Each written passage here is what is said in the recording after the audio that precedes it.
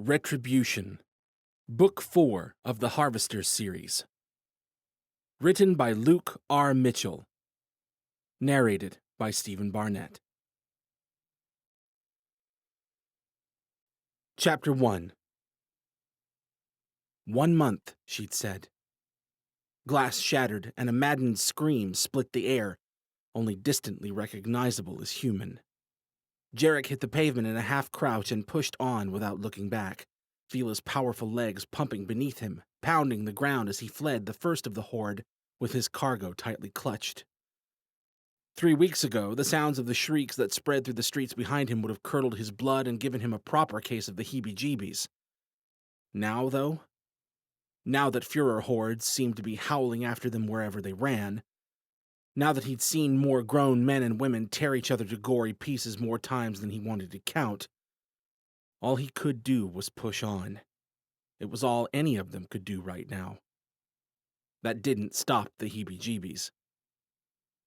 1 month of this madness. He could have taken them, of course.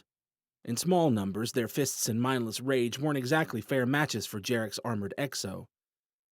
In horde quantities, though? Jarek had tried to avoid putting too much thought into it, but he was pretty sure Fila wouldn't render him invulnerable to them going Wookiee on his ass and pulling him limb from limb if they managed to catch him and swarm him to the pavement.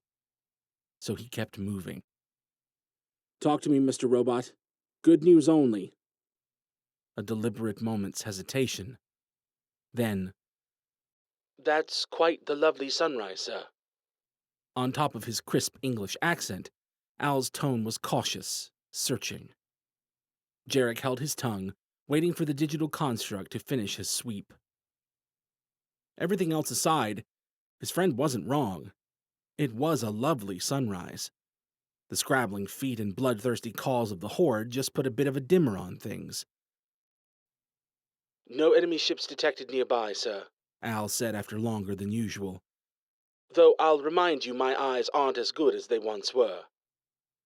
Jarek grimaced and adjusted his cargo, shifting the enormous bag on his back and wrapping the straps of the second half-full duffel tighter around his left hand.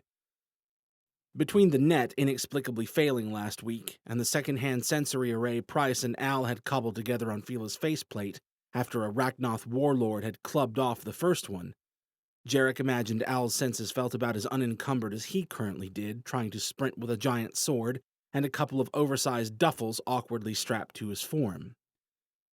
That said, Al's words at least offered some mild assurance that the Rakul themselves weren't about to drop down on his head. It was something. Jarek cut left down a wide alleyway, thinking to shake some of his pursuers, and nearly ran headlong into one of the wild-eyed berserkers. The man bared his teeth and sprang forward. Gently as he reasonably could, Jarek kicked the guy in the chest and sent him sprawling to the pavement 10 feet back. As far as he could tell, the berserker's coughing and sputtering were probably more a matter of mechanical fact than pain or discomfort. Those would come later, when the Führer passed, and the poor bastard hopefully regained control of his mind. For now, though, Jarek turned and leapt over a brown picket fence and into a heavily overgrown backyard. From what he'd seen, Syracuse, like most northern cities, had been largely abandoned for some time now.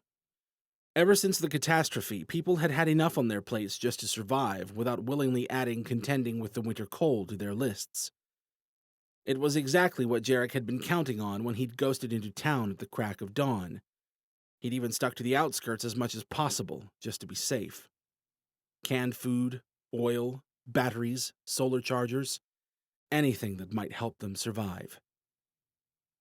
He'd stuffed his bags as quickly as he could, determined to not spend a minute longer than necessary in the abandoned ghost town.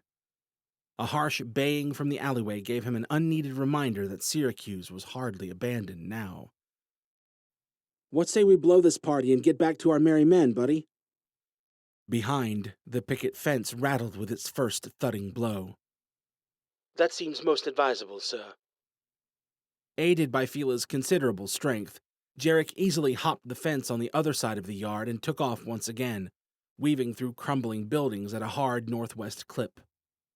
The sounds of his frenzied pursuit faded into the distance over the following minutes, until the most prominent sounds were his labored breathing and the rhythmic pounding of his armored feet on the asphalt. Pissed beyond all earthly reason they may have been, but, try as they did, the Führer victims couldn't match his Fila-enhanced pace, even encumbered as he was. It was exactly why the group had agreed Jarek should make the run solo when they'd pulled up a few miles outside town in the first hints of the coming daylight.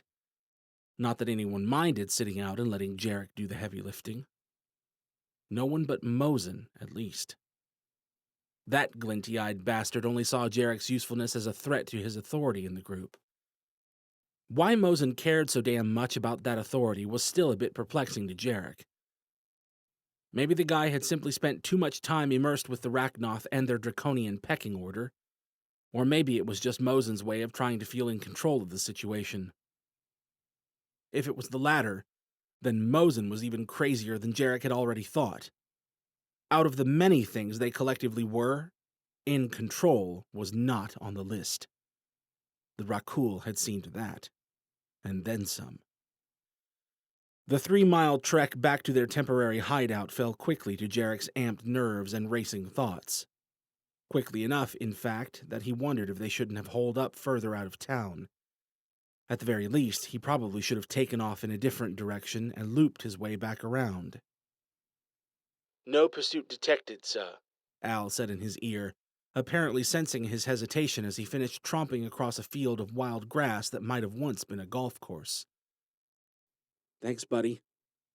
He pushed into the last little woodland divider separating them from the dilapidated apartment building they'd decided to bunk in for the day. A tiny weight tugged at the back of his mind, whispering frightening thoughts, and forcing him to glance back over his shoulder across the grassy expanse. "Keep an ear out anyway?" "Of course, sir." Jarek closed his eyes, consciously let out a long breath, and forced himself to turn for the apartments. There wasn't anything left to do now but to load the new supplies, divide the food as best they could afford, and get some rest while they could. They still didn't really understand whether there was some pattern to the Führers, or exactly what goal the Rakul were driving their puppets to pursue, outside of mindless violence. From what Jarek had observed, though, he doubted the Horde would track him this far. Plus, more likely than not, they'd be moving on from the apartments tonight anyway.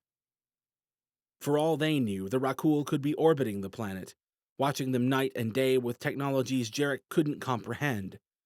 But logic still dictated that traveling under the cover of night was probably the smart move, especially for a band of squishy meat sacks like them trying to avoid the notice of the ridiculously powerful intergalactic conquerors that may or may not be currently tracking them like alien bloodhounds.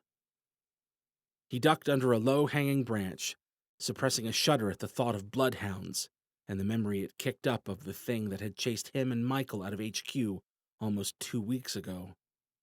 As if he'd needed more material for his never-ending vault of nightmare materials. Along with the thought of their flight from HQ came the sudden and inevitable pang of aching worry, like a glob of churning ice water in his core. It was a sensation he was almost growing used to in a horrible kind of way. The same one he had every time any little thing reminded him of, no, not now. He had hungry soldiers and a not-so-distant horde to worry about right now. Later, when he could lay down to rest with some degree of certainty he wouldn't wake up to snarling teeth and wild eyes, then he could have his worry-streaked pity party. But until then, one foot in front of the other, and again, and again. The ship was still there, right where Al had parked it that morning, under the partial cover of the encroaching tree line. Jarek considered stopping to leave what extra supplies they wouldn't immediately need inside, but decided it wasn't worth the time or organizational effort right now. Most of what he'd scavenged had been food anyway, and they weren't nearly so flush on food as to think today's haul would last longer than tonight. Turned out, keeping a platoon of hungry men and women fed wasn't a walk in the park when food was scarce to begin with, and a pack of super monsters had you on the run. It wasn't like anyone had had time to pack rations for this lovely little adventure of theirs. Whether or not the Rakul knew it, if the hordes or the beasts themselves didn't catch and kill their group, the running and the hunger it was driving them to might. A glance at each corner of the apartment building ahead showed that their lookouts were posted and watching him. He hefted the duffel in his left hand and shot a casual salute their way. The resistance woman, Chambers, returned a wave and a friendly, maybe even excited smile. In contrast, the reaction of the soldiers posted at the other two corners, Mosen's men, was like an icy slap to the giblets. They stared at him and his cargo, looking like they'd rather eat him and take his suit than accept his handouts yet again. So that was a no on the thank yous, then. Suffice it to say, there was a reason Jarek hadn't stepped out of his armor in over a week, even after Al had upped the awkward ante and made it crystal clear, just in case any of their assembled forces should have any wild ideas, that Jarek was the only person on Earth the suit would be functioning for anytime soon.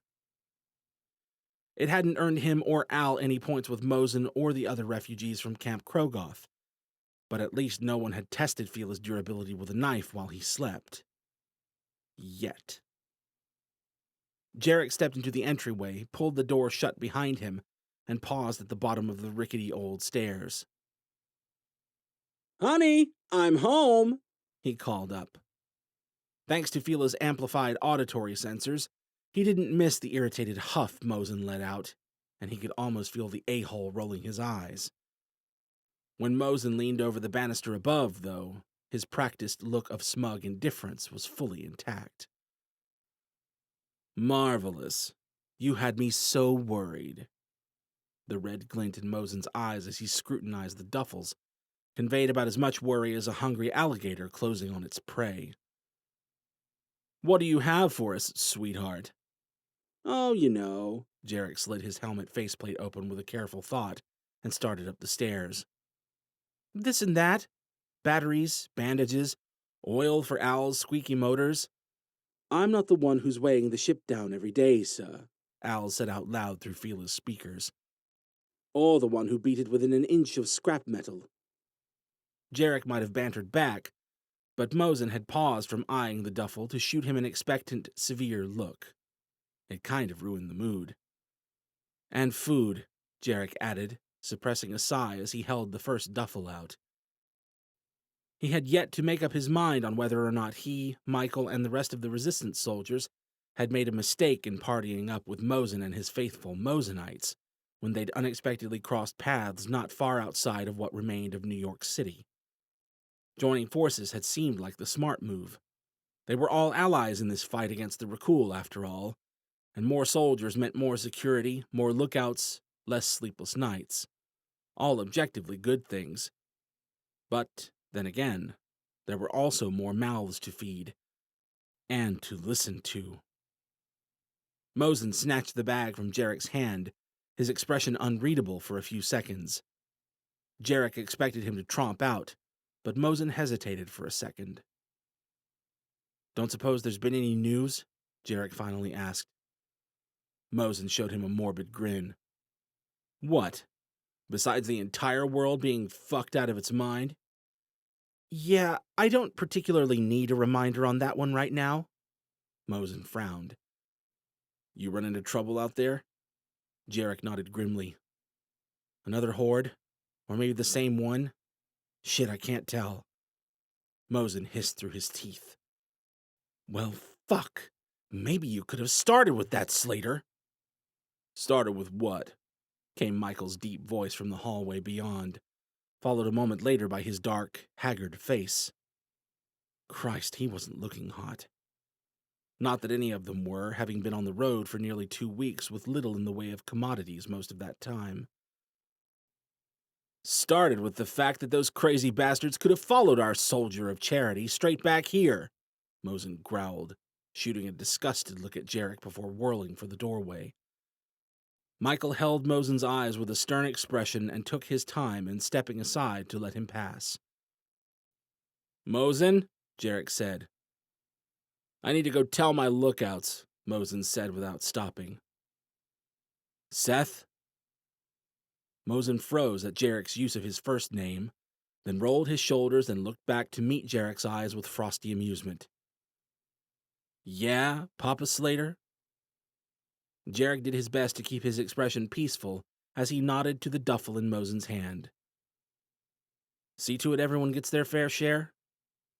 Mosen looked between Michael and Jarek, his amusement only growing.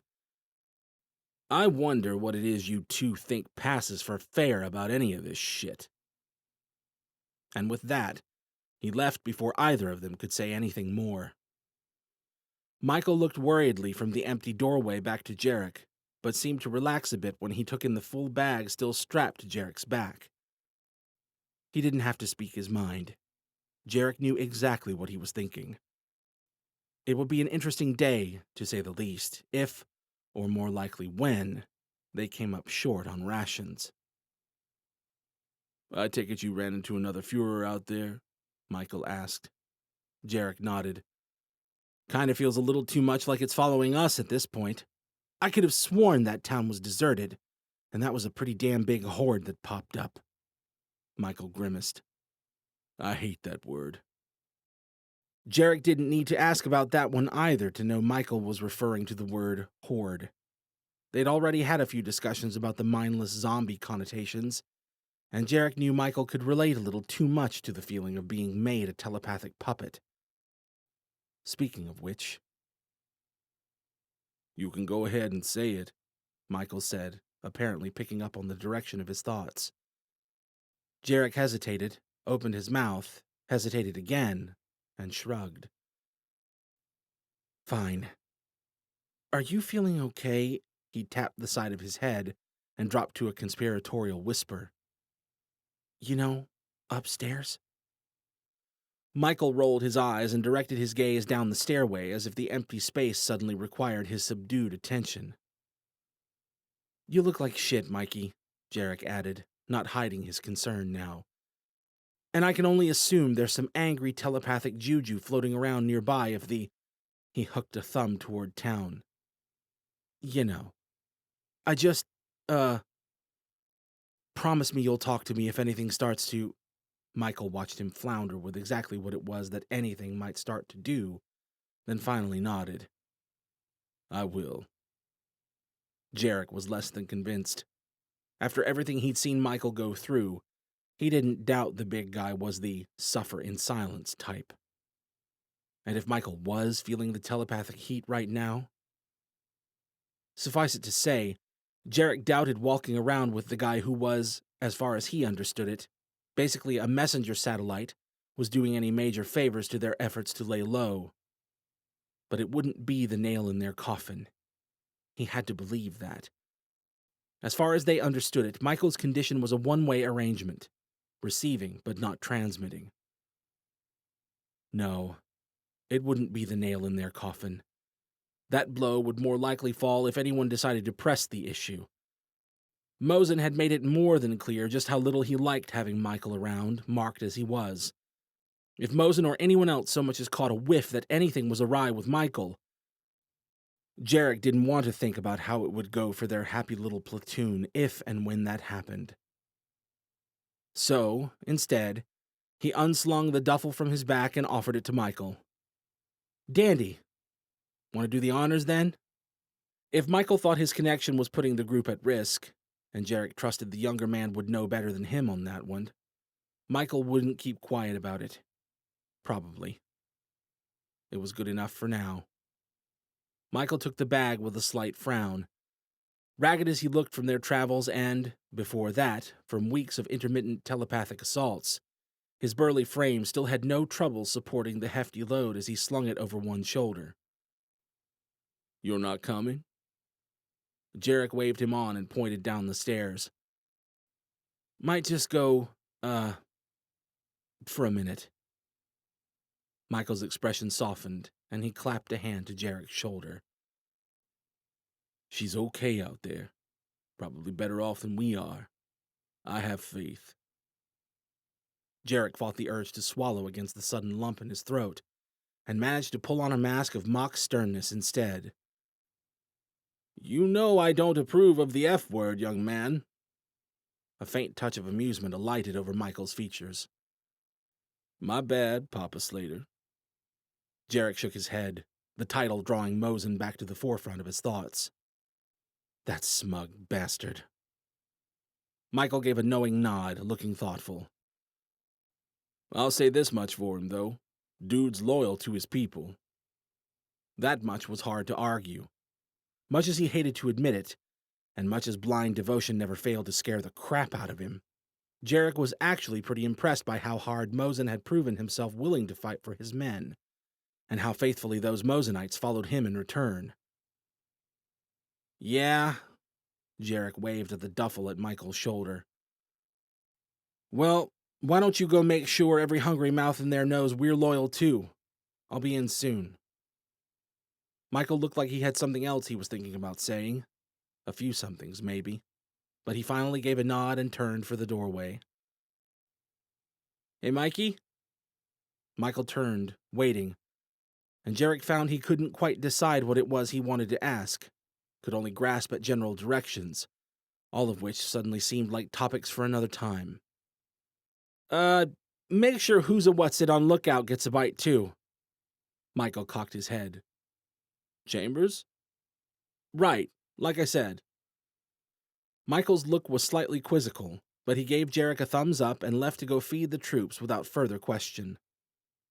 Jarek stood in silence for some time, his thoughts winding themselves in unpleasant knots. His stomach rumbled, reminding him he should have grabbed a can of something before he'd handed the bag over. "You should eat, sir." Al wasn't wrong, but the thought of stepping into a crowded space right now, food could wait a little longer. "Is that what that means, Mr. Robot?" Jarek asked, starting down the stairs. "It gets so confusing sometimes, being a real boy. The rumbles, the pulses, the massive erections. Who can keep track of it all?" "Would that I could avoid it, sir. Particularly the latter." Jarek smiled and stepped outside to take a seat on the building's front stoop. "How are you doing, buddy? Still feeling like you're short a few limbs without the net?" "Short a few limbs and locked in a padded room, sir. And with you, no less. Can you imagine?" Jarek shook his head. "The horror." He wanted to say more, wanted to promise Al that they'd see this thing through, that they'd save the planet and eventually restore the net and, along with it, all of the thousands of petabytes of information and media and other digital distractions his friend no longer had access to. He wanted to promise it to Al as much as he wanted to promise it to himself. But they'd both know he was talking out of his ass, so, for a long while, he just sat there, trying to enjoy the companionable silence that he and his old friend had so often passed together. 1 month, Rachel had said the last time he'd talked to her, just before the net had cut out and their comms had ceased to function outside of close-range communication. 1 month until Halden and Elise would complete their... Was merger the right word? No one seemed to know, not even the Rachnoth. 1 month until they finished doing whatever the hell it was those two were doing along with Alton and Lietha at least. 1 month of surviving this relentless hounding, flying on some blind hope that the product of this apparently unprecedented Rachnoth-Enochian merger would somehow give them an edge against the Rakul. Against the things that were so old and strong that even Drogon, Mr. My Warrior Honor is Bigger Than Yours himself, had fled the scene like a frightened child when they'd first arrived in force. After the run-in Jarek and Michael had had with that giant mutant wolf-looking bastard back at HQ, though, Jarek couldn't say he blamed old Stumpy for being afraid of the things. As for the Enochians, Jarek didn't know what to believe. Whatever happened, whatever shit hit in the end, the only thing Jarek knew for sure was that he needed, to face it with Rachel at his side. But first, he had to find her. Chapter 2. 15 years earlier, or hell, maybe even just a few months ago, it might have been a nice view that greeted Rachel as she skirted out from under the cover of the ruined apartment building and darted across the street to the overgrown lookout point. Now, though, She just felt naked out there, standing in the open in broad daylight. She clutched her staff tighter, as if its tiny weight could somehow protect her. If Johnny felt any similar consternation, he sure did hide it well. The red-headed Enochian said, letting the tall grass slide back over the sign he'd been inspecting, before looking back out over what crumbling skyline remained of Pittsburgh. Wonder why they decided to call it Point of View Park. Out of the corner of her eye, Rachel saw him turn an expectant grin her way. You know what I wonder? She asked quietly, pointedly keeping her stare directed across the wide blue of the Ohio River and fixed on Heinz Field. Why a freaking stadium? Because you Earthlings love your football, Johnny said as if it were blatantly obvious. I'll bet you 5 fortune cookies Nelkin's dad used to bring him here. It's probably like his safe place or something. She finally turned from the view to study the Enochian. How the hell do you always know these things? I mean, it's just a guess. Father and son bonding over the game and all that, not the dad part. That part actually makes a surprising amount of sense. But how do you even know what football is? He shrugged. I was stuck on a ship for a year with nothing to do but study Earth and get beat up by Hal. The shadow fell across his face. The same one he always got now when he talked about Halden. He covered it up quickly enough, cocking his head in thought. Well, beat up by Hal and Elise. And Alton. You get the point. And you'd be impressed how much you can pick up about a culture through their movies. If you two are finished, came Drogon's voice from behind. Perhaps we might consider taking productive action. The Ragnoth drew up beside Rachel, his eyes warily sweeping the open sky before sliding down to their objective. Considering's the easy part, Johnny murmured. It's the doing I'm less excited about. It'll be fine, Rachel said. He grinned over at her. Well, now that you said so. Rachel turned to Drogon. You're sure the others will be safe back there? They'd left the rest of Johnny's people, precious cargo included, back in the heavily wooded hills on the other side of the giant urban butte they were currently looking down from. She wasn't even sure why she bothered asking Drogon for the reassurance. They either would be okay, or they wouldn't. There was no true safety on this planet. Not anymore. Still, it made her feel a touch better when Drogon gave her a confident nod. As long as Franco and the others do nothing foolish to betray their position, our maturing allies should be free to continue their change in peace. Rachel sure as hell hoped so. Halden and Elise were 2 of the only hopes she'd had to cling to since the Rakul had arrived and the Enochians had begun their respective melds with Drogon's Ragnoth kin, Alton Parker and Shieth Lietha. The idea of Ragnoth establishing symbioses with their hosts rather than completely overriding them was a novel one. And, she was hoping, one that would produce something tremendously powerful, given how gifted Halden and Elise had already been to begin with. Drogon hadn't exactly kept it a tight secret that he was less than convinced Halden and Elise would arise as the all-powerful weapons the rest of them were hoping for. Rachel wasn't so sure what to think. Johnny, unsurprisingly, had faith in his friends. Rachel wanted to believe that faith was well-placed, not in small part because the alternative was that, if this gambit didn't pay off, they'd be stuck right back where they'd begun. 11 preposterously strong Kull, a planet full of potential Führer fodder, and naught but her staff, Drogon's claws, and Johnny's guns to fight their way through the impossible odds. Of course, there were other friendlies out there too, the scattered remnants of the Resistance for one, and Tsar Krogoth's forces for another. And then there were Jarek and Michael who, last she knew, had somehow ended up on the road north with that savage bastard Mosin. Her heart ached at the thought. She hoped to God they were still together watching each other's backs, and that Michael hadn't fallen prey to... No. She couldn't think about that now.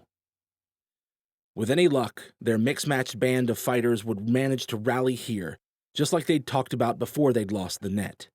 Nelkin, Alaric, Krogoth, someone would have a plan. They'd pull together, make their stand. No matter what happened, she was sure there wasn't a soul among them at this point who wouldn't go down swinging. Maybe it would be enough. But having a pair of Enochian Rachnoth hybrid super soldiers in their corner sure as hell wouldn't hurt either. In the meanwhile, Rachel would have gladly settled for the ability to reliably communicate with their brewing heroes. Getting answers from the merging couples had been like herding cats, and cats who were tripping on ayahuasca at that. As far as she and Drogon could tell, Halden and Elise were floating back and forth between profoundly deep sleep and complete unconsciousness. As for Alton and Lietha, that was a slightly stranger question. At times, the Rachnoth seemed to be coupled in dreamlike states with their respective humans. Aside from the occasional brief stints where the Rachnoth would telepathically communicate mostly coherent updates to Rachel or Drogon, Alton and Lietha spent the remainder of their time in their own kind of trance-like state that Drogon had referred to as the Builder's Space. Apparently, it was a thing, or at least a loose translation of one, with Rachnoth in their fresh host bodies during a standard body snatch and the subsequent remodeling. Johnny had taken to calling it the Body Shop, a moniker that at sometimes amused him, and at others seemed to depress him. Rachel, upon first witnessing the crude, gastric inputs Drogon had installed to allow them to give his kin the raw materials they required for said bodybuilding, had decided she wasn't overly keen on delving into the details, as long as it worked. At any rate, for now, it was just the three of them, and this rendezvous with Nelkin and the Resistance wasn't about to happen on its own. Pushing all thoughts of Jarek, the changing Enochians, and the future at large aside, Rachel gave Drogon a resolute nod. "Let's see what there is to see, then." The hike down to the nearest bridge wasn't far, no more than half a mile. But between picking their way down the trail and Drogon stopping every 100 feet to perk his ears and sniff warily at the sky, it took them a good 15 minutes. The bridge itself was long and narrow, 2 lanes crossing the wide berth of the Ohio River, overarched with faded yellow steel. Harmless enough as bridges went. But that didn't stop something about the heavy silence in the air whispering to her just how exposed they'd be out there in the middle of its paved span. Drogon and Johnny seemed to be having similar thoughts, but, unless one of them happened to be hiding a boat in their pocket, the only real alternative was swimming, which carried all the same vulnerability, and added the bonus of getting all their gear soaked. So, by some unspoken agreement, they all started across the bridge at a light jog. Much to Rachel's relief, no elaborate death traps sprang, no highwaymen popped out to collect their dues. Nothing happened at all until about 3/4 across, when Drogon snared her arm in a steel grip. "A ship," he hissed. The intensity in his voice shot a tingling burst of panic through her chest. "Where?" She couldn't see anything but partially cloudy skies all around. "West," Drogon hissed, reaching for Johnny as well. The westward sky seemed every bit as clear as the rest, but Drogon's senses were far sharper than hers. No reason not to trust him. Instead, she turned her attention to their next move. Nowhere to run but forward or backward. Nothing but barren pavement and the faded yellow steel of the bridge's arch. "Run?" Johnny asked. "No time," Drogon grunted, shifting to wrap his arms around her and Johnny as if preparing to carry them along for a jump. "No," Rachel heard herself say. No time to run. Jumping would only leave them exposed in the water. They needed to be invisible. "Down!" she growled, dropping her staff, grabbing fistfuls of both of their jackets and falling to the road. Maybe it was sheer surprise on both their parts, but Johnny and Drogon hit the pavement with her. "Lie still," she whispered. Drogon squirmed. "They may have already seen—" "Shut up!" she snapped. She'd seen how fast Rachnoth ships could move. If it was one of the Kull out there, and if they'd already been spotted, it didn't matter now whether they ran or not. So Rachel focused on what she could control, shaping her will into a single abstract thought. Then she opened the channel and let the energy flow. She'd never tried something like this before. But hell, if her mom had managed to enchant a virus that had brought the Rachnoth to their knees, why should invisibility be beyond Rachel's grasp? The energy crackled through her body like an electric river, and the air immediately around them took on an odd, oily effect. She tried her best not to focus on it. Unlike most of the channeling she was used to, this feat was far more mentally strenuous than energy-intensive, bending and shifting light to present the facade of empty pavement where they lay. It was a lot to keep straight in her head as she channeled. And, while the channeling demands were the secondary challenge, that's not to say they were negligible. Within seconds, she felt the beginnings of the channeling fatigue creeping into her bones. Worst of all, she didn't even have any way to know whether it was working. But the lack of feedback hardly mattered now. They were out of time. She could barely make it out as a faint blip in the distant sky, but something about the way it moved. That was definitely a ship out there. Definitely not a human one. And it was coming straight for them. "We must take cover," Drogon whispered, though he didn't move a muscle. "Let the lady work, Stumps," Johnny whispered. "Trust her."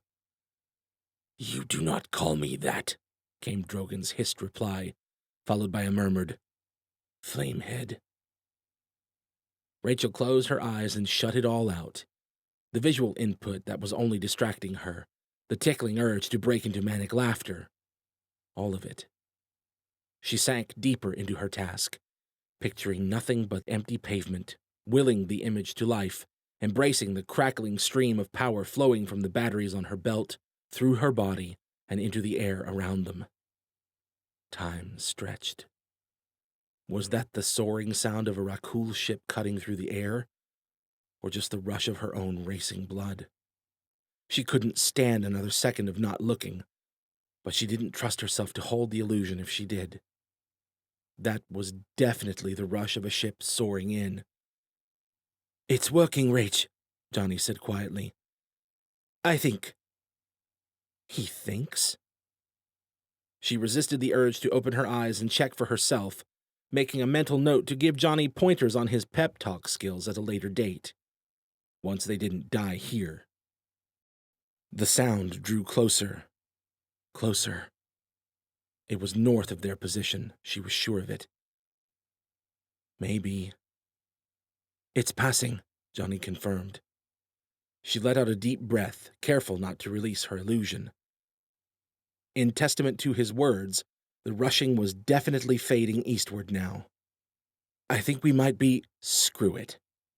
Rachel opened her eyes to see why Johnny had trailed off and saw with immense relief that the alien ship was indeed still rocketing off to the east, quickly fading into the distance. "Yep," Johnny said, his face a shade too pale and his breathing a touch heavy. "I think we're good." Rachel slumped to the pavement and released her hold on the illusion with a grateful sigh. Johnny gave her leg an enthusiastic pat, earning himself a one-eyed glare. "What did I tell you, Drogon?" he said, not to be deterred. "Lady knows what she's doing." Drogon just growled something under his breath about lucky fools and started pulling himself to his feet. "So," Johnny said, looking between the two of them, "who's ready for some football?" Chapter 3. "You have no idea what you're talking about, Slater." Mosen faced Jarek, wearing that punchable sneer and holding his arms crossed as Jarek was coming to find he so often did when making these territorial stands. "We have no way of knowing your girlfriend or anyone else is still headed for Pittsburgh. We don't even know if any of them are still alive."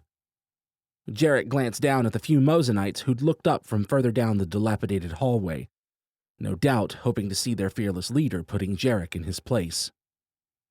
He wondered what they'd do if he broke one of those sharp cheekbones of Mosen's right now. Or, better yet, his neck.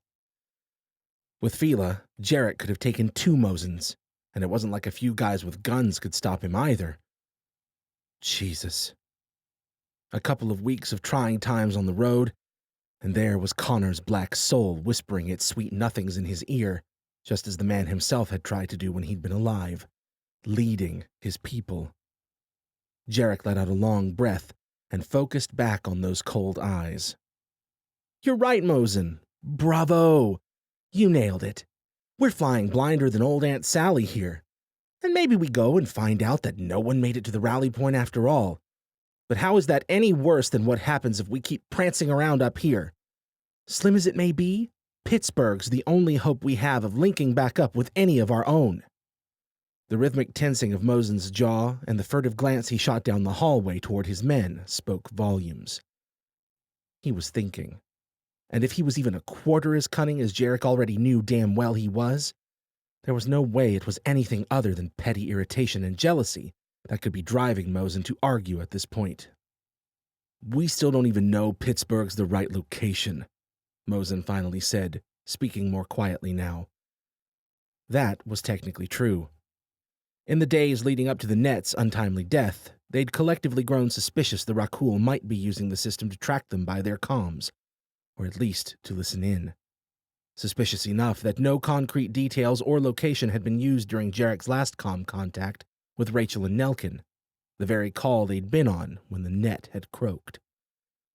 In hindsight, that timing didn't exactly bode well in itself, but Mosen didn't need that extra bit of ammunition. Point was, sure, maybe there was a little interpretation involved, but... He said the old pigskin field where men were forged in steel. Mosen shrugged, unimpressed. "Yeah? So he could be talking about the fucking Colosseum for all we know. It's not exactly specific." On second thought, maybe Jarek had given up on breaking the a-hole's neck a little too soon. "You're right, Mosen. Nelkin could be making some wild assumption we'd all realize he was talking about Rome, which, by the way, I have no idea how he would have gotten to in the first place. That's true. Or," Jarek raised a finger, "and this is a real doozy, or he could just be talking about his hometown football stadium." "That's still a stretch." "Forged in steel, Mosen. They called their team the Steelers, for Christ's sake." "That doesn't mean Nelkin grew up there. Come on, man." Mosen pursed his lips, turning that chestnut over in his head, and Jarek decided to press the advantage. "How about this?" Jarek said, raising a hand as if in offering. "How about you remind me what great hint your mighty czar left you? Where's our old pal Krogoth planning to meet his favorite human lieutenant?" It was probably a mistake, the equivalent of poking a beehive for no good reason at all, because, as far as he'd gathered, Krogoth had given Mosen little more than a cold good luck and a condescending reminder to die well if and when it came to that. And judging from Mosen's reaction, Jarek's intel must have been at least half accurate. The man's expression went deadly flat in a way that made Jarek think of a viper preparing to strike, and he seemed to cycle through half a dozen different starts and stops before he finally settled on his comeback. "How about this, Slater? How about you go fuck yourself? Then do us all a favor and be on your way. We don't need you and your band of self-righteous idiots here. You go your way, we'll go our—" "Sir!" It took Jarek a second to realize the hissed whisper had come from Mosen's comm. The two of them traded a wary look, their squabble dissipating at the tone of that single word. Something was wrong. "What is it?" Mosen asked quietly into his comm. "It's... Shit, there's a lot of them. It's a horde, sir, north of the course. You'd better come look." "Quiet," Mosen said, his own voice dropping in volume but growing in intensity. "I'll be there. Don't move." He tapped his comm and glared at Jarek. "They've never followed me this far before," Jarek said, more to himself than to Mosen. "Yeah? Go tell that to the fucking horde outside." Mosen shot a look toward the Resistance's half of the second floor. "If not you, it's probably the fucking human satellite dish."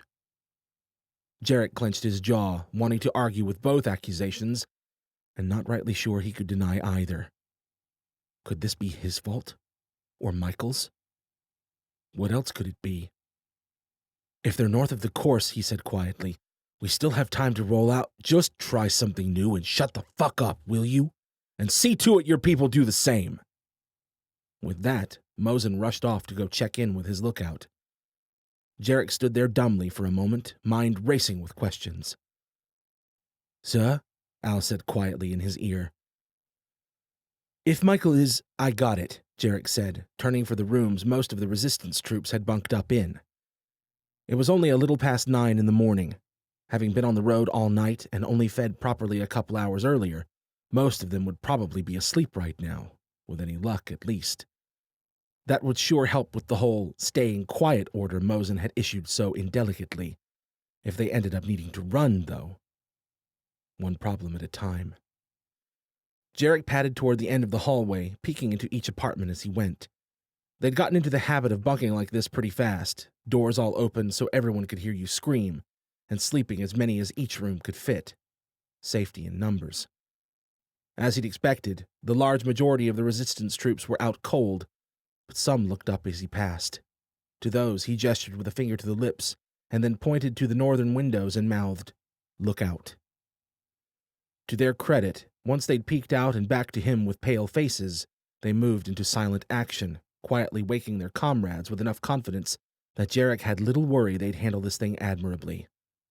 They were all stamped with cloaking glyphs, after all, and Mosen's men had their cloaking field generator, which he prayed to the Maker was tuned to an inconspicuous range, if there was such a thing. Michael, on the other hand. The room at the end of the hall was dim and quiet, but for a faint rustling. Everyone appeared to be asleep. As for that rustling, it seemed to be coming from... Shit. On the bright side, Michael's twitching form hadn't yet reached full-on screaming seizure mode. On the less bright side, he looked like he was about 10 seconds away from doing so. Jarek crept into the room, cursing each creak of the old floor. A few resistance men stirred, but no one woke. He needed to warn them, needed to get them on their feet. But first he had to get Michael out of there, had to find some way to keep this quiet. But where? And how? On the floor, Michael shuddered and let out a pained moan. Shit, shit, shit. Jarek bent down and shook Michael by the shoulder. No good. Michael's brow furrowed, and his eyes began racing behind closed lids. Now or never, then. Jarek scooped Michael's bulk from the floor as quietly as he could, blanket and all, and stalked for the door, stepping carefully over sleeping soldiers as he went. By the time he reached the hallway, Michael's nonsensical muttering was coming steadily, and several soldiers were shifting in their sleep behind them. Jarek looked down the hall, weighing his options. Upstairs, downstairs, the ship. Not great options.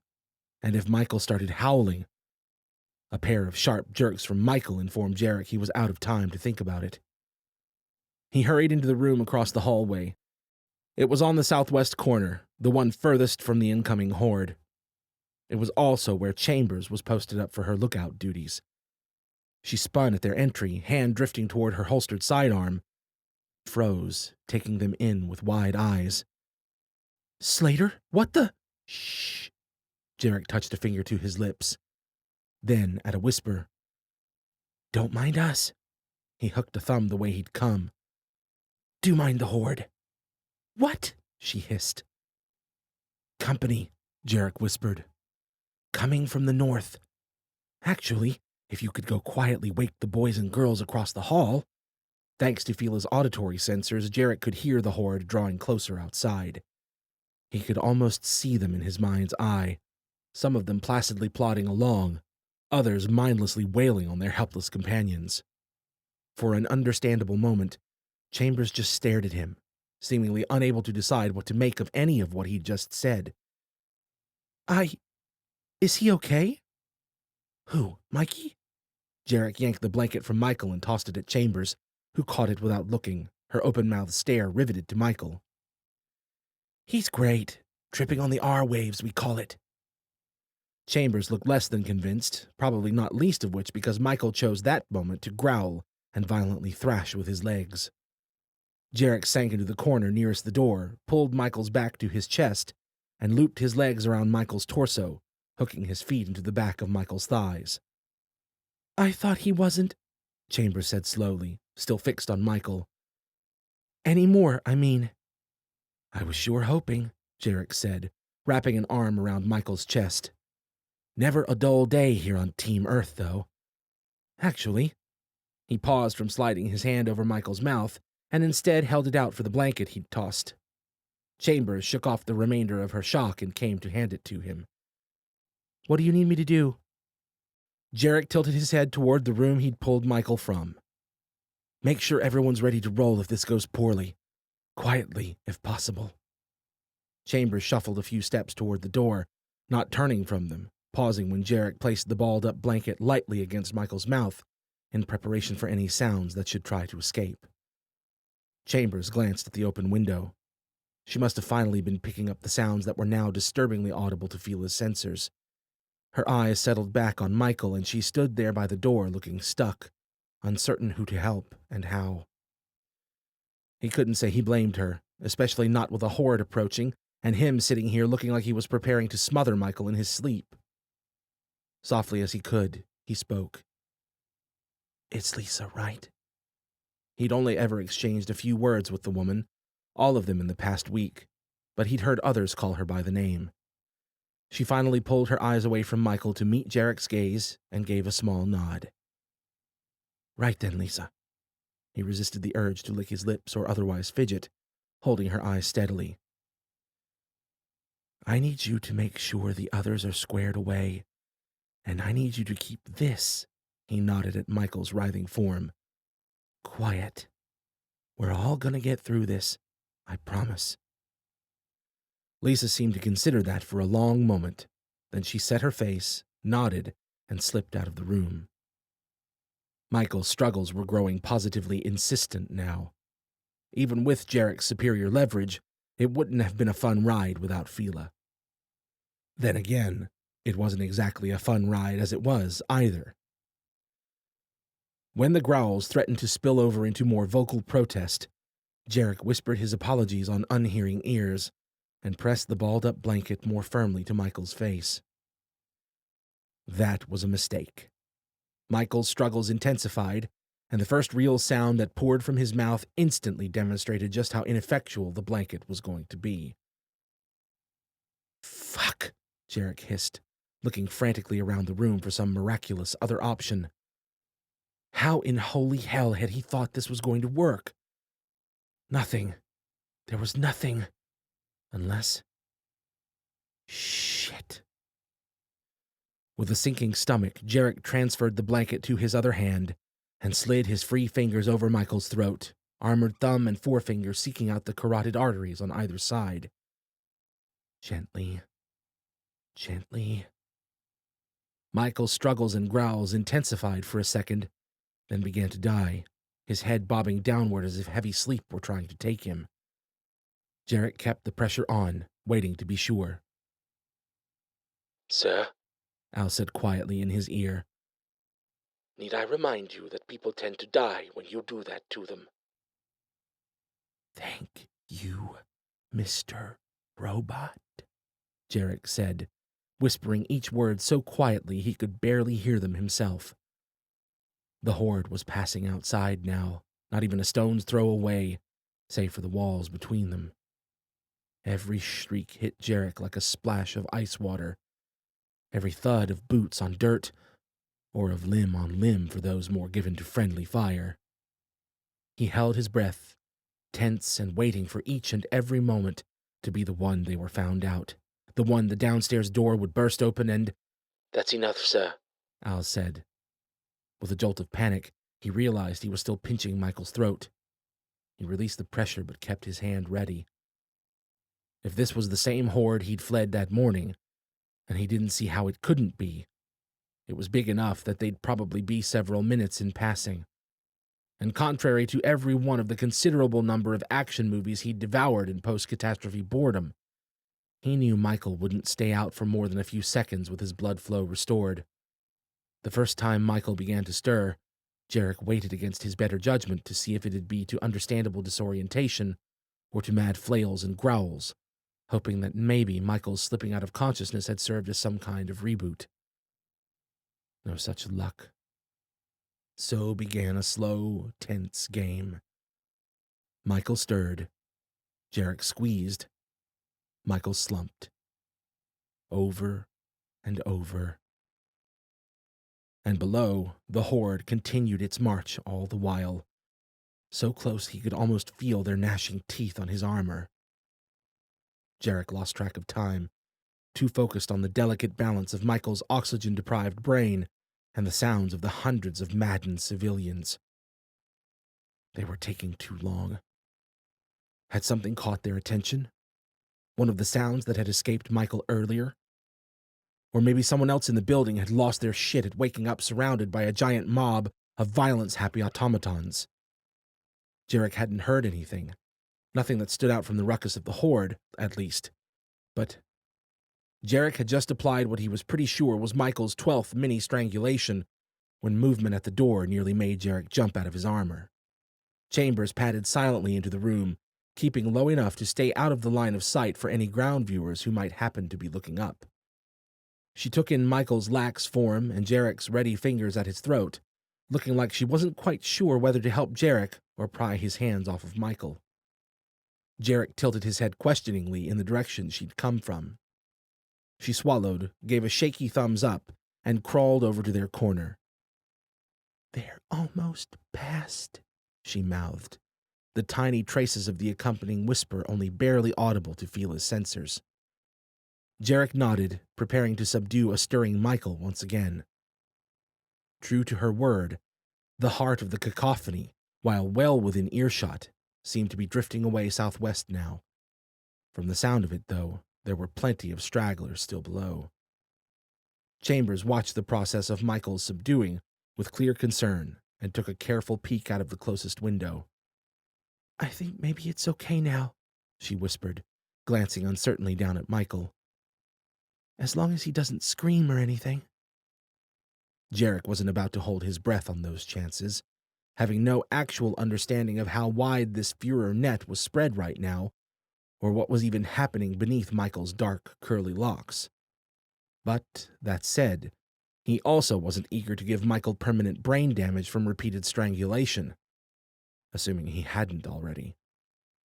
So, cautiously, Jarek held off on the strangling and shifted Michael so he could see his face as the younger man began to stir again. Jarek held his breath, waiting. In the distance, the horde continued to recede. "All clear below," Chambers whispered. Michael's face scrunched in a kind of flinch as if he were having a nightmare. Once. Twice. Jarek raised a hand to Michael's throat. Michael's dark eyes snapped open. "Crap," Michael hissed. "Oh, crap. I didn't." He looked around, taking in their tense looks and, after the fact, Jarek's hand at his throat. Did I miss something?" Jarek let out a relieved breath, patted Michael on the chest, and leaned back to relax against the wall. "Oh, you know, bloodthirsty horde, congregation, rolling through. Tense struggles to keep certain parties quiet." He frowned in the direction of Mosen's half of the building. "Stubborn assholes who are probably already blaming all this on the two of us." "You forgot half the grown men and women in this building shitting themselves in terror," Chambers said, still glancing out the window every few seconds. "But yeah." Michael was opening his mouth to say something when approaching footsteps drew Jarek's attention to Fila's auditory sensors. Halfway down the hallway already, headed their way with cold anger Jarek could almost feel pulsing from each violent bootfall. 3 guesses who. Jarek detached his legs from Michael and pulled them both to their feet, unruffling Michael's clothes and sliding the blanket into the corner behind them with one foot. In response to Michael's baffled look, Jarek just held a finger to his own lips and turned to join Chambers at the window. The hallway footsteps stopped at the threshold of their room, drawing Chambers' attention. Jarek deliberately watched the fading horde for another second before turning himself to find Mosen watching them with hard accusation in his eyes. "What are you two doing?" Jarek didn't have to act too hard to come up with an irritated frown as he hooked a thumb at the window as if to say, "What the hell do you think we're doing?" Mosen ignored him and stepped into the room like a hound on the prowl. He paused when he caught sight of Michael, who, admittedly, looked pretty ruffled and not a little bit guilty.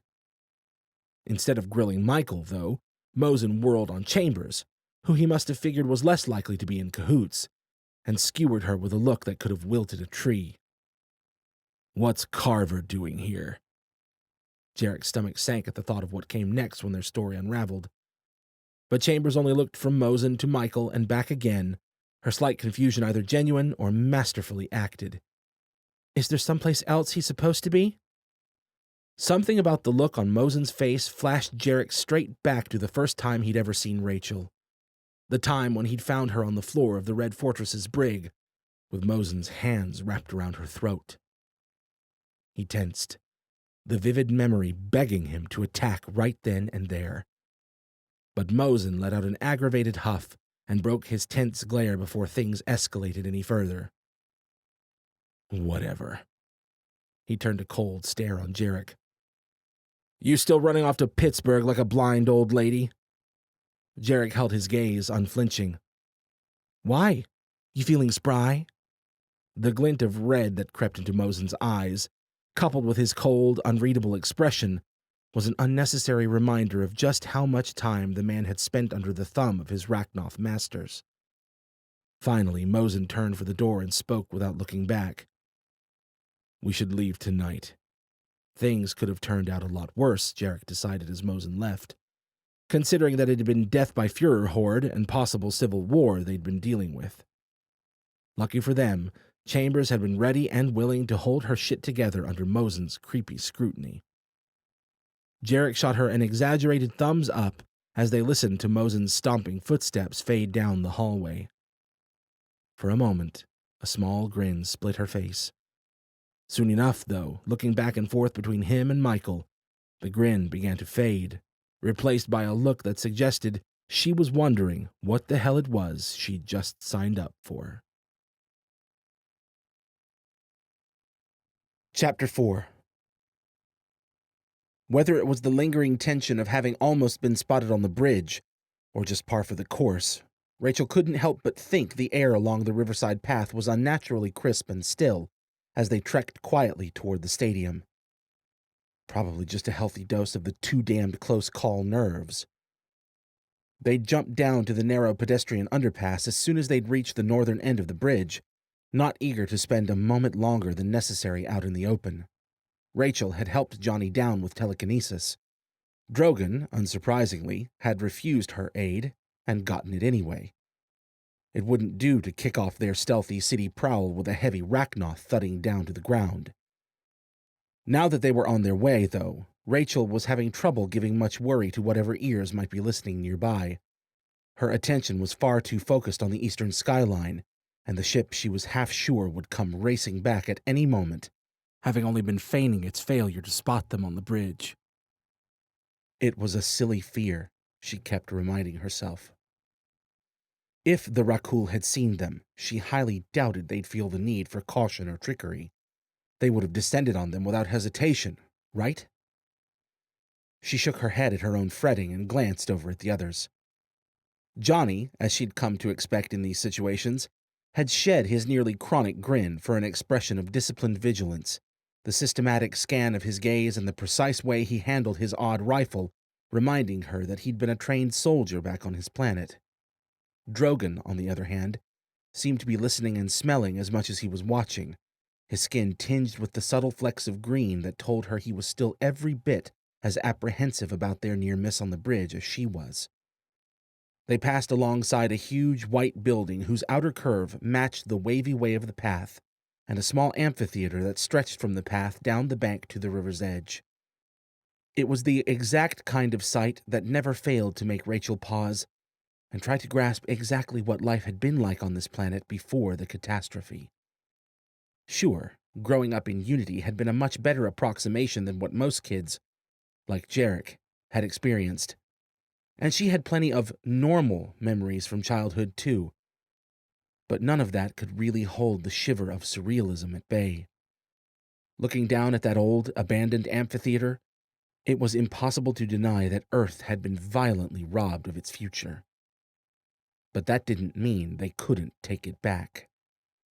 Rachel scanned the scene ahead and reached for her cloaking pendant as they cornered the large building and Heinz Field drew into view. On second thought, she dropped her hand from the pendant, opting to wait until they were closer before she started sweeping with her senses. As far as she knew, all the men with Nelkin would either be personally cloaked or hiding within the effect of one of her and Halden's cloaking field generators anyway. "That's a lot of cars," Johnny said quietly. He wasn't wrong. Whether or not you wanted to call it stealing, cars had largely become fair game to be taken for use or parts after the bombs had fallen. God knew most of their owners weren't coming back for them. Even so, the two enormous lots between them and the stadium were still surprisingly full of vehicles, most of them looking exactly like they'd been sitting there for the past 15 years. Maybe it had been a game day when the bombs had fallen. She pushed the thought aside and tilted her staff at the stadium. "Let's move while we can." "Do we really think they're staying in there?" Johnny asked.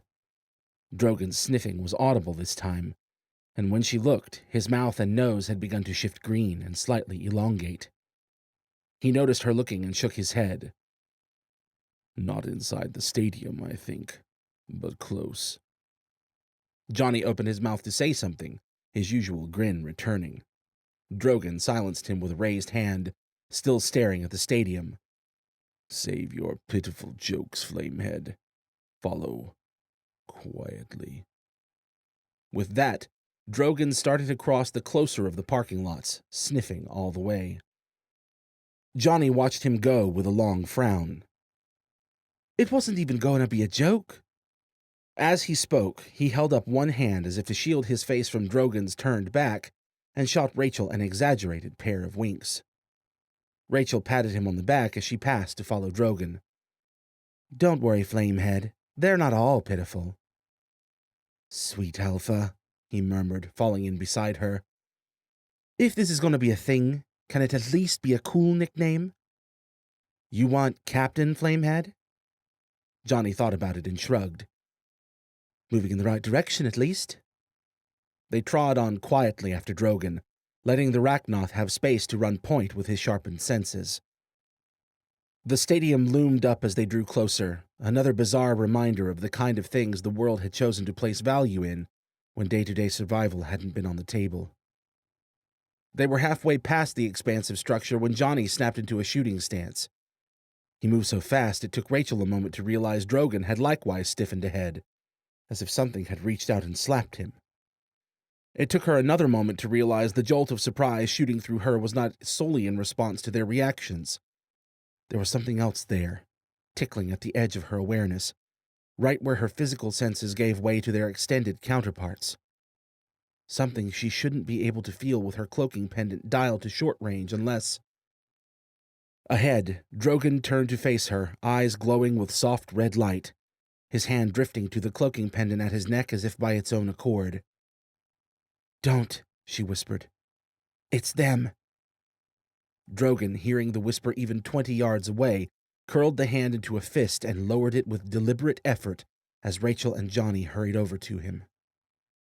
He hadn't talked about it much aside from the occasional passing gripe, but it seemed like wearing the cloaking pendant was uncomfortable for Drogon, effectively cutting off one of his sensory modalities.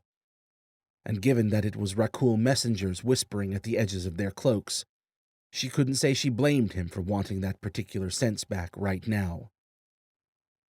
"How close?" Rachel whispered. Drogon's cocked head and glare were all the response he gave, but she didn't need further explanation. They wouldn't be able to tell, not without flipping off their cloaks and lighting themselves up like lighthouses to any nearby Rakul. "Guys?" Johnny said, glancing between them. He wasn't a telepath, but he caught on quickly enough by the looks on their faces.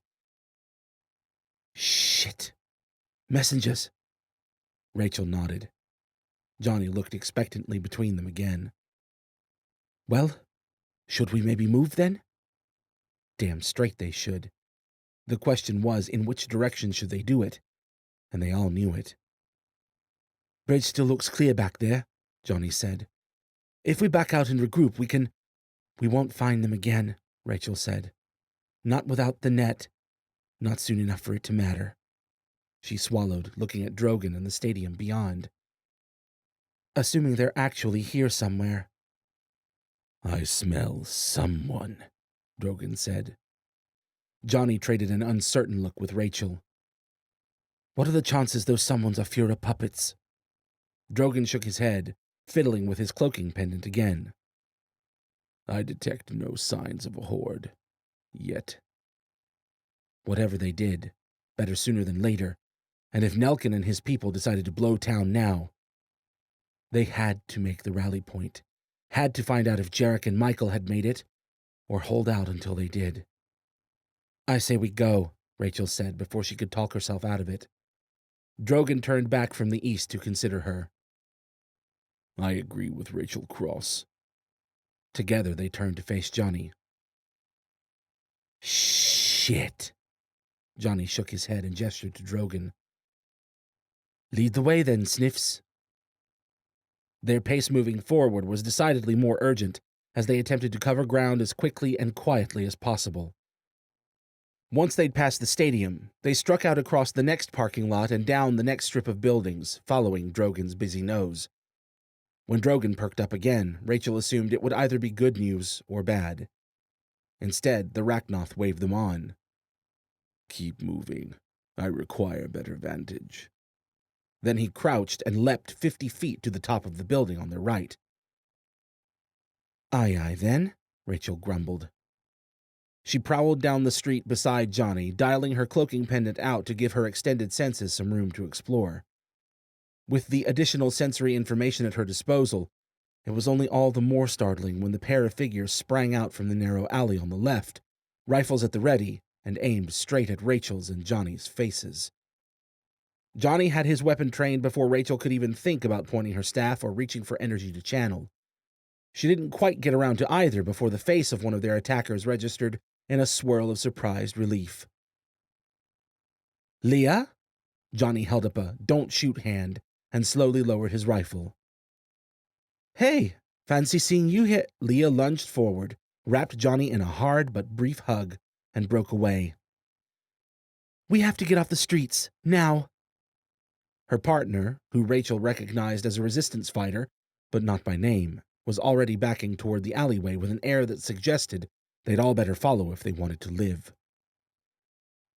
What's going on? Rachel asked as Leah pulled her into an equally brief hug that segued into a pull toward the alley. We just lost our northeastern scout, Leah said.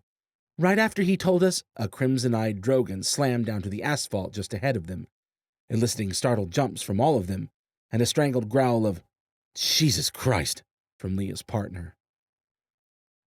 A horde approaches, Drogon said, ignoring their reactions. Quite a large one from the sound of it. Funny timing, Leah's partner mumbled with a dark look at Drogon.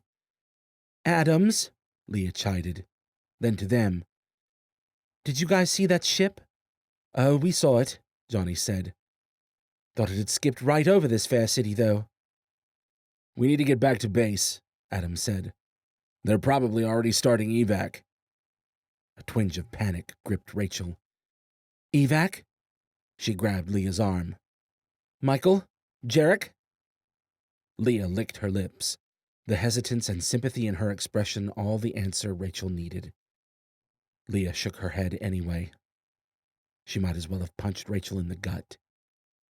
It wasn't that she'd been expecting anything else.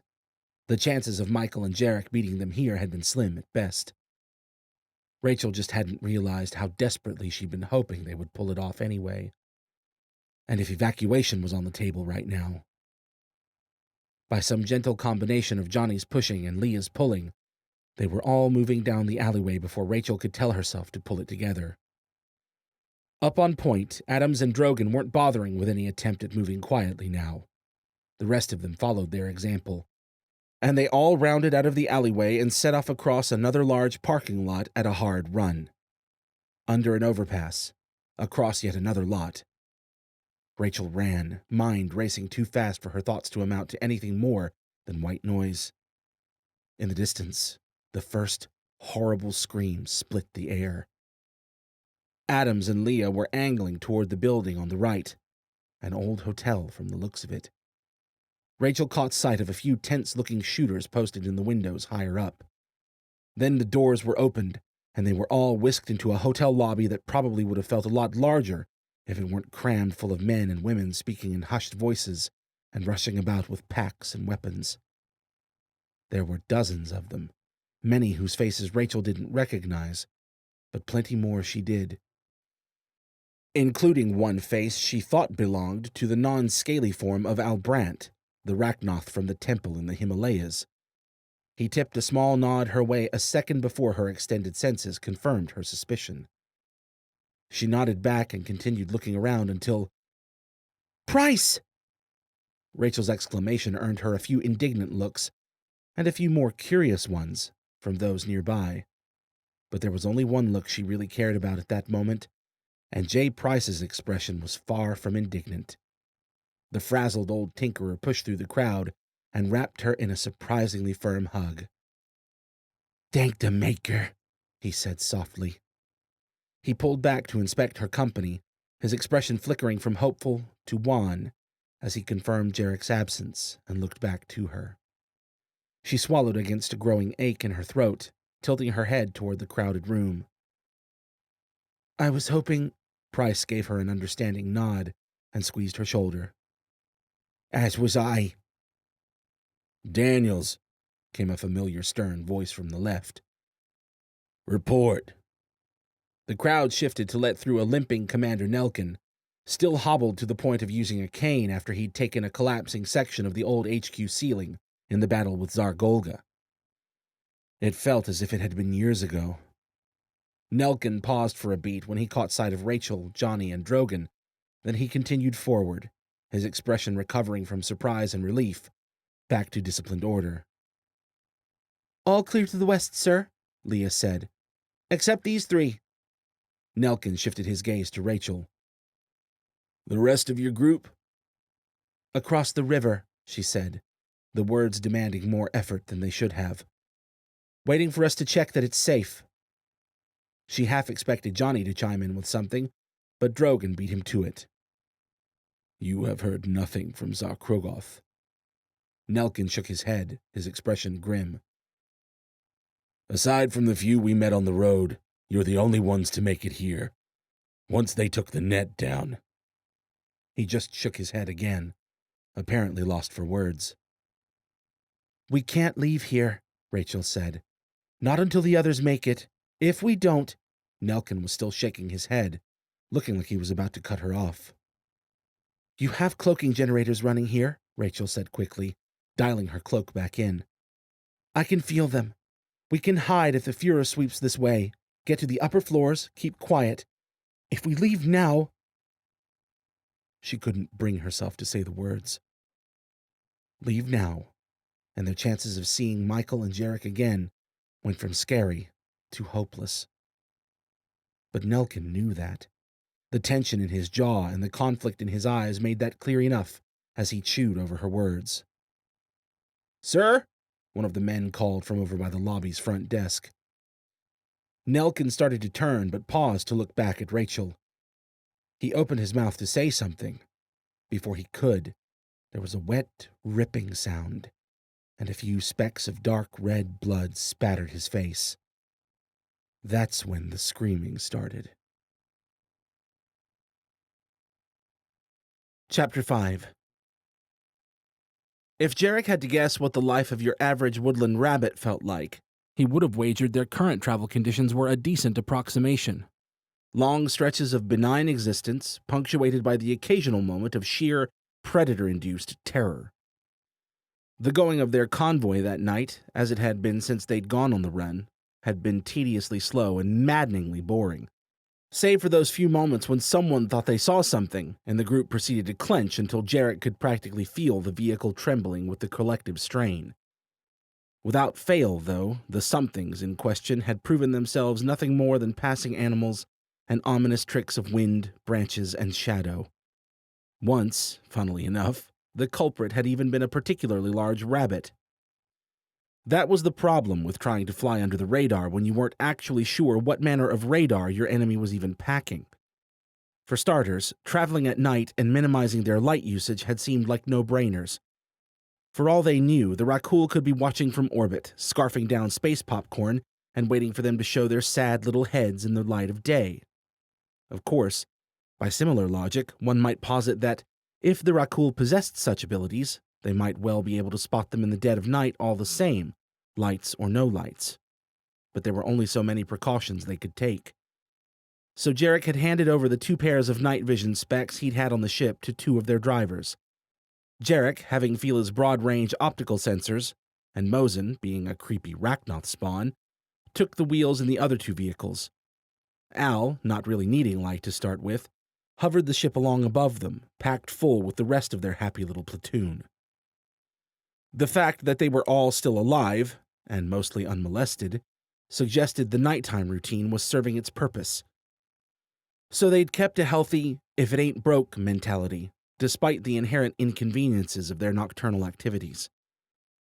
Looking over at Michael in the passenger seat of their SUV, Jarek wondered whether he should apply that same logic to the younger man. For probably the 100th time that night, he resisted the urge to tell Michael to take a nap. For one thing, he didn't really want anyone wondering too hard about just what had left Michael so damn exhausted. For another, after what had happened back at the apartments, he wasn't so sure it was the best idea to let Michael fall asleep with anyone else but Chambers around.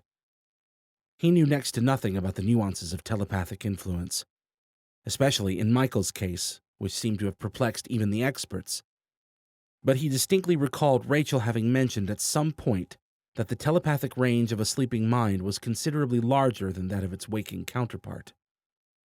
Whatever was going on with Michael, keeping him awake seemed like the safest play.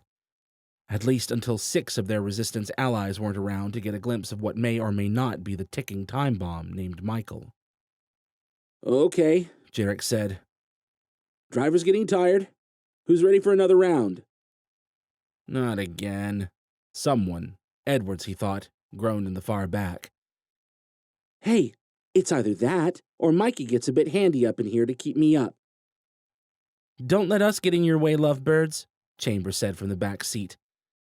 "Anything's better than another goddamn road game." "Touché." Jarek looked over and gave Michael a shrug. "Looks like we're out of options, Mikey." Michael just shook his head. "I have no idea why I keep agreeing to ride shotgun with you." "Oh, I think I do," Chambers said.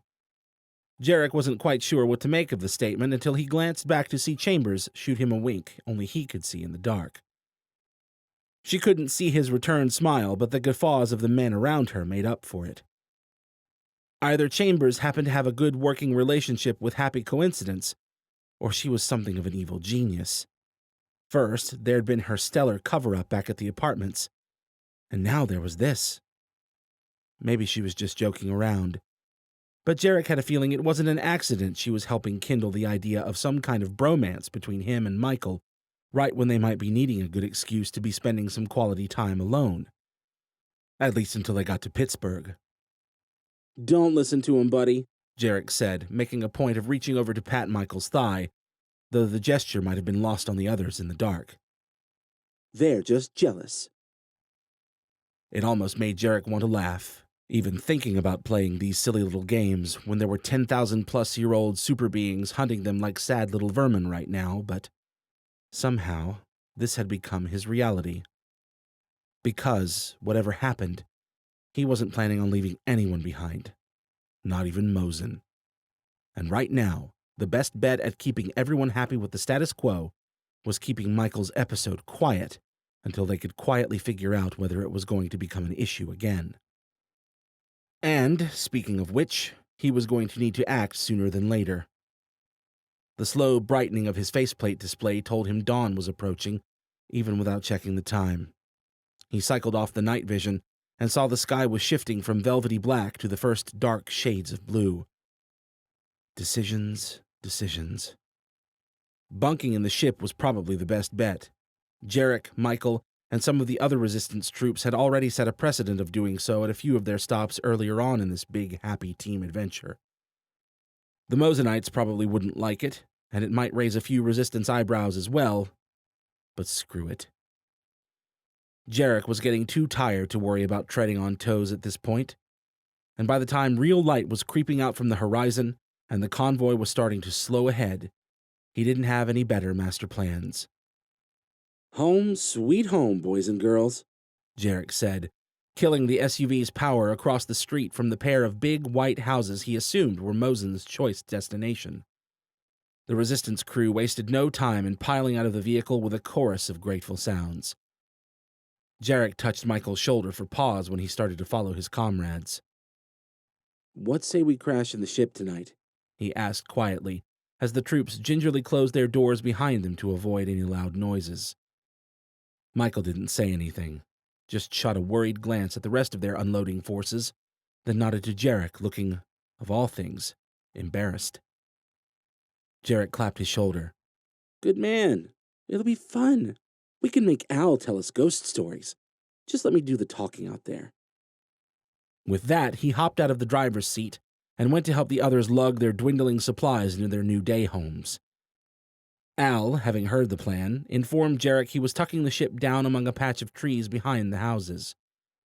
Jarek strolled out back with Michael and Chambers to meet Al's debarking Resistance passengers and grab a few things from the ship. That Michael and Jarek didn't exit the ship right along with everyone else shouldn't have been particularly suspicious, but... "What are you two doing?" "God damn it." Jarek didn't have to look to identify the spiteful voice as Mosen's, approaching from the houses to stick his hateful little nose wherever he damn well pleased.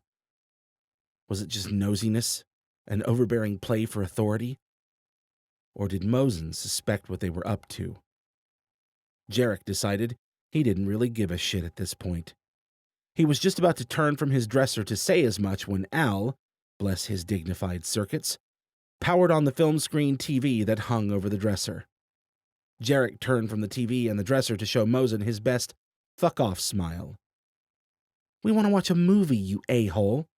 The day I can't do that in the comfort of my own ship is the day I'll crawl out of this suit and hand you the gun." It was barely even a lie. People were stopping to watch now, Resistance and Mosenites alike. "I'd hardly need a gun," Mosen said, still eyeing them suspiciously. "What are you watching?" Jarek waggled his eyebrows. "You don't want to know, Mosen." He needed to shut this down before it became a debate. "And besides," he added, slapping the hatch release and shooting a wink at Chambers, who was watching this all unfold with a heavily furrowed brow, "it's no girls allowed." That got a few chuckles from the Resistance boys. Chambers shook her head and turned to walk away with what might have been a furtive grin. Mosen, on the other hand, continued holding Jarek on the end of his glare until the boarding ramp clacked into place, sealing them away from one another. "Super smooth," Michael said from the cot behind him. "Discreet as always, sir," Al agreed quietly from the cabin speakers. "Hey, it worked." Jarek shook his head, fishing in his dresser for a pair of sweats. "Everyone's a critic. Jesus." Mosen, the Rakul, and the rest of the universe be damned. Now that he was here, he was going to have himself a ship shower and enjoy the freedom of cotton for a night. And hell, why not watch that movie? Michael, unfortunately, had other plans. "Why don't you stand up to him?" he asked. "Why are you letting him pretend like he owns this whole convoy?" Jarek glanced over his shoulder and saw frustration building in Michael's expression. The same frustration Jarek had been sniffing lately from the rest of the Resistance ranks, too, right on the back of every conversation Mosen butted his way into. "I know he's got," Michael continued. "Well, I know he's not just another human, but you could put him through the wall with Fila, couldn't you?" He could. He absolutely could. And God, did he want to sometimes, but... Look, Mikey, I've seen what happens to guys who take the power because they think they know best. He pointed at the rear hatch. Exhibit A, Seth, Asshat, Mosen. Exhibit B, Connor. Jarek suppressed a grimace and pushed down the unpleasant memories of his old outfit leader. I don't need those people out there looking to me for direction. I just want to get us all back to the others in one piece. Nelkin and whoever else can take over from there. If that means letting Mosen parade around like a yappy little show dog for a couple more days, so be it. Michael dropped Jarek's gaze and stared somberly through the wall. And if they're not waiting for us in Pittsburgh? Panic made a hard grab for Jarek's throat, sudden and surprisingly intense.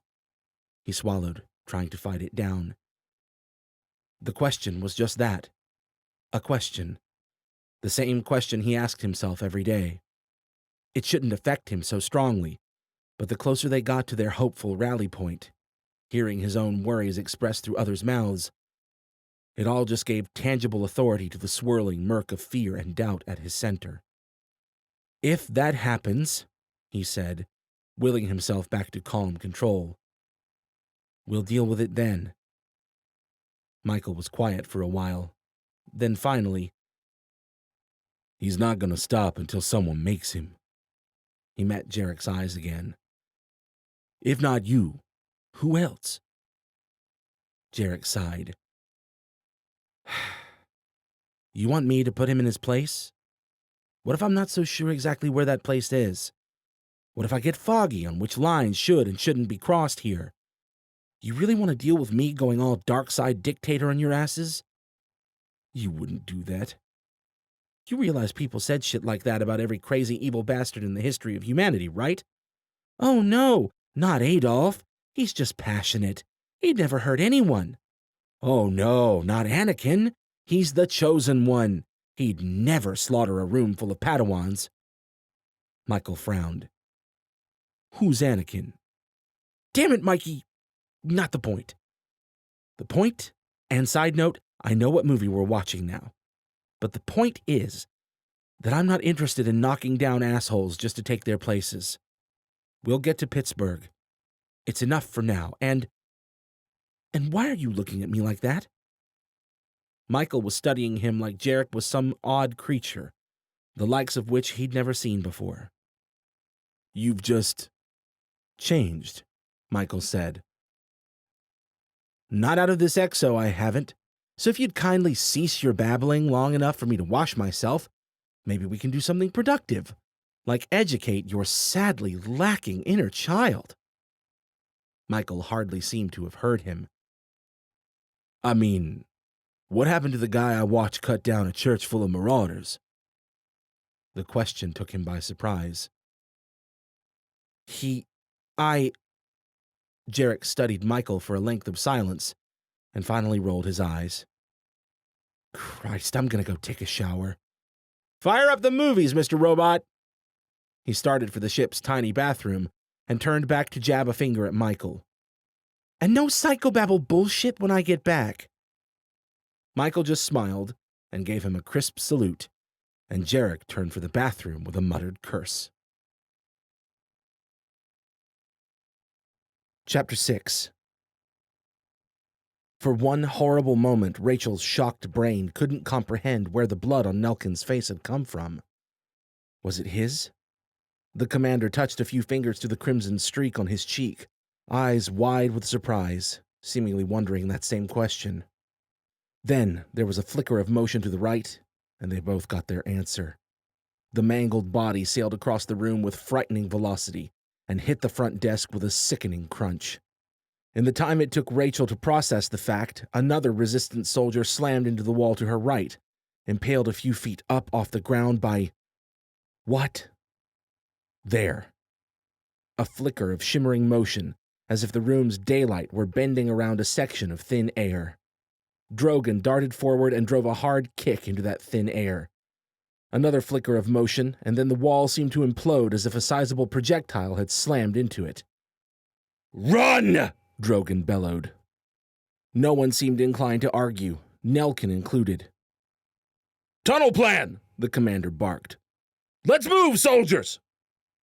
Rachel was too busy reaching for her cloaking pendant and watching for more tenuous glimpses of movement to wonder what the hell the tunnel plan was. She dialed out her cloaking field, extending her senses. She didn't have to search long. To her eyes, there was nothing but the cracked wall of the lobby. Telepathically, though, the presence in the corner of the room was immense, dwarfing even those of the Rachnoth, at least on even footing with the power she'd felt in Kulgada, if not stronger. That kind of presence could only be one of the Kul. And it felt her prodding. Her breath caught. A string of rapid pulses sounded off from Johnny's rifle beside her, and several small holes tore into the wall, accompanied by specks of an orangish fluid. A grating shriek tore from the assaulted corner. Another flicker of motion, and 2 more resistant soldiers fell dead almost before she knew it, one pierced by some unseen appendage, and the other cleanly decapitated. Rachel cursed her own inaction and cast her mind around the thing like a net, drawing energy from the air around her to give strength to the mental construct. Meanwhile, Drogon, Brant, and the other 2 Rachnoth from Nelkin's camp were shifting into battle mode and forming a semicircle to corral the thing from the soldiers, frantically slinging bags over shoulders and heading for the exit behind Rachel. The invisible Kul shifted to face them, the movement so quick and easy that she wondered if it even noticed the drag of her telekinetic restraints. She sure as hell did. Cold sweat was already beading on her forehead. She released the hold. It was futile to kill herself trying to telekinetically wrestle down something so tremendously strong. She had to think of a better way to help the Rachnoth with their enraged master.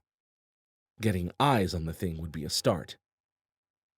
She looked around the room for inspiration and found little. Johnny was busy squeezing off more careful shots past their Rachnoth allies. A hand grabbed her arm, and she spun to see Price, panting and gripping a fire extinguisher to his chest like a life vest on a sinking ship. "Can you condense water from the air?" he asked in a shaky tone. What? Yeah, maybe, but when I say," Price said, his eyes wider and more frantic than she'd ever seen. "You soak that thing!" "What's that gonna—" Ahead of them, the invisible Kul shrieked, and one of the Rachnoth hit the floor with his own pained cry, one leg missing from the knee down. "Just do it!" Price snapped.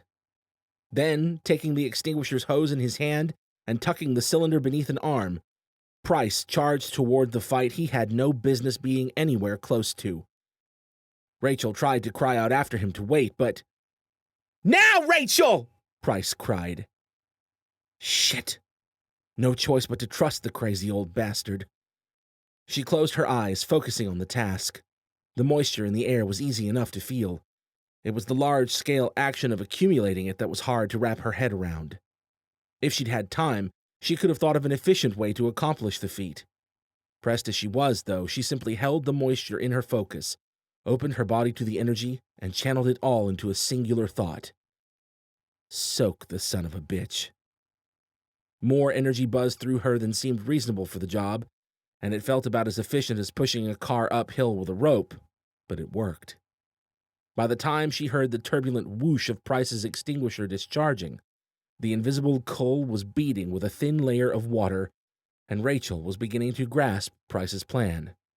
She opened her eyes and watched as Price, reaching over Drogon's shoulder, emptied the canister of dry, flame-smothering powder on the screeching Kul with a wordless cry of his own. Moments later, they were looking at the stumbling, goop-caked outline of something large, spindly, and vaguely insectoid. Price stood frozen, mouth agape, transfixed on the Kul, as if he was only then realizing what he'd just done.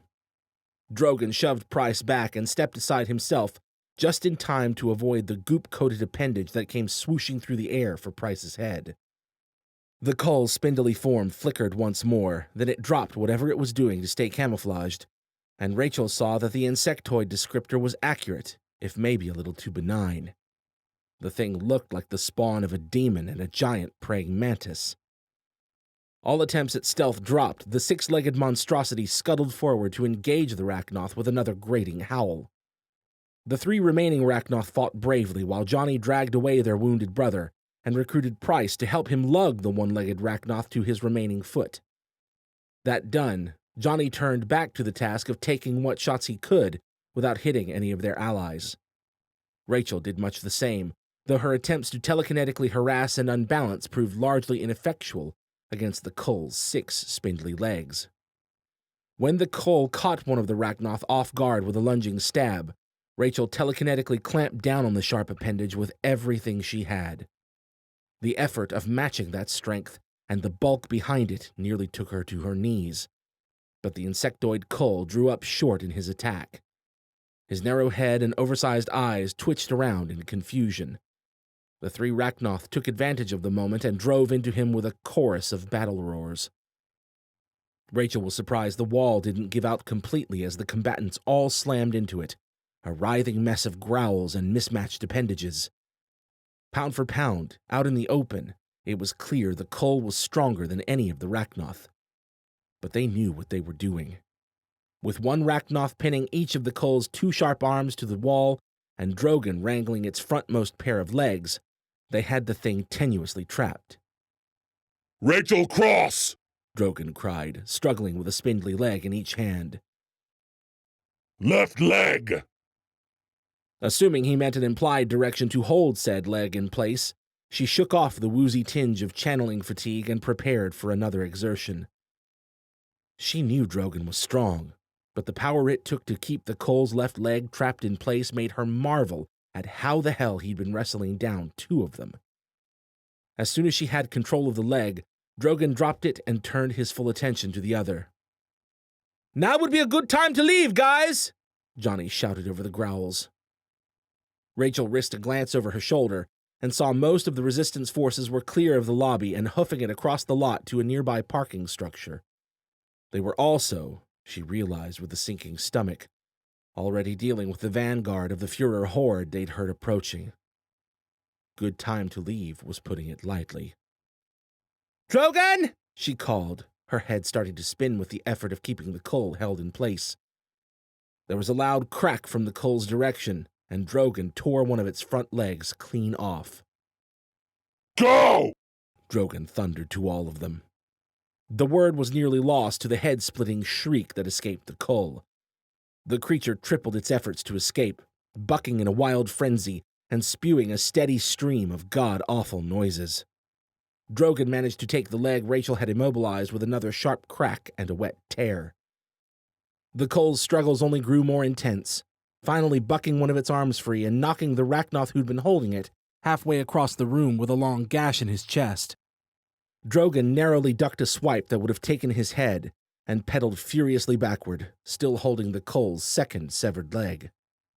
He cast the leg aside, hauled up the Rachnoth the coal had batted over, and herded them all toward the exit. "Come on!" Johnny shouted, pausing from firing at the coal only long enough to nudge her toward the door. "Let's move!" Seeing Drogon and the others doing just that, and the now four-legged coal tripping over itself in its attempts to follow them, Rachel didn't argue. Price was waiting for them just outside, hunkered down with a couple resistant soldiers and the one-legged Rachnoth, who was busy swatting away any of the Führer puppets who got too close. As soon as they were all clear of the entryway, a van Rachel hadn't even realized was idling backed up and slammed into the lobby door, rear end first. A grim-looking Leah crawled out through the opening where the windshield should have been, having apparently already thought that far ahead. Rachel gave the younger woman an appreciative nod and a clap on the back as she caught up with them, and they all set off across the lot after their allies. The van probably wouldn't stop a coal long, even an injured one, but it was something. Raging berserkers pushed in at their group from both sides, numerous, but not enough so for Rachel to believe this was more than the leading edge of the horde. Though, from the sounds at their backs, the rest of the party wasn't so far behind. And, on the tail end of a frustrated howl and a wrenching crash that sounded a little too much like a van being flipped, Rachel was pretty sure their Mantis Kull wasn't either. She could feel him well enough back there, pushing past the overturned van, but she couldn't help take a peek anyway. The poor wreck of the van quickly drew her eye, but the Kull was nowhere to be seen, until Rachel noticed the outline of extinguisher goop and the trail of orange blood it left in its wake. "He's doing the invisible thing again!" she shouted. More of those thrumming pulses filled the air, and more blood spattered the pavement. Rachel turned back in the direction she was running to see Johnny moving at a rapid backpedal that kept him just steady enough to keep shooting. It was actually pretty impressive. Just not as impressive as the car Brant threw at the oncoming outline of the Kull. Even missing its two front legs, the creature still somehow managed to scuttle clear of Brant's car missile, and straight into Drogon's. The Kull flashed back to visibility with a shriek, nearly tumbling over backward as it absorbed the momentum of the projectile with its rear legs. Rachel didn't wait to see what it'd do next. She just kept running, keeping even with Johnny and Leah. It was only as they closed on the parking garage that Rachel remembered she had no idea what the plan was from there. Now clearly wasn't the time to ask. Their allies were waiting at the door, waving them in. Drogon dropped back to swat a few berserkers off their flanks and watch their backs as they filed into the building and yanked the door shut behind them. Rachel took a few seconds to fuse the door's lock to the frame, hoping it might at least slow down the Kull and his horde. As soon as she turned to continue into the parking garage with the others, the meaning of tunnel plan became clear.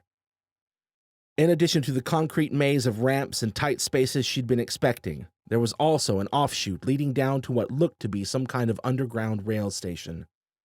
There was no tram or train to be found, but there also wasn't really any choice but to follow the resistance crowd down the stationary escalator steps and trust there was more to the plan than trying to outrun a horde and a pissed-off giant mantis in an underground tunnel on foot.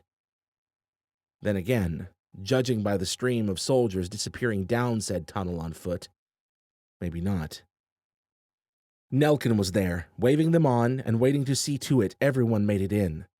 Price was well ahead of them, ushered on by a pair of troops.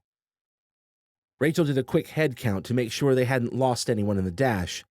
Then she gritted her teeth and pushed into the dark tunnel, fumbling to switch on her comm light.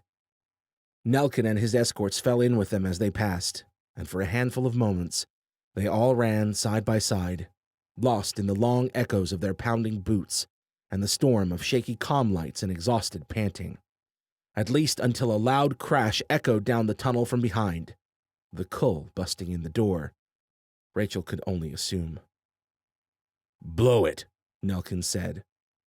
The woman on Nelkin's left tapped at her comm, and a thick boom shook the tunnel, shortly followed by a sound like 1,000 crumbling stones and a drastic decrease in ambient light.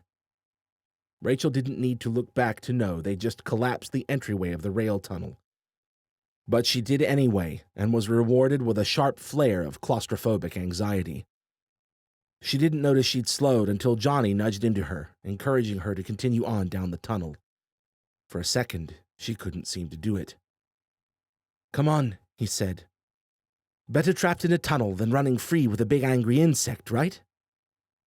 She pried her eyes away from the dark wall of debris she couldn't help but think of as their new tomb entrance. "Yeah," she said, picking her pace back up. "Better, sure."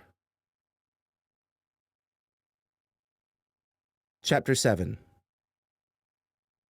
Once the dull pressure of the tunnel's darkness seemed to have alleviated the excitement for everyone, or for everyone else, Rachel thought with yet another claustrophobic shudder, it became abundantly clear Nelkin's limp was their limiting factor.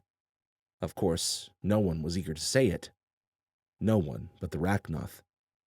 Before they could, though, Nelkin spoke up himself. "Al Drogon." He didn't have to say more. The grim frustration that showed on his face in the reflected light of their comms said it all. Drogon didn't say a word, just scooped Nelkin over one shoulder and turned to continue on. Brant likewise took the moment to shift from merely supporting his one-legged Rachnoth kin to throwing him fully over one shoulder. They probably hadn't made it more than 100 yards when the first faint scrabbling sounds echoed their way to them from the direction of the collapsed tunnel entrance. Great. Even better, Rachel bit it while she was turning back around and scraped her hand nice and good trying to catch her fall in the dark. "How long do you think the debris will hold him?" Nelkin asked Drogon quietly, while Johnny helped Rachel back to her feet. "Not long," Drogon said. His breathing, like that of the other Rachnoth, was far more stable than theirs. "A minute, perhaps 2. "Goddamn tunnels," Rachel wheezed out as they pressed on. "If that part's bothering you," came Johnny's reply between breaths. "Now's probably not the time to point out that I'm pretty sure we're under a river." "Then why the hell would you do it?" she snapped, wincing inwardly as the crushing weight that was apparently already over them settled over her mind as well. "Well," more panting, "doesn't everyone kind of want to run faster now?"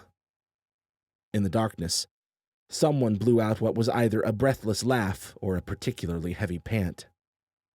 Rachel wasn't enough of a masochist to keep track of the time on her comm, but it felt like they'd been running for far too long. Her lungs were on fire, and each step only increased her certainty she was going to die down there, either by the hands of the Cull or under the impossible weight of a tunnel collapse. She was just finally convincing herself that the tunnel was indeed growing brighter ahead when the woman who'd blown the other entrance confirmed it. "Almost there." Thank Christ. Rachel could see a few heads poking into the tunnel now from the platform ahead, waiting to make sure everyone made it. They nearly had when a furious shriek echoed down the tunnel to them from the way they'd come, clearly no longer cut off by a wall of debris. Goddamn tunnels. "Up the stairs!" Nelkin shouted as they reached the tunnel's aperture. "Into the trucks!" With haste, Drogon added, setting Nelkin down on the platform. He didn't have to tell her twice. Rachel clambered onto the platform beside Johnny and Leah and headed for the stairs behind Nelkin's group, the Rachnoth bringing up the rear. Up the stairs, through the hall. Outside, several trucks were already lined and loaded, idling as they waited for their commander. "Go!" Nelkin shouted. 70 west! Columbus if we're separated!" The lead trucks pulled away while the last few waited to fill their remaining spaces. Nelkin's directions, coupled with the sight of the trucks departing, put a pause in Rachel's step. Jarek. Michael. Wait. She had to leave something. Not the best time for waiting, Rach, Johnny said. Another shriek echoed after them, emphasizing his point. She ignored both, already busy at work sketching out a hurried pair of glyphs on one of the entryway columns, using the blood from her own scraped palm. One more damn thing she'd never tried before. But it had to work. Rachel Cross, Drogon said, quiet urgency in his voice. "Move your ass, Cross!" Nelkin added from his seat in the rearmost Humvee. "Get to the trucks!" Rachel snapped at the others still hovering around her. Then she planted her hand to her blood glyphs and closed her eyes, focusing on the thought of Jarek as completely as she could. She bent close, opened herself to the energy, and began speaking. It was only a few seconds. She didn't have time for more, but she still expected to find Johnny, Leah, and Drogon loaded and ready to roll when she turned. Instead, they were waiting for her with grim determination on their faces. "Let's go!" Rachel snapped. "Stubborn bastards!" Any retort they might have made was killed in inception by the bloodthirsty howl from the station. Not an echo. The Cull was coming. The four of them scrambled into the back of Nelkin's open-top Humvee. The soldier at the wheel gunned it. Tires squealed, and they rocketed forward just as the hellacious mantis came bursting through the station's glass-paneled doors, hard enough to tear them from their hinges. Johnny started to raise his rifle. Then, when it became apparent they were clear of the Cull's reach and his injured legs, Johnny settled for flipping the mantis his middle finger instead. "Classy," Leah said between pants, shaking her head. "Real classy." Rachel just slumped bonelessly into her awkward position in the Humvee bed, leaning against more than sitting on the seat between Leah and Drogon, too tired to do anything about it but groan. There, Johnny patted her head. "We're all safe and sound for at least 10 minutes. Rachel was tempted to overcome her exhaustion just long enough to give the redhead a good staff jab where it counted. Before she could, an ear-piercing squawk tore through the blissful quiet somewhere above, far too loud and vicious to have come from any earthly bird. She snapped her eyes open and glared at Johnny. "You were saying?" Johnny was scanning the sky with a troubled look on his face. You think I would have learned by now, right? Beside them, Drogon pointed back the way they'd come from. Cool Argo. That's what that thing was called? Rachel asked, scrambling to sit up. Drogon shook his head. That was Cool Shimo. This is Cool Argo. Leah's whisper of, "Oh my God," didn't exactly inspire confidence. And when Rachel came upright on the seat and caught sight of the monstrosity soaring toward them, she kind of wished she'd just stayed down. To say it was bird-like seemed too mild a descriptor for the viciously long talons and the obscenely thick musculature evident around its wings and neck, even at a distance. The gleaming razor edges at the front of its wings didn't help either, nor did the long, spear-like beak or the crimson eyes burning just behind it. "Can't catch a break," Johnny muttered. "Might as well catch a beak."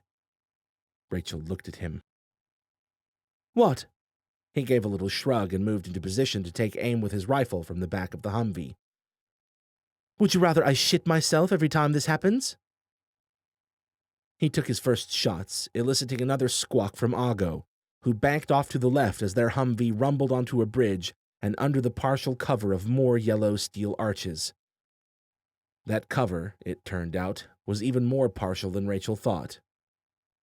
Do not let his wings touch us, Drogon said, standing to a ready combat stance beside her, as Argo came out of his bank and veered around to approach the bridge side on. Rachel didn't have time to ask how the giant bird thing would manage such a feat before Argo soared straight into the side of the bridge. Steel beams gave way to razor-sharp wings, with a chorus of sharp cracks. The coal flew on, angled and ready to give their Humvee the same treatment. Rachel pointed her staff and blasted the thing with as much telekinetic force as she could quickly muster. Cool Argo wavered, but it wasn't enough. Then Drogon blurred past her and caught Argo in the throat with a flying kick. The coal jerked off course, the wing meant for them tearing a deep gouge in the bridge just behind their vehicle. Argo smashed into the opposite side of the bridge, warping the steel arch outward. Drogon, having just kicked a sharp-winged wrecking ball, hit the pavement hard enough to crack it. "Get him in!" Nelkin barked up front. Johnny leapt out of the slowing Humvee to rush to Drogon's aid. Leah moved to join, but Drogon was already scrambling to his feet by the time Johnny reached him. The two jumped back into the vehicle and the driver hit the gas as Cool Argo began to shake himself off and returned to the task of getting them on the wing. The coal dove back through the gaps in the girders with an agility that was startling for a creature of his size. Stretched above the water, he threw his razor-tipped wings out and took flight, angling around to come after them as their Humvee cleared the end of the bridge. "Get us in that tunnel, Williams!" Nelkin shouted. Judging from the engine's roar of protest, Williams was already coaxing every bit of speed he could out of the poor vehicle. A quick glance back at the rapidly approaching coal confirmed it was going to be a close one at best. Johnny opened fire, but Argo wasn't so easily deterred. Rachel pointed her staff, readying the energy for another strike, waiting until the last possible moment. One more second and blue sky cut to dark concrete overhead, and Rachel began to release her hold on the gathered energy. They'd made it. She started to let out a relieved breath, then jumped as Argo smashed into the tunnel entrance after them. Hunks of concrete tore from the ceiling and walls and thundered to the ground. The Humvee engine roared. Argo gave a high shriek and bounded after them in a string of low, powerful leaps, partially gliding on his half-folded wings. "You don't happen to have more charges planted up your sleeve, do you?" Johnny yelled up to Nelkin.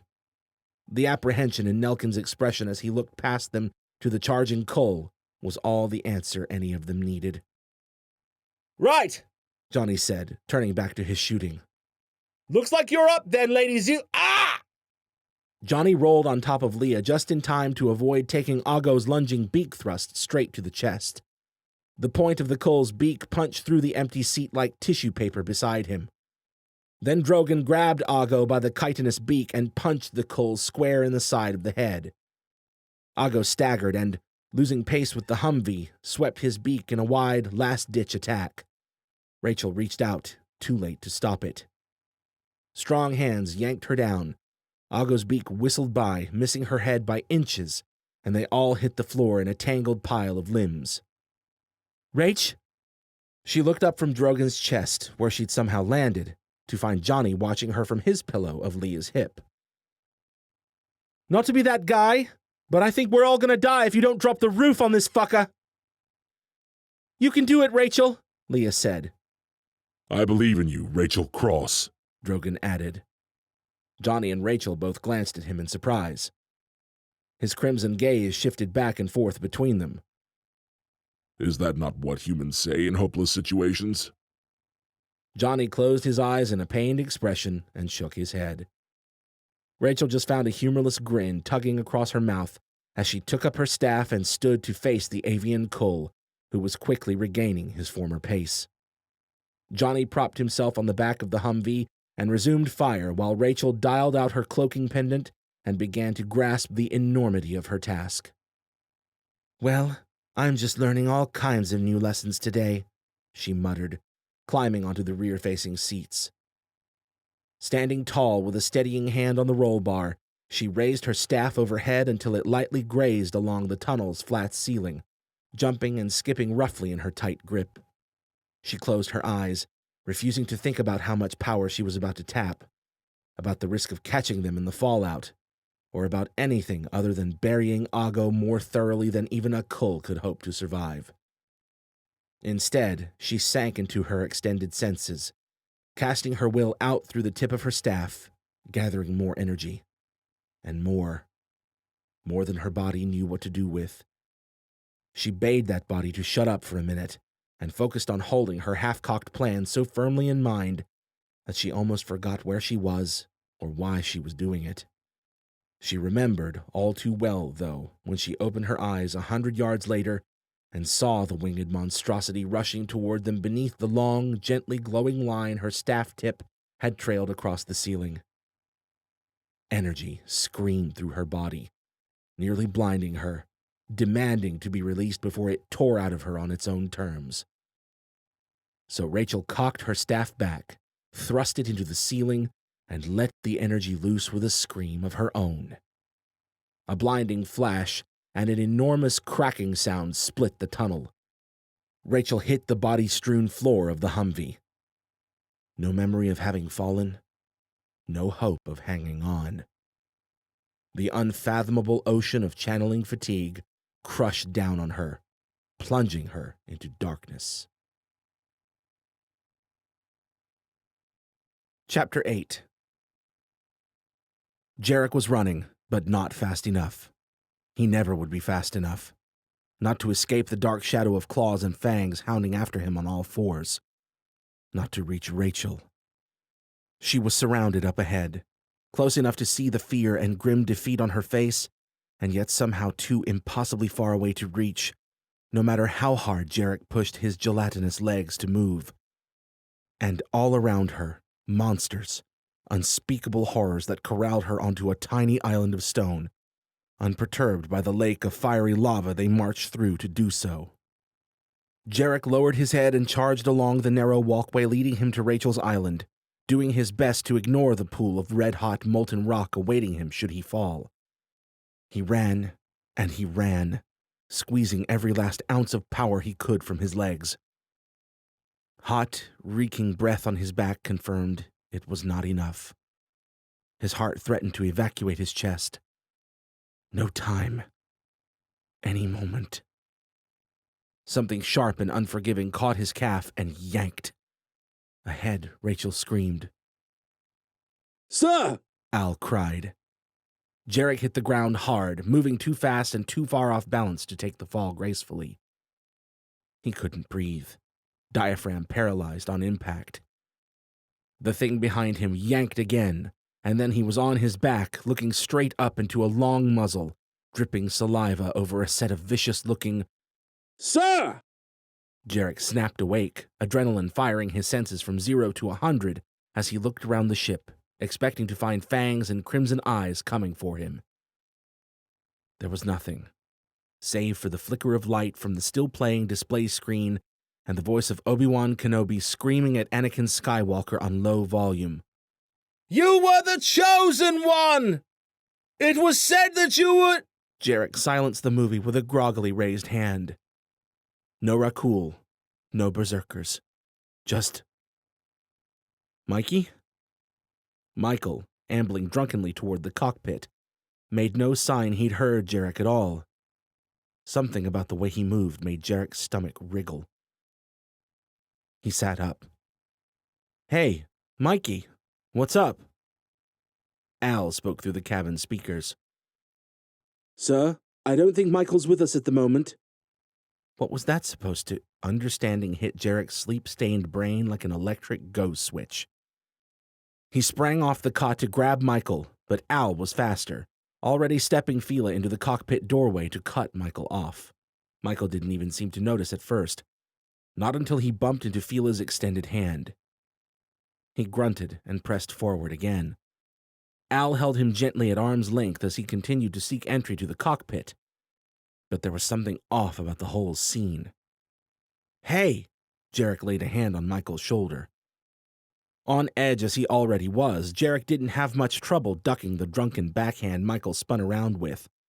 Nor did he complain when Al stepped in to loop Fila's arms through Michael's pits from behind and catch him in a gentle headlock. Michael squirmed against Al's hold, and Jarek got his first good look at the younger man's face. He was completely expressionless, his struggles more that of a frustrated, disoriented drunkard than a rage-touched Führer victim. It was like he was sleepwalking. Al held Michael fast as Jarek stepped closer. He snapped his fingers and gave Michael's cheeks a pair of light smacks. "Mikey? Hey! Come on, dude! Snap out of it!" For a brief second, Michael almost seemed to see Jarek through the haze of whatever gripped him. Then it was back to the drunken struggling. "Damn it!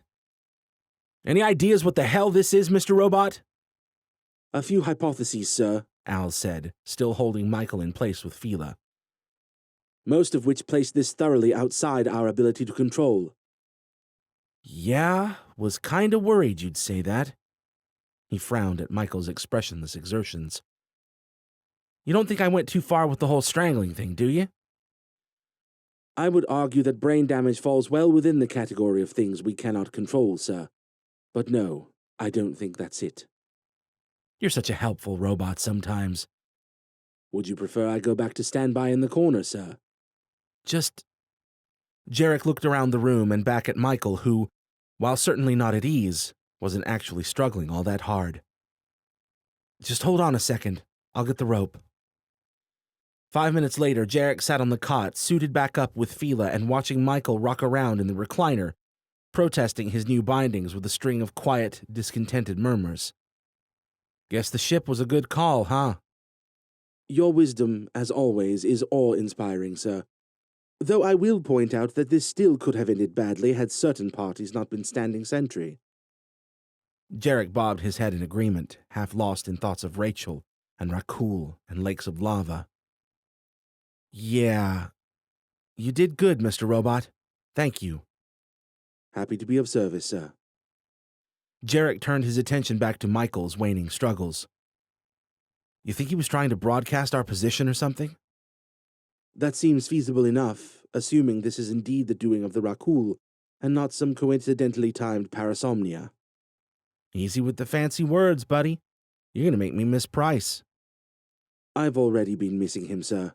If I'm to be stuck without net access, at least I could have a chance at titillating conversation. No offense intended, sir." "Offense taken, dickbot."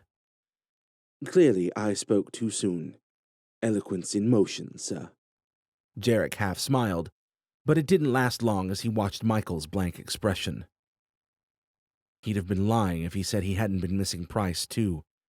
And Drogon, and Leah, Nelkin, the Enochians, Rachel. He closed his eyes, resisting the fear that tried to rise up from the darkness inside. The same darkness that had spawned his nightmare. Yes, he missed them all. Would have given a considerable amount to have his friends with him here to help decide how to handle all of this. But they weren't here.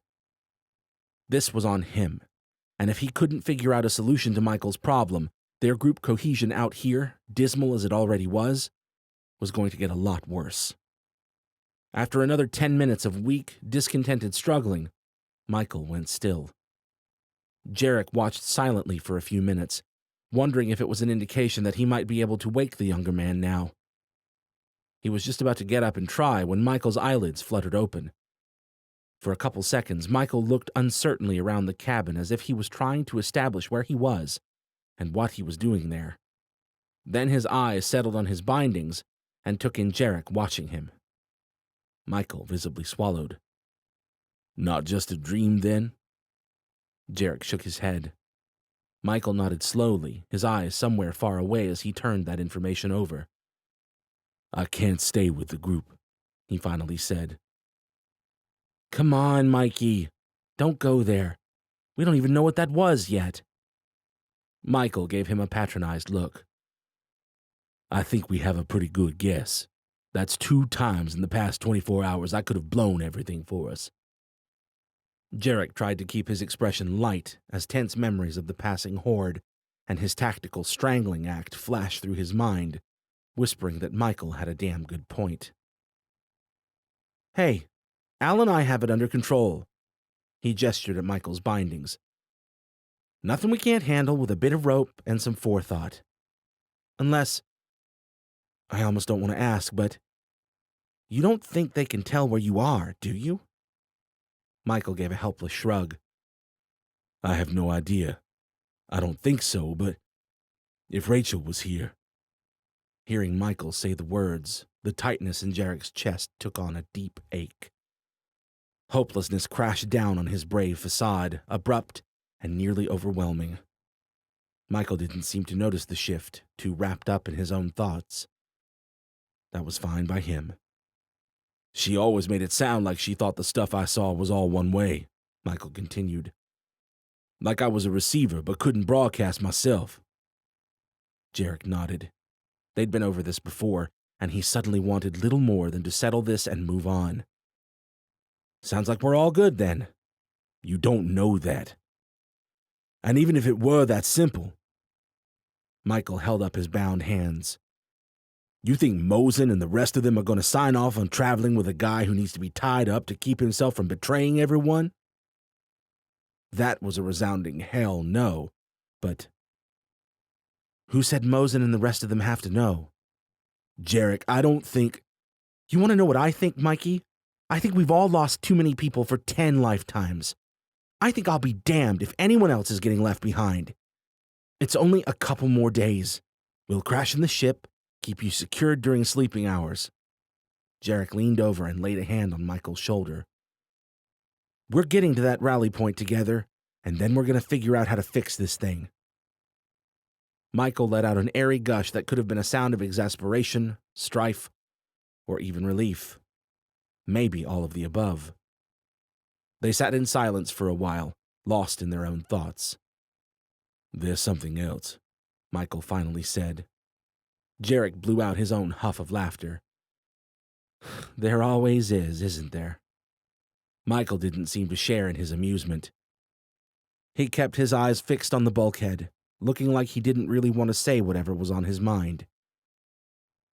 "That thing just now? I'm pretty sure that was Gada on the other end." Jarek straightened at the name, resisting the urge to reach for the shoulder that still ached any time he exerted himself too much. The shoulder Cool Gada had torn almost clean through on the tail end of the blow that had sheared his old whacker. "What makes you say that?" Michael thought about it and shook his head. "I can't really put it into words. Just something about I don't know, the feel of the presence or something. It's hard to explain. But something's telling me it was Gada out there, and that he was looking specifically for me." He swallowed. "And that he's really pissed." That much, at least, made sense.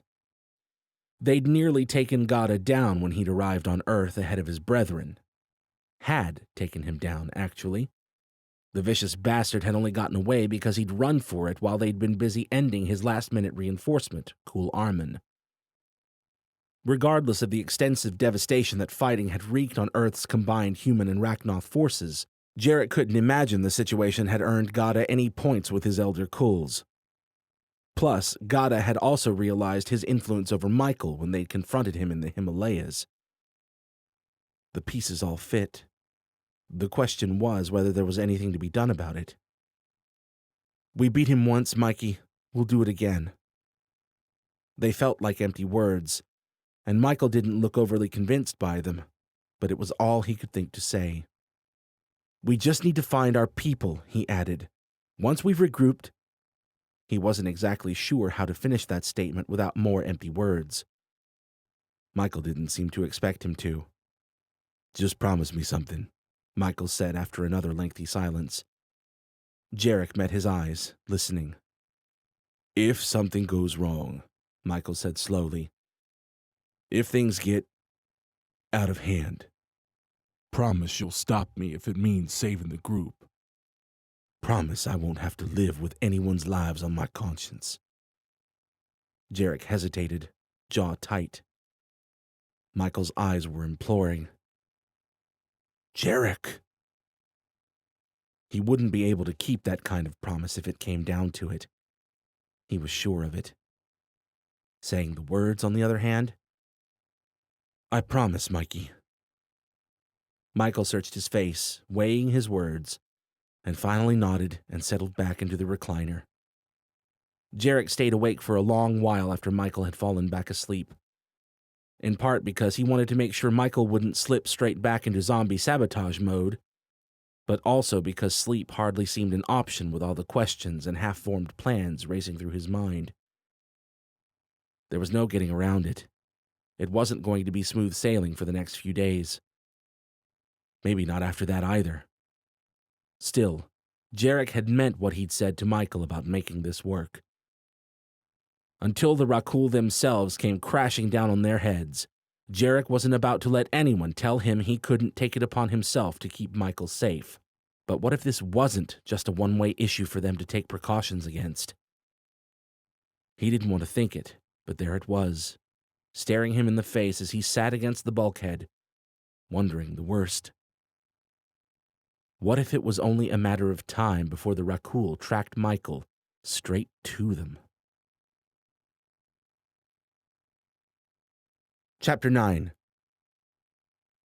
When Rachel woke, it was to light jostling and a sweeping wind that made the warmth of her pillow all the more alluring by contrast. She wrapped her arms tight around herself and nestled into the warmth, wanting nothing more than to enjoy it for a few moments longer. Then she remembered. Kulshimo, Kulago, the tunnel. She snapped her eyes open, looking frantically around, half expecting to find Kulago soaring down on her. All she found was Leah's concerned face hovering over hers. Her pillow, she realized, was Leah's leg. Rachel tried to sit up and groaned. "What happened?" "What happened," came Johnny's voice from the direction of her feet, "is that you kicked Rakul League ass back there." Rachel looked around and saw they were still in the back of the Humvee, with her strewn across the back seat, head on Leah's lap, feet on Johnny's. Drogan, back in his sandy-haired human guise, sat on the floor against the tailgate. Johnny gave her a grin and patted her leg. "I'm not even sure Hal could have pulled that shit off. Well played, lady." "The tunnel came down like a charm," Johnny said. "And by like a charm, he means almost killed us all," Leah said. Then, realizing what she just said, she quickly added, "Not that... I mean, it was amazing work, Rachel. You definitely saved our lives back there." "She most certainly did," Nelkin called from up front, leaning back long enough to give Rachel a somber nod. "It's good to have you back, Cross." "Yeah, always a fun time," Rachel said. Then she frowned and turned back to the others. "What about Kulago?" Johnny pursed his lips and looked expectantly at Drogan. "I am hesitant to simply assume Kulago perished in your collapse," Drogan said. "But," he added with the faintest traces of a satisfied smile, "if he did survive, He will likely require extensive excavation, at the very least. Rachel blew out a breath and laid her head back on Leah's leg. Well, that's something then. She shook her head. I can't believe he followed us into that tunnel. All he had to do was wait for us on the other side. We would have been fucked. Drogon tilted his head in acknowledgement. Too long have the Rakul lived in a position of utter dominance. They have forgotten what it is to fear death. It is perhaps our greatest advantage in this fight. Huge advantage, clearly. She reached to scratch an itch on her nose and realized then that her scraped palm was miraculously cleaned and healed, just like new. Which was weird, unless... She looked at Drogon. Did you feed on me? He shook his head. I only tended to your wound. And then we skipped your turn and he fed on me, Johnny said. Something about not wanting to weaken you, he added with air quotes. Then, at a mumble, we'll just weaken old Captain Flamehead instead. It was but a taste, Drogon grumbled. Leah's hand came to rest on the top of Rachel's head, warm and gentle. You should get some more rest for now, Rach. I can't imagine how much you need it after all that. We're safe for now. Safe. Rachel was pretty sure that was an ambitious choice of words. But Leah's invitation to rest called to her like siren song all the same. She felt hollow, her body little more than an aching husk after having played conduit to what she was certain had been more energy than she'd ever channeled before. Just a little nap, maybe. Then she could figure out everything else. Where they were headed next, how they were going to find... Panic trilled through her chest as she had a horrible realization. The others... Hal, Elise. It's okay, Leah said. The rest of the Enochians are all in the convoy ahead of us. Rachel sat up, turning her confused look to Johnny. Where's the ship? Johnny's expression had soured. Well, we grabbed our stuff and turned off the cloak, and then Brant took it to lead any would-be pursuit on a bit of a detour while we fled the scene. If Johnny's expression was sour, Drogon's was pure lemons. I should have accompanied him at the very least. The tailgate, Rachel noticed, was dented where the Rachnoth gripped it.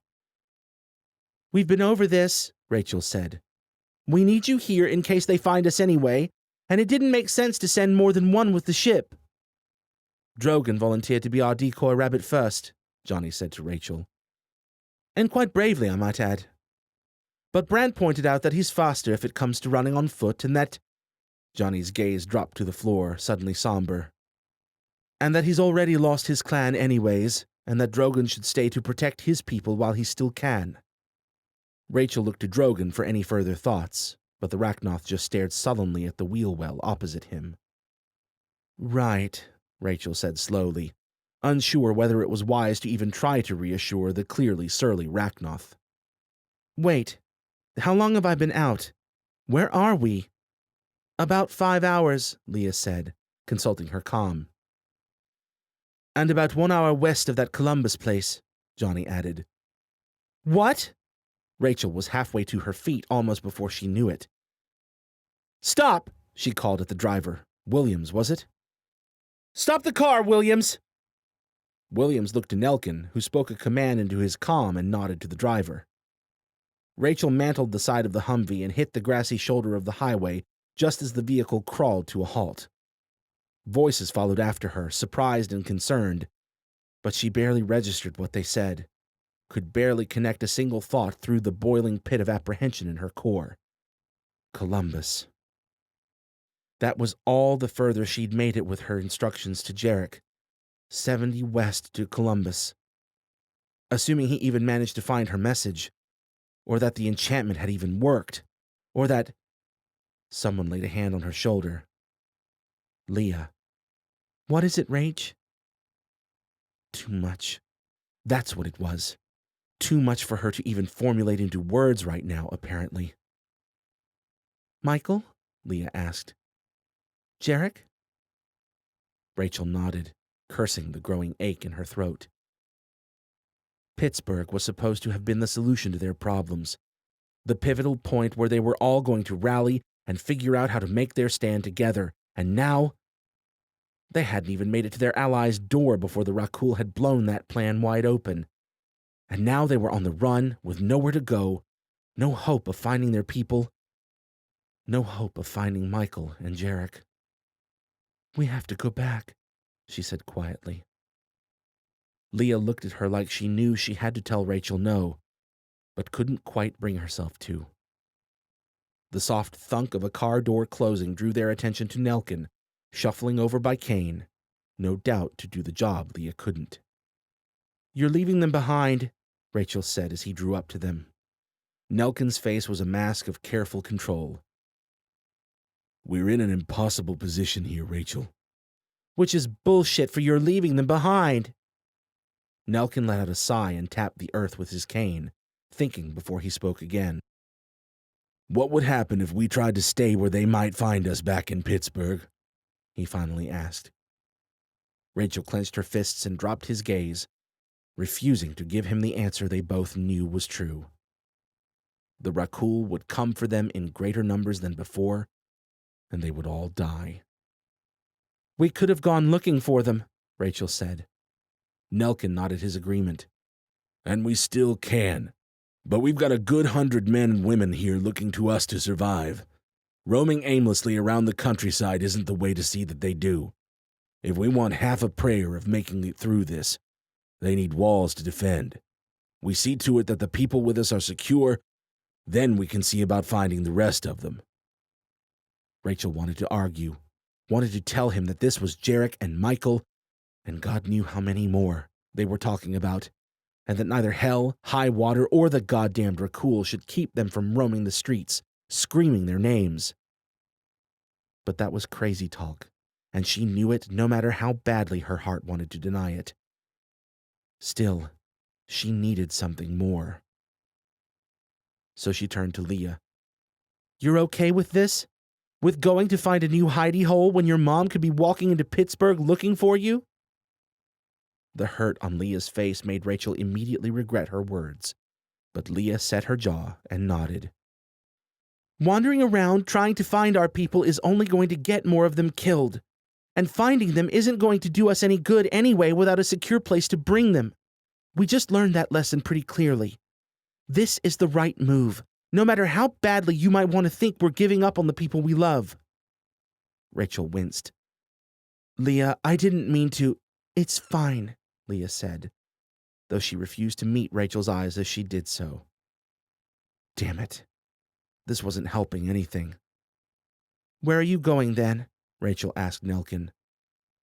Nelkin frowned back at the Humvee before answering. "Colorado, we're thinking." Back in the Humvee, Johnny, who'd been surreptitiously hunkered down, perked up at Nelkin's attention. "Are you guys talking about Cheyenne?" he called. He said something to Drogan, who nodded, and then he hopped out and hurried over to join them. "So we're all in agreement, then? Next stop Cheyenne Mountain?" "We're thinking on it," Nelkin said, looking decidedly less excited about the fact than the Enochian did. "What's at Cheyenne Mountain?" Rachel asked. "Only the coolest mountain bunker on Earth," Johnny shook his head. "Sweet Alpha, I swear I learned more about your planet watching documentaries than you people learned living here." "Cheyenne was Johnny's idea, if you can't tell," Leah added, looking slightly less upset now, if not quite amused. "Hey," Johnny said. "You tell me a better place on this continent to batten down the hatches and get our shit together while Hal and Elise sort their stuff out." For a second, Rachel's mind flashed to her home village of Unity and to her and Michael's dad, John. That had been a safe place in her mind, once upon a time. But she couldn't even think about going there now, for the same reason she hadn't been able to when they'd first fled HQ. The Rakul would have rolled over Unity in the blink of an eye. She couldn't risk leading them there. What they needed was a real fortress. A place like this Cheyenne, apparently. The look on Nelkin's face made it clear enough what he thought about hiding under a mountain waiting for a miracle. But Rachel swore she could see the moment the weight of his people's safety settled back on his shoulders. pushing his skepticism down to the realm of irrelevance. "I might not call it a good plan," Nelkin said, "but it's the best one we've got." He turned to Rachel. "Can you get behind that?" She thought about Jarek and Michael out there fighting for survival, quite possibly fighting their way to Pittsburgh, expecting to find her. Pittsburgh, where, for all she knew, the Rakul could be lying in wait. The thought of walking away from that, of leaving them to wander aimlessly around at best or, at worst, to walk straight into a Rakul trap, she couldn't stand it. But she'd made a promise to the Enochians as well, a promise to keep them safe no matter what, until they were able to take care of themselves and, if the universe decided to be generous for once, to take care of their persistent Rakul problem as well. On top of that, Nelkin and Leah weren't wrong about the wisdom of getting what people they could to safety before gallivanting off to scour untold amounts of countryside for a couple small groups that could be anywhere by now. A couple days. Damn it all, it was a rough pill to swallow. But a couple days to get to Colorado, and then she could come back for Michael and Jarek when doing so would only mean her neck and not the entirety of the known surviving resistance. It would have to do. But she still couldn't just leave without a trace. "I need to leave a message for them," she finally said. Nelkin traded a concerned look with Leah. "We wanted to do the same thing, Rachel, but it's not safe. If one of the Rakul found it—" "I'm not talking about leaving a handwritten note here," Rachel said. "I've got other methods. I already left one back at the station telling them to head west on I-70, she winced, for Columbus, which I apparently already missed." Nelkin's eyes had gone a bit wide. "You what?" "It's okay," Rachel said quickly. "Only Jarek will be able to activate it." She frowned down at her feet. "I think." It only then hit her that she was probably just as guilty as Nelkin, if not more so, of leaving their allies high and dry. She'd only thought of Jarek and Michael. Should anyone else arrive in Pittsburgh looking to rendezvous, her glyphs would be of little to no use to them. Part of her diligently reminded herself that it wasn't like she'd exactly had time to consider contingencies and plan accordingly with Kulshimo scuttling after them. The rest just felt worse than it already had. "I didn't really have time to think about it," she added. She shifted uneasily, looking back to the east. "It's kind of crazy to even expect they'd ever manage to find it, but I just had to do something. I couldn't—" "I understand," Nelkin said. His gaze remained distant for a beat, his expression hesitant. Then he seemed to come to some decision and focused on Rachel. "And if you're sure it's safe to leave another, I trust you." Nelkin gave Johnny and Leah a meaningful look and turned to start limping his way back to the Humvee. "Convoy's back on the road in 5 minutes," he called without looking back. Rachel watched him go, an odd mix of worry, guilt, and gratitude swirling in her stomach. Then she scooped a rock up from the thick grass and scanned her surroundings. Trees, fields of wild grass, a crumbling wooden house in the distance. Her mind turned with thoughts of hiding spots and signs and secret messages. "Drogan?" she called, her gaze settling on the line of trees that partially obscured the adjacent field. "I think I could use a hand making some stumps." Chapter 10.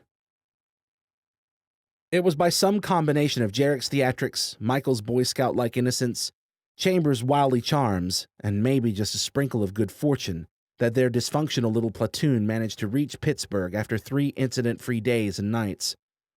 Unless Mosen's growing suspicion and the group's growing unease were to be counted as incidents, that was.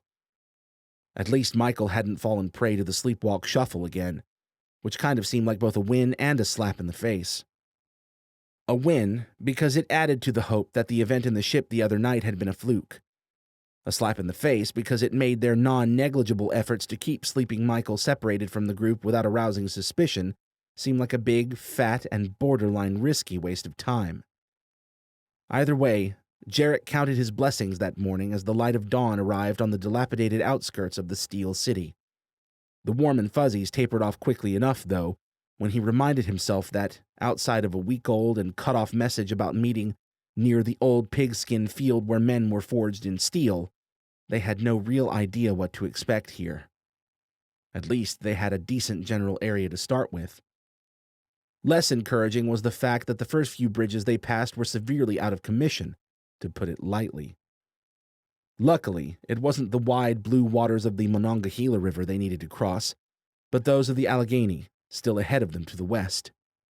Still, the downed bridges weren't a great sign.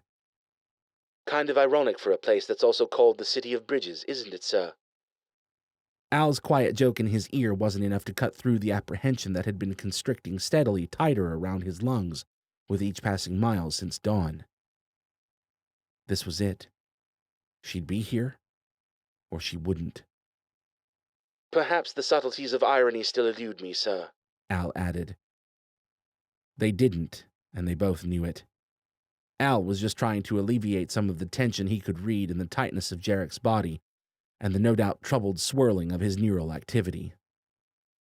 "I'm just a tad on edge here, buddy," Jarek whispered behind his faceplate anyway, quietly enough to keep the comment between the two of them in the packed SUV. Right, sir. Apologies. Jarek said nothing, focusing on the road and on taming his rampant hopes. Their drive into the heart of the city, while plenty tense in their silent SUV, was mercifully uneventful. They passed a third downed bridge opposite a rundown campus that an equally rundown sign hailed as Duquesne University. The sight of the next bridge intact marginally lightened the weight in Jarek's stomach, only for the one after that to ruin it. The bridge that Al indicated on his helmet display map as Fort Pitt Bridge, while mostly intact, had clearly seen some kind of action. The pale yellow girders on the eastern side of the bridge bulged out at one point, as if something large and unforgiving had slammed into them. Jarek zoomed the view on his helmet display and saw that several more girders on the western side had been sheared clean through. He was thinking about calling for a convoy halt to go have a closer look when Mosen's voice crackled in his ear. Fort Duquesne Bridge is out up here. We're going to have to skirt up the Allegheny to the next one. "Got it," he replied. Then to himself, once the short-range channel was closed, "And to think I used to like bridges."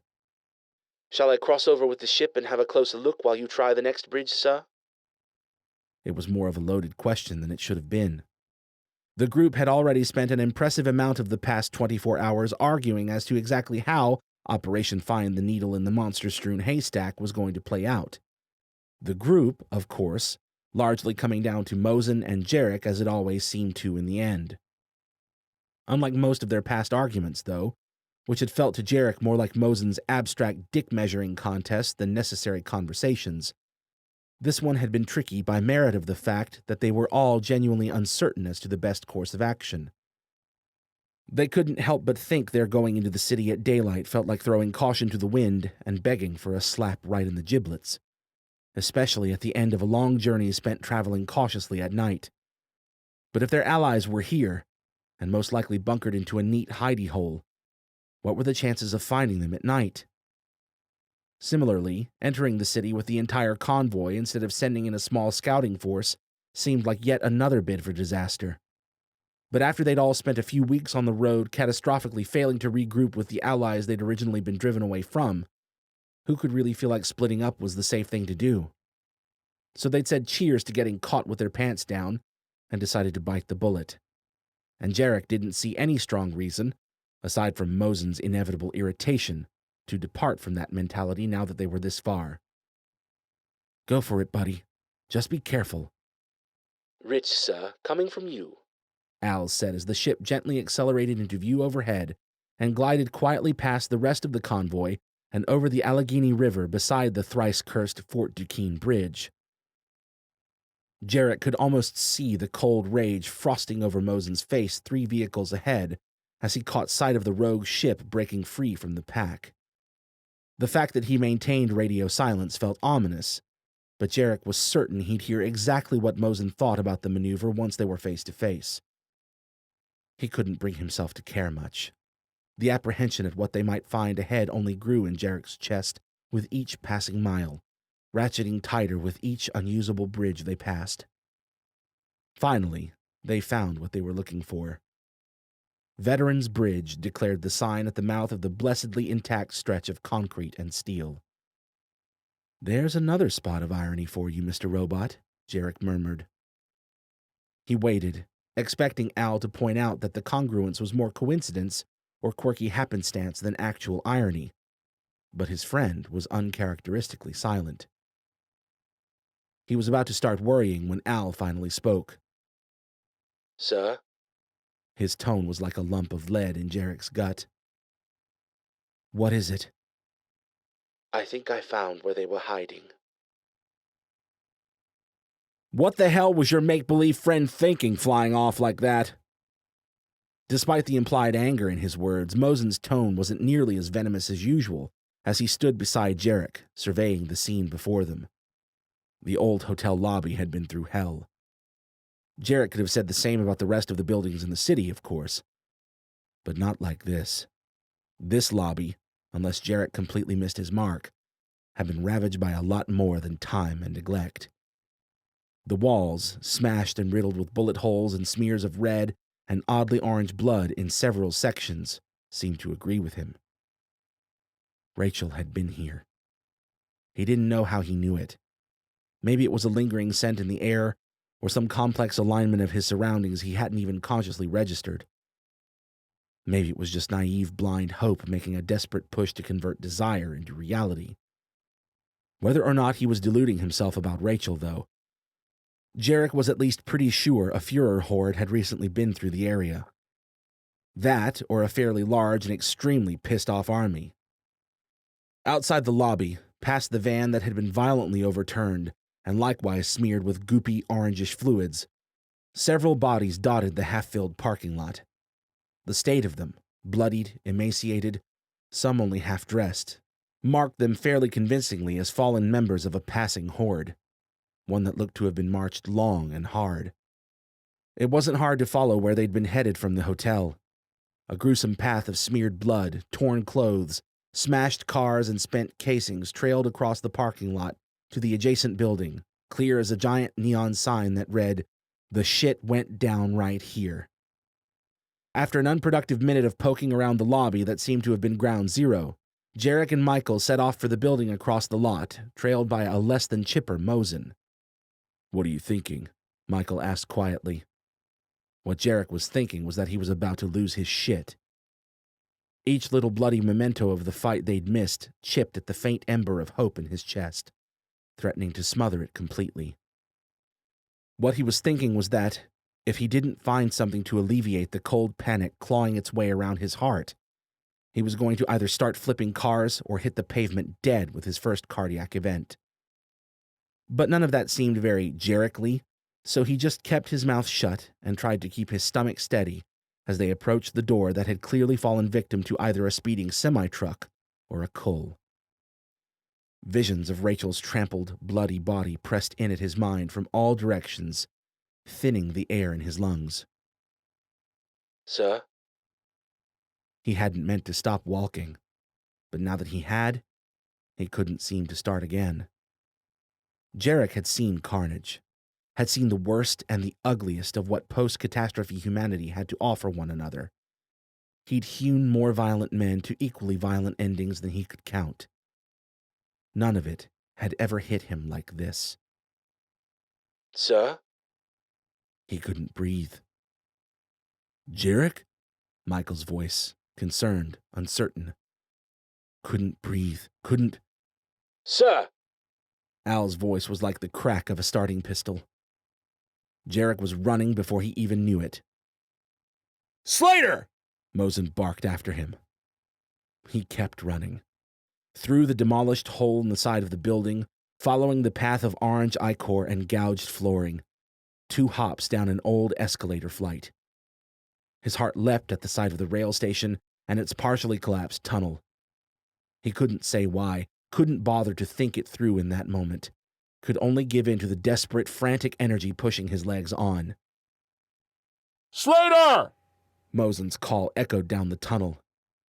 He kept running, Phila's optical sensors illuminating the way in the dark. Sir? Al said. Might I? She came this way, Al, was all he said. I can feel it. Al didn't question it, didn't point out that neither one of them had any logical basis for that assumption. He just let Jarek run. The tunnel might have been a mile long. Jarek covered the distance in less than a minute. Onto the platform, up the stairs, out the wrecked opening where the shattered glass doors had once stood, onto the street. Where? Where next? He spun around, scanning the surrounding area for something, anything, breathing with a heaviness that was only partly related to his frantic sprint. Oil marks, sir, Al said. Recent, from the look and smell. Perhaps they had vehicles waiting. Jarek followed the line of the road with his eyes until his gaze alighted on Fort Pitt Bridge in the distance, a clear shot from here with its oddly warped and severed girders. Had they fled across that bridge? Had the Rakul followed them? Sir! Al cried. There, sir! The pillar at 4 o'clock! Jarek spun, the frantic fire roaring back to full blaze in his chest. There, drawn in what looked unsettlingly like blood. A glyph? No, he realized, with a sinking feeling as he drew closer. Not like any other he'd ever seen Rachel make, at least. But what then? The design was simple enough. A circle circumscribed within a triangle. And, at its center, a single hurried, bloody letter. J. He reached slowly for the bloody mark, breath held, heart thundering. His fingers touched smooth concrete, and the symbol came alive with sound and light that made Jarek's hand recoil out of surprise. For a long second, he stared dumbly at the mark, the glyph, apparently. Then he caught it, the faintest trace of a scent. Blood and fear and gunpowder, all swirling over the inexorable pull of something else, something a primal part of him recognized as belonging to Rachel. Jarek plunged his palm against the glyph. Noise erupted from the eerily glowing lines of blood, shouts and rumbling engines immersing him like surround sound, and the warmth. He gasped, and for a second, he could have sworn it was not a concrete pillar that met his fingers, but Rachel's own hand. Jarek, she whispered, so real and present he couldn't help but wonder if he wasn't hallucinating. Jarek, if you're hearing this, go west on 70, to Columbus. I'm with Nelkin and Drogon and the Enochians and... A shriek split the air, shriveling Jarek's insides. Shit, she gasped. I have to move. West, Jarek, don't stop. Don't give up. Please. The glyph dimmed, Rachel's warmth receding until nothing remained but cool concrete and the hollow silence of the abandoned street. No, Jarek heard himself whisper. No, no. He pulled his hand away from the glyph and pressed it again, waiting, praying for her to come back to him. Again and again. Nothing. Just a benign, bloody mark on the concrete. No! He squeezed the sides of the column until his armored fingers dug into the concrete. He fell to his knees, pleading with the unforgiving pillar in a series of incoherent, sputtering starts and stops. She'd been here. Right here. He'd felt her, breathed her in as surely as if she'd been here in his arms. He clung to the pillar, eyes closed, desperately trying to hold on to every facet of the memory before it could fade. West, 70 to Columbus. Rachel, warm and strong, and telling him to keep going, to not stop. He played it all back in his head, over and over again until... Slater! Mosen's unmistakable bark. What the fuck was... It was only when Mosen paused that it really occurred to Jarek. He was still on his knees, hugging a concrete column like it was his last tie to the world. He probably looked batshit insane to the soldiers trickling out of the station after Mosen, like he was finally having himself the good old-fashioned mental breakdown half of them probably already thought he was due for. "What is it?" Mosen asked, closer now, his voice slightly less acidic, if not quite worried. "Jarek?" Michael's voice this time from farther back, thick with concern. Jarek was bracing himself to look up and meet them, to explain what had just happened, bracing himself to deal with Mosen's inevitable, scornful disbelief, when a horrible fear whispered insidiously in his ear. "Al," he said quietly. "I heard her, sir," Al said softly. "Felt her too. It was real." It was all Jarek needed to hear. He rose, composing himself. Rachel was still out there, fighting alongside their friends. He was sure of it, wouldn't be swayed from the thought again. And they were going to find her. "What gives, Slater?" Mosen asked as he drew up to the column and leaned in to inspect the glyph. "You didn't finally crack on us, did you?" Jarek opened his faceplate with a thought and turned to face him and the rest of the approaching soldiers with dire seriousness. "We have to go west." Chapter 11. After 24 hours of scattered napping, Johnny's emphatic assurances that this was going to be awesome, and the steady roiling of guilty apprehension in Rachel's gut, Nelkin announced they were drawing close to Cheyenne Mountain. Rachel turned in time to see the faded road sign that corroborated his claim whiz by. The drive hadn't been a thrilling one. A few short episodes with blown tires, one longer stop to scavenge a couple functioning solar trucks to replace their larger diesel that had finally run dry. All inevitable facts of traveling anywhere by ground vehicles these days. They'd driven non-stop, or as close as they could, swapping drivers from their ample pool of anxious passengers to keep everyone as fresh as could be expected, all things considered. For the past 24 hours, the entire convoy had seemed to radiate a kind of weary but desperate eagerness to reach the promised safety of this Cheyenne Mountain bunker. It was as if they'd all been holding a collective breath since Pittsburgh, one they'd agreed couldn't be let out until they were safely locked behind Johnny's so-called ridiculously thick bunker door. Now, though, as they turned onto NORAD Road and began the final shallow climb toward their hopeful new haven, a new apprehension, one that spoke of failing at the finish line, seemed to take hold of everyone. Everyone except Johnny, at least, who looked kind of like a kid on his way to an amusement park. Dense clusters of stubby green bushes scattered the gradual slope of the arid mountainside, pushing in on the road and partially obscuring their view of what looked to be abandoned housing developments off to the right.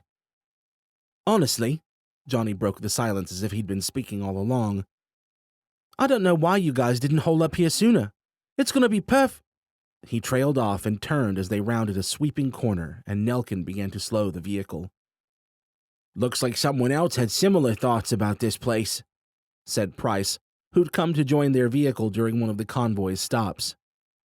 Following their gaze, Rachel saw what he meant.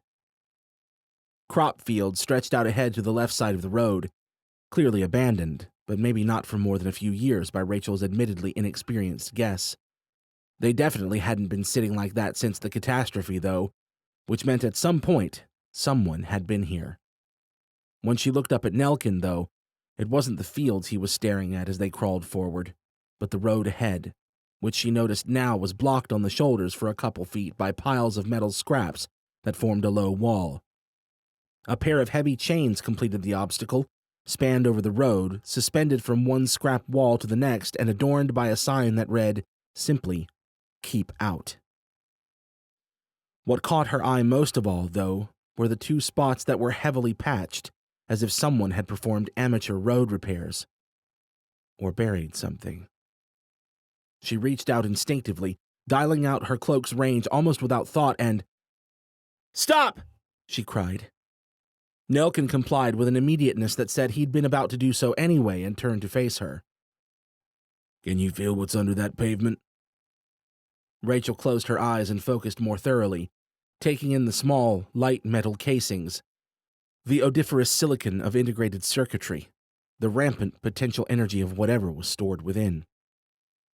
"Something with electronics and a lot of chemical energy," she finally said. Maybe mines, but... She dialed her cloak out to the max and swept her senses past the pair 10 yards ahead of them and farther up to check for more devices. A voice was rumbling something at the edge of her awareness, too far away for her to catch. She drew back to her physical senses and opened her eyes to a grim-looking Nelkin. "What?" "He asked if there were more ahead?" Leah said. Rachel shook her head. "Not that I can feel yet, at least. If we clear that scrap and drive around those two, I can keep sweeping." Her unspoken, "as we go," died off in her throat as she took in the others' looks. If they still wanted to go, those looks said. Nelkin glanced worriedly back at the convoy drawing up to a halt behind them now, clearly conflicted. He shifted his attention back to Rachel and the others in the rear of the Humvee, looking like he couldn't quite decide if he wanted their input or not. "I say we go for it," Johnny said. "We've come this far. We've got shit for backup plans. And, for all we know, we could have the incredible invisible insect and his evil pals coming down on us at any minute." He pointed up the shallow mountainside. "Judging from everything else, this place is probably deserted. And even if it's not," Nelkin held up a hand. "Thank you, Mr. Wingard. You make valid points." He looked around the group. "Do the rest of you have anything to add? Al Drogan? Leah?" Leah looked at Johnny and traded a heavy look with Rachel before turning back to Nelkin. "We came here for a good reason, and we didn't do it for free. I say there's no way we turn back now." "If the base should turn out to be held by hostile humans," Drogan said, already looking bored with the discussion, "then Rachel Cross and I will have no trouble dealing with them, especially not with the assistance of Nan Scroll and Sorba. I would welcome the return to such a comfortable fight." Johnny cleared his throat. "Yup, no one mind the trained alien soldier. I'll just sit over here and watch you guys shake your magic sticks and whatnot." Rachel, on the other hand, wasn't quite sure whether to feel flattered or disturbed that she was the current top pick for Drogan's bruiser squad. Price shot an uneasy glance at Drogan. "I agree we might as well make the best of it now that we're here, but I think we already have quite enough past and future violence without adding a hostile takeover into the mix. Maybe we can try talking if there's someone in there." Nelkin took this all in silently. When Rachel looked up, he was watching her expectantly. "And you, Rachel?" Rachel raised her eyebrows, having thought it was evident enough by her offer to sweep the path ahead. "I might have left my brother and Jarek to die by coming here. I'm seeing this thing through. I'll blow down the door if I have to." Johnny cocked his head. I think you underestimate how solid this door is." "I dropped a mountain on Colago," Rachel said, "and I can pick locks with my mind." Johnny thought about that and gave her a conciliatory nod. "Okay, even odds then." Rachel turned back to Nelkin. "I'm going in there. I'm making damn sure we have a safe place for our people, and then I'm going to go find the rest of mine." Nelkin gave her a serious nod, though his mouth might have twitched with the hint of a grin. "Well said." He let out a long breath, thinking. "Very well. Leah, Williams, would you mind staying here to guide our people around the road hazards?" They both gave affirmatives and hopped out of the vehicle. "And Al Drogan," Nelkin added, "would you be so kind as to—" But Drogan had already rolled out of the back and was prowling up to the left side of the ramshackle wall. It only came up to his chest in most places and could have easily been circumvented on foot by way of the steep but scalable hill beside it. Clearly, the wall had mostly been intended to funnel persistent vehicular traffic onto their buried gifts. Luckily, a pile of heavy scraps wasn't much of an obstacle for Arachnoth to relocate. Drogan actually seemed to enjoy the chance to flaunt his strength as he pitched tires, doors, metal sheets, and even a rusted car frame across the road and down the mountainside. Rachel climbed up to take the passenger seat Williams had vacated while Nelkin busied himself speaking commands to the convoy over the comm's short-range bands. Soon enough, Drogan rejoined them, and they were off. Drogan had cleared enough of a gap for their vehicles to maneuver comfortably around the vicinity of the buried explosives, But Nelkin kept their progression to a crawl anyway, giving Rachel plenty of time to quest out with her senses in all directions, waiting vigilantly for the first sign of any impending threat. Even immersed in her extended senses, Rachel couldn't quite ignore the dead silence that hung over the place. They made it nearly half a mile before Rachel caught wind of another pair of explosives, where the road formed a sharp branch that split north and south. These two were buried far more discreetly. No obvious wall giveaway. Much better road patch jobs.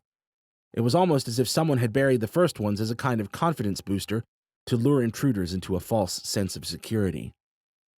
Nelkin waited until the convoy had caught up, and asked Price and Johnny to stand sentinel in front of the second hazard.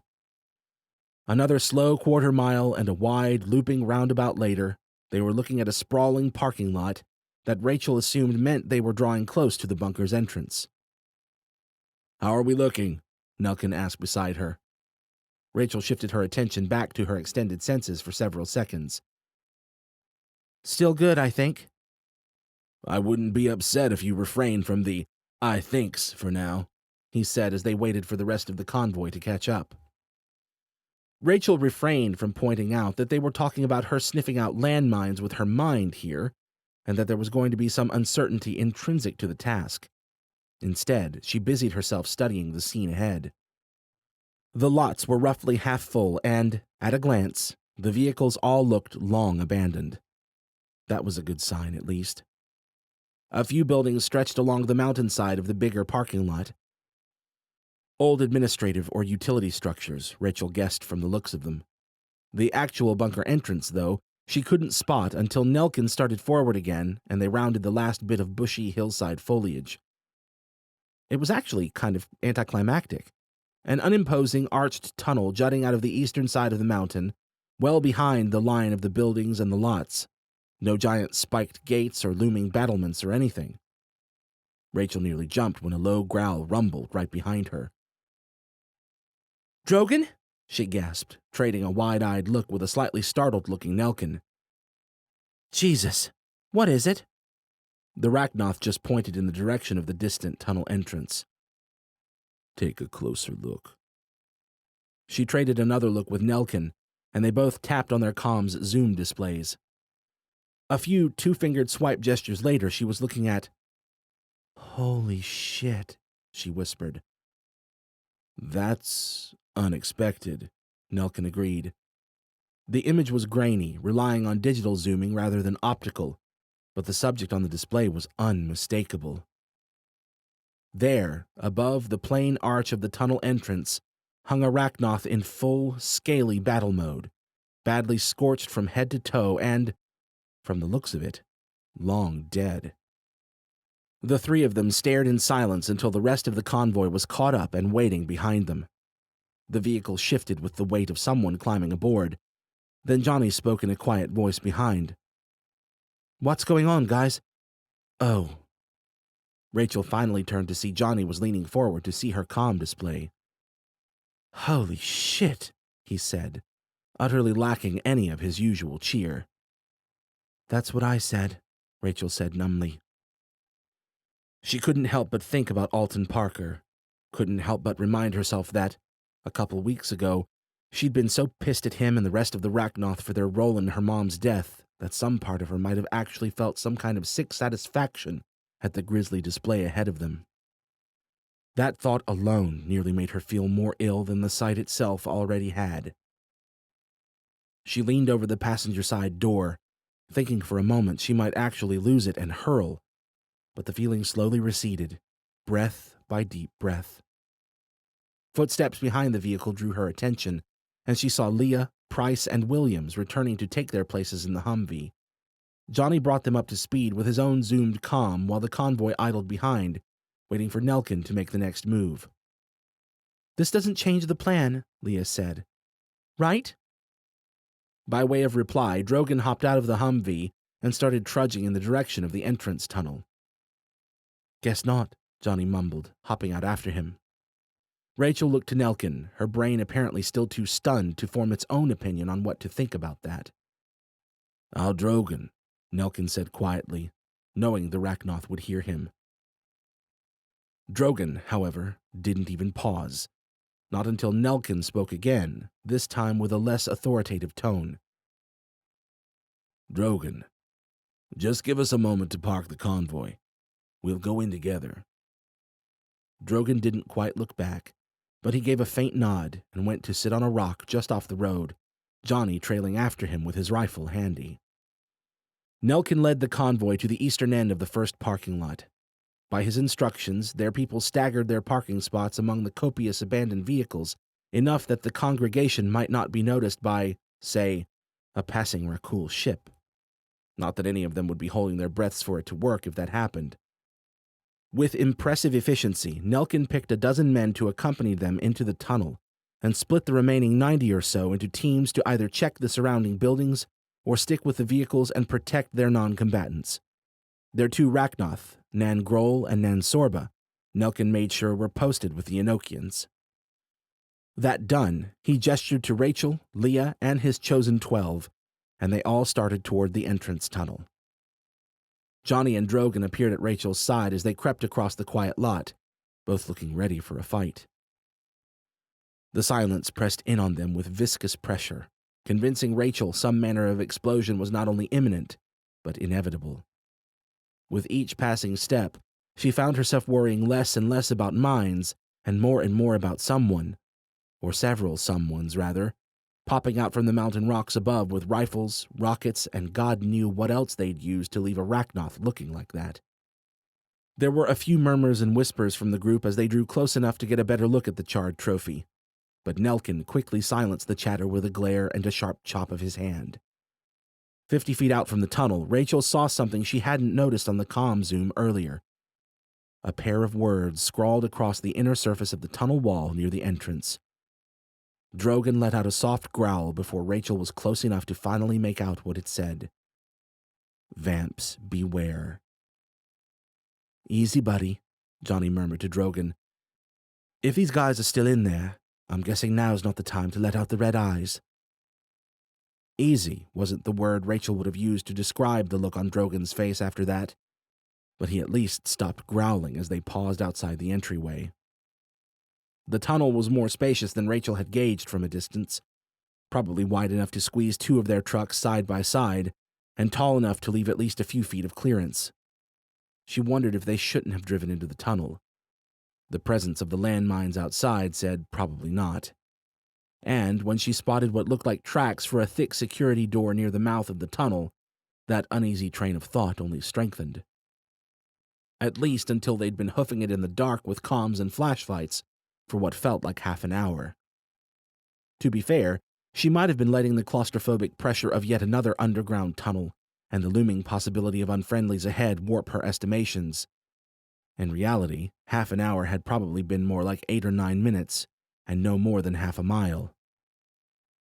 "Goddamn tunnels," she muttered under her breath. Drogon glanced at her, but was too preoccupied to take any amusement from her discomfort. Understandable enough, given the well-done Rachnoth hanging at the entrance of the tunnel they were currently padding blindly into. Rachel tried to cling to the hope that they were about to march in to find a perfectly viable mountain bunker, with no headaches whatsoever, human or otherwise. An easy win for once. Was that so much to ask for? The further they progressed, the more she was afraid it might be. For one thing, Drogon seemed to be sniffing entirely too much for a long-abandoned tunnel. For another, Rachel couldn't quite push away the feeling that the tunnel had been deliberately made to look like it was in a state of disuse. Maybe it was claustrophobic paranoia, plain and simple. Or maybe it was the fact that, despite the dusty silence of the tunnel, there was electricity flowing through one of the cables along the top of the ceiling's arch. It was faint, barely a trickle, but it was there in her senses, a veritable lit match in otherwise perfect darkness. When she told Nelkin in a low murmur, he pointed out in an equally quiet voice that it might just be a residual system running on some automated, renewable power supply, cameras or something along those lines. But he seemed less than convinced by his own words. His telling her to keep an eye out was more than a little redundant. Finally, their lights touched on a bend in the tunnel ahead, And there, at the elbow of the curve, was what looked to be Johnny's ridiculously thick door. "There it is," Johnny whispered. Gear and weapons rustled and clicked as their already tense group moved into full-on twitchy trigger finger territory. Rachel honed in on the door as they approached, anticipatory combat adrenaline warring with her rational mind for control of her focus. As she began to take in the immense door with her extended senses, though, tingling apprehension shifted to hesitant hopefulness. Because, while those faintly trickling power lines did bore into the concrete above the door and disappear to the edge of her cloak, the door itself and its archaic button panel were completely without power, as far as her senses could tell. Was it possible? Could this place really be on ice, just waiting for them with a subsystem or two still puttering along? Nelkin looked around at their assembled group, seeming to wonder the same thing. "I think the door's dead," Rachel said to him, speaking quietly, part out of residual fear someone might be watching, and part out of some deep hesitance to disrupt the silence of the old concrete and stone. "Might be a good sign," he said. "Still." He stepped forward and pressed each of the 3 old buttons beside the door, waiting for a healthy 10 count between each button. A long silence stretched. Slowly, and looking like he was positive it was an exercise in futility, Nelkin raised his cane, gave the door 3 hard raps, and tried the buttons again. "Right then," he finally said after another long wait. He looked back at the group. "Any ideas?" He focused on Rachel. "Think you could poke around and see—" "Already on it," Rachel said, sliding her eyes closed and sinking deeper into her extended senses. She drifted through multiple feet of steel door and brushed across a seemingly endless number of mechanical tidbits behind. "Ah," came Johnny's voice, sounding distant as focused as she was. "And so we come to it. Mountain-dropping woman versus nuke-stopping door." Rachel opened her eyes and her mouth to tell him she was about to drop a mountain of boots in his ass if he didn't let her work. An electronic click sounded somewhere above the door and reverberated down the tunnel before she could. They all tensed. Weapons raising, eyes darting, seeking incoming threats. A hidden speaker? If so, what were they waiting for? Another series of clicks, these ones mechanical. 2 sections of the flat wall 10 feet to either side of the door fell open with a harsh pair of cracks, and suddenly the group was staring down a pair of heavy Gatling guns that looked like they belonged on a giant mech from some old Japanese cartoon. As one, the guns spun up with a whirring promise of devastation to come. "Who are you people?" A strong voice crackled from an unseen speaker above the door. "And what the fuck are you doing here?" Chapter 12. To say there'd been dissension in the ranks over the past few days would have been putting it lightly. Hell, even blind old Auntie Sally could have seen it had been there ever since Jarek and his resistance pals had linked up with the Mosenites. Still, all the naysaying and leers and worse from the past couple weeks paled in comparison to the tension that had fallen over their group after Pittsburgh. Suffice it to say, Mosen was none too convinced by Jarek's arcane intel. And after Jarek's panic attack-induced runaway act, he wasn't exactly pulling the punches. Jarek had already lost count of the number of times the incessant a-hole had pointed out to the group that Jarek might well have cracked, that they'd found him on his knees with his arms wrapped around a concrete pillar for Christ's sake. Jarek had to admit he hadn't done himself any favors falling apart in front of the group like that. Then again, it wasn't like he'd had much say in the matter. He hadn't chosen to lose his shit. Even Al had been rattled for the love of God. Whether or not anyone believed Jarek's story about the arcane voice message, though, at least there'd been plenty of tangible evidence that someone had left town in a hurry.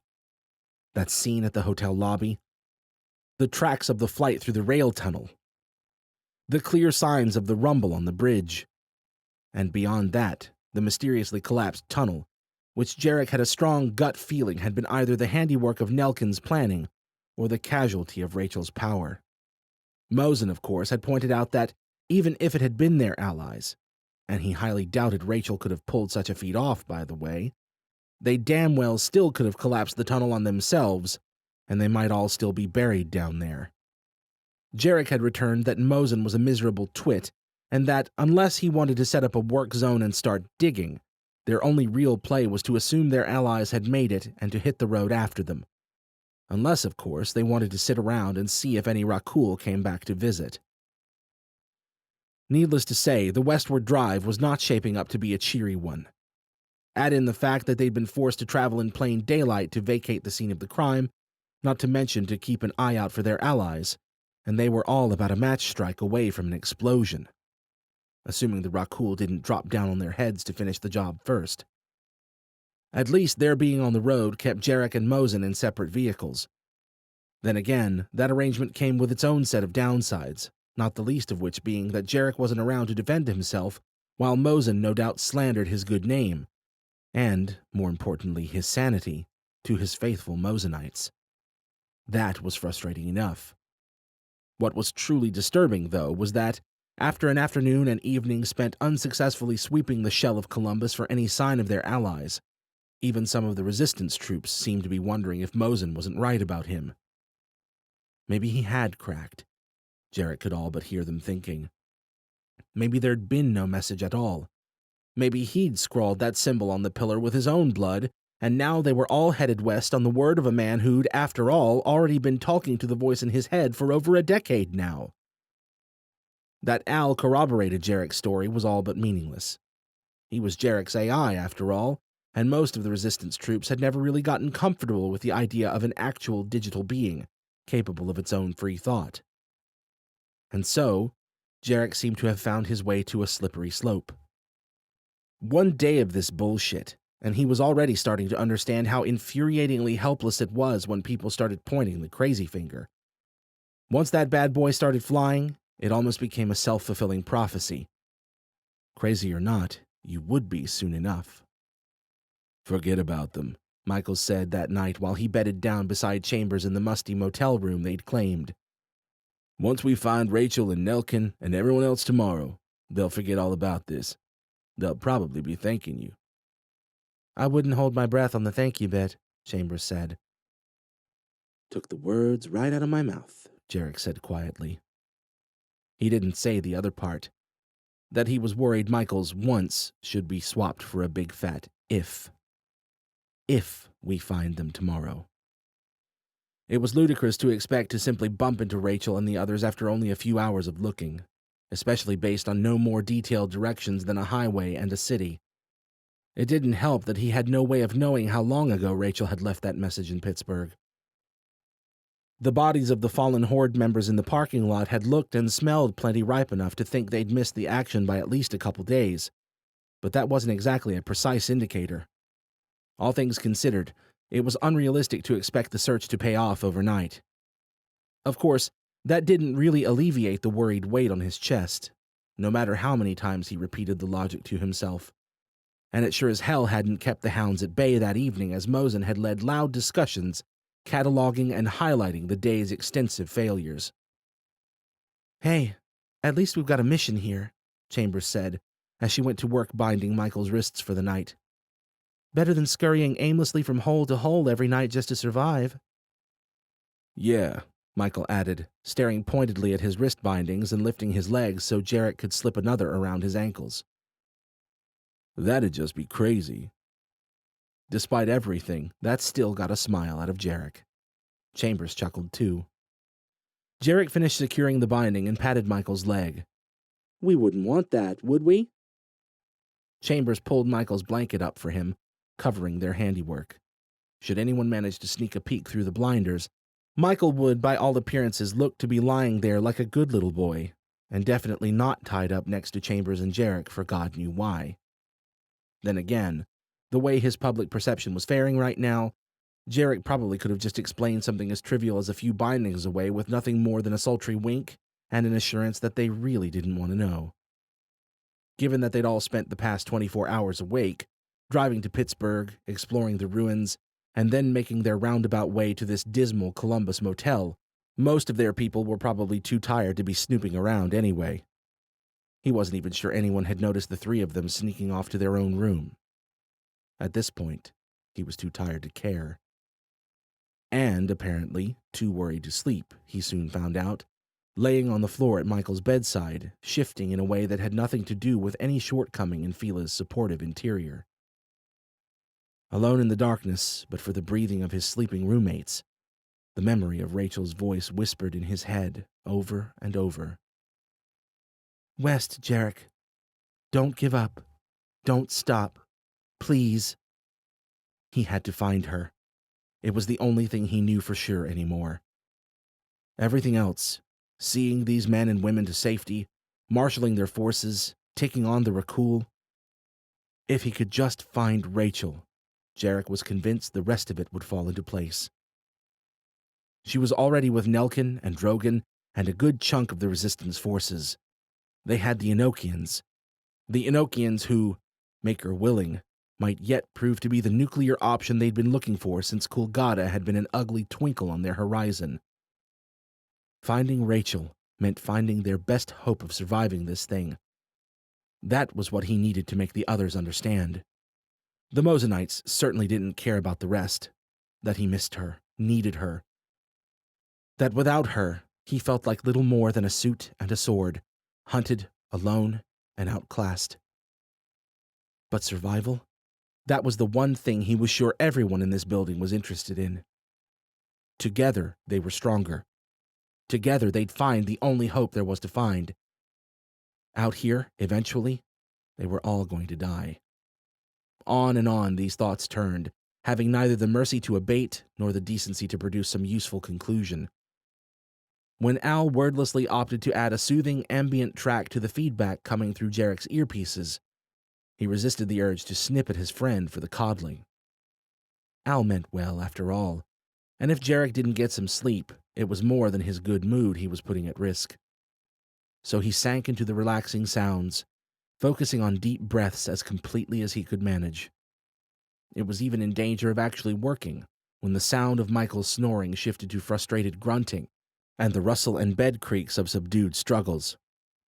Jarek opened his eyes and came back to full awareness with a sharp breath. It figured. After the day they'd just had, it was probably best to operate under the assumption that things, as they so stood, had made the collective decision to go on strike where running smoothly was concerned. He sat up to see that Chambers was already awake and waiting at Michael's side in case he managed to wriggle his way off the bed or out of his bonds. "You know," Jarek whispered, "you're pretty damn good at all this. Keeping secrets, flying under the radar, throwing snark like frisbees. Rolling with the punches, I guess I'm trying to say." She propped herself up on one arm to look over at him in the dark. "I'm gonna assume you mean all that as a compliment?" "Sadly, yes." In the silence, Michael wriggled on. "Also, snark frisbees?" Jarek sat up straighter and shrugged in the dark. "I'm tired, okay? I was kinda hoping I might actually get to sleep tonight." "Yeah, I hear that," Chambers whispered. Then, after another few moments of Michael's zombie-like floundering, she added, "God, this is creepy." She wasn't wrong, Jarek decided after a silent stretch of staring at Michael's flopping, expressionless features on his in-helmet display. "Are you really sure this isn't, I don't know, like Rakul GPS or something?" Jarek shook his head. "No, but Rachel and the Rachnoth never seem to think it was, and they're the experts." Not exactly confidence-inspiring, he had to admit. "Honestly," he added, "if it were, I can't imagine we'd still be breathing right now." Way more helpful.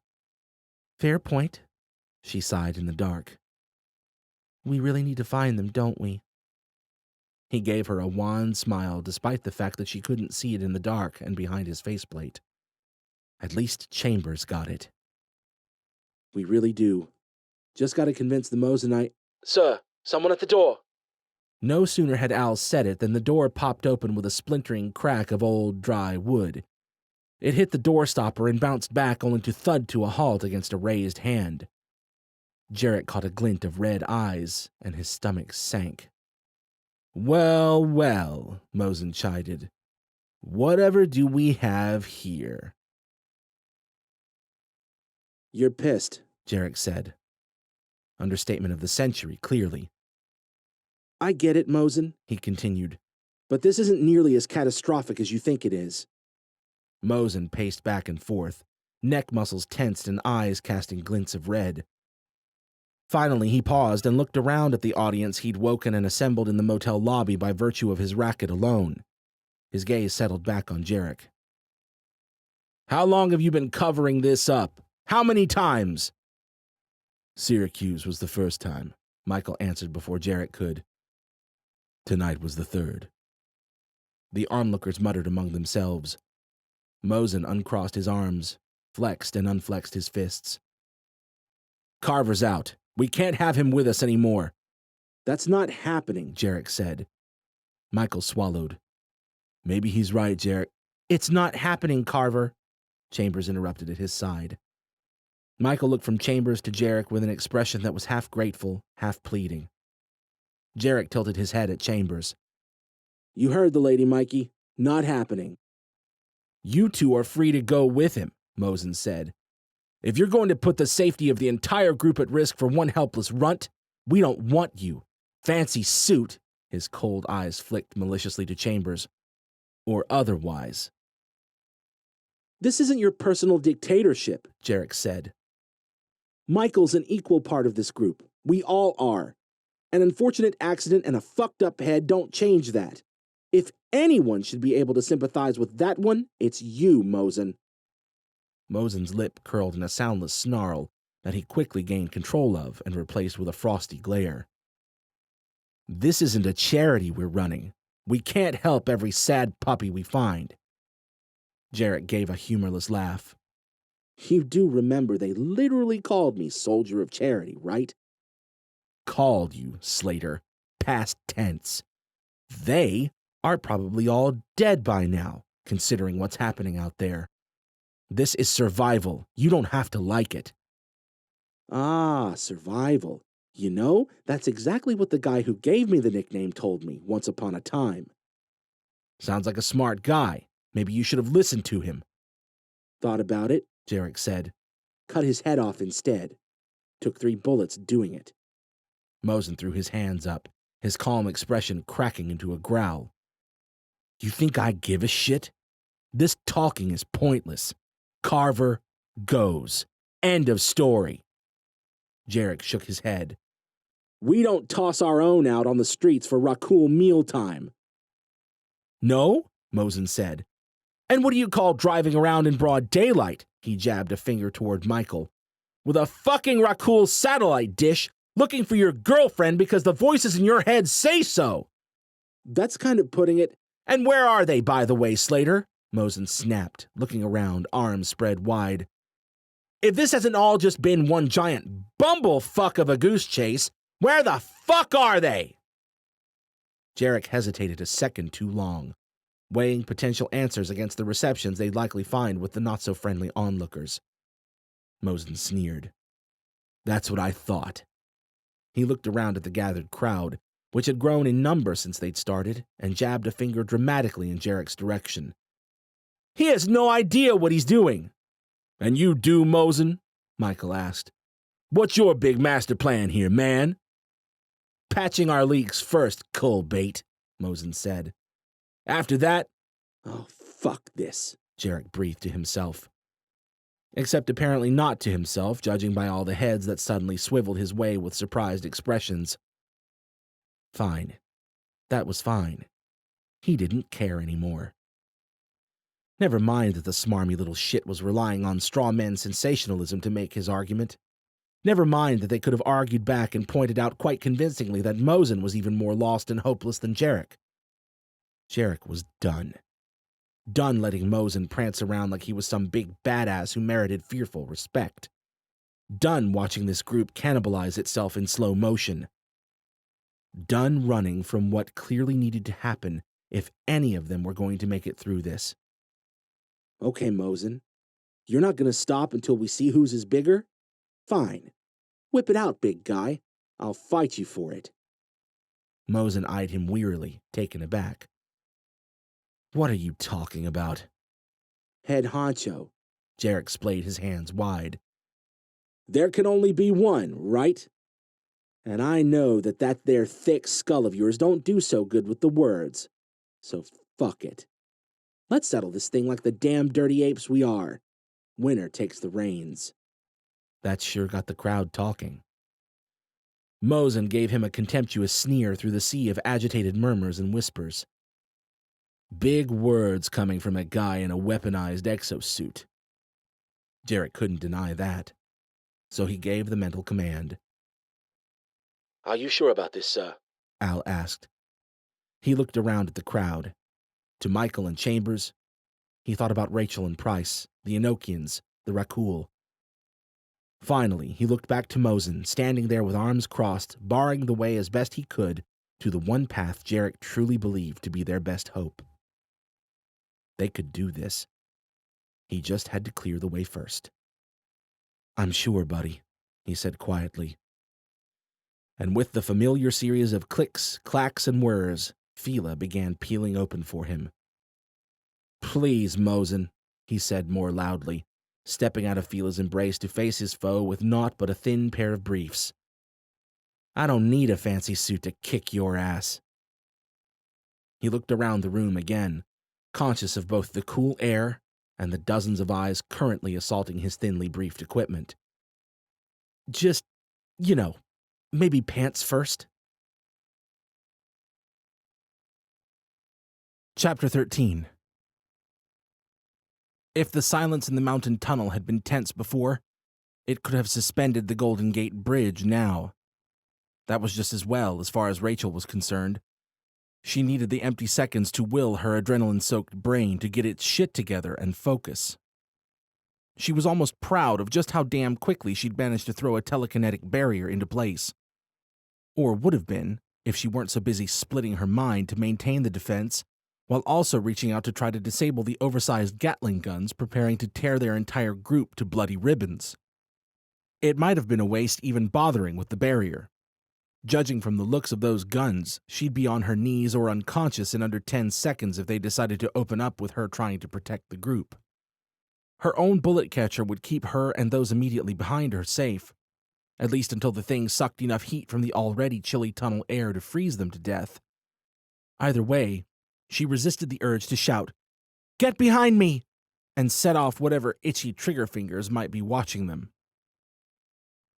Just to be clear, came the voice from the speaker, crackling over the mechanical whir of the ready guns. This is the part where you answer. That seemed to unfreeze everyone. Johnny raised a hand in peace, opening his mouth to say something. Nelkin clamped a hand over Johnny's mouth and faced the speaker that sounded to be somewhere above the door. "We're refugees from the eastern U.S., he said in his best, strong commander voice. "And we're not here for trouble." "Oh, good," said the voice. "Well, in that case, why don't you go ahead and get the hell out of here? We're not looking for more mouths to feed." "And what about trained, armed ones looking for secure walls to help defend?" There was a huff of garbled laughter.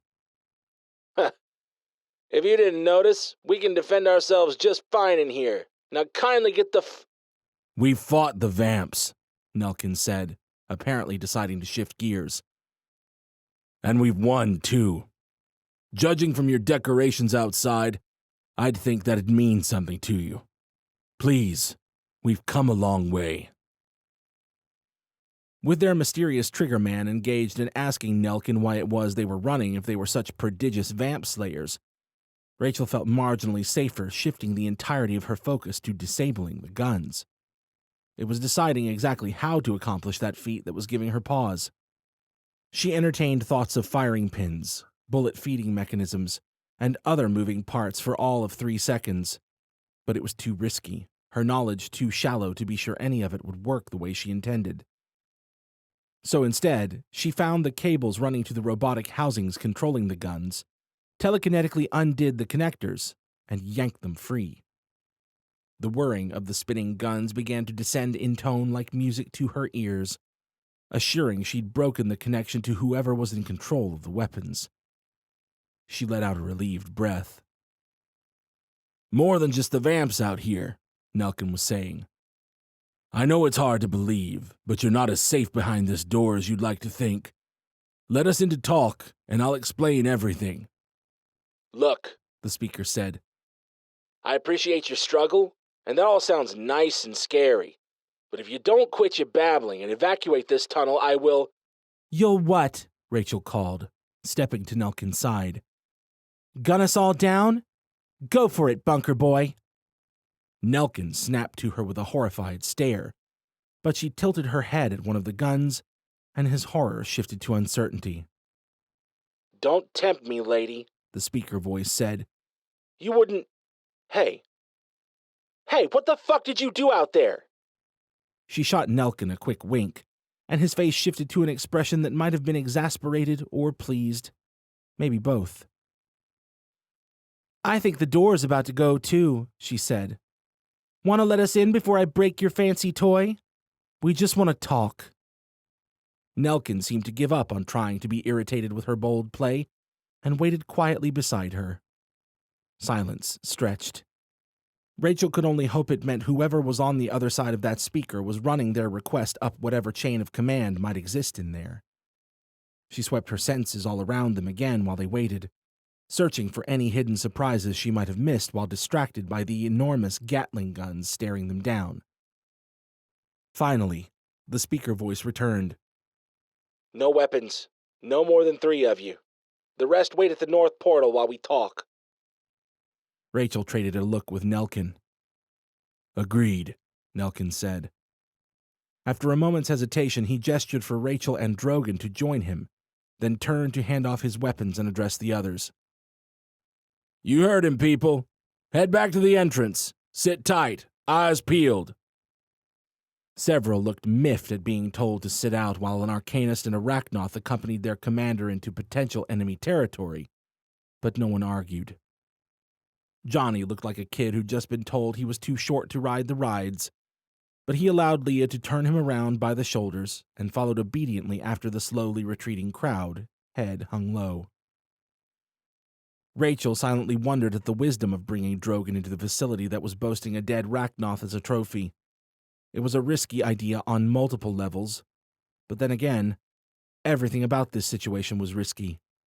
And if the shit actually hit, it'd take more than a few humans with big guns to take down Drogon. What did you do to my guns, lady? The speaker voice asked as the sounds of their retreating allies faded to distant echoes. And what's with the staff? Trade secrets, Rachel said. Explicitly reserved for people who haven't threatened to kill me and my friends in the past 5 minutes. The speaker chuckled. Well, shit. At least today's not going to be another boring day. I think it goes without saying you're going to need to toss the stick, though. She shrugged and bent down to slide her staff a good way down the smooth tunnel floor. I trust no one's hiding any other weapons? The speaker asked. Rachel resisted the urge to make some stupid, I am the weapon comment. No need to put their soon-to-be hosts on edge more than necessary. Better to keep it to themselves that together, she and Drogon could wreak havoc on their base, weapons or no.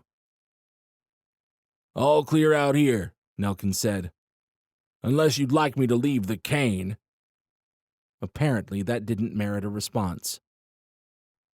You see that box by the door? The speaker asked. Rachel had noticed the little metal box sitting there, but she hadn't paid it much mind, what with the giant guns and everything. We see it, Nelkin said. Open it, the voice said. And put them on. Rachel's trapometer started tingling as Drogon started forward to inspect the box. It didn't really look threatening. It was the kind of thing someone might have once kept bread in. She scanned it with her extended senses all the same. Nothing but a few little pieces of metal. Silver, maybe. Jewelry? Drogon stood from the box and confirmed her findings. 3 silver pendants hung in his hand, completely ordinary and benign in every way Rachel could sense. Confused, they each slid one over their heads. For a long moment, nothing happened. Good, the speaker voice said quietly. Good. Step back then. They complied, trading another confused look. What the hell had that been about? Before she could wonder about it too much, a series of deep clacks vibrated from the immense bulk of the bunker door, at least 10 in total. With a groan of heavy machinery at work, the enormous door began to swing open. It moved with a ponderous slowness that was agonizing to wait through, and yet probably inevitable given how much the door must weigh. The groan of laboring motors grew louder as the door opened, to spill out a beam of yellow light that grew steadily wider and wider across the tunnel floor.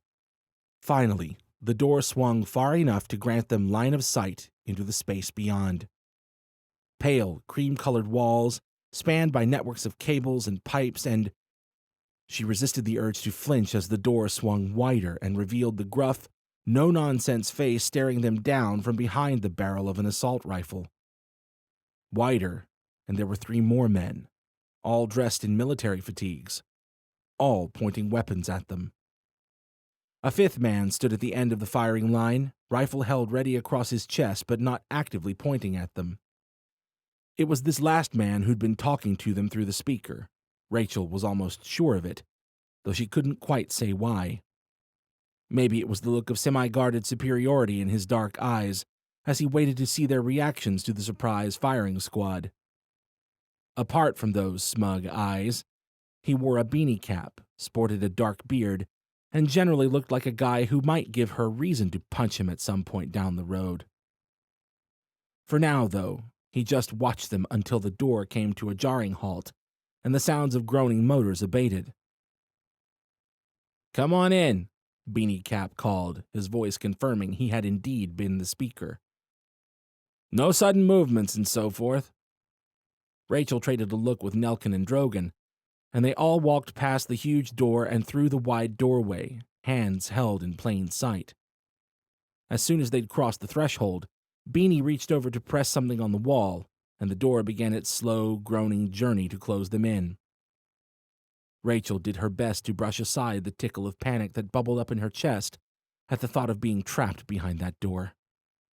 When that failed, she reminded herself that A, she was an arcanist and perfectly capable of escaping most locked boxes, and that B, she wasn't trapped in here with them so much as they were now trapped in here with her and Drogan. Or so she hoped. At any rate, she took heart from Nelkin, who strode into the room, head held high, and paused at a non-threatening distance from the firing squad. Drogan, oddly, acted a bit timid. After a painful wait, the door finally closed behind them with a decisive boom and a series of locking clacks, and Beanie turned from the controls to face them. "Much as I'd like to trust you good folks," he said, "I'm going to have to search you before we go any farther." "We understand," Nelkin said, handing his cane to Drogan and spreading his arms wide. Easy for him to say. He probably wasn't about to get taken to Grope City. Beanie made quick and efficient work of patting down Nelkin, as if the act were routine for him, and moved on to Drogan, who thankfully didn't growl. The gunmen watched silently, alert but not overly threatening. Rachel's stomach wriggled a bit as Beanie finished with Drogan and approached her, but she held his gaze evenly. To her relief, he was as professional with her pat-down as he had been with the men, at least until... "What's this?" Rachel mentally braced herself for the inevitable ass grab, insisting to herself that she must not punch, no matter where that hand landed. When Beanie tugged on her bullet catcher and battery packs, though, she couldn't keep the heat from spreading to her face at her overly aggressive assumption about the man's honor. "Just some old batteries," she said. He leaned around from behind to show her his skeptical frown. "You just keep batteries on your belt? And what the hell are those etchings supposed to be?" "It's personal." Jesus, she was just on fire today. "Uh-huh," Beanie said slowly. "Mind if I hold on to this stuff all the same?" "I kinda do." He scrunched his face in an expression that was only mockingly apologetic and went to work trying to pull the gear from her belt. After a few moments of his awkward fumbling, she sighed, unfastened her belt, and let him take the whole getup. "Happy?" she asked with a scathing glare as Beanie tucked her things neatly into his vest pockets and returned to his men. Beanie considered the three of them and shook his head. "Probably as much as I'm gonna be today." He nodded to his men. "Let's head in." Another impressively thick blast door and an equally impressive wait longer. They were shuttled into a wide, vaguely cavernesque hallway that, past dozens of crates of supplies, led to yet another door and yet another tunnel. This tunnel, Rachel was pretty sure, was the beginning of the actual complex. It spanned wide and high, its floors smooth, but its walls angling into uneven rocky features that reminded her they were inside a mountain. Faded white buildings lined the tunnel, each one propped up by dozens of the thickest springs she'd ever seen. A few unarmed onlookers openly gaped at them, but Rachel didn't get a chance to take in much more before Beanie hustled them up and into the closest of the white buildings. Inside, the building's hallway sort of reminded Rachel of your average hospital, or maybe a rather depressing administrative building. Linoleum floor squares, bland tones. Beanie and his men funneled them into a plain square room whose contents consisted of nothing more than a metal table with a pair of hard-looking chairs on either side. It could have been a tiny conference room, but it sure felt like one intended more specifically for interrogations. Beanie scooted one of the chairs around the table so that it was 3 on one side and 1 on the other. Then he bade them to sit with their backs facing the door. His men posted up along the wall at his back, while he settled into the lone chair opposite Rachel, Nelkin, and Drogon. "So," Beanie said, propping his rifle up and laying his hands on the tabletop, seemingly more at ease now that they had multiple blast doors between them and the rest of Nelkin's men. "We got off to a colorful start." He laid a hand on his chest. "My name's Zach." Zach watched them expectantly.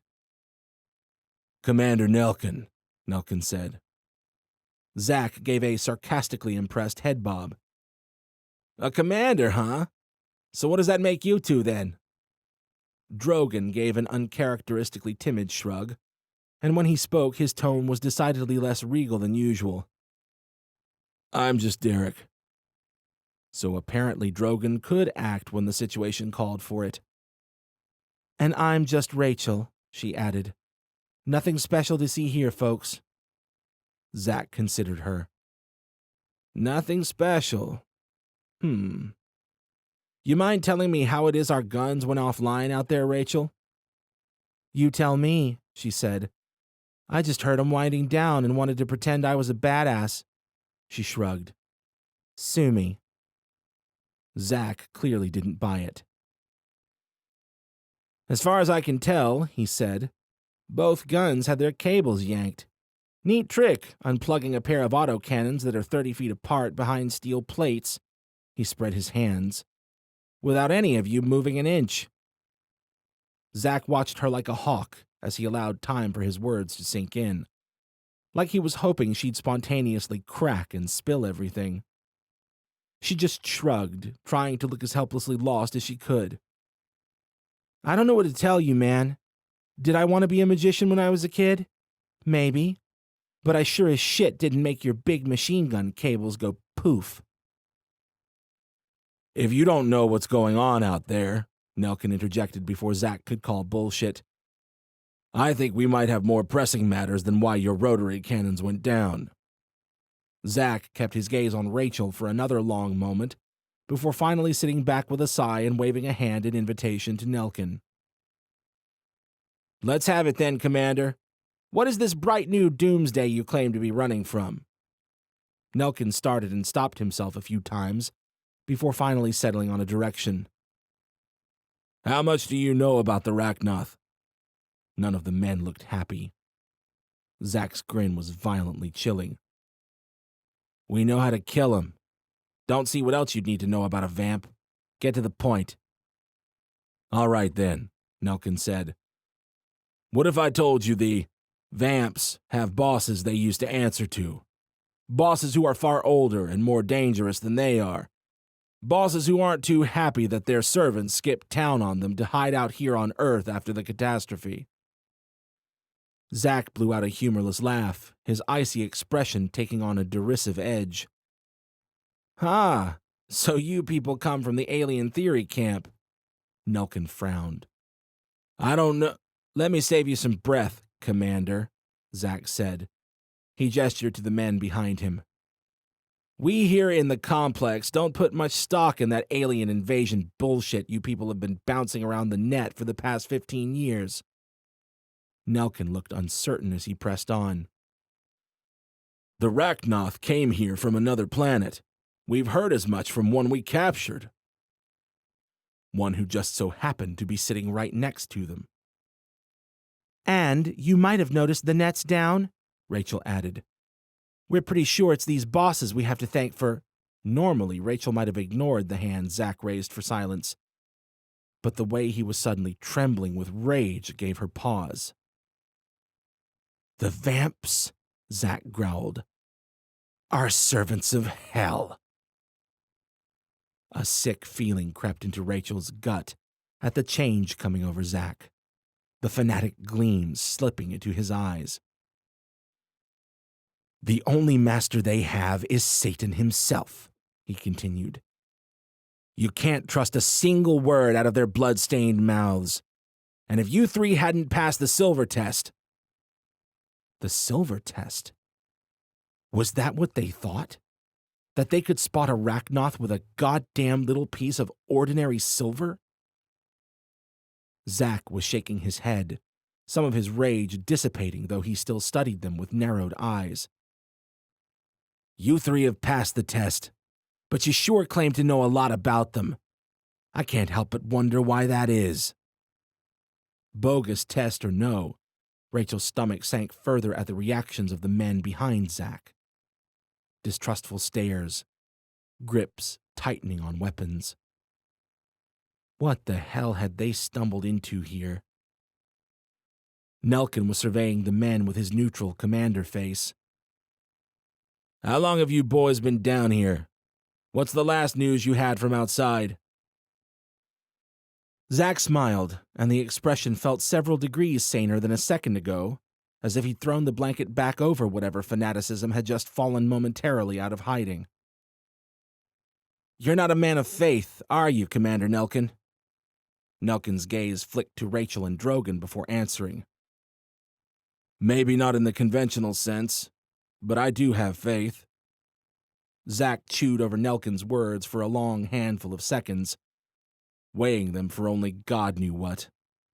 Finally, he seemed to come to some conclusion. "Fine. It's for the mayor to decide when he gets here anyway." Something about the way he said it set another batch of the creepies wriggling in Rachel's stomach. "The mayor?" Nelkin asked, apparently feeling similarly. Zack waved the question away. "Let's take it from the top for now. You want to tell us about some fresh slice of hell roaming around out there?" He raised a hand in invitation. "Tell us."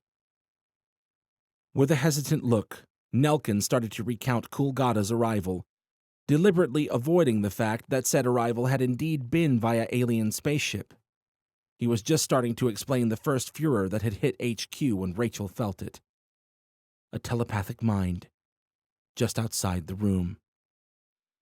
The authoritative clunk of the door handle behind her nearly made her jump.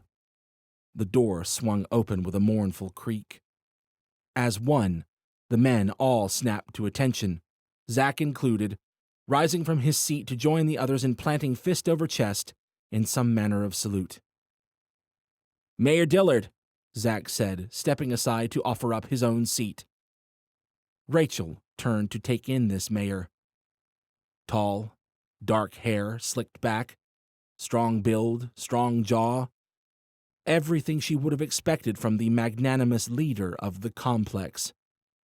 Except that he was a Rachnoth. Chapter 14. Of all the many, many fights he'd been through in his not-so-long life, Jarek was pretty sure he could count the number of times he'd been truly afraid on his fingers alone. There'd been his fight with Drogon, the first time he'd ever had the audacity to square off against Arachnoth. There'd been Zargolga, whose strength and ferocity, not to mention that ridiculously enormous club, had had Jarek shaking in his suit even after he'd begun acclimating to fighting enemies who could handily outpower Fila. There had been taking on Alton Parker with naught but his own squishy meat suit, squaring off against the monstrosity that was Kulgada, fleeing that savage, hairless lupine cull as HQ had fallen. But, above all else, there'd been Connor. Facing down his old boss, the leader of the Iron Eagles, and arguably the only real role model he'd had in those years, had changed him. But he hadn't had a choice. Each time he'd been terrified, but each time it had been the right thing to do. The only thing to do.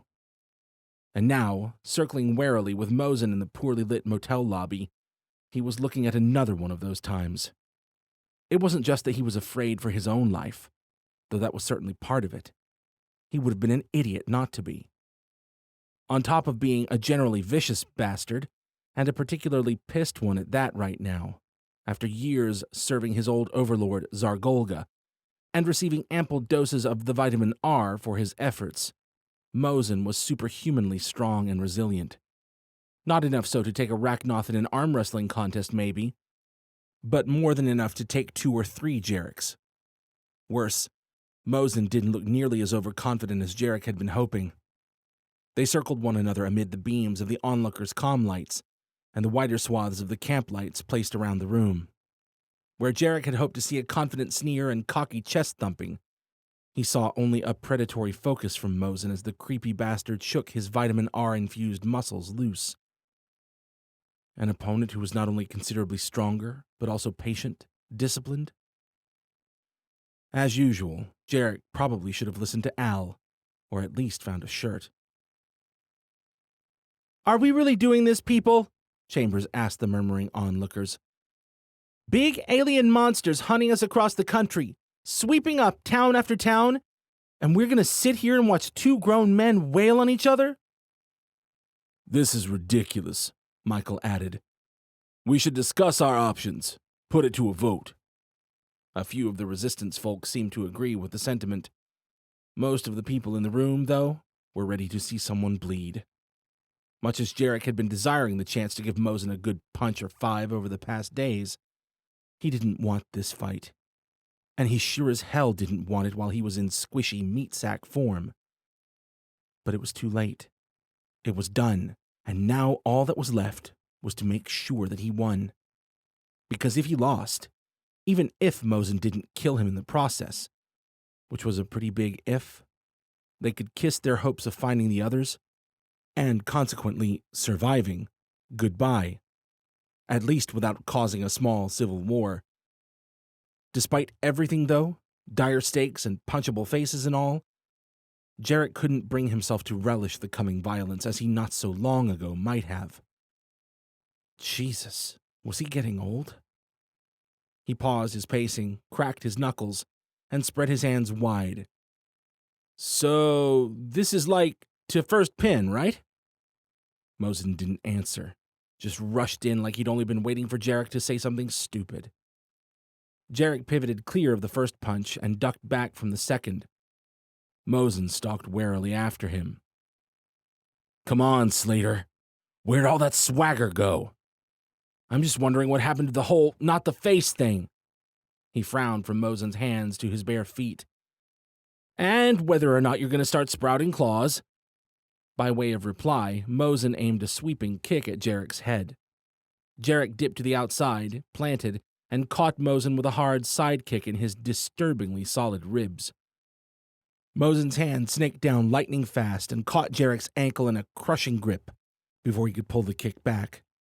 With little hope of breaking free and no desire to be bodily wishboned, Jarek launched himself with his planted foot and twisted into an awkward spinning heel kick. There was a wet smack, and the sensation of heel striking what felt more like leather-covered hardwood than a face. Then Jarek hit the ground hard on his side, A growled curse and stomping feet were all the warning he had. He spun on the ground, kicking semi-blindly, and caught a charging Mosen straight in the hip, halting his momentum dead and nearly causing him to tumble on top of Jarek. Jarek followed up with his aching heel to Mosen's chest, and then rolled to his feet in the moment it bought him. Squared off again, Jarek saw Mosen's mouth and chin were wet with oddly dark blood, and his eyes were gleaming pale red in the lights.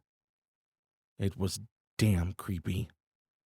And the demonically violent grin on his bloody mouth didn't help matters as he lunged for Jarek's throat with both hands.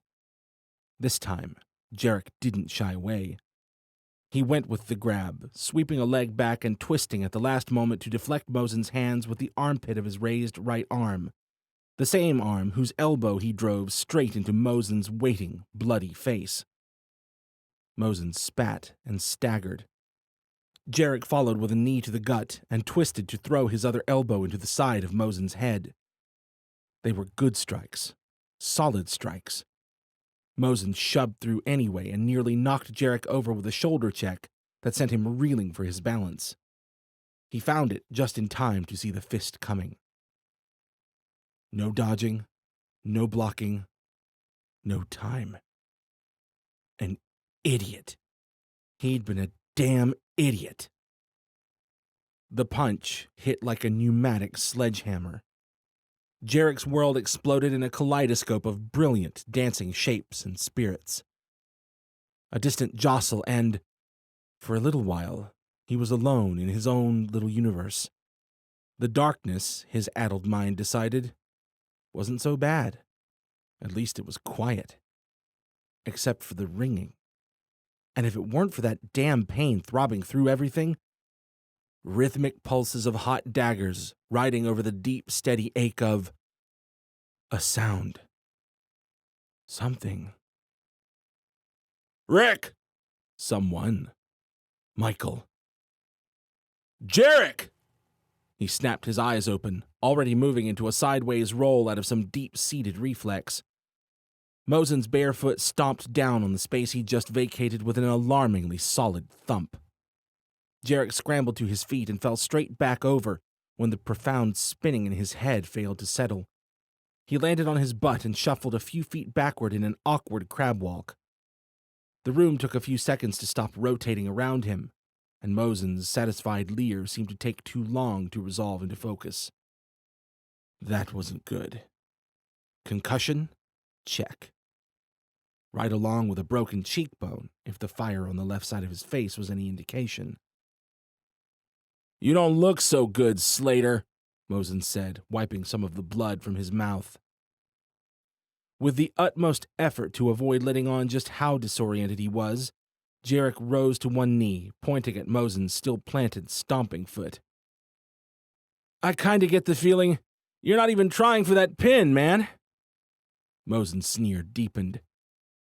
"I wonder how many shots like that it'll take to finally shut that goddamn mouth of yours up." Jarek touched at the point of impact, winced, and he took the risk of standing to wobbly feet. "It's a moot point. Al would haunt your ass with the playbacks of my greatest hits until you came to join me in hell." "Dutifully, sir," Al said through Feela's speakers. The exosuit was standing at the ready in a way that made Jarek think Al was debating stepping in to end this thing before anyone got seriously hurt. Or more seriously, at least. Mosen was shaking his head. "Fancy toys and a smart mouth are never going to make you a leader, Slater. I don't give a shit what my father says. You don't deserve their respect. And you're sure as hell not getting mine." That sneer. So contemptuous, it almost seemed to border on insincere. And speaking of Alaric, maybe it was just the concussion talking, but suddenly it all came into focus with a clarity that was ironic, given the current state of his head. Underneath it all, the anger, the violence, the relentless pursuit of control and dominance, Mosen was afraid. Maybe not of him, maybe not even of dying, but afraid all the same. "What are you going to do, Mosen? When you get what you want, and realize it didn't work? Mosen started to lean forward as if to attack, then settled his weight back, deciding against it, watching Jarek warily. What are you talking about? It was a reach, but given how sturdily Mosen had handled Jarek's beating so far, it seemed better than dancing around waiting for him to land another good punch. So Jarek shrugged and started in on Mosen's less resilient half. You're afraid, man. I get it. I would be too in your situation. What the fuck are you babbling about now? Mosen said, starting to circle Jarek. Life's been hard, Jarek said, matching Mosen's footwork. Enslaved by Golga? I wasn't a slave. Forced to fight your friends, hate your own father? Mosen threw a testing jab, which Jarek dipped woozily back from. You don't know what you're talking about, Mosen growled. Oh, I know a little bit. Jarek deflected a second jab. I know what it's like to have no one. Hopped back to avoid the follow-up. I know what it is to clock out and tell yourself there's nothing but the fight, nothing but survival, until you can't even imagine you deserve a place with the rest of humanity anymore. Shut up, Mosen hissed. You don't know me. Jarek tensed his jaw, not at all enjoying what came next. I know that he made you kill your own mother. Mosen sprang forward with a growl, and Jarek caught him with another momentum-killing hip kick that left him staggering back with a string of curses. I did what I had to, he shouted. You wouldn't have lasted 2 days in my place, Slater! Maybe not. Maybe so. Maybe I'd have lived to know the fear of years lived under a monster's thumb. Jarek twisted to the outside of a half-hearted punch from Mosen and continued circling. Maybe I'd come to know what it is to be afraid that that monster is the closest fucked up thing to family I'd ever have again. That I'd already killed or alienated everyone else who'd ever care. Shut up and fight, you bastard! Maybe I'd do anything just to claim an ounce of control over my situation, over my group, just to try to convince myself I could ever be good enough to be worth a damn to anyone ever again. A savage cry erupted from Mosen's throat, and he charged Jarek like a wild animal. Jarek leapt to meet his tackle, catching him around the torso with his legs, locking his feet together behind Mosen's back and pulling him close with his arms. Mosen drove into him unperturbed. They hit the ground hard enough to shock Jarek's diaphragm into sputtering in action. He held on tight, legs locked above Mosen's hips, controlling his position as he scrambled to pull away from Jarek and into an adequate pummeling position.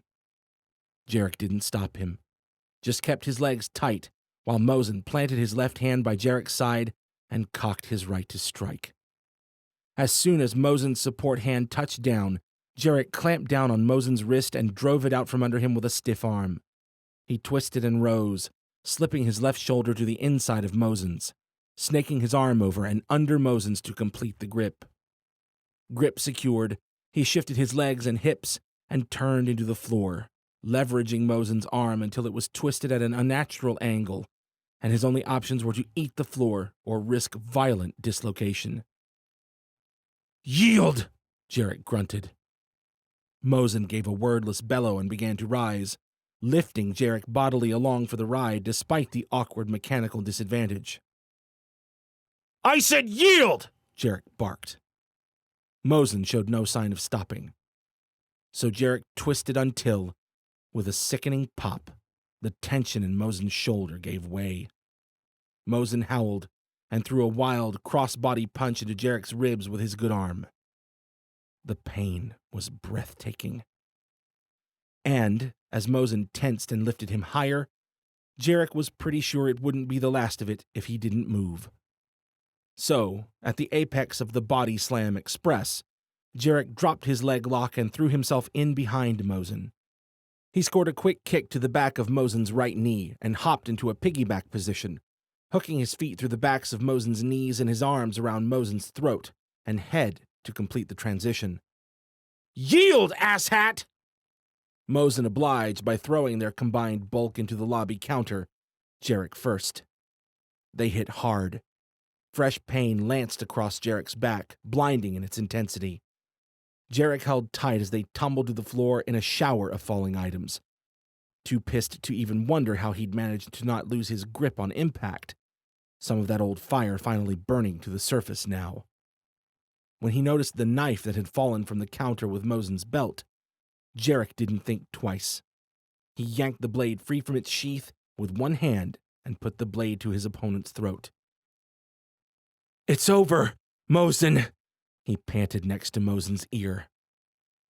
"Do it," Mosen growled, breathing heavily himself now. "If you're not going to do what it takes with Carver, with the rest of it, you might as well just bury that knife in my throat right now." Jarek almost thought about it. Then he tossed the knife to the floor and gave Mosen a pat on the cheek. "Come on, Seth." Mosen flinched at his casual use of the name. "You know I'm too good a sport for that kind of thing," Jarek continued. "Honor, duty." He released Mosen and stood, taking a few steps away from Mosen and toward Fila. "That stuff's my jam, man." The room seemed to have released a collective breath when Jarek tossed away his weapon and relinquished his hold on Mosen. But still, no one said a word, all of them waiting for some conclusive end to the episode. "You're going to get us all killed," Mosen said quietly, the fight seeming to have left him now. "Does that mean you yield?"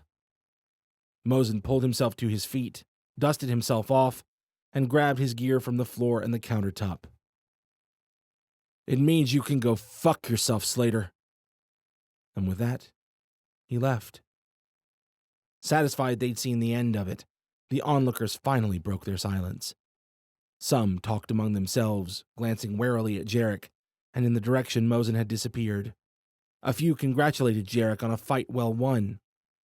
One guy, Stevens, Jarek thought it was, even clapped, but was quickly silenced by his fellow resistance buddies, who glanced anxiously at a group of glaring Mosenites.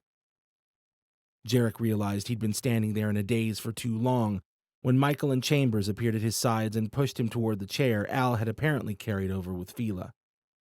He resisted, not overly keen to make his first post-fight act a sad, blubbering collapse. "Show's over, people," Chambers called, apparently picking up on the source of his hesitation. "Let's all try to get some sleep." Jarek noticed a few faces turning from her to him. "You heard her, folks. Big first day tomorrow. Seize the carp and all that." The crowd began to disperse with a fair share of vaguely concerned looks from some of the resistance troops, and not so vaguely disgusted looks from some of the more loyal Mosenites. "Seize the carp?" Chambers asked quietly. Jarek frowned, then only half succeeded at suppressing a delirious giggle. "Is that what I said? Not carpe? Fuck, my head hurts." He didn't resist this time when Michael and Chambers guided him to the chair. "You make it hard sometimes, you know," Michael said, easing him down. "Hear, hear," Al added through Fila's speakers. Jarek grinned at Chambers. "What? You're not going to call them out on the phrasing issues?" Chambers masked her own grin beneath a semi-stern frown. "Not when they're making a good point, I won't. You could have died. I kind of thought you might have for a second after that punch." Jarek tested the cheek with a fingertip and groaned at the fresh pain that flared up from the already considerable aching. "Necessary evil, I think." "And all that stuff you said to him," Michael added. Jarek looked down, all the satisfied amusement bleeding out of him as he reflected on what he'd done, relying on psychological warfare to break Mosen's good reason. Just like Jarek had done to Alark back when they'd first met. Something told him he wasn't getting invited to any Weston family picnics in the future. "You did what you had to," Chambers said, not a trace of judgment in her voice. "Yeah," Michael said. "Heck, maybe it's a good thing. Probably all needed to be said." Jarek didn't look up. "Maybe so." Michael laid a hand on his shoulder. Thank you, Jarek. Yeah, well, he forced himself to look up at Michael and grin. I wouldn't thank me yet. Not before we take care of the important stuff. Like picking a team name, for instance. Oh my God, Chambers said, looking as if she'd just come to a sudden realization. Mosen was right. We're all gonna die.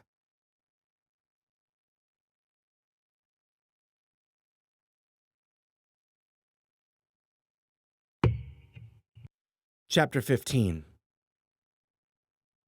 Rachel gaped at the striking man in the doorway, trying to wrap her brain around it.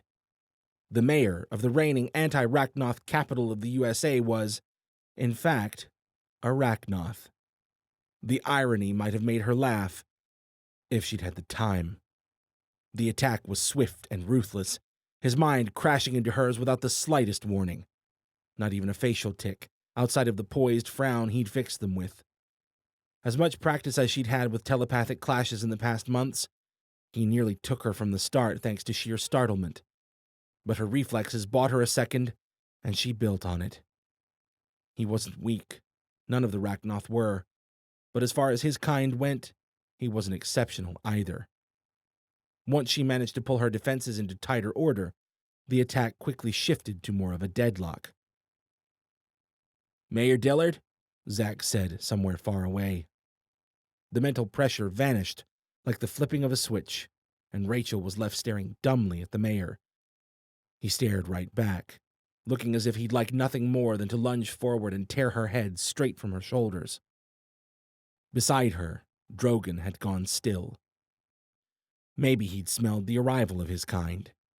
She could practically feel his hand itching to rip off his cloaking pendant and confirm it for certain.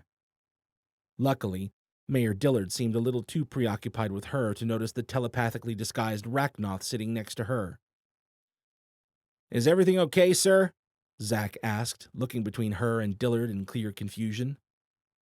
That probably answered the question of whether or not Dillard's loyal subjects knew what he actually was. Apologies, Dillard finally said. He gathered himself and strode around the table to take Zach's offered chair. It's just been one of those, who are you, and what are you doing here? His voice hissed in her mind, cutting through whatever it was he was saying out loud to the rest of the room. Don't you fill me in, Zachary, he finished out loud.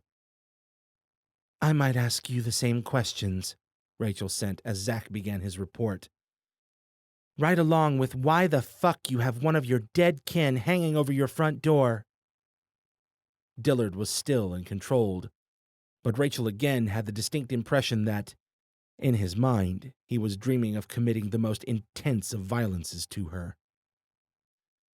Zach continued on with his assessment, pointedly letting them know just how utterly they'd been in his scopes the entire way in, utterly unaware himself of how laughable his intimidation tactics were, while she sat here silently facing down their wolf in sheep's clothing.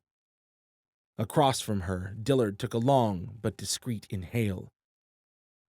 What are you? You smell human? I am. Now your turn. What is this place? Why is there a dead Rachnoth outside? And why the hell are you playing house with— I will ask the questions here, Dillard sent, his mental tone growing irritated. Do not test me, human. Something tells me you're not going to go all red eyes in front of your frothing vampiphobes here. Dillard showed her a hint of a cold, predatory smile. I have no qualms with killing you all in a most bloody fashion, and wiping these men's minds after the fact. It wouldn't be the first time. Rachel refrained from pointing out he'd be hard-pressed to take both her and Drogon. Might as well keep their telepathically cloaked ace up their sleeve until there was reason to reveal it. Dillard had other plans. Was a malfunction with the guns, Zach was saying. But once we'd— Malfunction, Dillard interjected, his eyes flicking suspiciously to Rachel. Please explain.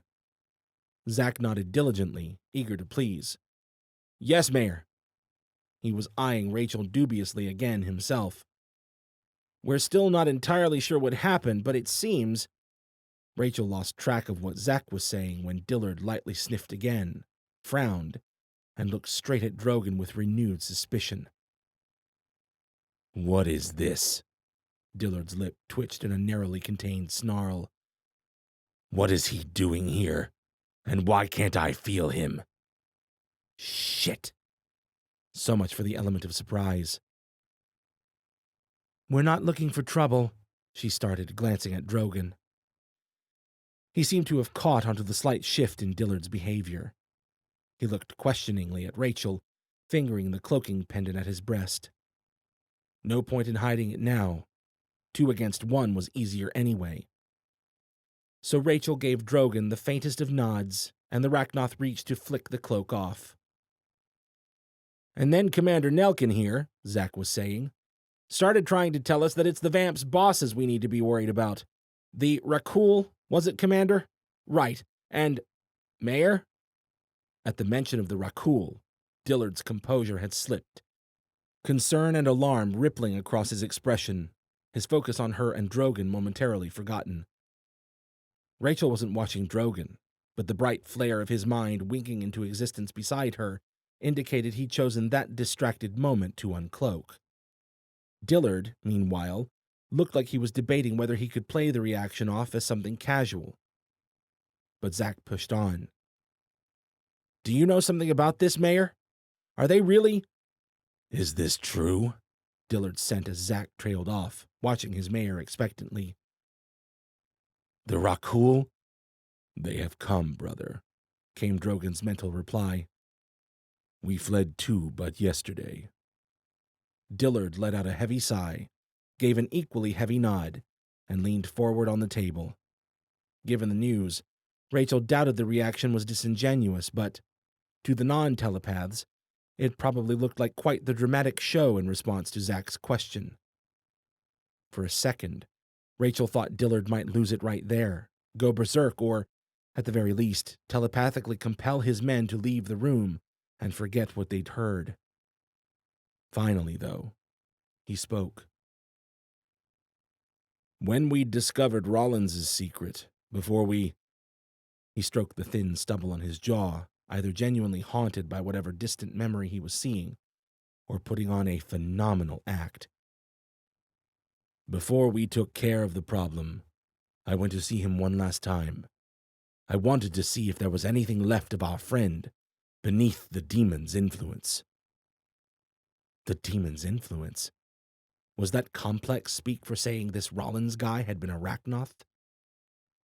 Dillard shook his head, lost in the memory. "He cursed my name and told me that his masters would one day come to have their vengeance on us." "We will have words about this, brother," Drogon sent, his mental tone akin to a warning growl. It only strengthened Rachel's suspicion that Rollins must have been the barbecued Rachnoth hanging at the north entrance. Zack and his men looked stunned for completely different reasons. "God almighty," Zack muttered. "Why didn't you tell us?" The bitterness in Dillard's face looked real. "Because I'd hoped it was nothing more than the desperate last words of a demon preparing to return to his maker." Drogon's presence grew, a threatening mental pressure Rachel had a feeling Dillard felt much more profoundly than her. Zack's men were shifting uncomfortably and shooting one another worried looks now. Zack himself looked like he'd just noticed a cold, slimy worm wriggling its way down his fatigues. "You're saying—" He seemed to remember himself, then, and turned a hard look on Rachel, Nelkin, and Drogon. "What should we do with these ones, then?" Dillard studied them, thinking. "We can help, Mayor," said Nelkin, who seemed to have picked up on some of Rachel's tension, but no doubt remained unclear on the exact source. "Our people know how to fight. We just need solid walls around us. I already explained we can't well take in an extra 100+ hungry mouths," Zack said to Dillard. "Have you led the Rakul to my doorstep?" Dillard sent to Rachel and Drogon, still silently debating. "We detected no sign of pursuit," Drogon said. "But Sooner or later, they will find us. Mayor? Zack asked, watching Dillard with a worried expression. Dillard pursed his lips, on the cusp of some decision. Convince them, he said. Then he spoke out loud. All I ever wanted for us here was to be able to live on peacefully in a world that had gone insane. He raised a hand to Nelkin. If what you say is true, then tell me why I should allow your people in and risk bringing the fury of these Rakul creatures down on my own. If I may, sir? Drogon asked, again in that timid voice that sounded so bizarre coming from him. Nelkin frowned over at him, looking certain now that some funny business was going on behind the scenes of his perception, but he nodded to Drogon's request without a word. Drogon turned to Dillard and Zack. I know it sounds crazy, but to answer your question, Mayor Dillard, I think it'd be more of a risk to turn us away. We've seen some shit out there, sir. Entire cities going mad with rage. Red-eyed monsters straight out of... He shook his head. I don't think those Rakul will stop until this whole planet's dust and ashes. He fixed Zack with a grave stare. At the end of the day, whether we like it or not, I think we're all in this together. Damn, Drogon, Rachel sent to Drogon only. I didn't know you were capable of sounding like a real person. Bah, Drogon replied. My tongue requires cleansing. How you and yours speak such gibberish routinely is beyond comprehension. Dillard made the appearance of turning Drogon's words over, though a hint of glib amusement tugged at his expression. Make light of this charade, Drogon sent to him, and I will break you. Rachel expected the threat would either only deepen Dillard's amusement or spark an aggressive, territorial response, but Drogon's fire actually seemed to rattle him. Dillard sat quietly after that. His mind already looked to be made up, but his eyes flicked toward Zack a few times, as if he were waiting to make sure his men would absorb the new information without their heads exploding. Very well, Dillard finally said. The words startled the men out of their silent reveries. Zack gaped down at him. But Mayor, we can't! We've never... Where are we going to... We'll find a way to manage. Dillard stood and gave Zack a reassuring pat on the shoulder. Just as we always do. Zack stared at him like he'd just proposed they all go skydiving without parachutes, but Dillard paid him no mind. The mayor moved for the door, waving for them all to join him. Come, I won't promise anything more than temporary shelter while we discuss this development, but for now, let's find workable quarters for our new guests. Chapter 16. When Jarek awoke the next morning, he was surprised roughly in equal parts by three things. First, that he'd managed to sleep at all. Second, that according to Al's report from the ship scanners, the Mosenites' vehicles were all still there outside. And third, that despite the first two things, his throat was still miraculously knife-free. It was shaping up to be an okay day. At least until he sat up from the floor and basked in the landscape of pain last night's brawl with Mosen had painted across his body. Ouchie, he groaned. How are we feeling this morning, sir? Al asked. It was a terrible question. His back hurt, his elbows and his heel hurt, his everything hurt. But the worst of the pains was the warm, sickly ache radiating through his left cheek. Make her help him if it was fractured. Complications aside, his beautiful man face could only take so much abuse, and he already had 3 strikes, or Rachnoth Claw scars, rather, going against him. It fucking hurts, buddy. He worked his jaw experimentally and winced at the pain in his cheek. Ah! Whatever happened to not the face? I can't say you didn't bring it on yourself, sir. Picking a bare-knuckle fight with a Rachnoth hybrid superhuman.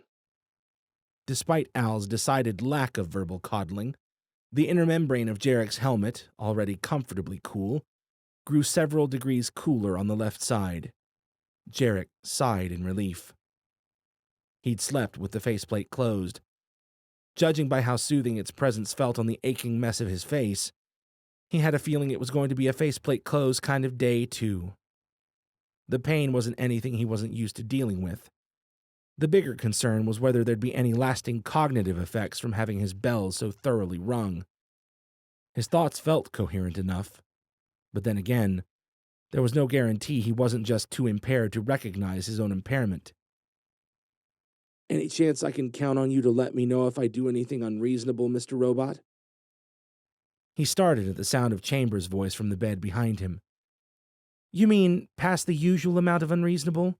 That's kind of a tricky order coming from you.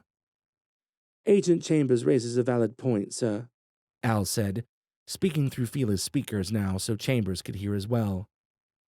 It was only by the time Jarek had turned to shoot his affronted glare at Chambers that he remembered his faceplate was closed.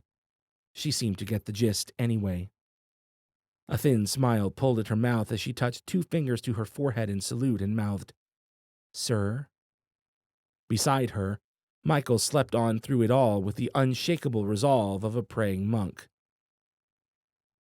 I have faith, Mr. Robot, Jarek said. You'll know it when you see it. Right then, Al said. Seize the cop, sir. Chambers laughed, and Michael gave a few sleep snorts, but rolled over and continued his slumber. Everyone's a critic, Jarek muttered, pulling himself painstakingly to his feet. Jesus, whose idea was it to get myself beaten to a pulp when we have a bunch of intergalactic conquerors on our tails? He held up a hand and shook his head. Don't answer that. Chambers just gave another salute instead. That's gonna have to stop. Sir, yes, sir, she replied. Can we uninvite her to the team, Al? Al and I are starting our own team anyway, Chambers said before Al could respond. Team Think Before You Punch. Oh, that does sound enticing, sir. Jarek shook his head. Et tu, Mr. Robot? Michael chose that moment to snap awake and look at them with bleary eyes. The suddenness of it put a twinge of Rakul-related worry in Jarek's gut. But then Michael started shaking the sleep off like a normal, disheveled 20-year-old. What's up, guys? He seemed to remember something, and he looked to Jarek with a grin. We ready to seize the carp? Oh, har har, Jarek said. Let's all make fun of the concussed guy. He waved a dismissive hand at Michael and, in a tone that suggested it negated the validity of Michael's words, added, You sleep tied up. Michael and Chambers just watched him with amused expressions. Jarek sighed. We're not letting this go, are we? Michael and Chambers traded a look, then turned back to him. The carp has been seized, Chambers said. Michael nodded with a mock apologetic expression. You can't just unseize the carp, man. You really can't, sir, Al added. That's it. Jarek turned for the door, shaking his head all the way. I'm gonna go see if anyone wants to put me out of my misery. Outside, the sunlight hit harshly, snuffing out the light-hearted amusement they'd shared behind the safety of the closed door, and replacing it with worry, weight, and the reminder of just how far he might be from finding Rachel, despite how far they'd already come. But hey, that was life, right? It just felt a bit more dire now that there was something worthwhile at the end of the tunnel. Though the aforementioned intergalactic conquerors didn't exactly lighten the mood either. Their camp had a sad breakfast of cold beans and what other tidbits the troops had scavenged while searching Columbus yesterday, and then they set out to sweep the northern reaches of the city, farther off their highway lifeline than they'd managed to explore before the light had failed them the previous evening. Mosen, who was bruised as extensively as Jarek but looked suspiciously farther along in the healing process, seemed to be making a point of keeping his distance from Jarek. Not that Jarek minded the fact. As long as no one cried, "Mutiny," and started shooting, he considered the day a win. And, though the grumbles and dark looks abounded, Their happy little family spent the morning sweeping the streets of Columbus without major incident. By the time the sun hung high overhead, though, Jarek was worrying less about team morale and more about the fact that no one had seen any sign of their wayward allies. Hope peaked at the far northern reach of town when they came across a small community that had either survived in their little suburban haven since the catastrophe or, more than likely, settled there since the dust had done likewise. That hope just as quickly died, though, at the terrified looks of the few villagers who hadn't managed to flee at their approach. These people hadn't seen new faces in a long while, or at least not friendly ones, judging by the few old rifles he spotted poking out at the convoy from open windows here and there. Jarek poked his head and a raised hand out the driver's side window of the SUV. The exosuit probably wasn't going to put anyone at ease, but if their trigger fingers were particularly itchy, he'd rather the first shot be aimed at him and his armor. "We come in peace, guys," he called, amplifying his voice through Fila's speakers. "Just passing through looking for our people. We'll leave if you haven't seen them." Silent faces stared back at him with different flavors of terror, frozen and helpless from those on the street, finicky and uncertain from those behind the rifles. "Right. We're leaving," he called, looking back to gesture the convoy to turn around. Rachel and the others must have moved on from Columbus. It was the only explanation he could accept right now. He was just going to have to pray to the Maker that they'd stuck with I-70. For a few seconds, he wondered if he shouldn't try to get the locals to evacuate, to flee farther from the city, or maybe even to follow their convoy. But would that really be any better than letting them stay here in peace? There was no way to know. Not when they had no idea where the Rakul were, or what to expect them to do next. Plus, there was the fact that these people seemed to have few weapons, few vehicles from the looks of it, and zero trust for Jarek or anyone else in the group. The road wouldn't do them any favors, and Jarek's gut told him they wouldn't be improving their safety by joining the human who'd killed Kul Arman and coming along on his quest to find the friends who'd helped him do it. If the Rakul were coming for any humans in particular, after they'd meted out vengeance to the Rachnoth, it was probably Jarek Slater and his friends. So he bade the poor people batten down what hatches they had to batten and ordered the convoy back to I-70. Tense stares and poised trigger fingers followed their retreat until they'd rounded out of sight back toward the city. No one, Jarek included, was excited about hitting the highway west again without any clear plan or destination. Jarek half expected Mosin to break at that point and either declare mutiny or just drive off on his own. But no, he followed silently along, for the first hour at least. They had just passed Springfield when Mosin finally pulled his truck out from the rear of the convoy and accelerated until he was drawing even with Jarek's SUV. Leaning over the slightly uncomfortable-looking Mosinite in his passenger seat, Mosin gave Jarek an aggressive tilt of his head. A sign, Jarek took it, for "I'm too stubborn or pissed to break radio silence, but your stupid ass better pull over so we can talk all the same." Jarek sighed and guided the SUV gently over to a stop on the side of the road next to a sprawling field of wild grass. "Sit tight, kids," Jarek said, turning to face his full SUV and glad the faceplate was there to hide the pained wince the movement caused him. "Mommy and Daddy just have to talk for a second." Michael's frown deepened. Chambers shot him a look that said, "Talk with your words, not your fists." Jarek hopped out of the SUV and went to meet Mosin where he'd likewise pulled over. Personally, he wouldn't so much mind having the chance to pay Mosin back a good shot or two with Fila's strength behind him, but something told him it wouldn't be necessary or particularly helpful. "So what?" Mosin said when they drew up to one another. "We're just gonna keep trucking down 70 until we hit California?" Jarek turned to frown westward. "I don't think 70 actually makes it that far," Mosin tensed. "but I'm guessing that's not your point."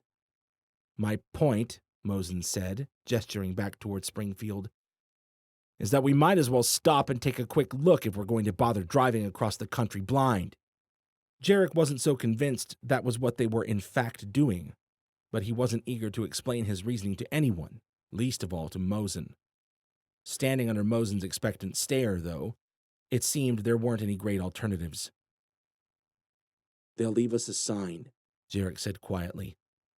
"All we have to do is stick to 70. When he looked up, he expected it to be Mosen's signature sneer that met him.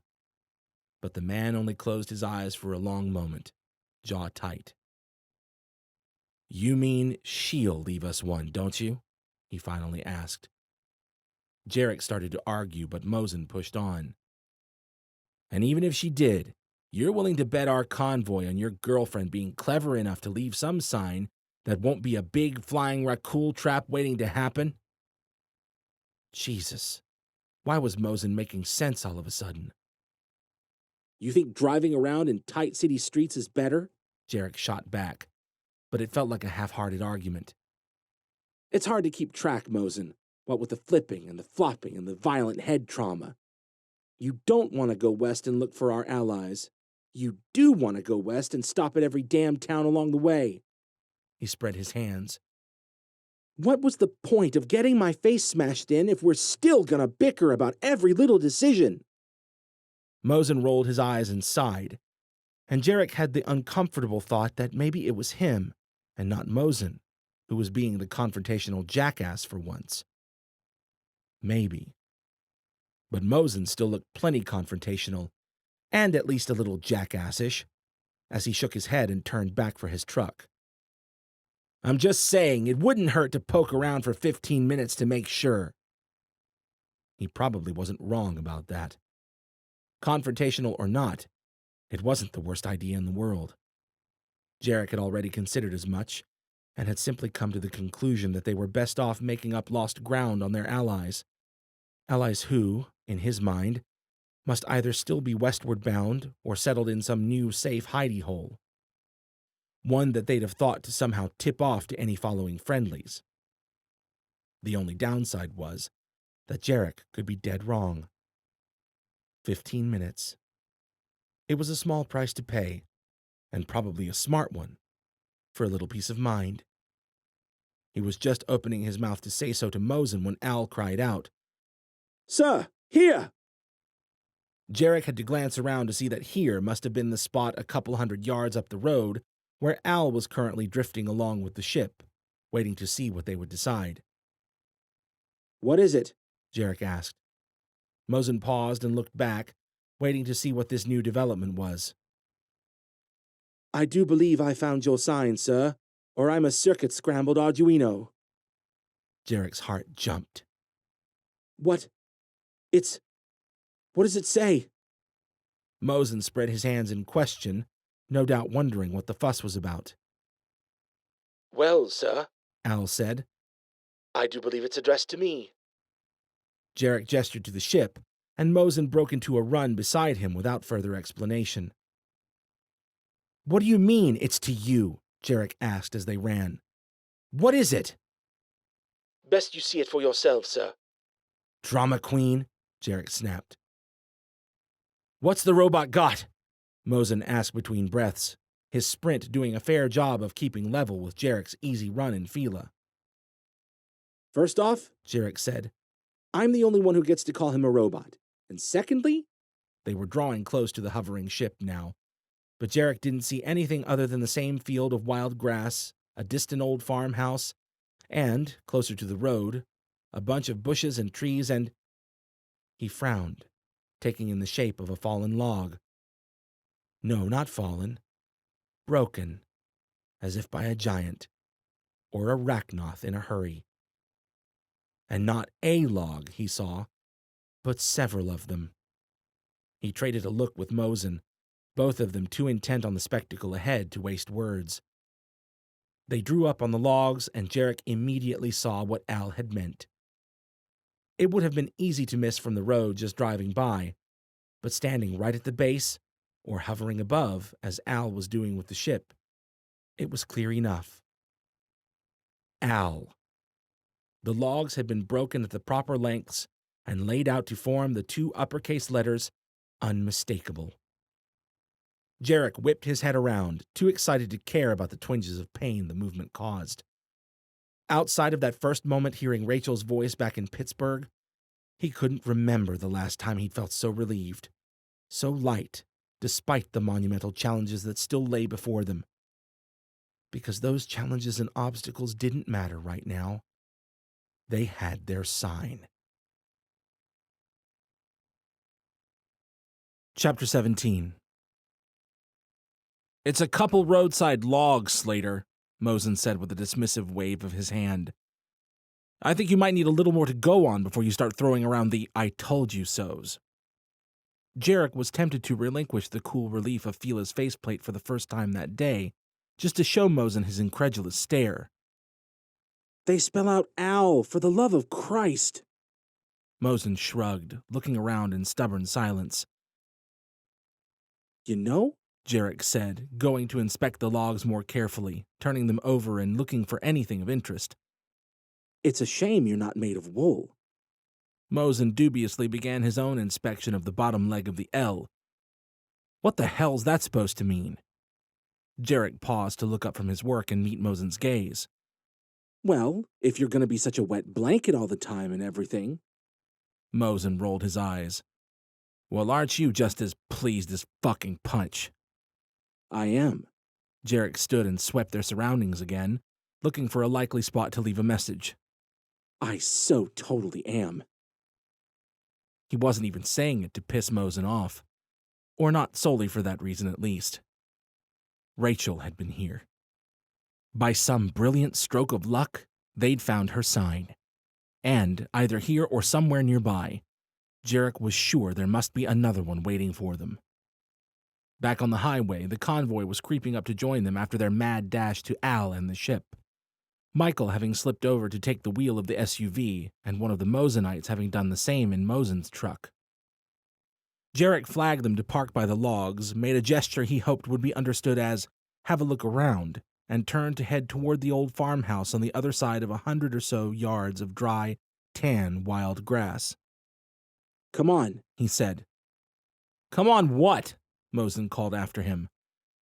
"Your ass is coming along to see the message this time," Jarek called, not looking back as he broke into an easy jog through the belly-high tangle. Quietly, to himself, he added, "No more of this hearing voices crap." "You tell them, sir," Al said. "See? That "was only tenuously ironic, sir. Al said. But I suppose I'll give it to you." Behind, the steady rustling of displaced grass and the equally steady stream of muttered curses confirmed Mosen was following along. "It never really stops being creepy, you know," Mosen called from a few yards behind. "You talking to yourself all the time?" Jarek arched his brows expectantly, an amused smile splitting his face but quickly retreating at the fire it sparked in his bruised cheek. Al sighed. "Very well. We have achieved ironic liftoff, sir." "Ha!" Jarek reached the edge of the wild grass and pushed out into the slightly shorter, greener stuff that surrounded the house. Mosen stumbled out of the field, shaking his head and muttering something about goddamn weirdos. "Yeah," Jarek said, starting for the house's front deck. "coming from you." "Where are you going?" Mosen called after him. He glanced back and spread his hands as if to say, "Where the hell do you think?" and almost bit it when the old wood of the first porch step gave out under his weight. "Gah! We're looking for a glyph, or a note, or some other kind of sign. Obviously." He was acutely aware of Mosen watching him from below as he inched cautiously up the creaking steps. "So what?" Mosen said. "We can't spare 15 minutes to peek around Springfield, but you want to go over some old farm with a microscope because someone did some coincidental tree art?" "Pretty much." Jarek paused at the top porch step, his eyes immediately settling on the fresh gouges beside the ruined screen door. "Not sure we're going to be needing that microscope, though." The stairs groaned below as Mosen started picking his way carefully after Jarek. "Yeah? Is that what your gut's telling you now?" "Mostly the eyes." Jarek said as Mosen stepped onto the porch beside him, and caught sight of the unmistakable glyph set carved in the dilapidated wall. "I won't say it," Jarek said slowly, then reconsidered with a little shrug. "but I fucking told you so." Mosen kept his eyes straight ahead, with a surly expression that would have made Alaric proud. "Fine," he finally said, waving at the symbol in invitation. "Let's see what we're dealing with." Jarek approached the glyph cautiously, almost scared to touch it now that it was here in front of him, waiting and undeniably real. Closer up, he saw that the symbol wasn't carved into the wood, so much as scratched through the layer of aged discoloration that had set into the surface over the years. The design of the glyph was vaguely similar to the last one, but slightly more intricate and neatly arranged. But that didn't really matter, did it? He was just stalling. So he took a breath, reached slowly out, and paused, hand in mid-air. "Al? Already recording video, sir," Al said, talking through Fela's speakers so Mosen could hear as well. "What would I do without you, buddy? Flounder most spectacularly, sir. Or so one might imagine." "Is that not what this is?" Mosen muttered. Jarek spared a glance over his shoulder. "Pay attention, wet blanket." He pressed his palm to the glyph. As soon as his hand touched, the scratched lines came alive and cast a soft azure glow across his hand and the age-darkened wood. Warmth touched his hand through Fela's tactile sensors, soft and smooth, and there. Rachel. As it had in Pittsburgh, her presence seemed to envelop him. Her warmth, the ripe yet sweet scent of her after too long on the road. He closed his eyes and tried to absorb every bit of it. "Jarek?" Her voice wasn't tense as it had been last time, just tired and maybe a shade mournful.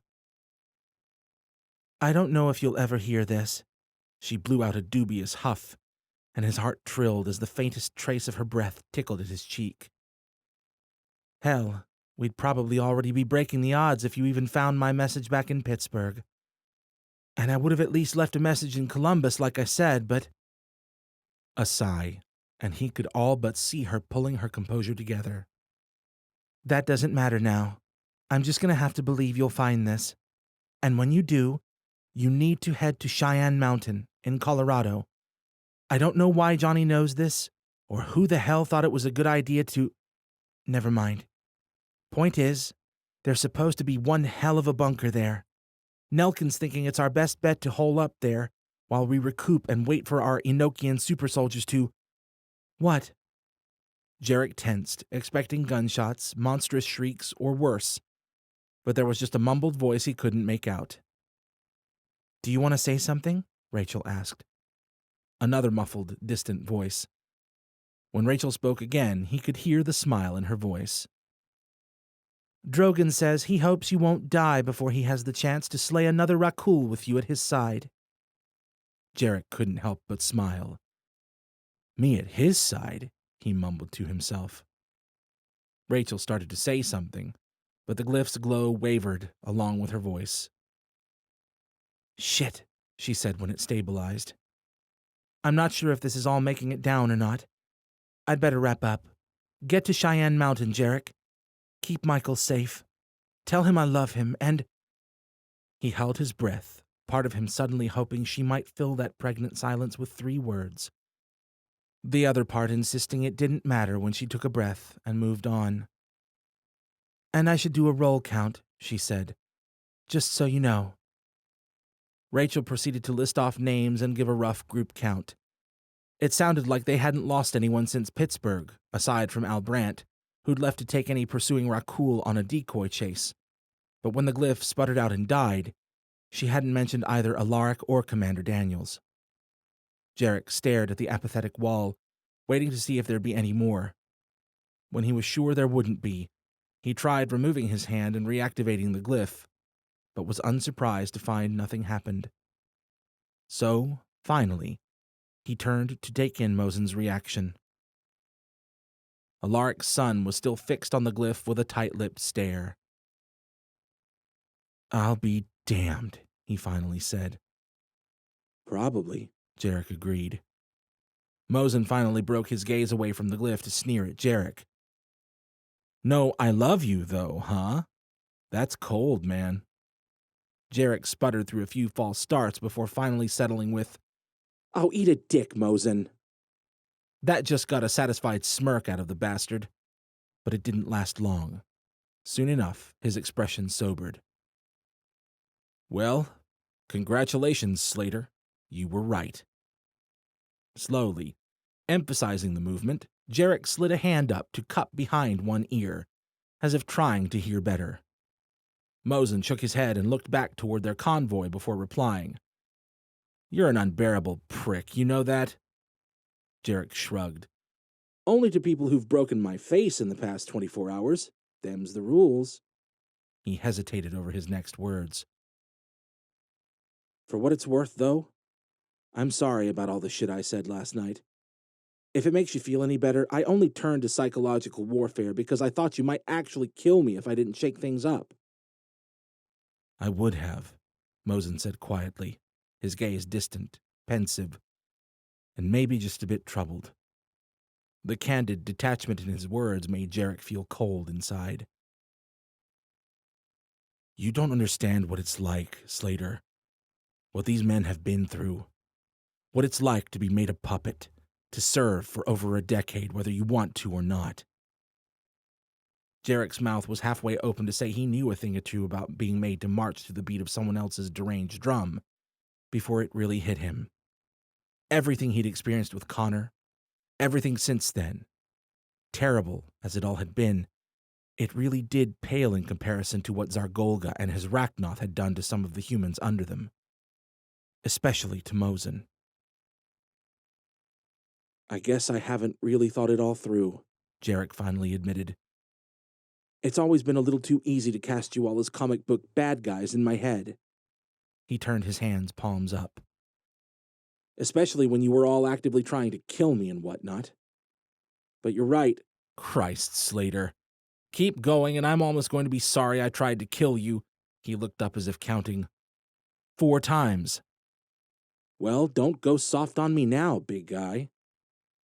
Jarek willed his faceplate open with a careful thought. Mosen seemed suspicious of the dropping of barriers, until his gaze fell on what Jarek could only assume was the epically extensive bruising on the left half of his face. We have to go to Cheyenne Mountain, Mosen.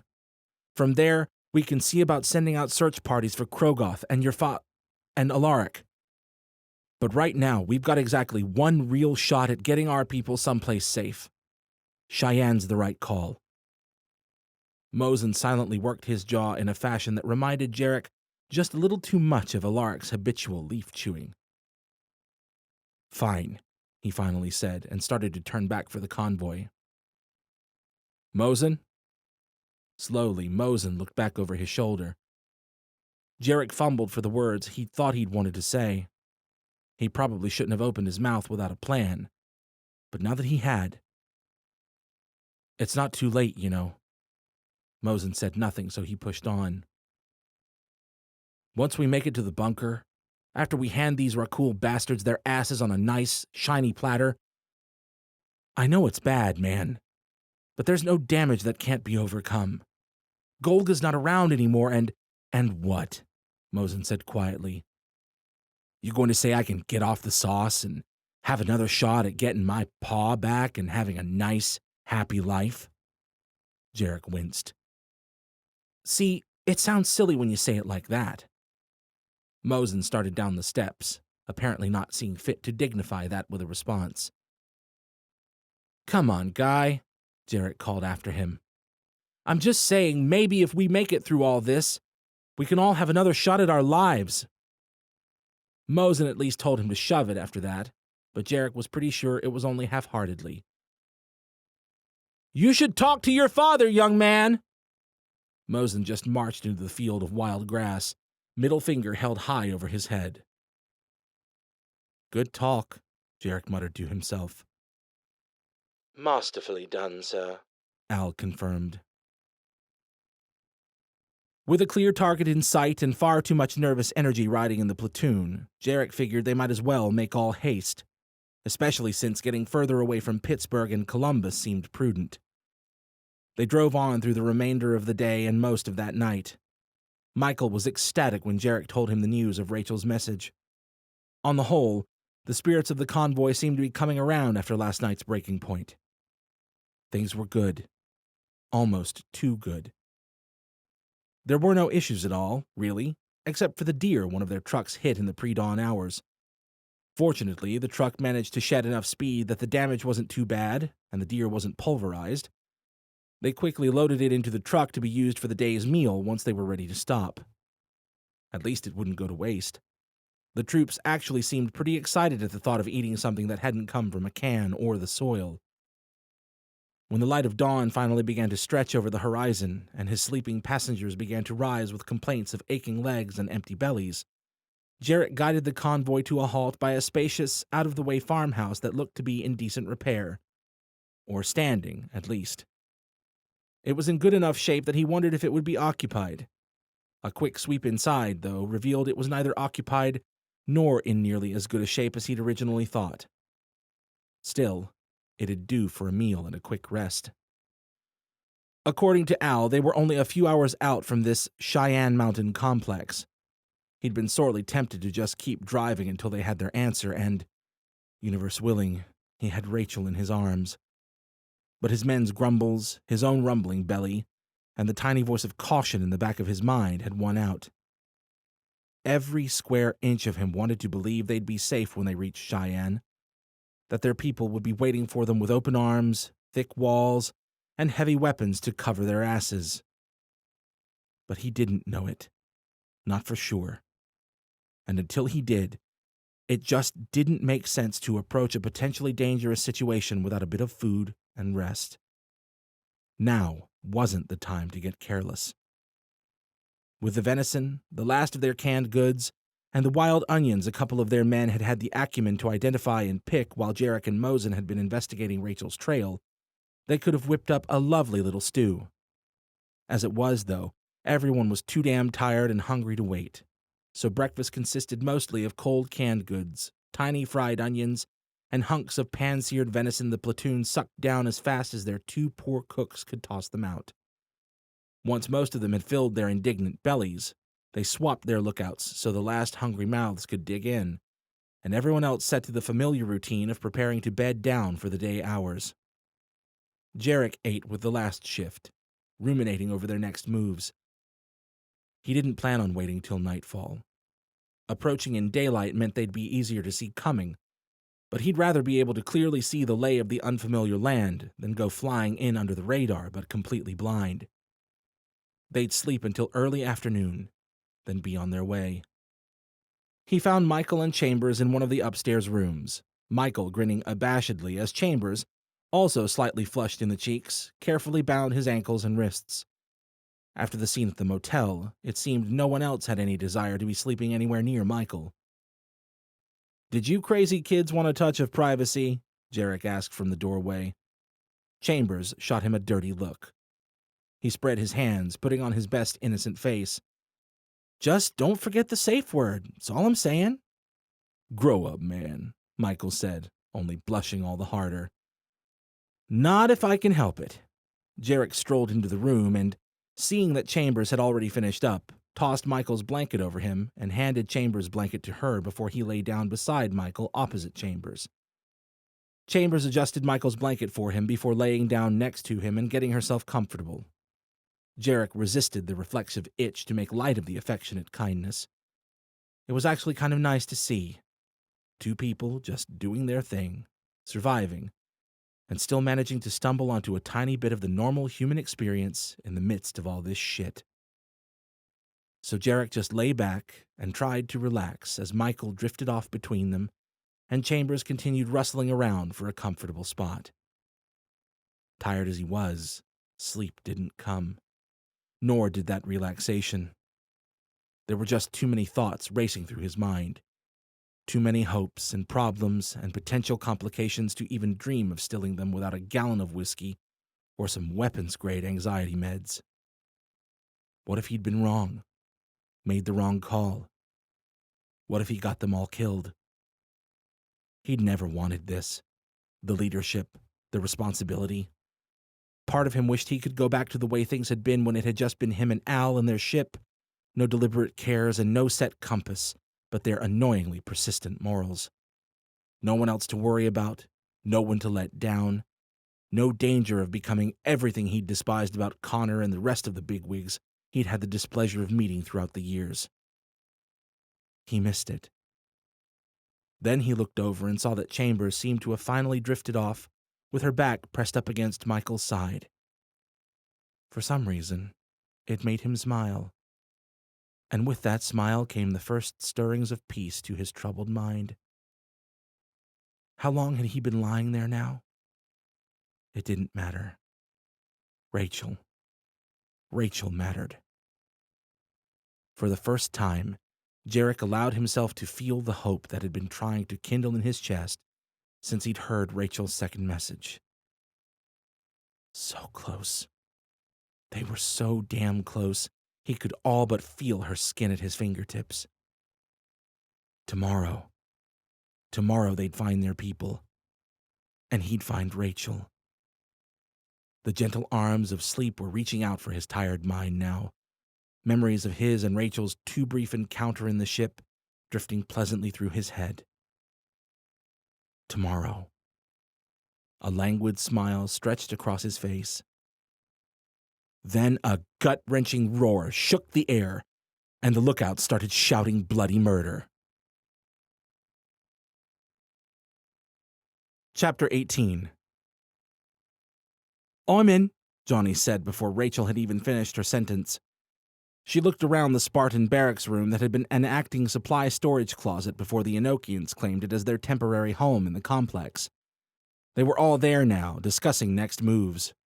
Except for Nelkin and Price, who were off seeing the facility's backup generators or some such with Dillard's systems engineers. Rachel had seen a lot more of the complex as they'd moved the rest of their people in. She'd even wandered out for part of the official tour and taken a gander at the base's cavernous water reservoirs and the crops they'd cultivated outside, well out of view of the main road. It was all plenty interesting and impressive, but it was time for her to get back to the plan. It was time to go find Jarek and Michael, and to do it fast. Which brought her back to the matter at hand. "First off," she said to a waiting Johnny, "you're not invited." Johnny started to make an indignant gesture. "For multiple reasons," Rachel pushed on before he could speak. "Not the least of which being because we need those big guns of yours watching your friends here 24/7 until we get back." "And," Drogon said, "because I cannot run as fast with two should we lose our transportation and need to flee." "And because this is a crapshoot operation to start with," Franco added from beside Elise's cot, frowning up at the lot of them as he finished working that morning's rations through her gastric input. "I don't need to be from this planet to know the chances of finding a few men out in the open country are slim to non-existent." Much as Rachel wanted to tell the Enochian to take his pessimism and shove it, Franco wasn't wrong, and she couldn't really blame him for being short on polite smiles these days, given what was happening to his daughter right before his eyes. The knowledge alone that she was becoming something alien was probably bad enough. The Enochians' changing appearances couldn't be helping matters either. Halden and Elise looked more like extras from an old Star Trek movie than humans at this point. Rachel had expected the change might follow along a similar progression to that of Arachnoth shifting to battle mode. Scaly green hide, slightly elongated snout and angled brows, fangs and claws. What was happening to the Enochians, though, was much less outlandish, and somehow all the more disturbing because of it. True, their skin had taken on a kind of cracked appearance, not unlike a dry clay bed, and a slight greenish tinge had begun to set in. But the oddest part was the host of subtle anatomical changes that seemed to be taking place. Head, elbows, hands, shins, feet. Every surface that could conceivably be used for striking seemed to be shifting to structures more suited for hitting or being hit. The Enochians were being forged into humanoid weapons. And unlike the way the Rachnoth could normally switch their adaptations back and forth with their human hosts, Rachel got the impression that these changes wouldn't be so readily reversed. She sighed and rubbed at her eyes with her palms, searching for anything to say to justify her and Drogon's decision to go back out looking for Jarek and Michael and whoever else happened to be with them. No surprise wisdom leapt out at her, just the desire for a nap.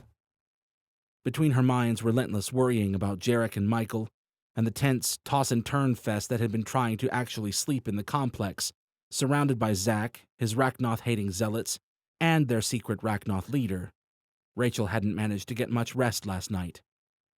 Go figure. Franco's probably right, she finally said. But we have to try anyway. She looked at Johnny.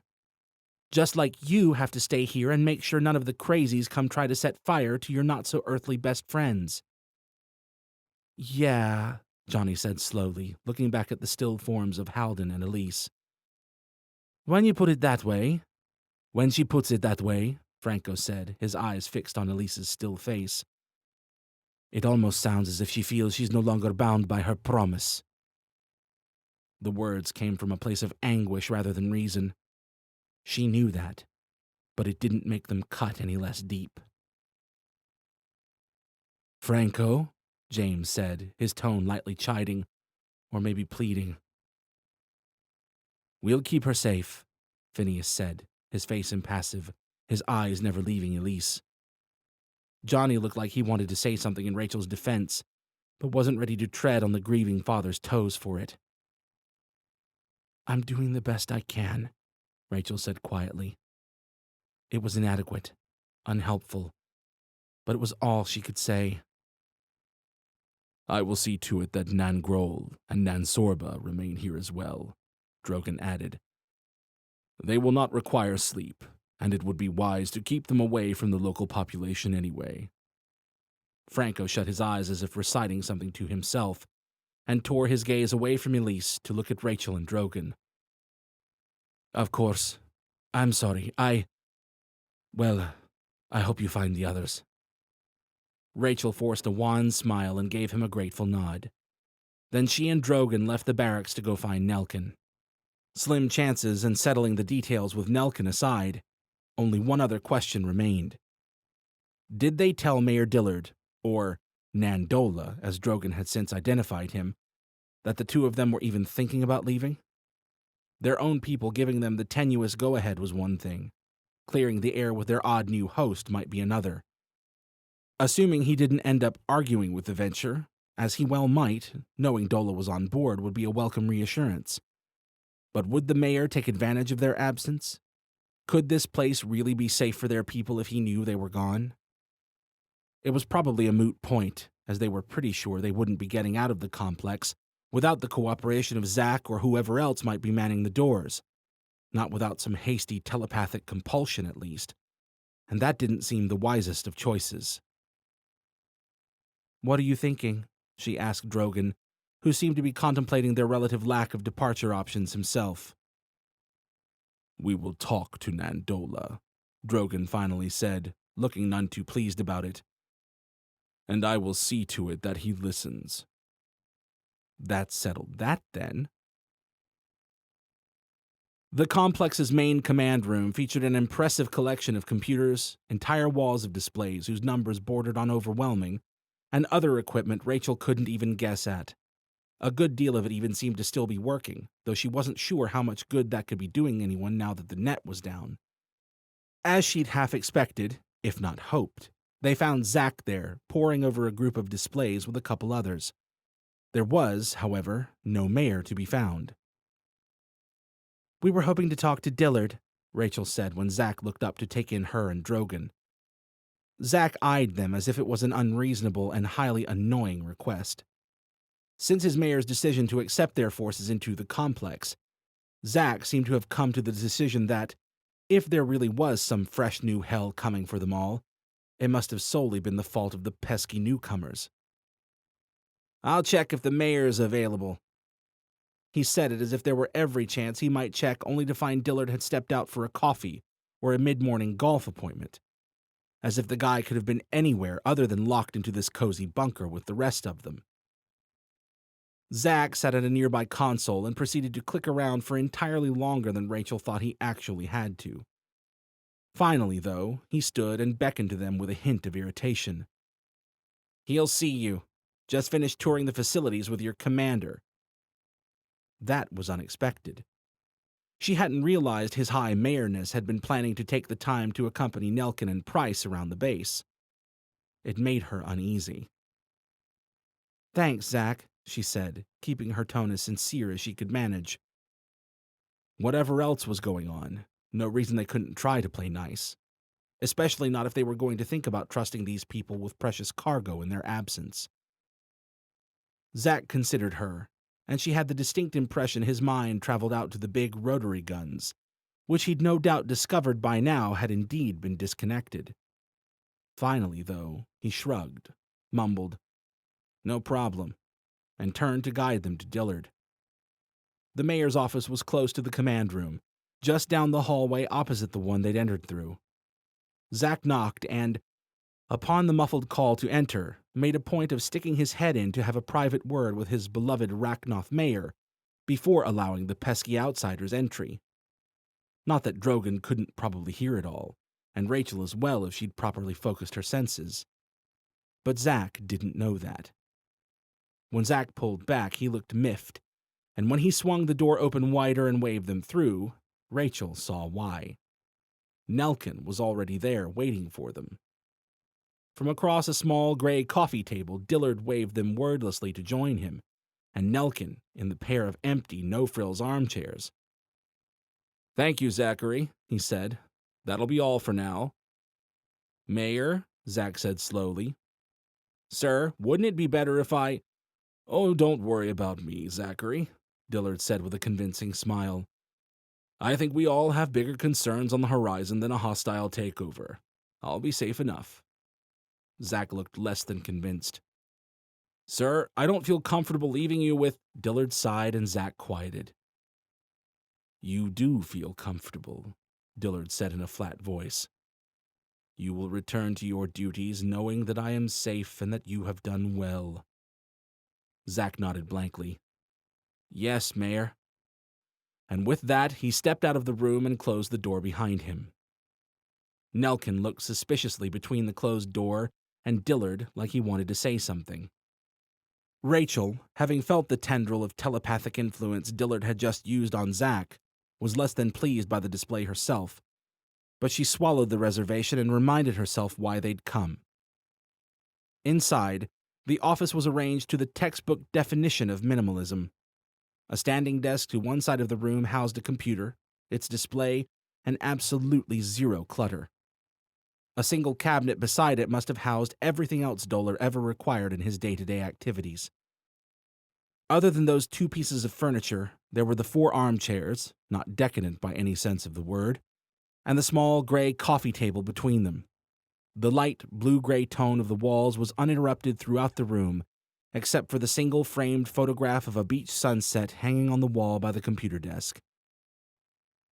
"Don't tell me you're a beach guy," Rachel said as she and Drogon settled down in the empty pair of armchairs, facing each other across the table while Nelkin and Nandola did the same. Apparently, Dola wasn't interested in banter. "I've been expecting you," he said, looking between them. "You must have a lot of questions." Drogon wasted no time. "Was it you who killed our brother?" Dola only hesitated a second before giving a curt nod. "Nantroga. He and I had ever-deepening disagreements on how things should be run here." "Explain." There was no question in Drogon's tone. "He did not wish to conceal his true identity any longer." "And so you murdered your brother for his failure to embrace your life of cowardice," Drogon rumbled. "You used his demise to elevate yourself amongst your pathetic flock." Rachel thought she saw Dola give a nervous swallow, though his expression remained controlled and his hands still rested lightly on the arms of his chair. "All I ever wanted," he finally said, "was to be left alone, to forget my doomed heritage, and simply live my own life away from our people." "Coward," Drogon said. Dola stared through the table with a distant gaze, not arguing. But why this? Rachel asked before she could stop herself. The silver thing? All the holy demon propaganda? Why make a camp of anti-Rachnoth zealots? Oh, for several reasons, Dola said, not looking up. For starters, he plucked the silver pendant hanging at his chest and held it up demonstratively. Controlling the facts of vamp existence allowed me to place myself above the shadow of doubt in their eyes, while simultaneously condemning Nantroga. As for the religious zealotry, he finally stirred himself from his distant stare to look between Rachel and Nelkin, a humorless smile pulling at his mouth. Well, I don't have to explain to the two of you how powerful a tool religion has proved in the rapid propagation of unquestioned dogma among your kind. It seemed the easiest of the options before me, and he shrugged, lost in thought again. Perhaps some part of me wished to forget the truth as well. Across from Rachel, Drogon shook his head, looking at Dola as if he were too disgusted to even bother with putting it into words. After a length of silence, Dola roused himself. Alas, it was never to be. He gestured toward Nelkin. If what you have all told me is true, and I have no reason to doubt that it is, my time of pretending has come to an end, whether I choose to admit it or not. How awfully accepting of you, Rachel said. Across from her, Drogon gave an unsympathetic grunt. Yes, Dola said slowly. Well, now that we're here and they are most unfortunately out there, he waved at the wall in a distant gesture. I suppose it's prudent we should begin discussing your plan for the impossible.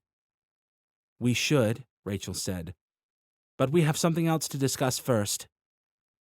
Dola took in her and Drogon's resolute expressions and Nelkin's slightly soured one. I take it there are plans of which I have yet to be made aware. Rachel looked to Nelkin, waiting for him to acknowledge their discussing the plan, rough as it was, with their Rachnoth host. Reluctantly, he nodded.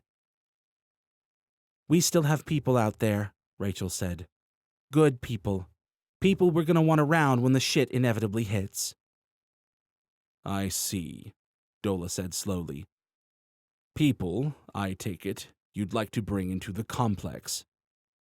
Once we find them, Rachel said. Dola tapped on the arm of his chair, glancing at Drogon intermittently in the thoughtful silence. Al Drogon did not come here to ask my permission for such a mission.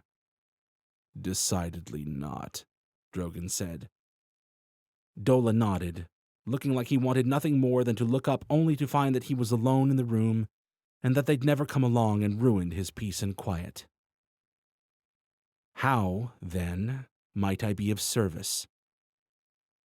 We need your word we can trust you with our people while we're gone, Rachel said. The first hints of anger colored Dola's face.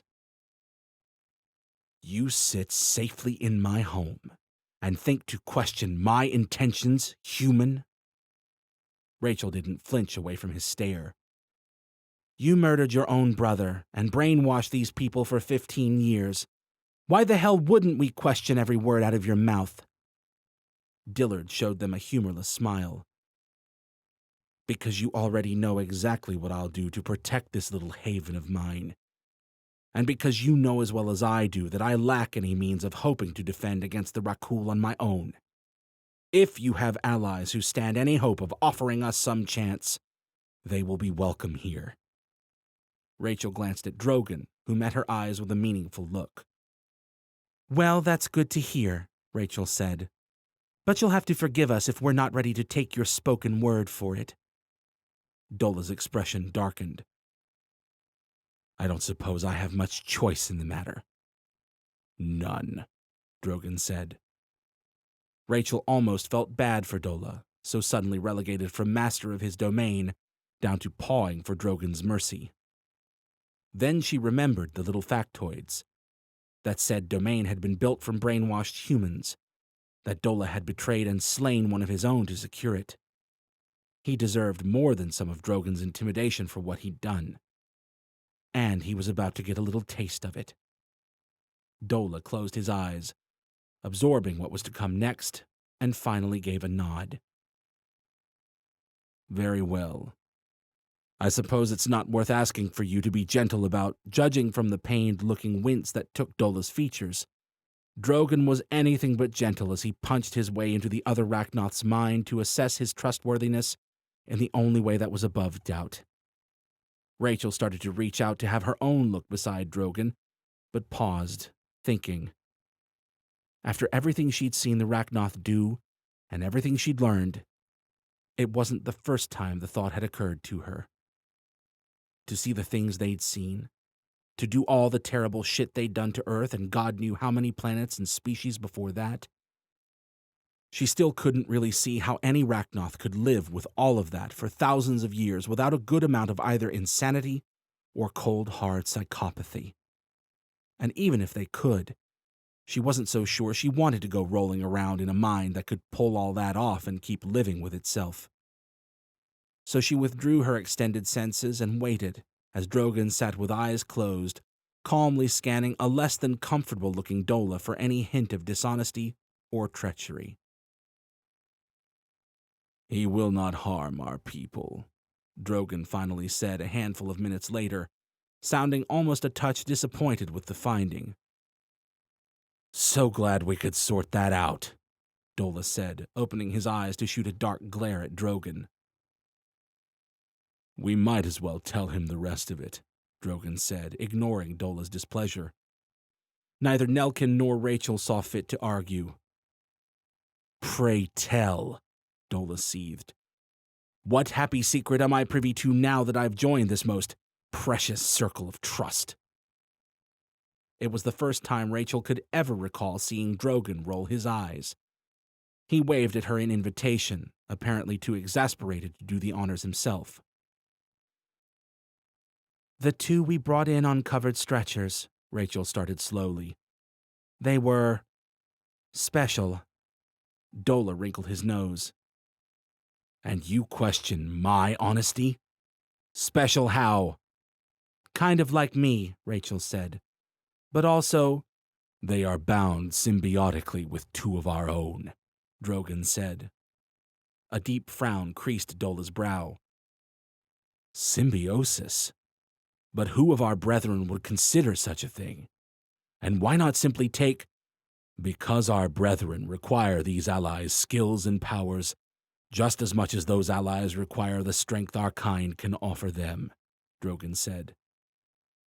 Skills and powers, Dola mumbled, tearing his incredulous stare from Drogon to study Rachel. Special.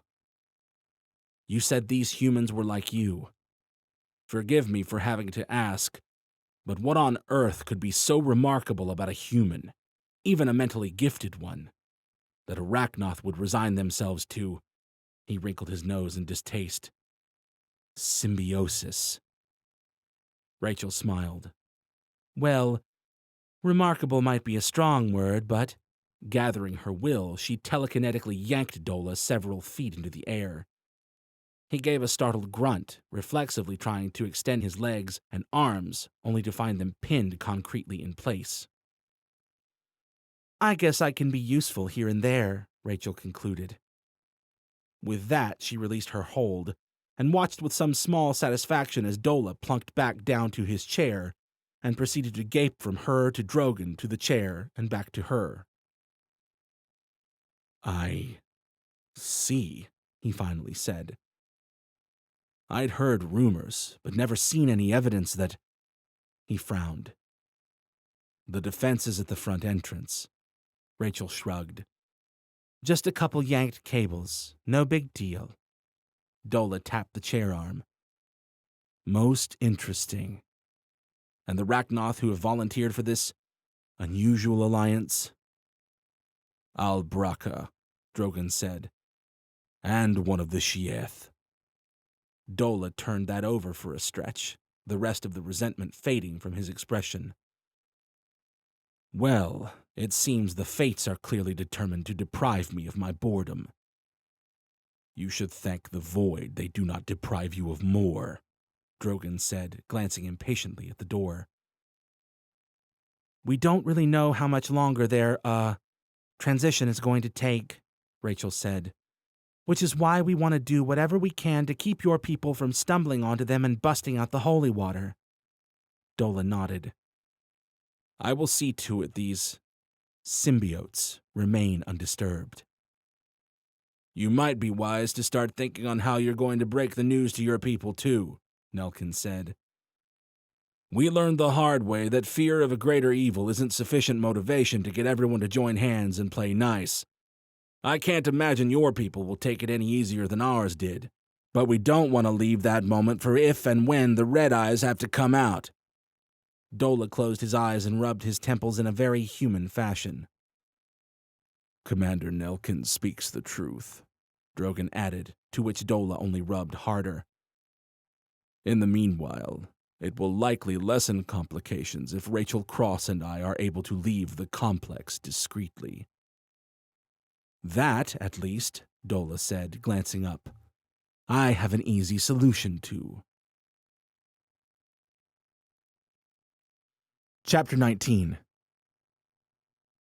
Out of all the bullshit, psychopathic sentiment Connor had tried to fill his head with, especially right at the bitter end, one piece of the deluded bastard's wisdom had always stuck with Jarek. The moment you think everything's well and good, the moment you're sure you've got it in the bag, that's exactly when things are most likely to blow up in your face, kid. Goddamn Connor. And goddamn his undying wisdom. As Jarek descended the stairs, there was an abrupt, wrenching sound outside, like the world's largest can being smashed to a crumpled heap, followed by another chest-rumbling roar from the thing that could only be Kulgada. Gear up, people! Jarek shouted into the chaotic living room. We're out of here as soon as we make the trucks! It's fucking huge! A wide-eyed Mosinite sputtered from his perch at the corner window. Definitely sounded like Gada. Yup.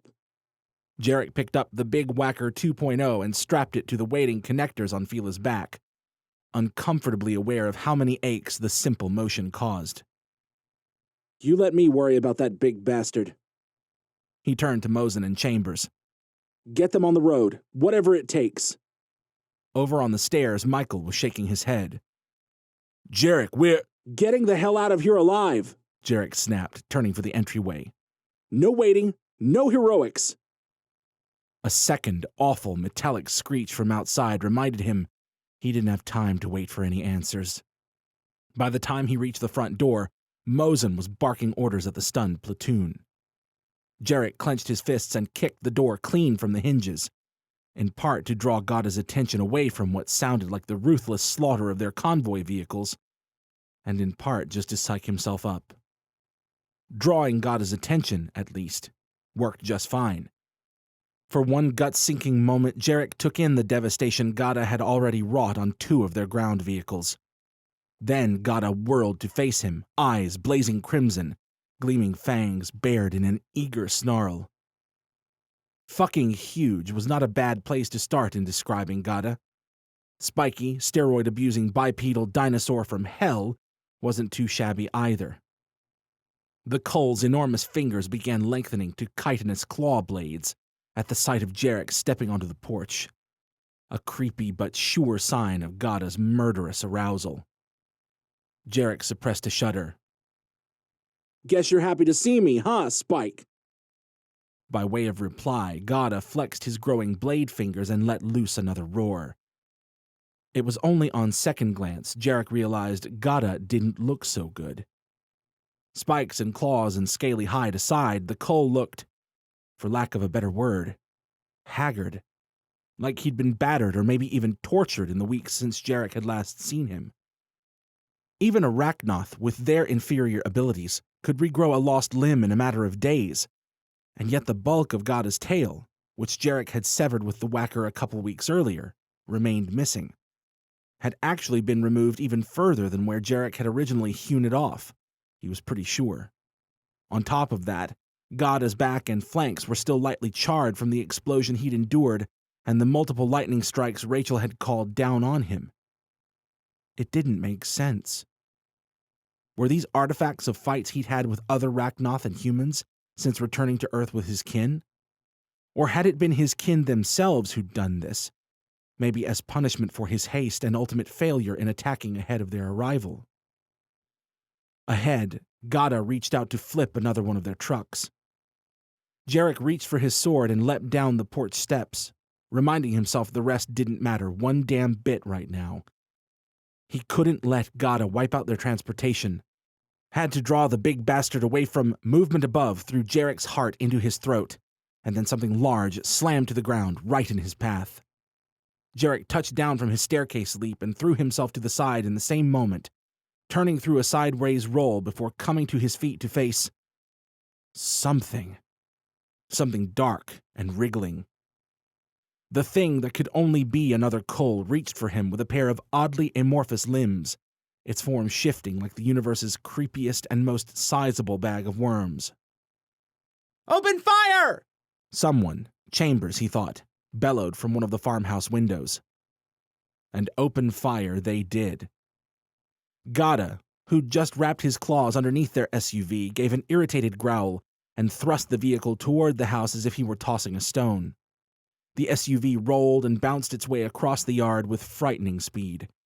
It smashed through the deck and halfway through the front wall. Resistance soldiers and Mosenites alike were pouring out onto the porch, firing at Gada and the newcomer alike.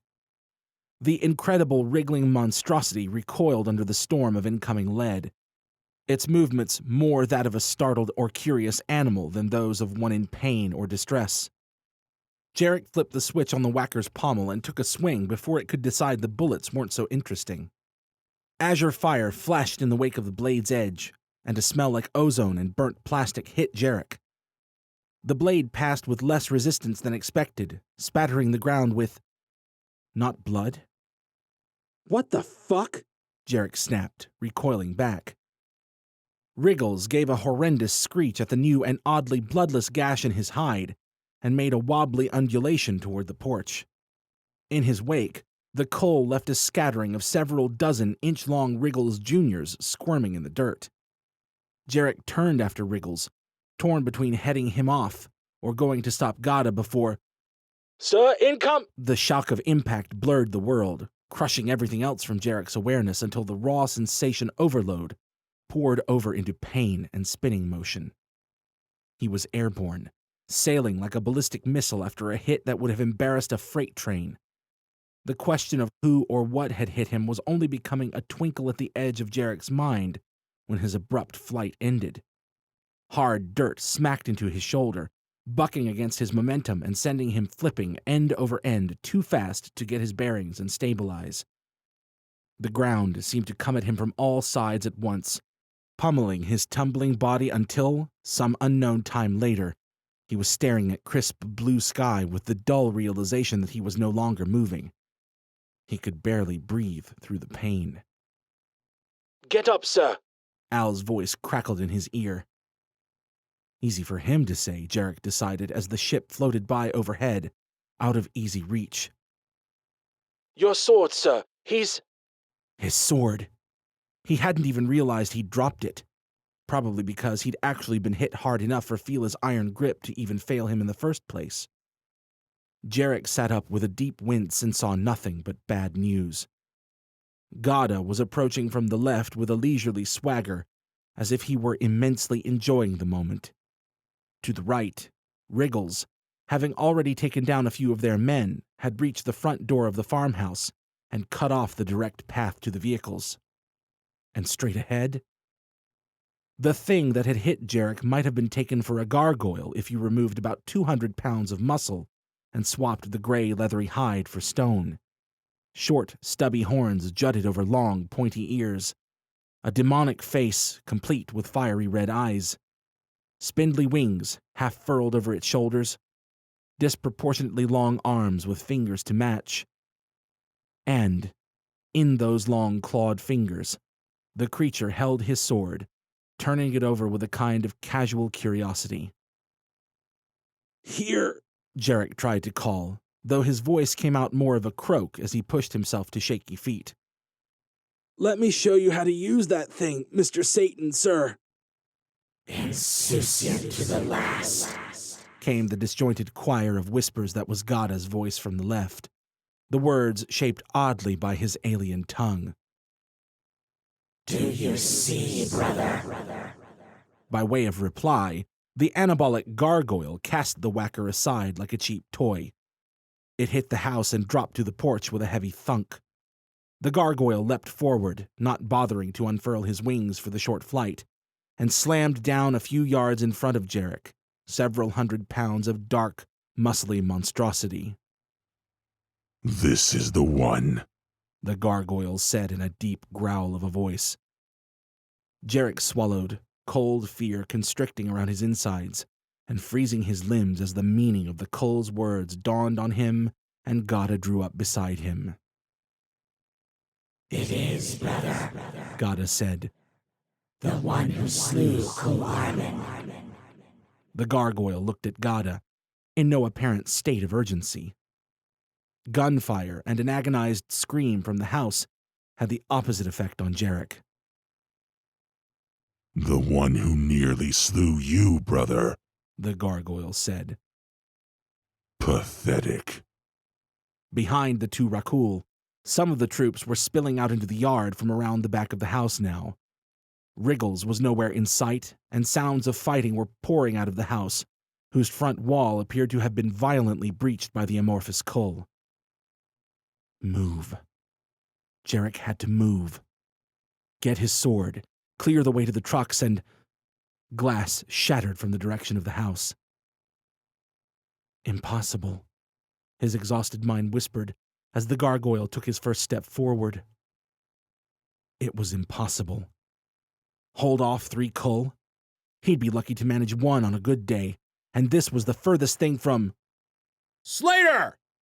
The 2 Rakul followed Jarek's gaze to the porch, just in time to see Mosin cock back and hurl the whacker straight at Jarek.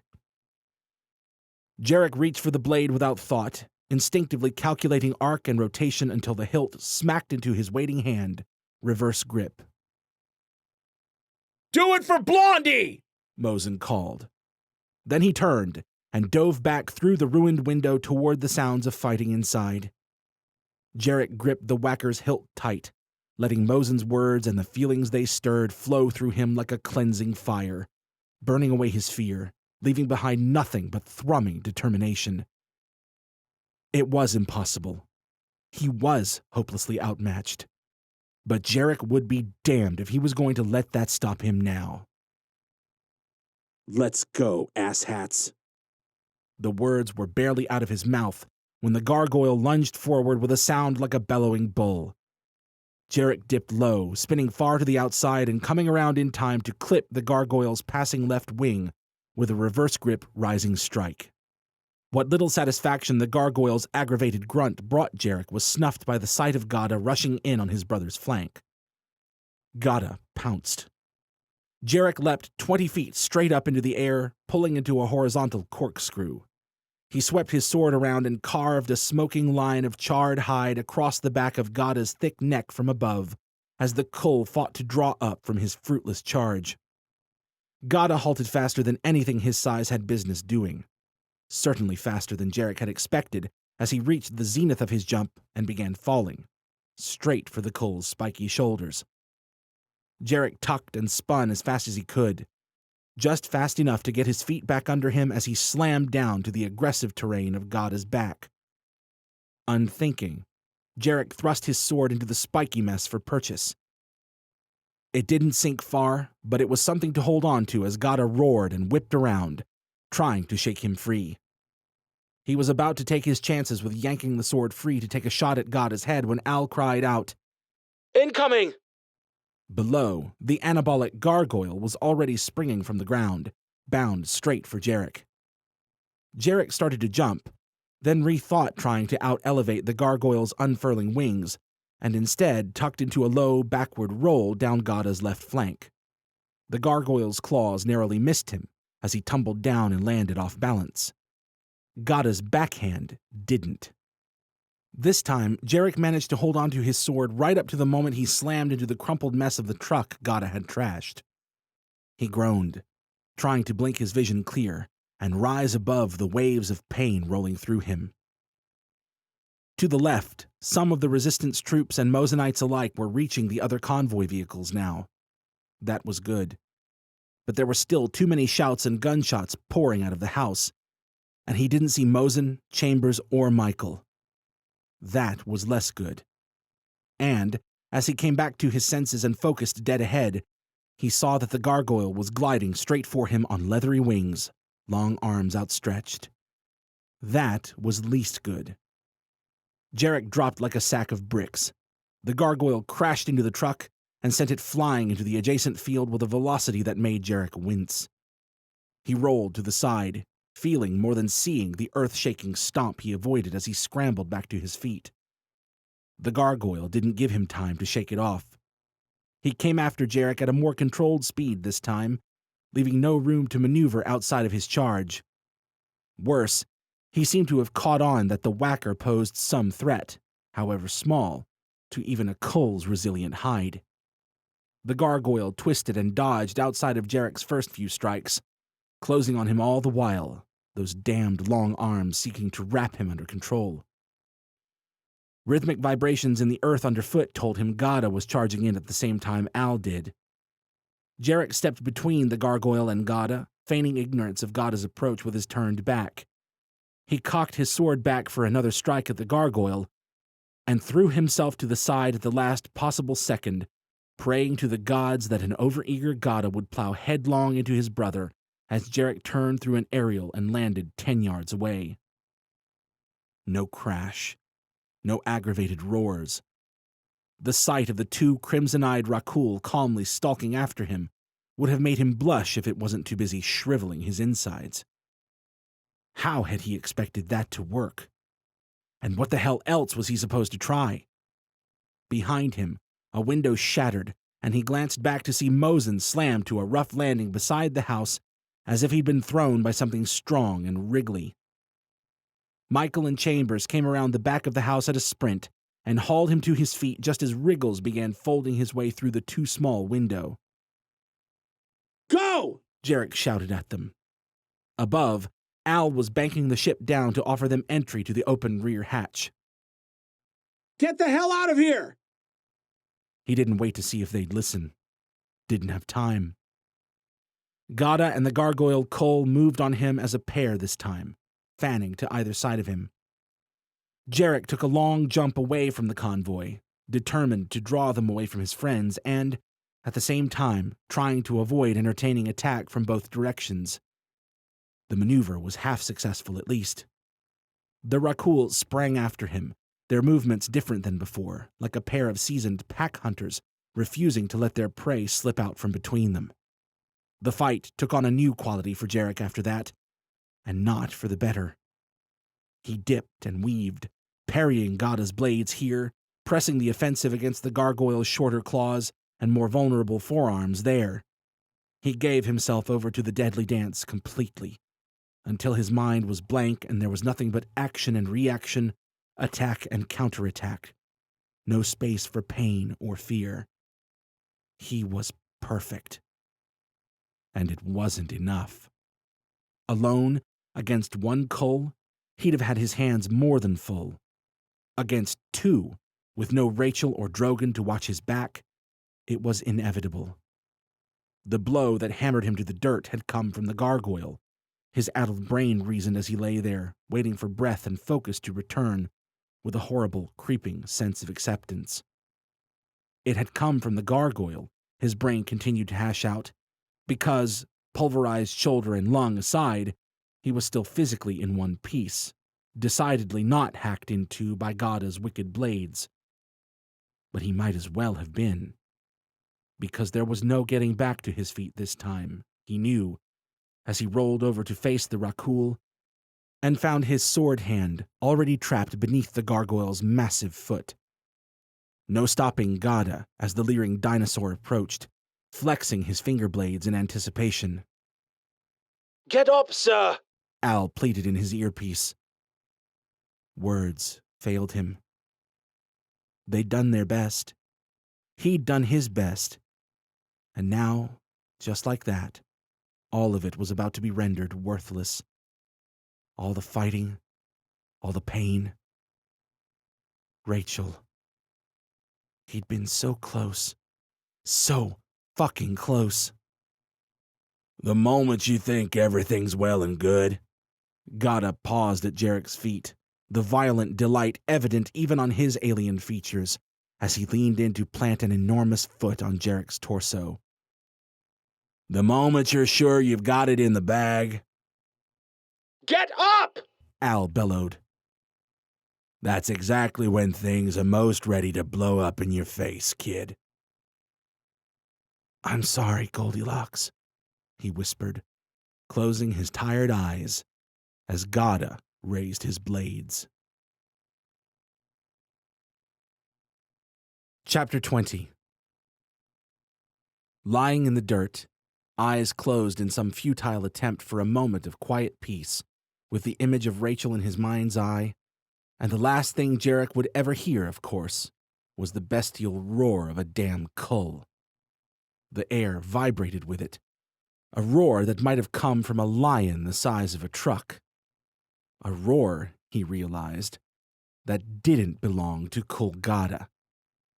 Jarek knew that roar, just like he knew the rust-red Rachnoth who slammed into Gada's shoulder as Jarek snapped his eyes open. Rusty! Jarek bellowed in an incoherent flood of relief. He didn't have time to ask how or why. Tsar Krogoth's rust-red form ducked Gada's counterattack, and two more scaly green Rachnoth flew in to catch Gada in a tandem kick that took the cull from his feet and shook the earth with his landing. Three more Rachnoth sprang in to tackle the gargoyle away from Jarek before the cull could pick up Gada's work and stomp him into armor-covered paste. Krogoth spun around and yanked Jarek bodily to his feet. Gather your wits, Jarek Slater, he rumbled. We must flee and regroup. Best idea I've heard all goddamn day, Jarek said, relief and residual swirls of icy terror rendering his mind numb as he looked around in a stupor. A few more Rachnoth were sweeping in to help contain the three Rakul, roughly 10 in total at a glance. Rumbling engines to the right drew his attention to an approaching convoy of trucks similar to their own, but larger in number. The trucks were all driven by humans as far as he could see, and behind the wheel of the lead truck... Alaric? Jarek asked to no one in particular. The sight of the wiry resistance commander and the additional recognition of Commander Daniels beside him sent another wave of warm relief through Jarek. Relief that was quickly tempered by Gada's roar of fury as the enormous cull rocked back to his feet to engage the Rachnoth alongside his brother. Time to move. He dodged a wild lunge from Gada, hacked his own slash at one of the gargoyle's furled wings, and was rewarded with a pained screech. The gargoyle cull spun from the two Rachnoth he'd been facing to retaliate with a sweeping backhand, but Jarek was already throwing himself out of harm's way, past the farmhouse porch, straight at Wriggles, who looked to be a second away from hurling his leathery form at the ship Mosen, Michael, and Chambers were hurrying toward. Jarek thought for a few steps about trying to hack the wriggling blob clean in two, but that hadn't worked so well the first time. All they needed right then was space to get out of there. So when Wriggles turned at his approach, Jarek lowered his shoulder and charged.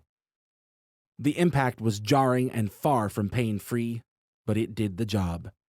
Wriggles smashed down amid the thick weeds 15 yards away. Michael, Chambers, and Mosen hesitated for a second, then clambered up the boarding ramp of the ship Al had hovered in just behind them. Jarek turned to the soldiers who'd frozen halfway to the convoy to watch the ongoing fight. Behind them, Alaric's trucks were pulling up and throwing open doors and hatches to take on additional passengers. "Get to the vehicles, people!" he bellowed. "Now! Go!" Wriggles was gliding back toward him through the thick brush now. Jarek glanced around to make sure everyone was clear. His stomach fell at the sight of the Rakul ship hovering patiently above the battle, the one that must have carried Gada and his pals here. That ship had to go if they had any hope of losing these three. But how? He turned, painfully aware of Wriggle's proximity at his back, and darted back to Krogoth and the other Rachnoth, who were still locked in a furious battle with Gada and the gargoyle. Blow the ship, clear out. Simple. But he had no idea how the hell they'd pull it off. He caught Gada with a surprise hack to the right flank that left the Kull hobbling for balance. Then Wriggles caught up, and Jarek's focus shifted solely to not dying as the battle resumed at full tilt. For the first minute, Jarek wondered if they might not just turn the tide and finish the three Rakul then and there. But then Gada's legs seemed to be recovering from Jarek's cut, his movements growing steadier, his attacks more vicious. Wriggles and the gargoyle, while both accruing their fair share of wounds, were dealing out far more damage than they were taking. One Rachnoth already lay dead, his body mangled and his head caved in. A wave of relief, tinged with a tiny hint of panic, washed through Jarek when he chanced a glance and saw most of the convoy rolling away down the road. All that was left, aside from the crumpled heaps Gada had made of two of their vehicles, was a single large truck, looping back around to get closer to them. That and Jarek's ship, which he realized with a jolt Al was guiding sneakily from the escaping convoy back toward the Rakul ship above.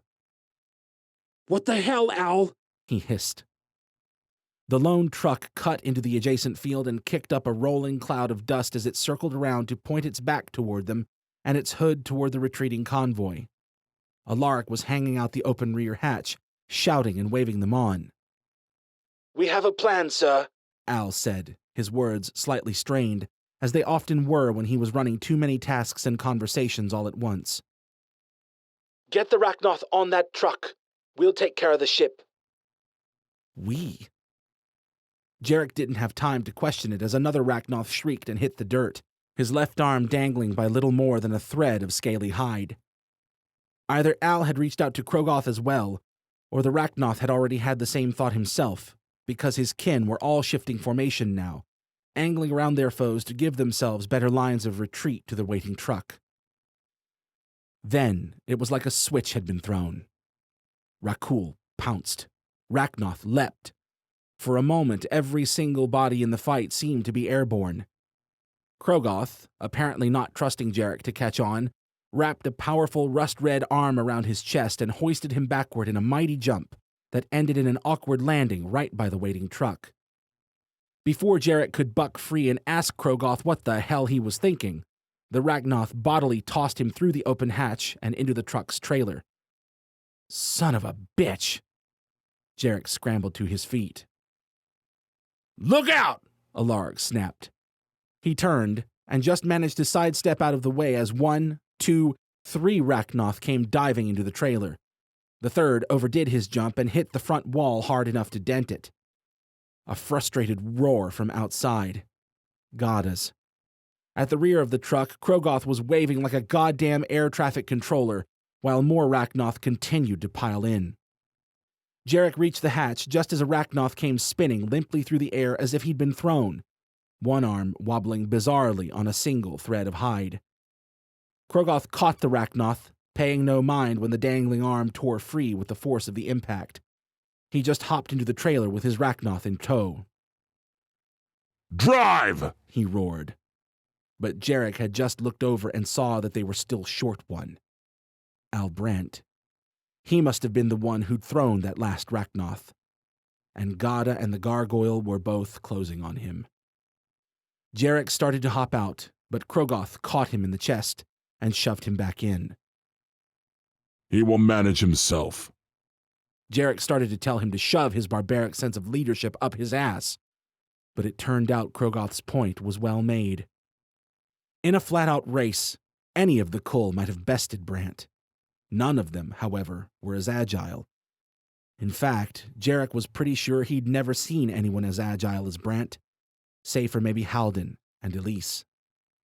The Rachnoth moved with preternatural grace and speed, dipping outside of the gargoyle's long-armed grab, ducking Gada's finger blades, and actually using the Kull's thick left flank as a springboard as he launched his way over the reaching tendrils of Wriggle's swelling form and toward the accelerating truck. He turned neatly through the air and hit the ground running. Gada and the gargoyle in hot pursuit. He was fast, maybe even faster than the two pursuing Rakul. But that barely mattered, considering all three of them would be more than fast enough to catch the truck. Before they'd made it more than a few lumbering steps, though, Gada and the gargoyle pulled up short and spun around at something Jarek neither saw nor heard. His stomach sank when both of their heads snapped straight up at Jarek's ship, which was now hovering with its rear hatch tight against the side of the dark, purplish length of the Rakul vessel. Al, you have to get out of that. I can't, sir. What? I can't leave. Mosen's aboard. What? We'll take care of the ship, Al had said. Shit! Shit! Shit! Jarek's panic only grew when Alaric looked at him, then the ship's, slow, horrible realization dawning on his wizened face. This time, it was Alaric who Krogoth had to catch before he could throw himself out of the open hatch in frantic desperation. "Let me go!" Alaric roared. Al, Jarek said, you have to get him out of... I found your grenade, Slater. Mosen's voice, smooth and cavalier, but with a small undercurrent of fear Jarek didn't miss. Al must have patched him through. Mosen, whatever you're... I know what I'm doing. It's too late to talk me out of it anyway. As if in testament, the pop of a distant explosion carried down to the fleeing truck, and the Rakul ship wobbled unsteadily in the air. Alaric's struggles had weakened now. He was riveted on Jarek, sensing he was his only hope, his eyes pleading for him to somehow put a stop to this, to save his son. Brant caught up and hopped into the speeding truck, his small victory like an icy slap in the wake of Mosen's predicament.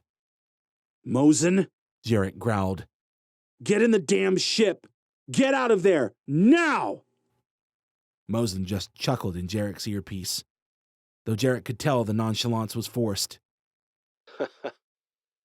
I don't really see the point of doing that unless you happen to be hiding one hell of a gun under that armor of yours.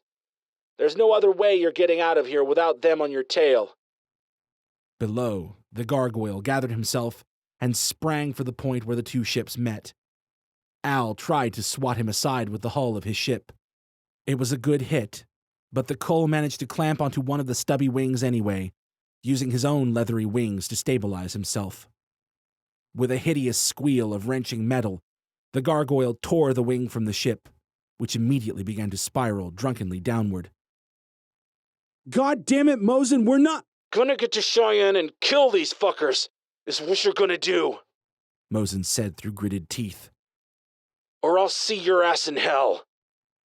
Jarek watched, wordless, stupefied, as his ship smashed down beside the farmhouse, and Gada joined his brother Cull in violently dismantling the sleek, matte box that had been his home for over 6 years now.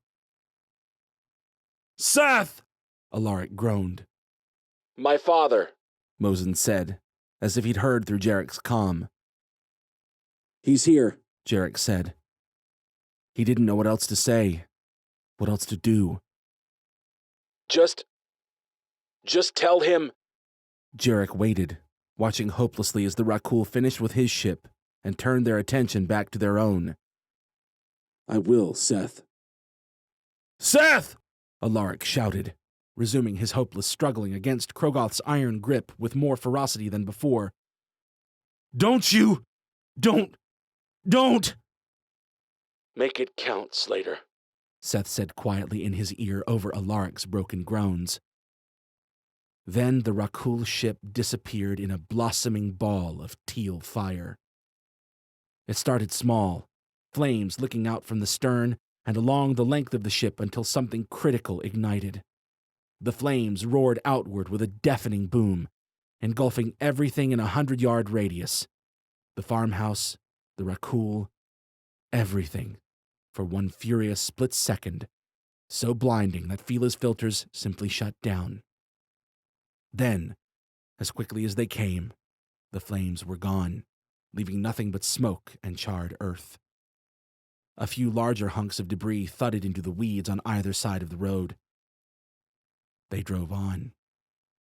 The farmhouse was a smoking wreck, fading into the distance. There was movement on the scorched lawn. Gada and that damn gargoyle picking themselves up, charred and hurting, but clearly not dead. Wriggles's blackened shape swelled upright from the ground a few seconds later. The Rakul were too far now, and hopefully hurting too much, to try to catch them on foot, or so Jarek's numb brain told him. The thought didn't bring any sense of victory or relief. He couldn't seem to move. Alaric had gone nearly catatonic, huddled at the rear of the trailer where he'd collapsed after the explosion. They drove on, dead silence hanging in the trailer, broken only by the hum of the truck and the faint pitter-patter of the smoky bits of ship debris still raining down, even this far away. Jarek fell to the bench behind him, head spinning. They drove on. Chapter 21. Just a few months ago, had someone told Rachel she was going to be leaving Unity to fight for the fate of the planet, at the very least, she would have called them stupendously imaginative. If they'd told her she'd be fixing up for a road trip with Arachnoth, she would have laughed them off stage. And yet, here she was, staring down from the top of Cheyenne Mountain beside Drogon and Dola, and trying to figure out which car it was they were taking. Life strangeness aside, it was still nice to get outside of the stifling walls of the complex, even after having only been down there for a day. How some of those people had been living down there for over a decade was beyond her. Actually, it probably explained a few things. As Dola pointed out from the mountaintop, though, his people didn't spend all of their time within the complex. Some hunted. Others tended the crop fields they'd replanted north of the lots, after they deemed the ones by the main road too much of a giveaway to passing marauders. Some even just stepped out for the occasional stroll, during the allowed hours and in the allowed locations, of course. Semi-daily strolls outside or no, Rachel still shuddered at the thought of years spent as an inhabitant of the complex. Maybe she was just a bit claustrophobic. Or maybe the place's vibe, the creepily zealous Rachnoth haters with their disguised Rachnoth leader, just gave her the heebie-jeebies. Either way, she'd been grateful for the secret lift Dola had excavated up to the mountain's peak from a hidden room in his office over the long years. Apparently, Dola enjoyed fresh air and sunrises as much as he enjoyed privacy. Rachel was just relieved to have been spared another mini-interrogation with Zack and his goons, who might have initially been glad to see them go, but would just as likely have raised hell when they'd realized they'd meant to return with more people, and quite possibly with more heat on their tails. Treading quietly was the name of the game here. "You might as well take my car," Dola was saying, pointing down from the bushy ridge to the distant stretch of the southern lot. "The blue Subaru Soul down there. I've seen to it the vehicle has been well kept over the years, though I've rarely had the occasion to use it." Rachel followed his pointing finger. She was still wondering how the hell he could even distinguish one car from another at this distance, much less make or model, when Drogon gave an affirmative grunt and turned to her with outstretched arms. "You are ready, Rachel Cross?" "Hardly," Rachel said, deciding for the first time that maybe leaving through the front door wouldn't have been the worst thing in the world. Still, it was just falling, nothing she couldn't control, even if it had to be in Drogon's arms. "But let's go," she added, shifting her arms and her staff so Drogon could scoop her up with one arm under the crook of her knees and the other wrapped behind her back. "You are certain you can handle this?"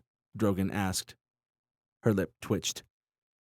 "Don't tell me you're worried about me, Drogon." He only grunted and turned to Dola. "We will return as soon as we can. Do not let anything happen to our people."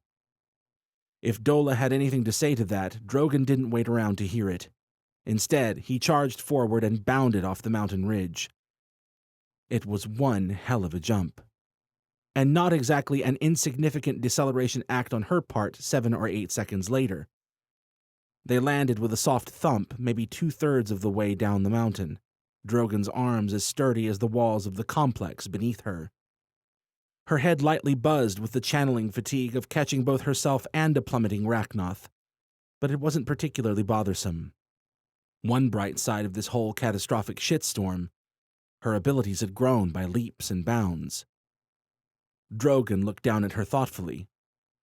That was considerably more pleasant than I am accustomed to. Yeah, good times all around. Rachel shook the residual tingles from her head and frowned. Do those big jumps normally hurt? Hurt is a relative concept, but he gave a slight shrug. They can be less than pleasant. Are you ready? She nodded, and they were off again. 2 bounds, a short walk, and 15 minutes later, they were in Dola's car, past the landmines, and turning north onto CO Route 115. Beyond backtracking east on 70 and seeing what they saw, the plan was sadly lacking. But without net communications or anything else to guide them, it was all they really had. Neither of them could pretend like it was the smartest idea, but at least with just the 2 of them, they were highly mobile. They could tread softly and, should the worst happen, move quickly. Personally, Rachel wasn't nearly so worried about herself and Drogon as she was about the others, both ahead and behind. It all felt so uncertain, so unsteady. All this work, all the fighting and hiding and soldiering on, and all of it ready to come crashing down around them with the faintest brush of bad luck. Looking at the entire picture, it was almost impossible not to despair. Everything they'd done in the name of preparing to take on the Rakul, and yet, whenever she stopped to think about it, she couldn't help but think that maybe it was all just a grand gesture at delaying the inevitable. That maybe, deep down, they all knew they were doomed. That pretending they were fighting it was just their way of deluding themselves that they'd done their best in an impossible situation.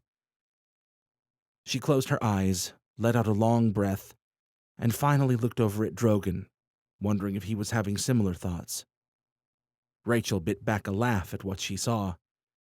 It wasn't like she hadn't expected to find the Rachnoth driving the car, but something about seeing Al Drogon, the freaking Red King, and second eldest of the Rachnoth left on Earth, driving with eyes firmly on the road ahead and hands secured at the 10 and 2 o'clock positions on the wheel, nearly made her lose it. Apparently, her amusement wasn't lost on him. What is it? He asked without looking over as he guided the car through a left turn onto what the sign dubbed Route 21. She shook her head. Nothing. Drogon drove on silently for another 10 minutes or so, until Rachel could no longer stand her mind's dark ruminations. Outside of Pittsburgh, she said, not really sure where she was going with this. When you said the Rakul have forgotten what it means to fear death. Drogon glanced at her, waiting for the conclusion to a question she hadn't quite figured out yet.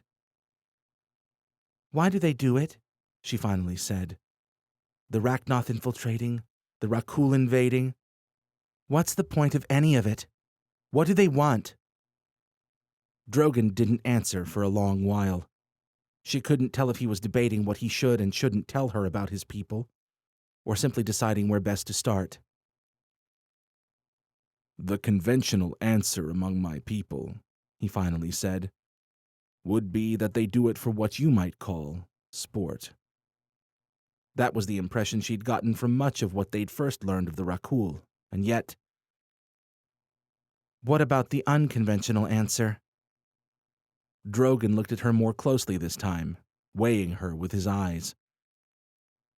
I think they do it for the same reason any life form does anything. Because they are afraid. Rachel looked out the passenger side window, absent-mindedly staring at the sprawling plains and crumbling housing developments flying by as she turned that over in her mind, trying to find Drogon's angle. They don't look so scared to me, she finally said. Drogon nodded as if this were something he'd already thought over more than once. They do not. But that does not mean they are absent fear, not even if they have forgotten that fear themselves. Rachel frowned at a particularly gnarly tree in the field they were passing. Is this one of those immortal things my puny human brain can't hope to adequately comprehend? The hint of a smile touched at Drogon's mouth. It is possible, though, as it is difficult for you to understand the perspective of one who has lived for thousands of years, so too is it problematic for me to recall my own capacity for understanding such feelings in the first few decades of my own existence. It's been a while, as you might say. I kinda get it, she frowned. I think. But let's start with the basics then. What exactly do the Rakul even have to be afraid of in the first place? Again, the same things as the rest of us, Rachel said. I get it. But you're going to tell me they intended to wipe out humanity because they were afraid we were some kind of threat? Yes, Drogon said. Not now, clearly, and maybe not for several of your millennia to come. But mankind exhibited every sign of eventually becoming a genuine threat to the galactic dominance of the Rakul. He tilted his head. Provided you did not fall into the not uncommon pattern of eradicating your own species before it could reach that stage. Yeah, someone kinda beat us to the punch there, Rachel muttered. Fine. So they're committing what? Preemptive genocide? That is one way to perceive it. Well, that's... Rachel shook her head, uncertain how to adequately capture the sentiment. Fucked up didn't quite seem to cut it. What's the point of even living if that's your legacy? Rachel asked, when she'd given up on expressing her revulsion. Your question betrays the belief intrinsic to most young species, that there should be any point to existence at all. Rachel stared at him, looking for some sign of insincerity. You're saying you don't believe there is? Why should I? It is a vain belief, and one that grows more tedious with each passing year, each passing planet. We simply choose existence over the alternative. The rest follows, and the cycle perpetuates. Jesus. Remind her never to let Arachnoth try to talk someone off the edge. She was about to point out that being nihilists only made what they did that much more fucked up when she registered the last thing he'd said. Cycle. What cycle? Drogon seemed to be amused by the question. We may seem ancient by virtue of our lifespans, but I will point out that the oldest of the Rakul is not so much older than the civilization of mankind. Where the age of the universe itself is concerned, we are still but hatchlings. Point being? That we were hardly the first beings to dominate the void, Drogon said, shooting her a look that might have been condescending. She was too busy contemplating the implications to care. There were others? Before the Rakul? She frowned, considering the entirety of his story. Were your people... She trailed off, looking around in confusion as Drogon slowed the car and guided them over to a halt at the side of the road. All she saw were more houses, more fields, and, maybe half a mile ahead, a crappy little saloon that looked like it was 2 light breezes from crumbling to the ground. Judging from the way Drogon was staring ahead and sniffing the air through his cracked driver's side window, though, something interesting was afoot. What is it? She asked. He wrinkled his nose and turned to her with a wary expression. We walk from here. Chapter 22. When Krogoth called the convoy to a halt a mere 50 miles from the Rakul they'd too narrowly left behind, Jarek had been as alarmed as the rest of his people. Then Krogoth had explained himself, and they'd all dropped their arguments and obediently funneled out into the old ramshackle saloon they'd stopped at to keep out of sight, while Krogoth and his Rachnoth went over each and every one of them from head to toe. The problem, at this point, as Krogoth explained, was only half in outrunning the 3 Kull, and whichever of their brethren they might have already alerted before their ship had been destroyed. The other half was making sure they weren't leading the Rakul straight to Cheyenne. It seemed that, aside from being physically dangerous and virtually impossible to kill, Wriggles, or Kull Vermaga as Krogoth identified him, was capable of controlling and communicating with every little wriggly bit of himself, be they near or far. Worse, Krogoth was worried that each of Vermaga's units might possess enough of his power to be able to exert some telepathic influence over unprotected minds. And, as if that all wasn't bad enough already, they could also multiply. Once Krogoth had laid it out, no one had argued with his instructing his Rachnoth to conduct a full sweep. Turns out, it had been a wise fear to have. The Rachnoth had already found several of the wormy little things crawling around in their vehicles, and half a dozen more clinging to their people in various bags and pockets. Each one they found, they crushed and tossed into the small garbage can fire they kindled up. Which made it twice they all would have been dead if it hadn't been for Krogoth.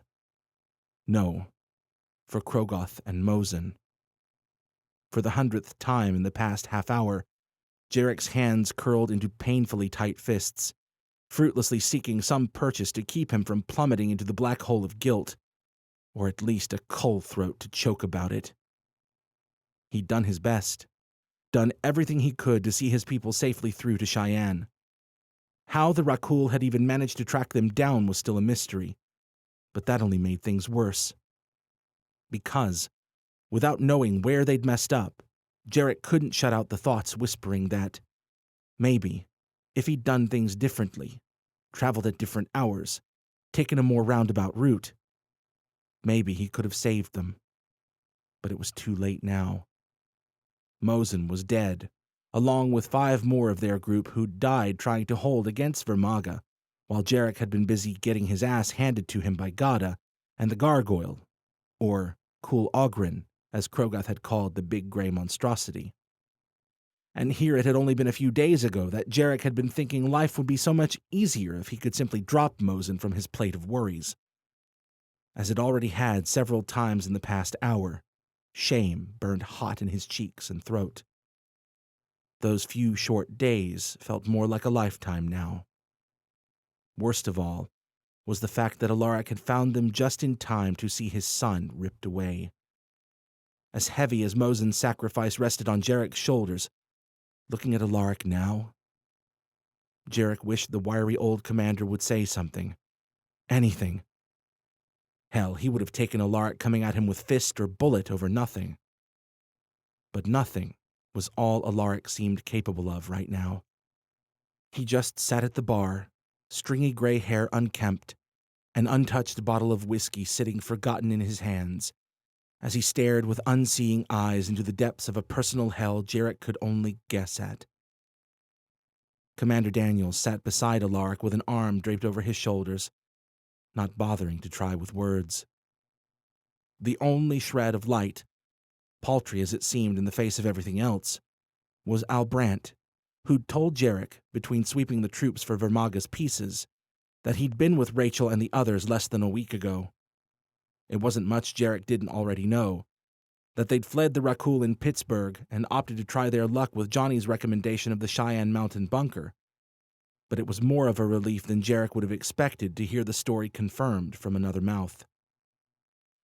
Jarek wasn't the only one for whom Brandt's presence had been a blessing either, from the sound of it. A day after having ditched the ship he'd used to distract any Rakul pursuing Rachel and the others out of Pittsburgh, Brandt had found Krogoth's group on foot and informed them of the new objective, Cheyenne Mountain. Looking at it all from a bird's eye view, it seemed a minor miracle any of them were still alive at this point. But they were alive. Soon they'd be back together with the rest of their allies, and from there, they had a small army, a dozen pairs of claws, an arcanist, and one big whacker that all said the Rakul were going to bleed long and deep if they wanted to take this planet. Jarek held the thought in his mind like a mantra, pushing it over and over again against the thoughts of Mosin and the Rakul no doubt closing on them as the Rachnoth finished sweeping their people for bits of Vermaga. He'd almost convinced himself he had the guilt and doubt under control for the time being, when Brandt tensed next to him and threw a steaming pile of dread over his burgeoning zen. It couldn't be. Not again. Not so soon. But across the room, Krogoth was perked up too now, testing the air with his short, rust-red snout. Give them a fucking break. Krogoth caught Jarek's and Brant's stares and nodded toward the front door, opposite the rusty kitchen they'd entered from the back parking lot. Jarek and Brant traded a dark look and moved for the door together. The open space of the saloon, already somber enough in the aftermath of their near escape, dropped to dead silence as everyone caught on that something was up. The silence only emphasized the pounding of Jarek's heart and the fire in his shoulder and back as he reached back to draw the whacker. They were nearly to the door when Jarek heard it. The patter of footsteps in the dirt lot outside, quieter than he would have been able to hear without Fila's sensors. And they were headed their way. Krogoth appeared at Jarek's left shoulder, listening as well. It was two people, from the sound of it, one clearly heavier than the other judging from the creak of the wooden deck out front. Heavier, maybe, but not so heavy as to believe it was two Rakul outside. Jarek exchanged a hopeful look with Brant and Krogoth, some of the tension bleeding out of their faces. Not Rakul. And if it wasn't the Rakul, a new hope fluttered in his chest, as cautious as it was unlikely. He grabbed the door handle, waited for Krogoth's affirmative nod. Then he threw the door open, shooting through the doorway, sword at the ready. As hopeful as he'd been, he wasn't ready for the relief that poured through him at the sight of the glyph-etched staff in his face and Rachel's wide eyes behind it. He gasped, scared to even move for a moment. Then he pushed her staff aside and wrapped her in a desperate hug. This was a trick, his mind whispered. He was hallucinating. He died back in front of that farmhouse. But Rachel was still there, solid and real in his arms, and... "Can't breathe," she wheezed, and yet her staff had fallen to the deck, and her arms clung to him just as tightly. He loosened his hold incrementally and pulled back just enough to take her in, his throat aching with emotion as she looked up at him with wide hazel eyes. "Michael," she whispered. Jarek nodded, struggling to find words at first. "He's inside. He's okay." Rachel closed her eyes and let out a heavy breath of relief. Then she looked back up at him and tapped his faceplate. "And you? I'm not getting Al swapped right now, am I?" "Perish the thought, Mum," Al said through Fila's speakers, while Jarek willed his faceplate open. To his own two eyes, Rachel looked even more beautiful, her eyes and skin somehow more alive with a subtle palette of soft tones no sensor-to-display interface could ever perfectly recreate. The sight of his face, apparently, wasn't quite so relieving to her. "Jesus," she said, reaching up to touch lightly at his left cheek. "Did you try to kill a coal with your cheekbones or something?" He almost smiled before the reminder of the bruise's source hit him like another of Mosen's punches. "Something like that," he said, thinking of Alaric sitting mutely at the bar. The sound of a throat clearing yanked them back to their surroundings, where they had faces staring at them through the windows and 3 Rachnoth standing around them, including... "Stumpy!" Jarek cried. Drogon furtively extended a fist in invitation for a fist bump. "Ah, bring it in, you old stumpy bastard," Jarek said, swatting the fist aside and wrapping the stunned Rachnoth in a back-thumping hug. When Jarek pulled back, Drogon's entire body was comically rigid. Krogoth, Brant, and the few other Rachnoth watching through the windows all looked like they weren't quite sure whether to be disgusted with Drogon or to laugh at him. "We should move," Krogoth said, looking back at the sea of curious faces in the saloon. Kulvermaga will have felt us disposing of his little spies. They will not tarry in reaching this place. Drogon stiffened anew at that. "Kulvermaga tracks you?" "Back to the vehicles," Krogoth called into the saloon. Then, in a quieter tone to Drogon, "We have dealt with it as best we presently can, brother. Kulgada and Kulagrin come as well, and likely others by now. Cursed void, Drogon growled under his breath, exchanging a dark look with Rachel. You tangled with 3 of them? Rachel asked. How'd you get away? Jarek's gaze tracked in Alaric's direction by its own accord, only to find the saloon wall instead. Long story. One we'd best save until we're behind thicker walls, came Commander Daniel's strong voice from the doorway. Jarek turned to see that most of their people had already cleared back out to the vehicles, which meant they should probably cut this off and get moving. Understandably, though, Daniels had to quietly first ask, after a nervous glance back toward Alaric. Leah? She's safe, Rachel said, and worried sick about you. Thank God, Daniels breathed. Sounds like it's high time for a reunion, Jarek said. Splendid, Krogoth said in a tone that sounded anything but splendiferous. Let us move out then. Rachel shared a knowing look with Drogon, the faintest hint of a satisfied grin tugging at her mouth. Zach is gonna be so pissed. Chapter 23. In the race to Cheyenne Mountain, no speed limits were observed, and no accelerator pedals spared. Jarek sat clutching Rachel's hand in the back of the rearmost truck in their convoy, only silently allowing himself to hope they might make it to safety without pursuit. As much as the owl-trained side of his brain insisted the concept of a jinx was utterly ridiculous bullshit, some less logical corner whispered that he'd be a fool to say the words aloud, or to even think them too intently, and risk inviting disaster down on their heads. It was that stupid, superstitious bit that whispered a gleeful little "told you so" when Drogon stiffened on the bench opposite them. My kin have spotted aerial pursuit. Everyone else in the back of the truck sat up a little straighter, checking weapons and trading woeful looks. Not that Jarek blamed them on the last part. If woe was anyone, it was absolutely them right now. He grasped the release lever on the truck's rear hatch. Everyone secure? After the round of somber affirmatives, he pulled.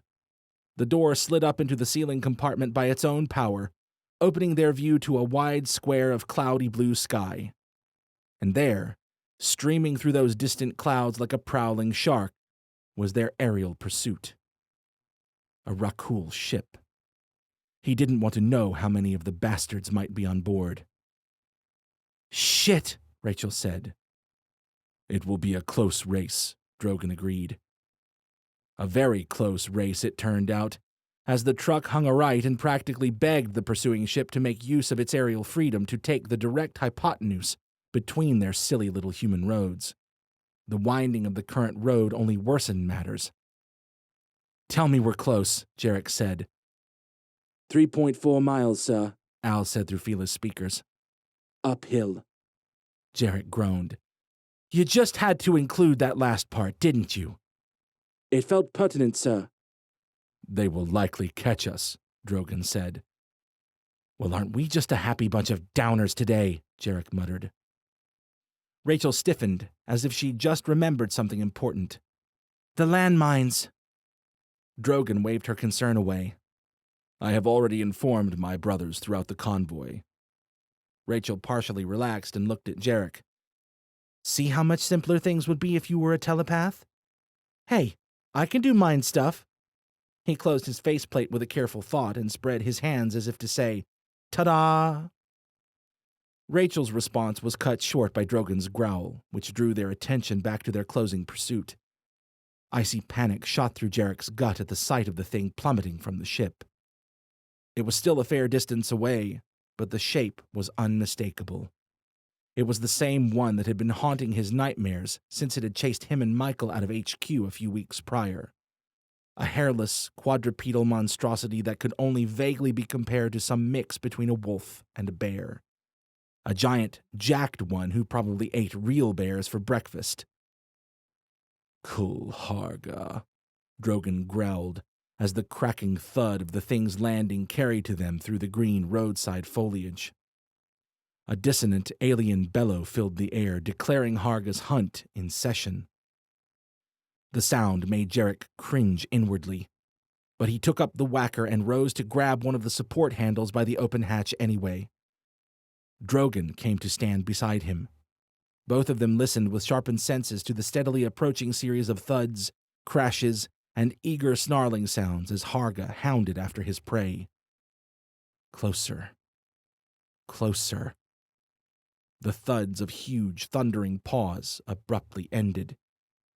Then Harga's pale, hairless bulk came flying clear over the roadside greenery to slam down on the pavement behind them. The beast shook itself, locked burning eyes on Jarek and Drogon, and surged after them with another sonorous bellow. Jarek braced himself as the truck cornered into a rightward turn on the winding road. He prepared his swing as they leveled out, cocking the whacker back in the space outside the truck, and the truck whipped left, skirting off the road and startling his balance. A few jostles and bumps. They cruised by a pair of scraps that looked like the remainder of a ramshackle wall. Then the truck cut back onto the road. Jarek didn't have time to wonder about the maneuver.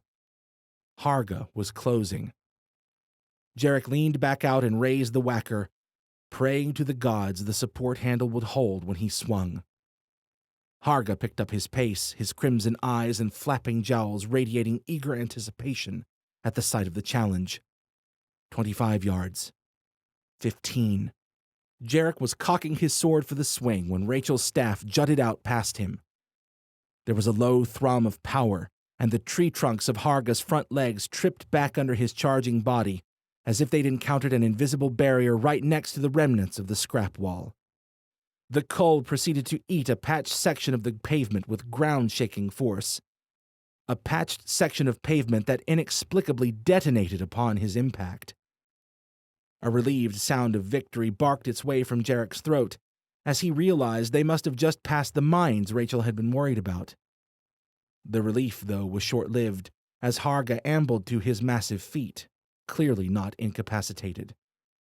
The cull rose to his hind legs, revealing a bloody mess of scorched underbelly, and gave a furious roar.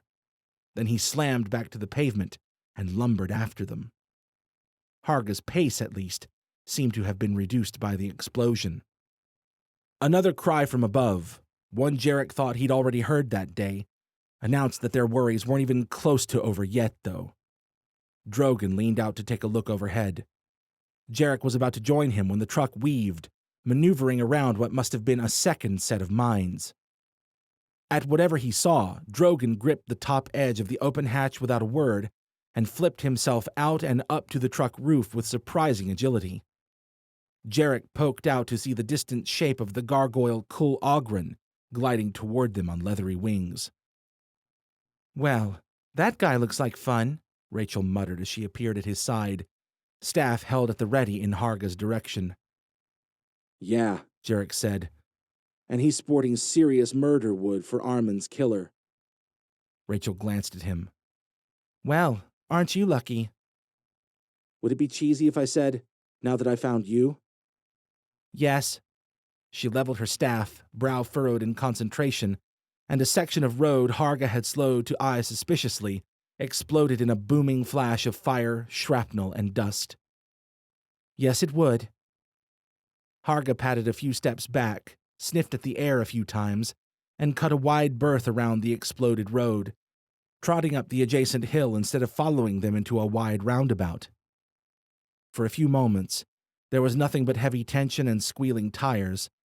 Then they leveled out of the turn and Harga's lumbering form crested the hill after them, having gained significant ground on his shortcut. "Sword, Jarek Slater!" Drogon called above. "Seriously, Stumpy?" Jarek called back. "We're kinda busy down here." Give me the cursed whacker! Drogon boomed. Rachel nodded, hefting her staff to point out they weren't without defenses. Jarek flipped the blade reverse grip, slapped the power on, and thrust it up to Drogon. The Ragnoth snatched it roughly and tore it straight into a hard, rising sweep. There was a flash of blue light and an ugly screech, then something, presumably Ogren or Drogon, hit the top of the truck and thudded diagonally across with a series of groaning impacts that left the roof half caved in. Jarek tightened at what sounded too much like a Drogon-sized object bouncing over the edge of the truck roof, but then the whacker punched through the ceiling at an awkward angle, and a pair of impacts rocked the side of the truck as if Drogon were using the blade to hold on.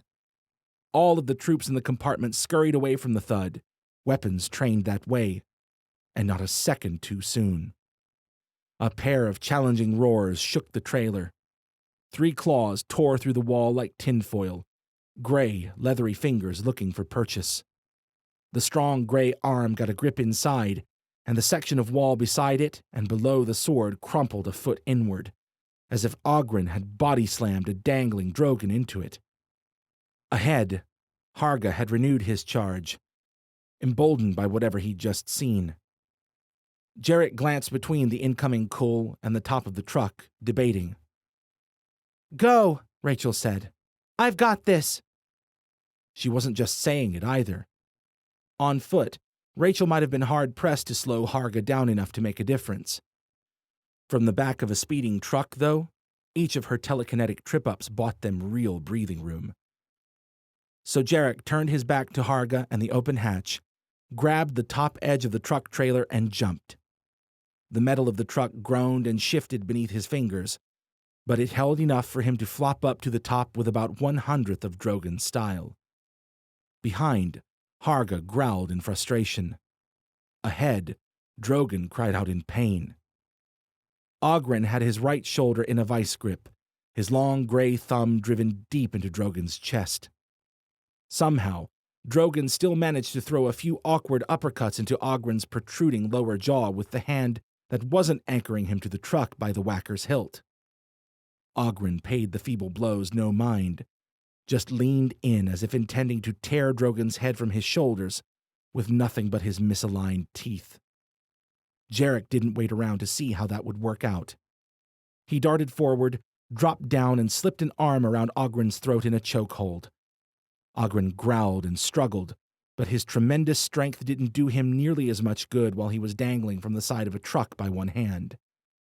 Jarek grabbed Oghren's wrist and began trying to pry the Kull's enormous hand from Drogon's shoulder. With a snarl, Drogon grabbed Oghren's wrist just above Jarek's hand and added his own strength. They were starting to make some headway when a resistance soldier poked up from the passenger side window of the truck cab. For a second, he gaped at Oghren. Then he turned to Jarek and shouted over the wind, "Get down!" pointing emphatically ahead. It was only then Jarek realized how close they were to the low entrance tunnel cut in the side of the mountain. Shit. And was that a... No time. Jarek jutted his chin forward. "Just keep driving!" Turning back to the struggle at hand, Jarek caught Drogon's eye and jerked his head left in a sign he hoped the Rachnoth would understand to mean, "Let's toss this a-hole overboard." "One!" Drogon called, apparently catching on. Ahead, the tunnel seemed to be approaching faster and faster. "Two!" Jarek added, planting his right foot to Oghren's shoulder. 50 feet. 30 feet. 3! He wrenched and kicked all at once. On the other side, Drogon did the same. Oghren's claws tore free from Drogon's shoulder and the truck alike, grasping at Jarek's leg and then thin air as the Kull took involuntary flight, bound straight for the rocky wall at the side of the tunnel. Jarek threw himself flat against the truck as the lip of the semicircular tunnel whooshed by overhead. A bellow followed after them. Harga's, he thought. Then there was a momentous scraping sound, and the daylight disappeared as something heavy boomed at the mouth of the tunnel.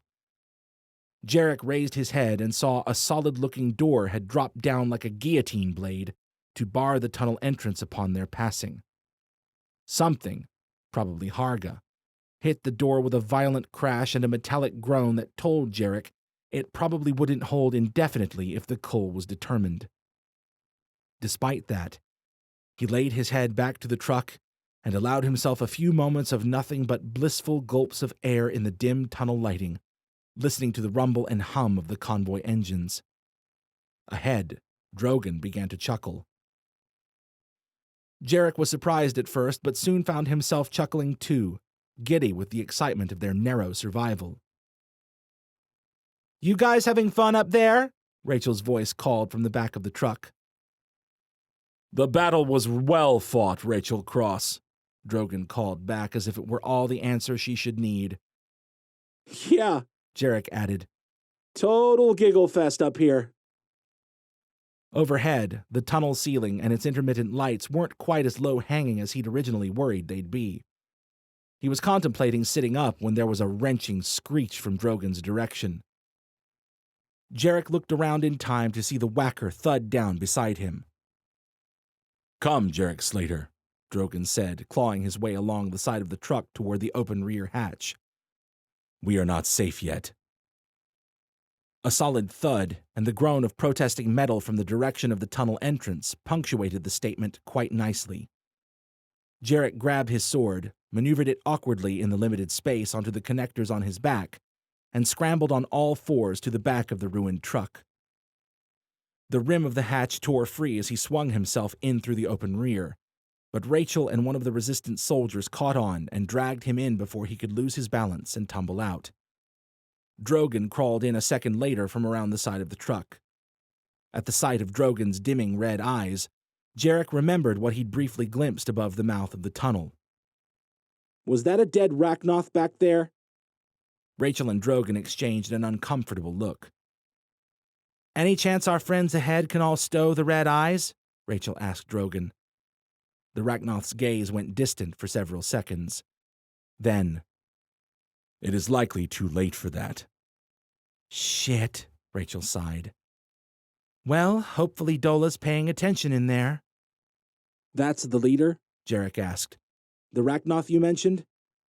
Rachel nodded, looking worried. "Yeah, I just didn't get to finish explaining the part where his people don't know what he is," she grimaced. "And that they kinda have a religious hatred of all things Rachnoth." Jarek thought back to the charred form hanging over the tunnel entrance. "Yeah, no kidding." "Let's just," Rachel said. "Behave casually?" Drogon asked with the faintest of smirks, his appearance now fully human. Rachel rubbed at her forehead in weary exasperation, then looked up as the truck began to slow. Drogon hopped swiftly out and headed for the head of the convoy. "Casual it is, then," Jarek said, hopping out and turning to offer Rachel a hand down. "What could possibly go wrong?" Rachel took his hand and hopped down, grumbling something about how they were about to find out. Ahead, the convoy had arrived at a wide elbow in the tunnel. Commander Daniels and a grim-looking Alaric had climbed out of their vehicles to join Drogon in approaching the wall that Jarek realized at a second glance was actually a door. Behind them, most of the soldiers were cautiously unloading from the vehicles, murmuring to each other and shooting worried looks back at the pounding sounds echoing after them from the direction of the tunnel entrance. The Rachnoth, apparently having gotten the message from Drogon, lingered in the vehicles, keeping a low profile. "Come on, people!" Rachel cried, waving at the door as she caught up to Drogon. "Open sesame! What are you waiting for? Zach? Dillard?" Granted, Jarek wasn't a pro at secret handshake protocols, but the hidden compartments that popped open to reveal a pair of nasty-looking rotary autocannons didn't seem like an encouraging sign.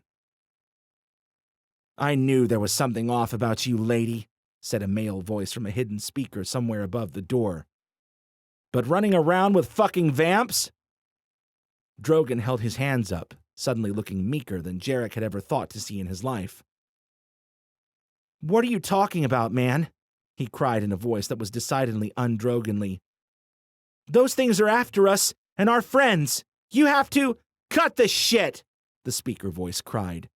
"I saw the red eyes on the cams out there, Derek. You can't lie to me, demon. I'll be damned if—" "Open the door, you fool!" Drogon roared, dropping all appearances.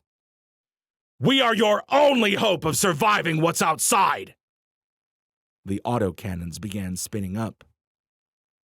Jarek started to step protectively ahead of Rachel, then, noting she had her bullet catcher on, sidled in on her flank instead. "Zach," Rachel said, hands held open and unthreatening. "You know I can decommission your guns, but we're gonna need 'em. There's good reason for all of this, but for now, you need to let us in. Ask Dillard if you have to. He'll tell you the same." "Bullshit!" Zach snarled. "I'll die before—" "Zach!" Rachel shouted in a tone that could have shriveled cold stone. "Open the fucking door, or I'll tear it down and—" They all jerked to attention as the steady pounding echoes gave way to a mournful wrenching sound from the distant tunnel entrance. "The gate has fallen," Drogon growled. Rachel whipped back to the enormous vault door. "Zach?" "Open the door, Rachel Cross," Drogon said. Behind them, the Rachnoth were piling out of the vehicles now, preparing to meet their coming masters. Rachel was extending a hand toward the enormous door when a series of thick pops rang out, clearly surprising her, and the door began inching open. If not Rachel, though. "It's taken care of," said a new speaker voice, also male but smoother. "Though I cannot say I'm pleased to see you return with the enemy on your heels."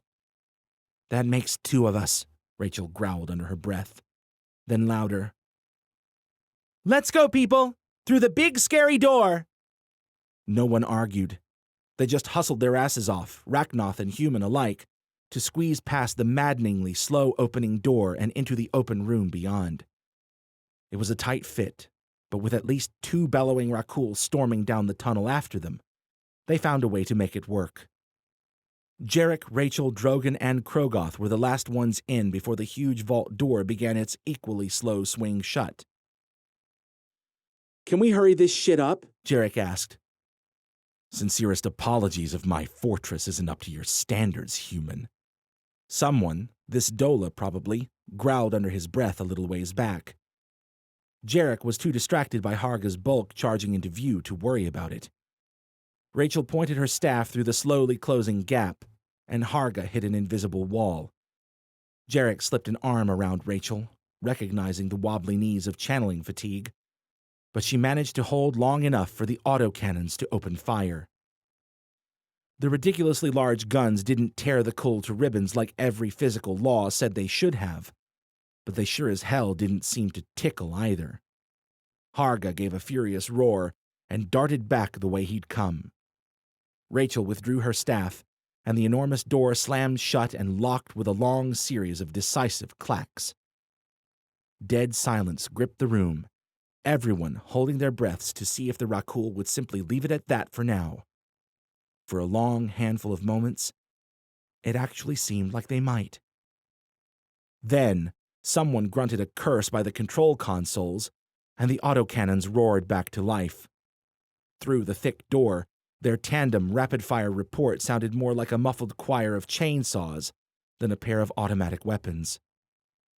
Jarek nearly jumped when 2 somethings, Harga and Oghren probably, slammed into the door, but its multi-foot thick steel build was more than a little solid.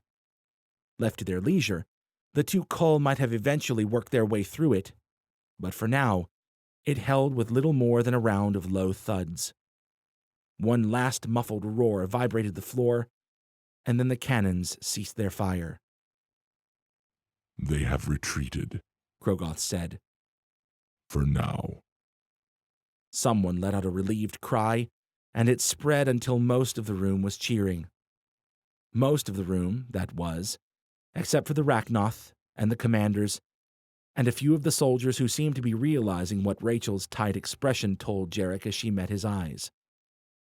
They'd made it to safety, and now they were trapped here.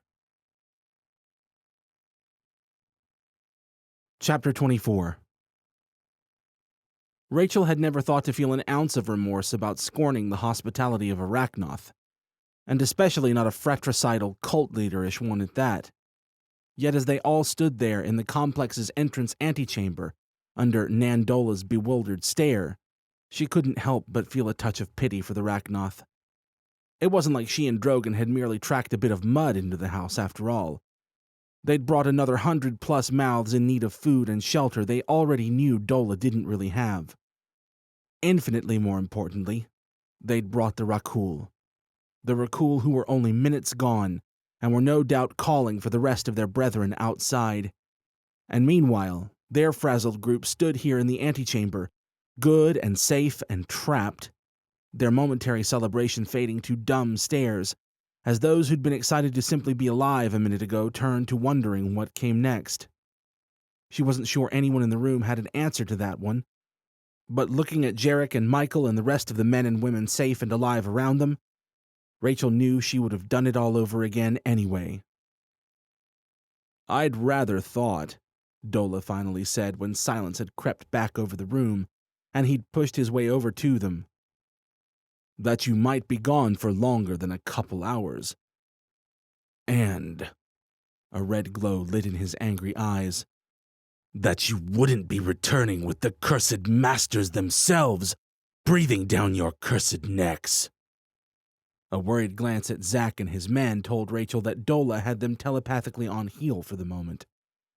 But a few disillusioned complex zealots were probably the least of their concerns right now.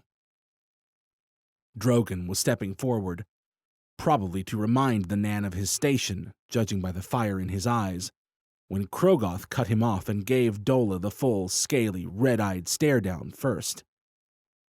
Krogoth hadn't dropped his rust-red Rachnoth appearance to appease Dola or anyone else. He'd never dropped it at all, as far as Rachel could remember. She didn't even know what his human host looked like. It was hard to think of him as anything other than Rachnoth. Even standing to the side as an observer, the raw ferocity of his presence made Rachel want to shudder. Dola held for all of 3 seconds before taking a step back and bowing his head in begrudging deference. "Tend to your flock, young Nan," Krogoth rumbled, the calm of his tone seeming all the deadlier for his menacing posture. Dola shot a bitter look at Drogon and Rachel and, deflated, quietly keyed the rear door open and marched Zack and the rest of his puppet crew off. "You had best prepare them for the truth," Drogon called after him. "There will be no hiding from it henceforth." Dola paused to look back, gave a hesitant nod, and then was gone. Why did Rachel feel bad for the manipulative bastard? Maybe because, no matter which way Dola tried to swing it, there was no way explaining away his decade-plus monument of demon-vamp lies was going to be a fun time. Not for him, and not for the inhabitants of the complex, provided they had an ounce of free will left in there at least. But Dola had brought this all on himself. So maybe it was Zack and the rest of the radicals down here she actually felt bad for. "Is it just me?" Jarek asked quietly beside her as they watched Zack and his men funnel through the door after Dola. "Or am I picking up a real creepy culty vibe here?" She shook her head. "It's definitely not just you." Krogoth and Commander Daniels took charge of moving everyone into the complex, with Drogon taking the lead in guiding their forces to the barracks where Nelkin and the rest of their people would be. There was little talk of touching the vehicles that were still in the tunnel outside. There was nowhere to run now, and they'd already grabbed what little supplies they had on their way in.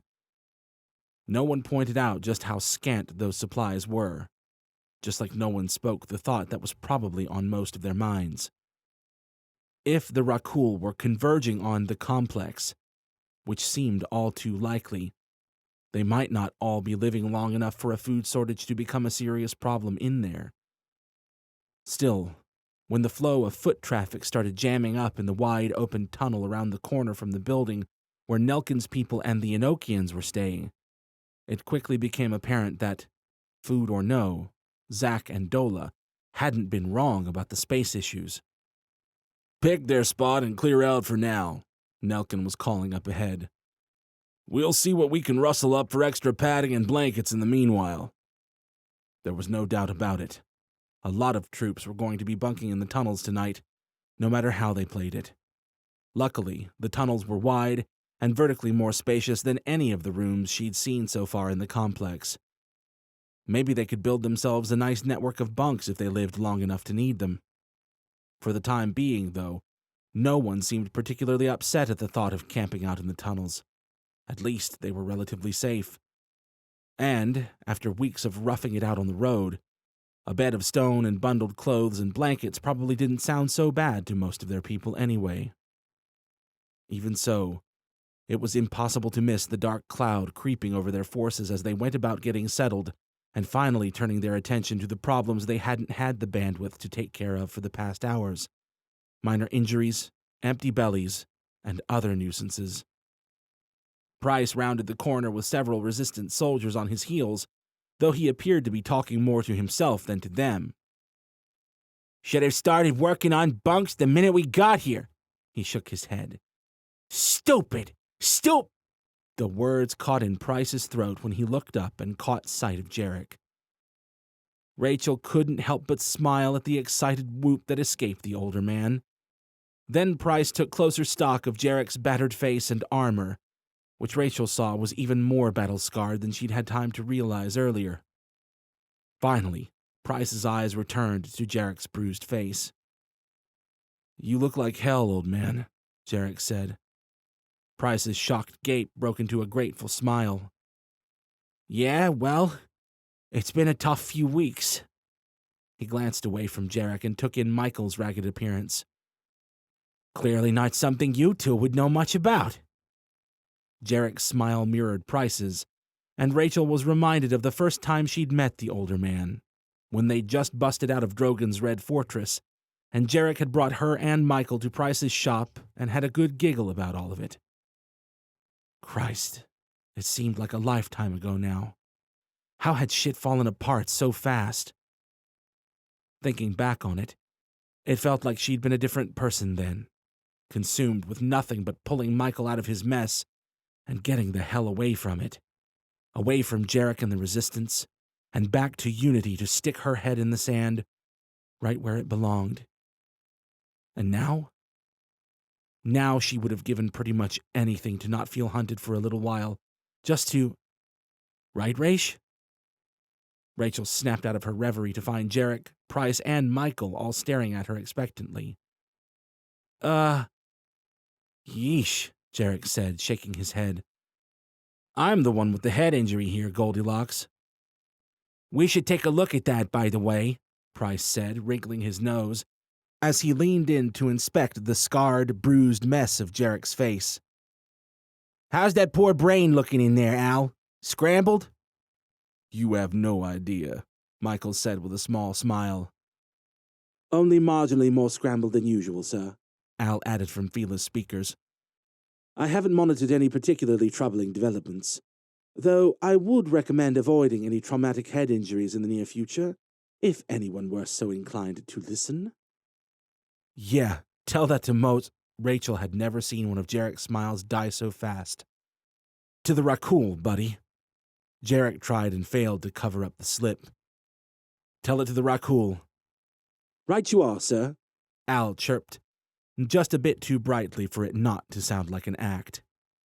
Silence stretched a few moments too long between them. "Maybe you three can help me out," Price said, clearly picking up that a new topic was prudent, if unclear as to exactly why. "If you're not busy, I mean."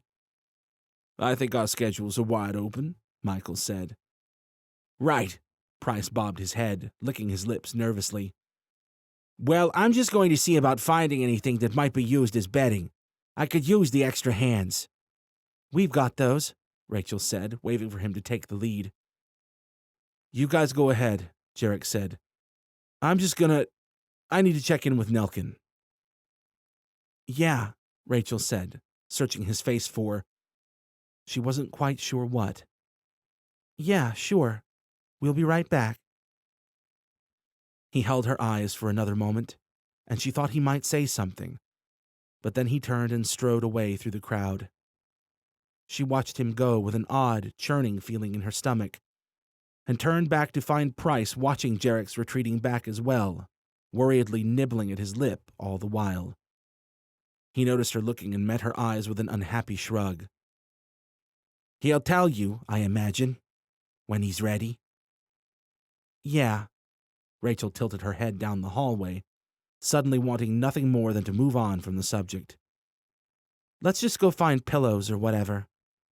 They'd been walking for a couple of minutes, and Price was leading the way back into the narrower beige hallways of one of the underground buildings, when Rachel's legs stopped, seemingly by their own accord. She had to go check on him. "Raish?" Michael asked, watching her from the stairs to the building's entrance. It was stupid. They'd only be a few minutes here. She knew that. But suddenly she couldn't stand the thought of letting Jarek wallow alone a second longer. Not after everything they'd been through to make it here. Not when the Rakul were out there, probably circling the mountain like hungry sharks. What good was waiting for Ready when they might not live long enough to make it there? Not much good, that was what. So she swallowed and hooked a thumb back down the tunnel. "I gotta go check in with Nelkin," Michael asked with the faintest arch of an eyebrow. "That's the one," she said, trying to stifle the embarrassed smile. For a second, Michael didn't seem to be quite sure how he felt about that, but then he shrugged and gave her a nod. "We'll see you in a few, then."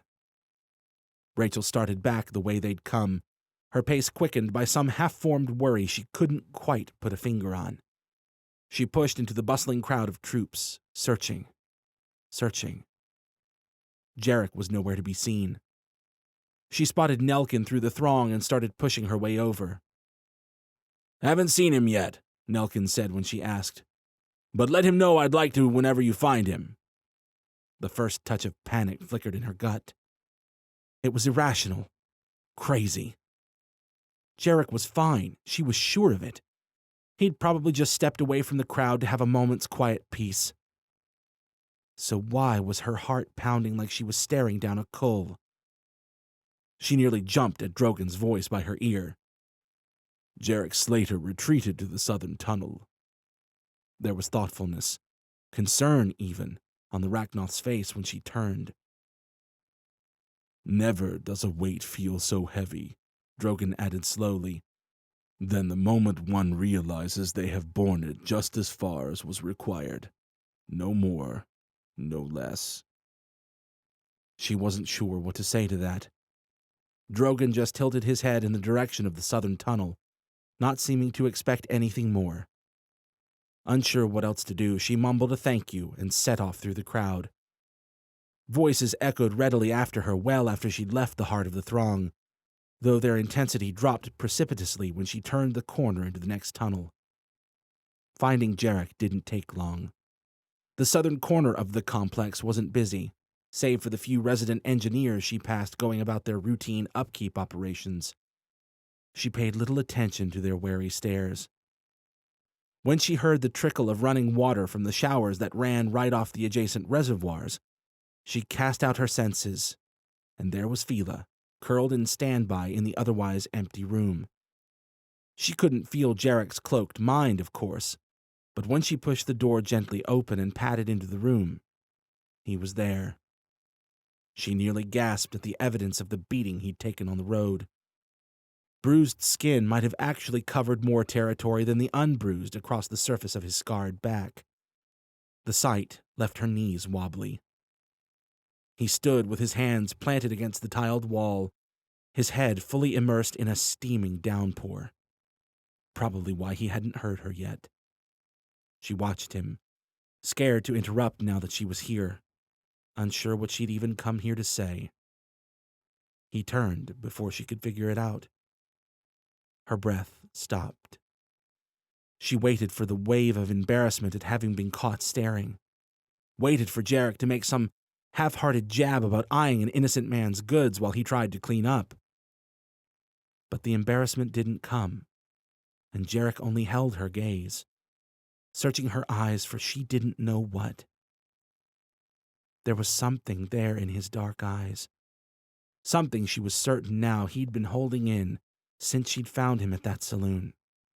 Maybe since well before that. Something that made her heart ache. He'd lost a part of himself out there. She wasn't sure how she knew it, only that she did. And the way he was staring at her now, like he was standing on the precipice and she was the only thing on the planet that could hope to keep him from tumbling over. The weight of hot tears settled against the backs of her eyes, as sudden as it was unexpected. This wasn't how it was supposed to be, not after how hard they'd fought to make it here together. They were supposed to fall into each other's arms and joke and laugh and pick right back up where they'd left off in Jarek's ship a few weeks ago, before Gada had to go and start his war and tear them apart. They were supposed to be happy, if only for a moment. But looking at him now, Rachel's lips threatened to tremble. The full weight of just how close she'd come to losing him crashed down on her, somehow so much heavier than when they'd been apart. Losing him. It was a terrible emptiness, that thought. She wouldn't let it happen. Not again. Just like she couldn't let him stand there alone, drowning in steaming water and self-doubt. She needed to go to him, to hold him to her, tell him that she had him and that it was going to be okay. She needed to hear him tell her the same. So she let her hands move, ignored the voice of doubt in the back of her head, pulled her jacket free and tossed it to the tiled floor beside Fila. Jarek watched her, his somber gloom not quite concealing the flicker of hunger in his eyes. Her shirt followed the jacket as she kicked her boots off. Then went the jeans, their eyes locked all the while. Her breath was coming faster now, apprehensive trills tingling up and down her body. No more waiting. She'd waited long enough. Too long. If the Rakul were going to tear this mountain down and stomp the earth until they were all dead and gone, so be it. Let them come. She and Jarek would fight them till the last, would die together if they had to. But the bastards weren't keeping them apart any longer. She didn't need telepathy to know Jarek felt the same. He stood tall, all but trembling with need, hands clenched at his sides as if he were fighting to restrain himself from tearing across the short distance between them and consuming her. Instead, he waited, open and bare before her, silently pleading that she come, and that she come to stay. So she reached back to fuse the door lock shut, and she went to him. Chapter 25. When Jarek blearily woke, naked and ungodly sore in a nest of damp clothes and towels, his first impulse was to roll over and go straight back to sleep. He'd barely had more than a few winks and damn near going on 2 days now, after all. But then he registered the soft, equally naked warmth stretched across his left side, and that seemed to warrant proper attention, sleep deprivation or no. Growing up in an apocalyptic wasteland, Jarek had never really had occasion to understand the phrase, heart-melting. He'd come close, maybe, with Rose, back before Connor and everything else had driven them apart. He'd quietly felt the stirring hints of it again on a dozen different nights, cooped up in the ship watching cheesy old movies he'd verbally scoffed at in some obstinate attempt to convince both Al and himself that such things were beyond the scope of any potential future for him. Yet the warm, syrupy melting sensation right in the pit of his chest indicated that heart-melting was precisely the right choice of words when he beheld the sight of Rachel's oh-so-lovely nakedness pressed against his side. Then she nestled more cozily against his chest with a grumble and an adorable little sleep frown, and his heart went full gravy. It was as alarming a sensation as it was an undeniably good one, and, for a few seconds, he thought he'd simply burst with it. She was beautiful. Beautiful in ways that had little to do with the lean athleticism of her bare back and the intriguing curves along the rest of her posterior chain, though he didn't exactly mind those either. Looking at the sleeping arcanist, it was as if someone had flipped a switch and revealed the hidden, aha feature of every lovey-dovey cliché he'd ever had the bad fortune to suffer. Some stubborn part of him tried to point out that he was getting carried away, that this was all probably just his mildly concussed brain reeling from what had undeniably been a pretty enormous hit of the feel-goods. But even the undying cynic in him couldn't quell the truth. This was irrefutably different. He'd known his feelings for Rachel were strong, had even been pretty sure he'd stumbled into that big L word people, well, loved to toss around. But now he was damn near loopy with it. Watching her shoulders rise and fall with each gentle breath, he was nearly consumed with the desire to pull her tighter until they could be no closer. Until he was inside her, and they were locked together in every conceivable way. Thinking of the enemies converging outside the complex, intending to take her away from him, Jarek was gripped by an insane urge to run outside, beating his naked chest and rip them apart with his bare hands. Whether it was his tensing at the thought or some subtle shift in his breathing, Rachel woke then. Maybe it was a good thing she did, the way his crazy thoughts were headed. She lifted her tousled head, glancing around in disorientation for a second before her eyes fell on Jarek's nakedness and, slowly, up to his smiling face. "Oh, God," she groaned, plopping her head back down to his chest in a defeated manner. "Please don't be cheesy." He put on his best indignant face. "Hey, who do you think I am?" She shifted to shoot him a dubious look. Seized by the motion of her bare breasts against his abdomen, and another surge of mad, overwhelming emotion, he hooked a hand behind her neck and pulled her mouth to his. The kiss lingered, deep and tantalizing, with none of the reservation he'd felt the first time and the second he'd ever kissed her. "That's better," she whispered when they came apart for breath, her lips tickling his as they moved. No cheese required, no need to. He couldn't help himself. "Yea, and though we lie here on the bathroom floor," he declared in a crummy approximation of a Shakespearean lyric, "amid soiled rags and the drying stains of our own copious and passionate squalor, I doth admit, my lady, that never such a beauty have I dreamed to lay eyes on." She tried to glare at him, but ended up snorting into a breathy chuckle before she managed to get there. "You done?" she finally asked. "Only if you're done," she rolled her eyes. "Don't. Being such an adorable... You're the worst. Little energy-bending cutie pie... Oh, it's just like the nightmares," she groaned, laying her head back down on his chest. There, he said, patting the soft, lovely curve of her backside. "It could be worse." She didn't say anything when she looked up at him, but she didn't really need to. The worry in her eyes brought them both back to reality. It was worse. About as worse could get. But for a comfortable little while, they simply allowed themselves to lie there, wrapped in their own thoughts, Jarek tracing the lines of her smooth back over and over again with idle fingertips. He wanted to tell her something, everything, yet the words hung in his chest.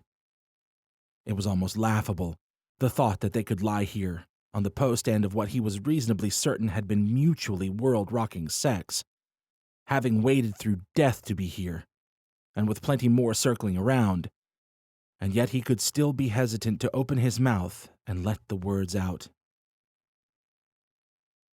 "I thought I'd lost you," he finally said, his voice barely above a whisper. "Back in Pittsburgh when we found the hotel, and again in Columbus. Before that, even, She found his free hand with hers and planted a warm kiss on his knuckles before pressing his hand to her cheek. Straight up heart gravy. With her touch melting away the consternation in his gut, the words came more readily. "The thought of finding you, it was the only thing that kept me going out there. Through the net going down, and the hordes, and the fights and... He closed his eyes, took a breath, and forced the words out. And everything with Mosin. He felt her shifting, felt her desire to ask about Mosin, but she remained silent, waiting for him to speak his mind. If you hadn't told me to keep going, if I hadn't had those words to hold on to, he shook his head, I think I would have given up out there. She looked up at him then, weighing his words with a worried expression. But you didn't. She squeezed his hand. And now we're here, together. He dropped her gaze. Not all of us. Jarek, I know, he murmured, pointedly staring at the tiled wall. He shouldn't blame himself for the men who'd died today. Not when he'd fought to what should have been his own death trying to defend them. Not when following Rachel and the others west had clearly been the best of their crappy bunch of decisions. And Mosin? Mosin had been a grown-ass man. He'd known exactly what he'd been doing when he'd decided to run off and go rogue martyr. But at the end of the day, no matter how many times he repeated these logical mantras internally, how couldn't he blame himself? Best move or no, the decisions that had led them to that farmhouse had been his, and... Do you want to talk about it? Rachel asked quietly. He honestly didn't know. Alaric should be the one to hear it, he finally said. Rachel didn't argue, just laid quietly on his chest, running her fingers along his scars and bruises. Jarek was caught in his ruminations, floating midway between the feeling that they should vacate the showers and the desire to drift back off to sleep when Rachel spoke. I was afraid too, you know. He looked down at the top of her tousled golden head. Just for the record, she added with a small shrug, too pointedly absorbed in her study of his torso to look up. Right, Jarek said. Well, let the record show that I'm not letting your ass out of my sight again. He glanced down along the curve of her back, so to speak. She looked up in time to catch him staring, and gave him a grin that set his pulse to pounding. No? She asked softly, inching her way up his torso. She slid her left leg across his lap, hovering just above him. Not even if you can see my front?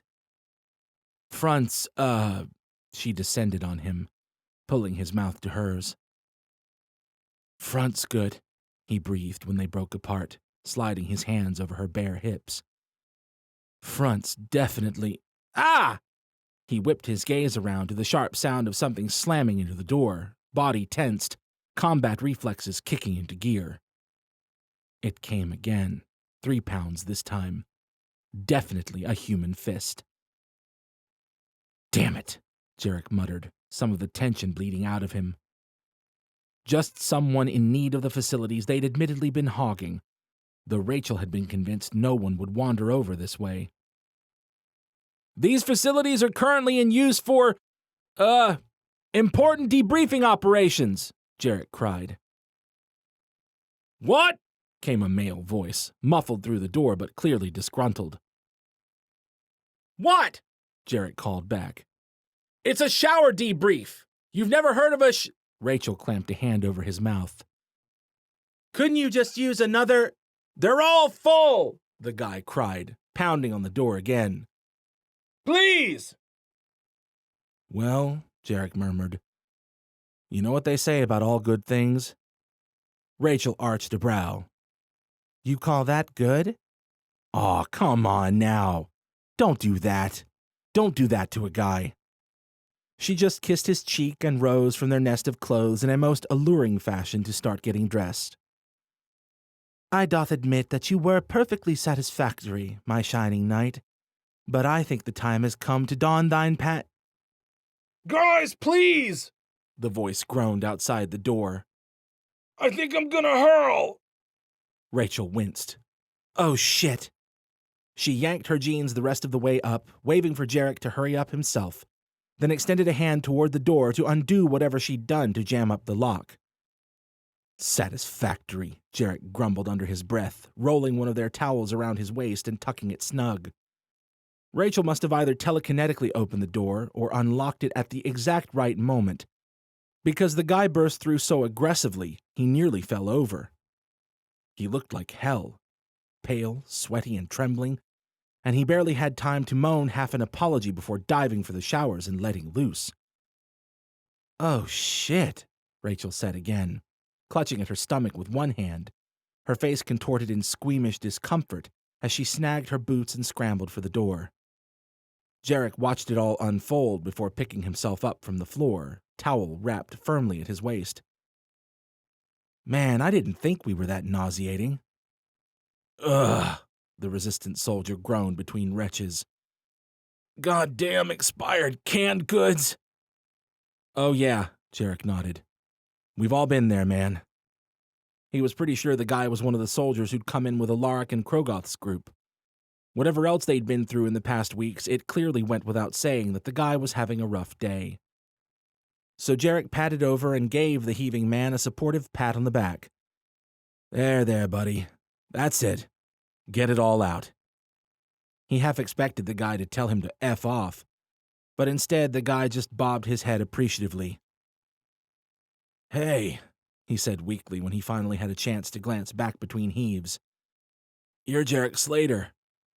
Jarek nodded. "It's not as impressive as it sounds, trust me." "But you're the one who... The rest of the thought was lost to a violent retch and the wet smack of vomit striking tile.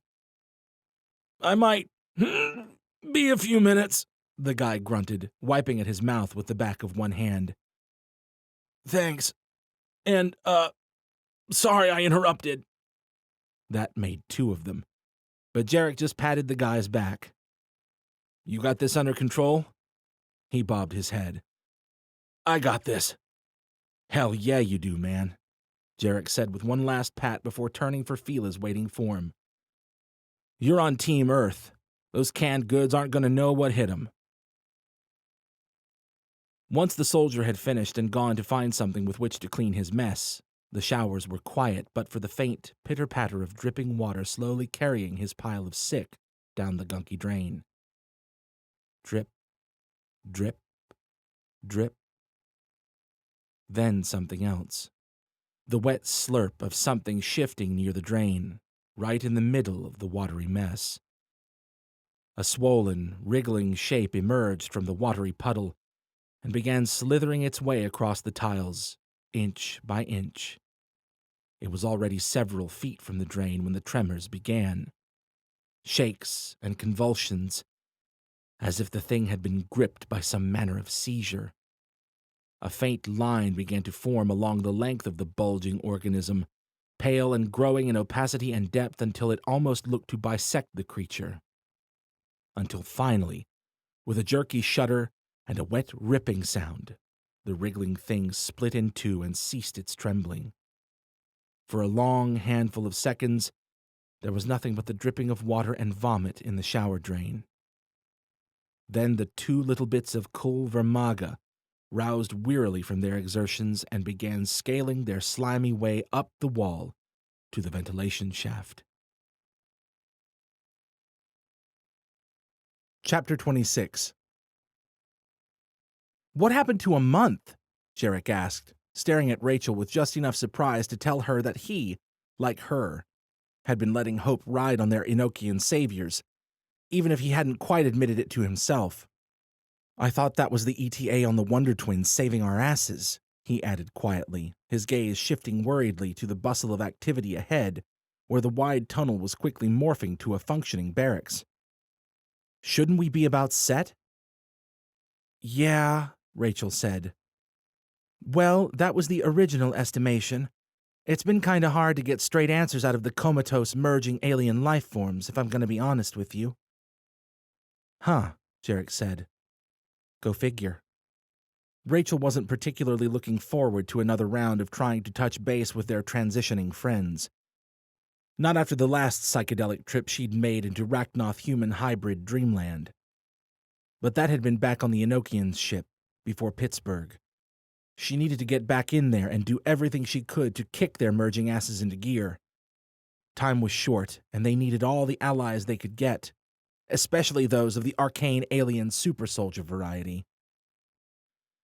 I probably should have gone straight to them when we got back, Rachel said, speaking quietly now as they reached the edge of the tunnel barracks crowd, instead of slumming it in the showers with unsavory sorts.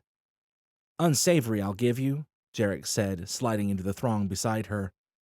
But I submit that the shower debriefing was crucial to our success. Very important for morale.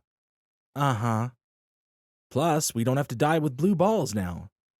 She frowned. Are you referring to yourself collectively, or... What? You're telling me you don't believe in lady blue balls? She shook her head. You really know how to make a girl feel special, you know that? He stopped to help a few soldiers scoot a big storage crate over to the wall, then returned to her, palms held up. What? Guy doesn't get any credit for watching you sleep and writing you some touching bathroom floor poetry? A smile pulled across her mouth. Okay, maybe a few points. Jarek made a victorious gesture with an upheld fist. Like 2 points, she added. Maybe, Slumdog Romeo. Jarek shrugged off the clarification as they pushed their way back into the crowd, bound for the Enochians' barracks. His good mood was a welcome sight, even if she could still feel the weight of Mosin and everything else ghosting along not so far behind him.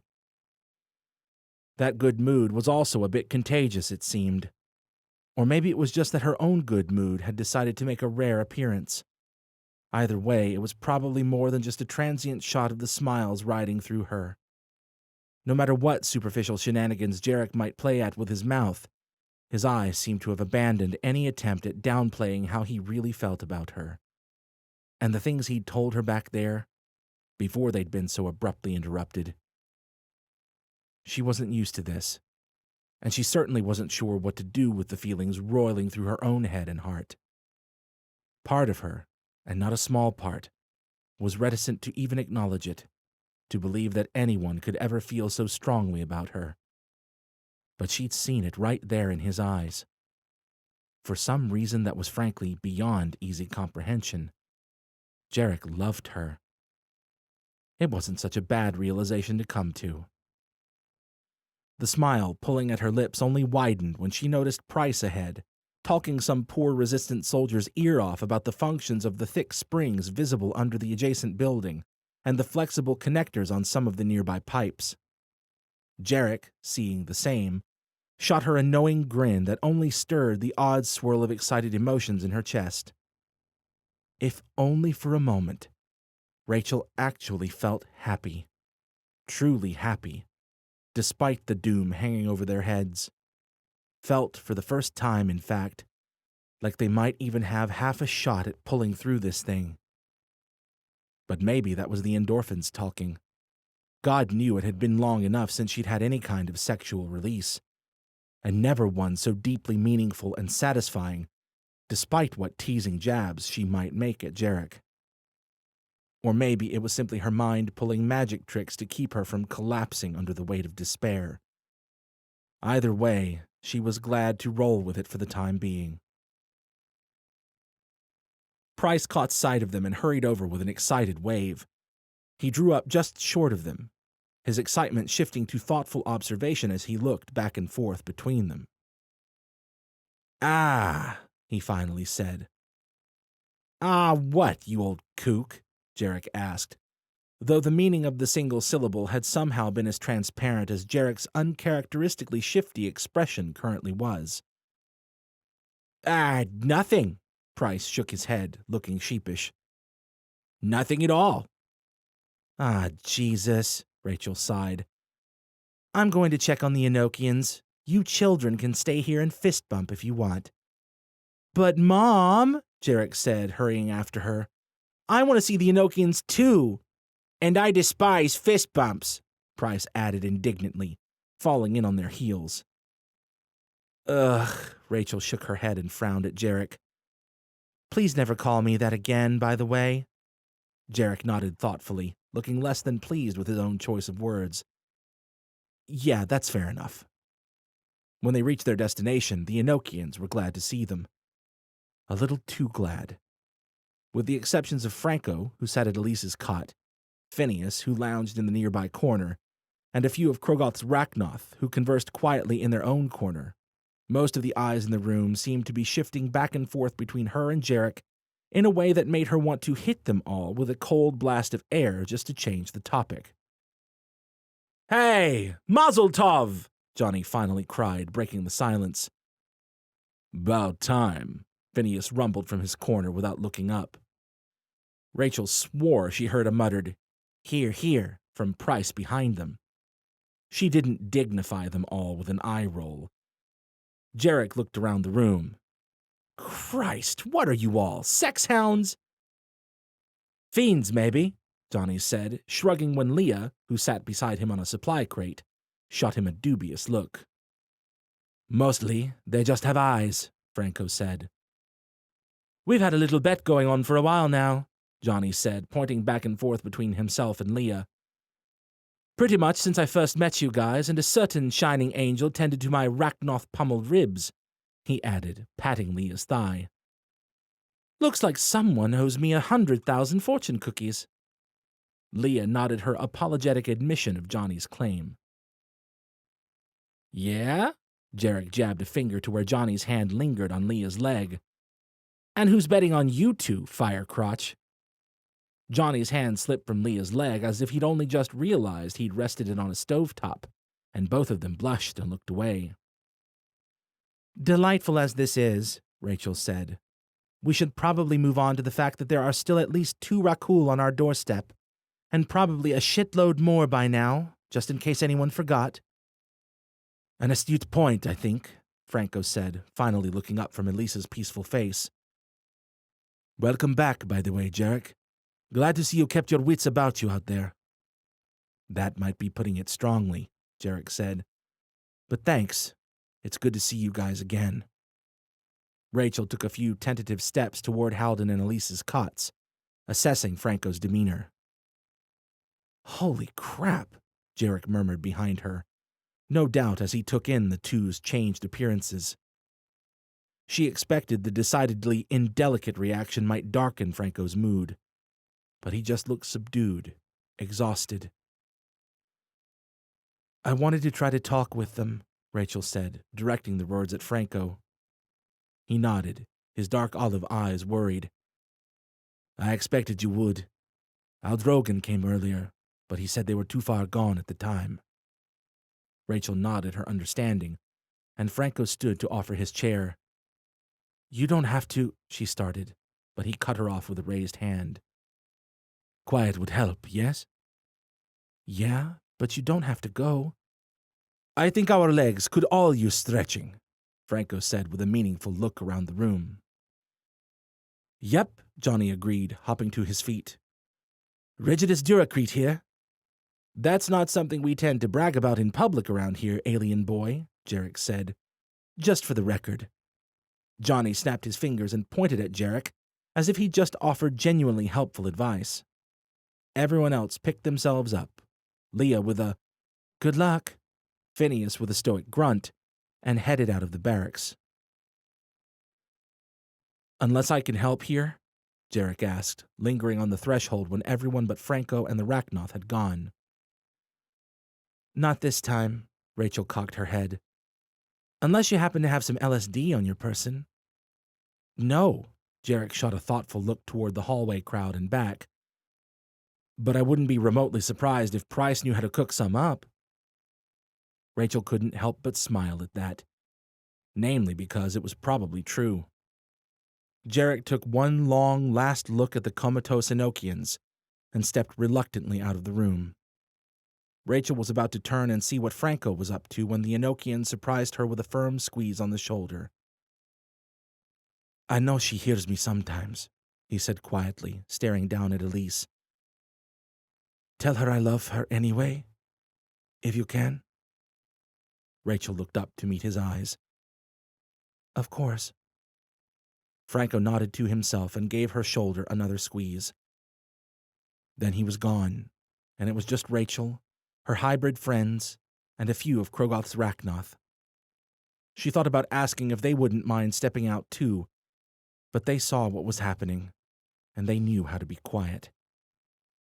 Plus, if it ended up being anything like her past experience reaching out to the Enochian Rachnoth Dream Team, she didn't hate the idea of having someone paying attention while she sunk into La La Land. So she plopped Franco's chair down between the two cots, took each of the Enochians by a hand, and closed her eyes, settling deep into her extended senses. It was a curious feeling, brushing against such powerful beings in her senses, only to find no one consciously behind the wheel, so to speak. She'd never felt anything like it, and she still hadn't gotten used to it. She started with Halden and Alton, both of whom were largely unresponsive to her queries. It was like tickling a hibernating bear with a feather. At first, Elise and Lietha were no different. But then there was a stirring, a tendril of thought, tentative and curious at first. "Did I not hear Aldrogan's call?" came Lietha's thought, murky and somewhat disoriented, as if she'd just woken from a deep sleep, which, as far as Rachel had previously understood, wasn't really something Rachnoth normally did. Clearly, the finer points of this transition process escaped her. "He did," Rachel sent back. "But that was at least an hour ago, I think." "I see." Lietha's thoughts were as guarded as usual, but Rachel thought she detected just a hint of disappointment in the Shieth's mental tone. "Is there news, then?" "There is. The worst news there could be, really." Lietha let her weary consternation brush at Rachel's mind like a soft sigh. "Very well. Then perhaps we should attempt to commune with the others below. Will you come with me?" It was more than a little weird, hearing the alien inside Elise's abdomen ask Rachel to come to some meeting place below, but it wasn't like that was going to stop her. "Lead the way," Rachel sent, doing her abstract best to assume a mental state akin to reaching out a hand for guidance. Lietha's presence formed more fully around her, gently tugging her along in not a direction exactly. It was more like being pulled toward a specific thought, or a state of mind even, a headspace. "Relax your mind, Rachel Cross," Lietha sent. "You are far too aroused to hope to meld with our internal environment."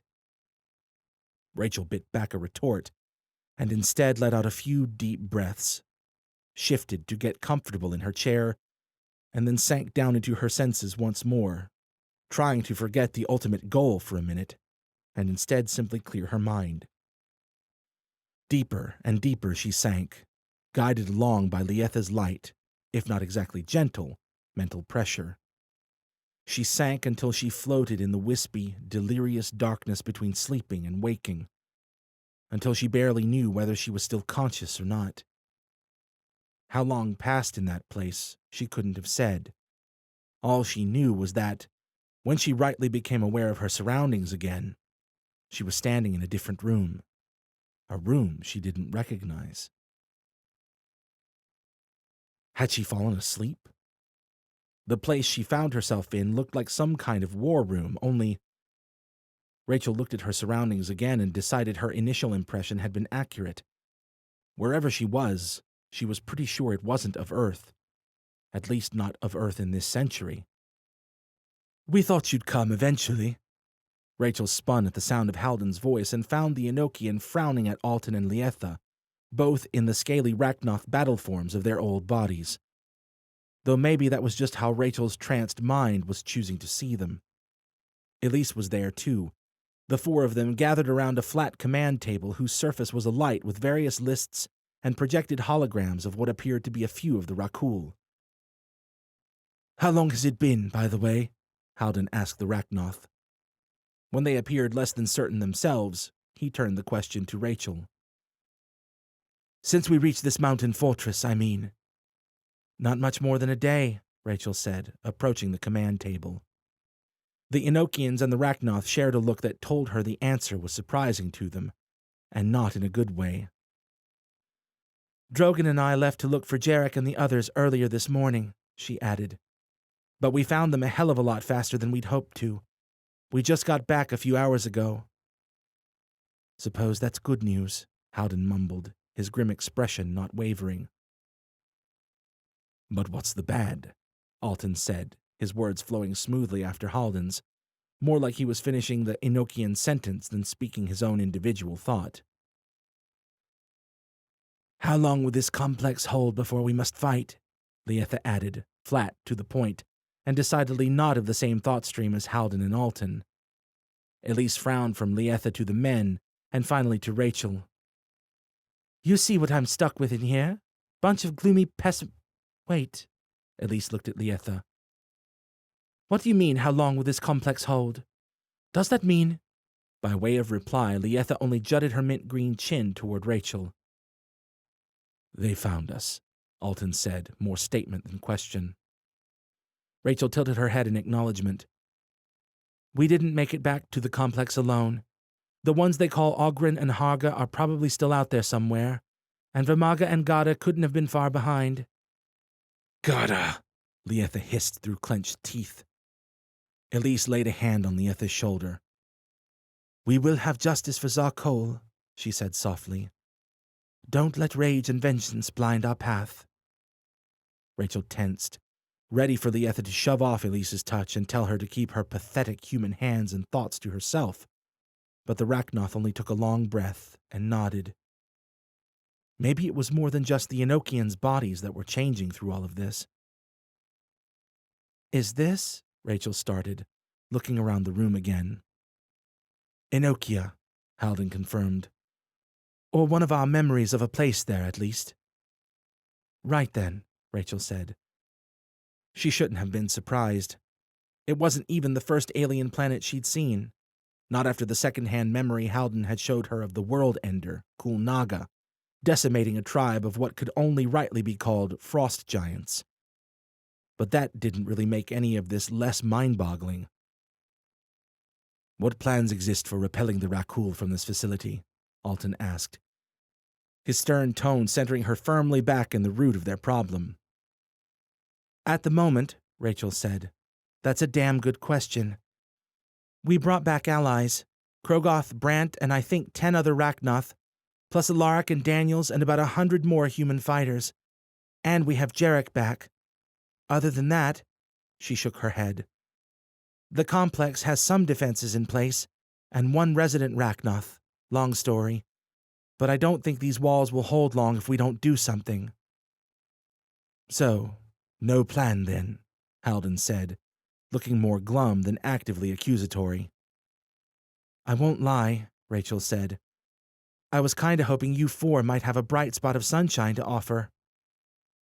Haldon met Elise's eyes, something of meaning passing between them, and suddenly they were no longer in the Enochian command room, but on a gentle hill crest in the middle of a wide, sweeping plain of lush grass. Ahead, a crystal-clear lake stretched its shimmering way to the base of an enormous mountain that stretched impossibly high into the crisp blue sky. Above, a bright sun shone down on all of it. Sunshine, yes, Elise said. Hope, though, Haldon added. Hope, Alton said, looking to the sky, which began to darken as if in response to his crimson gaze. Hope is more tenuous than a fickle dream, considering what we face.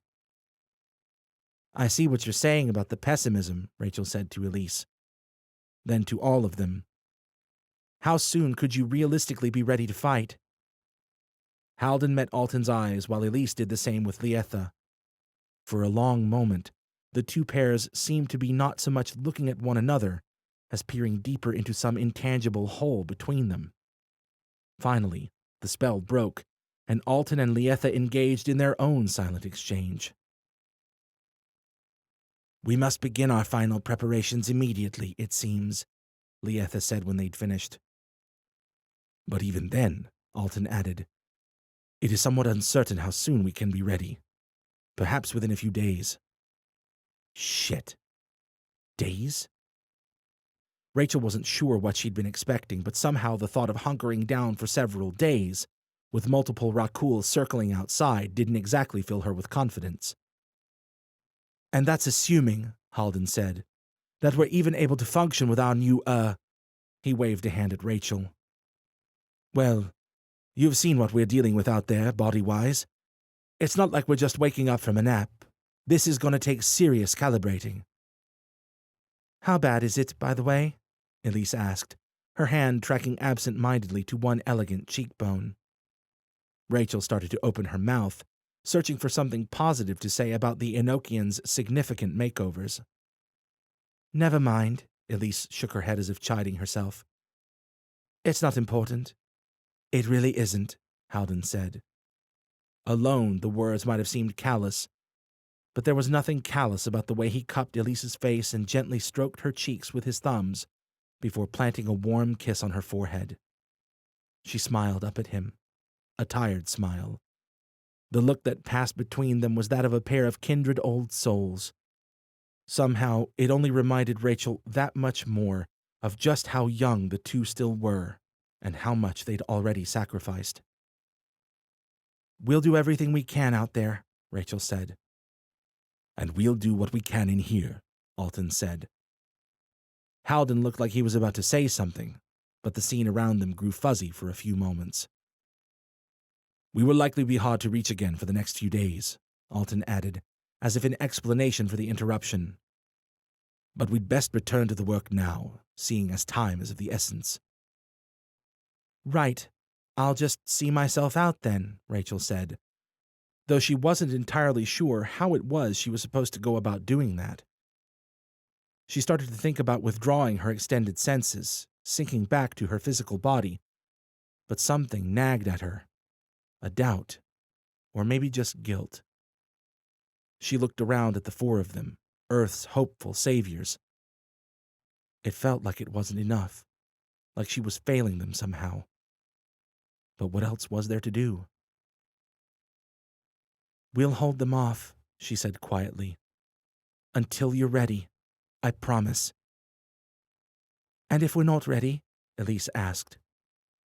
Rachel shrugged, and she realized she was now clutching the staff she could have sworn she hadn't had only moments ago. "Then we'll fight anyway. Maybe even leave a few scraps behind for you." Alton, Halden, and Elise gave her grim nods of acknowledgement. And for the first time in the entire conversation, Lietha smiled. Chapter 27. Tempted as he'd been to wait and see how Rachel fared trying to pull news from their sleeping beauties, or to use that excuse to avoid talking to Alaric at least, Jarek hadn't been able to convince his damned conscience that doing either was acceptable. Just like he couldn't run off now to go see Price and James' new toy, much as Price wanted him to. "You're sure you don't want to see?" Price asked, clearly deflated at Jarek's lack of wall-bouncing giddiness. "It's right up your alley." "It's got nothing to do with want, old man. I just need to—" Price's expectant expression softened to one of understanding as he realized what this must be about, or probably guessed close enough to the truth, at least. Normally, Jarek would have expected James' excited energy to rival Price's, but the Enochian was grim, subdued. From what Rachel had told him, the mood had apparently settled over all of the Enochians to some extent since Halden and Elise had gone under their change. "You guys can show me your BFG later," Jarek finished. "BFG?" James asked, perking up a little. Price's worried expression broke into a smile. "I'll explain later." Jarek was about to bid them farewell and happy tinkering when a thought occurred to him. "Why was the thing even here in the first place? I thought railguns were more of a Navy thing." "They were," Price said. "But I'm guessing someone was looking to outfit this facility to take out unfriendly warheads." His expression soured. "You know, before all those unfriendly warheads made it a moot point?" Jarek asked. "Precisely." James shook his head. "I still can't believe things fell apart so quickly once, well," he gestured toward the barracks where they'd left Rachel and Krogoth's Rachnoth. "To tell the truth," Price said, "I think we were already headed that way anyway. You know, Even before the Rachnoth and the arcane blood curse and all that. Guess that's why we outlawed nuclear weapons on Enokia. James tilted his head. Though I guess that kind of thing's probably a bit easier to pull off when your whole planet is pretty much united under one deity and his divine authority. Easier, I'm sure, Price said slowly. Better, though?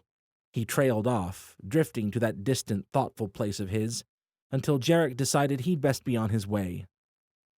You fellows have fun philosophizing, he said, backing away with a wave. Price snapped back to them with a little jerk. Right. He turned a bemused grin on James. Well, if we're going to discuss the merits and downfalls of religion and global disarmament, we might as well do it over that enormous gun of ours. The two of them headed off in the opposite direction as Jarek turned for the tunnels that were now serving as the barracks and commons for their combined forces. It was time to find Alaric. He couldn't avoid it any longer. Not when they might be counting on fingers and toes the hours he had left to set things right with the surly old commander. Jarek wasn't even sure setting things right was the right way to feel about it, but it seemed to be what the heaviness in his gut had decided for him. At the very least, he needed to tell Alaric what what Seth had wanted his father to hear. Not that Jarek really knew what that was exactly. Sure, he'd gleaned enough insight into Seth's mind to strike a few deep nerves during their fight. But that didn't mean he knew everything that had been going through the man's head when he'd said those final words. Just tell him. Jarek would just have to do his best. First, though, he needed to get Alaric alone. A task that seemed as if it should be easy enough once Jarek spotted him over in what was rapidly shifting into a shabby armory. Alaric barely seemed to be hearing what the two soldiers in front of him were saying. His inattention wasn't going without notice either. The two men were glancing uncertainly at one another, clearly wondering if they should continue droning at their absentee commander. Jarek started forward to save all three of them the trouble. Before he'd made it 3 steps, though, Drogon stepped in front of him and shoved an old green Gatorade squeeze bottle against his chest. You must drink this, Jarek Slater. Jarek frowned down at the drink in question and back to Drogon before slowly taking the bottle. I take it this isn't lemon lime? It did possess a greenish hue, if that pleases you. Ick. Jarek made a face at the ominous bottle. Not really, no. You must heal. Yeah, Jarek looked around, searching for some excuse. Drogon did have a point. He couldn't remember the last time he'd been this beaten up, and Maker knew how long they had before he'd be needing to rumble again. Is everyone else getting a dose of the Stumpy special? A faint look of amusement crossed Drogon's face. Everyone else does not get beaten so frequently and thoroughly as you. Thanks? Drink, Jarek Slater. Prepare your body. Man, I know you don't mean that sexually, but Drogon was already stalking off. Wait, Jarek called. Is this, safe? Drogon just kept walking. I'm very particular about my complexion, Jarek called after him. If this stuff gives me scales, Stumpy, I swear to... Yep, he's gone. Great. He eyed the bottle suspiciously. Well... He braced himself and took a pull. It didn't please him. It didn't please him one damn bit. And the squeeze bottle didn't really help with the whole chugging thing either. But he'd probably had worse. He downed about half the bottle, then braced himself again and walked over to Alaric as the two soldiers wrapped up their business, without much success it seemed, and hurried off. Alaric didn't turn to face Jarek immediately. At first, he thought the commander was bracing himself. Then he started to wonder if Alaric even realized he was standing there, or if he'd simply checked out for good somewhere in the middle of listening to his men prattling on. Finally, though, Alaric turned his head, showing Jarek the left side of his face and one downcast, bloodshot eye. Spit it out, he said quietly. Jarek pointedly looked around at the crowd. Not here. Alaric gave a neutral grunt, like he'd been expecting Jarek's answer, but didn't quite care enough to make a move. Jarek waited quietly. Finally, Alaric heaved a heavy sigh and turned in full. "Fine," he waved Jarek on. "Lead the way." Jarek picked his way through the crowd, rehearsing unsatisfactory lines in his head, and doing his best to ignore the curious looks that followed them through the tunnel. More out of familiarity than anything else, he steered them in the direction of the showers where he and Rachel had spent the early afternoon. Where he was headed, he didn't precisely know, just away from the crowd. He was thinking about trying the reservoirs he'd seen marked past the showers earlier when Alaric caught him by the shoulder and spun him around with a dark frown. "Where the hell are we going? I've got more important things to be doing than taking a stroll with you." Jarek let the words roll off him like the emotional overflow he knew they were. "You're allowed to be hurting, you know." The words took Alaric by surprise, enough so that he recoiled slightly. "My son hated everything there was to hate about me, and now he's dead. You're seriously stupid enough to think I'm not hurting?" "Oh, I know you're hurting," Jarek said with a surreptitious glance back down the tunnel. Several soldiers were watching them from the outskirts of the crowd 20 yards away. Jarek ignored them and turned back to Alaric. "Which is why I thought I'd better point out that you're not doing anyone any favors trying to put on the brave commander face right now." Alaric started to say something, but Jarek held up a firm hand for silence. "And it's not true what you just said about him." "The hell it isn't," Alaric growled. His face worked, twitching somewhere between a snarl and a grimace. He looked like he wanted to hit someone. Anyone. Didn't matter who, as long as he could transfer an ounce of his pain off his plate. Jarek found himself wishing for the second time that the commander would take a swing at him. That somehow, Alaric's angry fists could validate the guilt that had been sitting in Jarek's gut since they drove away from that farmhouse and left Mosin to die for them. Since before then, even. But that was the self-pity talking. He knew that. Just like he knew there was nothing to be gained and no one to be helped by indulging it. For both of their sakes, he needed to get his shit together and hold it there. "He asked me to tell you something," Jarek said. Alaric watched him with the silent look of a broken man, caught somewhere between desperate anger and bone-deep sorrow. "Just tell him." "He wanted me to tell you that he was sorry," Jarek started slowly. "That he was afraid, angry too. Angry at you, at the Rachnoth, at everything. But mostly just afraid. I think he always wanted to tell you, but..." He glanced back at the curious onlookers, who all scurried hurriedly back to their business. "We should talk about this somewhere else." Alaric didn't seem to hear the last part. He was dead still, and when he spoke, his voice was barely a creaky murmur. "Seth said all this?" For a second, Jarek thought about telling him the truth, that he was only extrapolating what Mosin had wanted Alaric to hear. Looking at Alaric's hunched shoulders, though, he couldn't bring himself to sink one more dagger into the man's ribs. "He did," Jarek said quietly. It was what Mosin had wanted to say. He was sure of it. Wasn't he? Some part of Alaric saw through his white lie. Jarek was almost certain of it. But the rest of him must have been so desperately overcome with grief that it was willing to overlook the detail for now. So Jarek took a dry swallow and pushed on. "I tried to talk him down, Alaric. Tried to tell him we'd find another way, but..."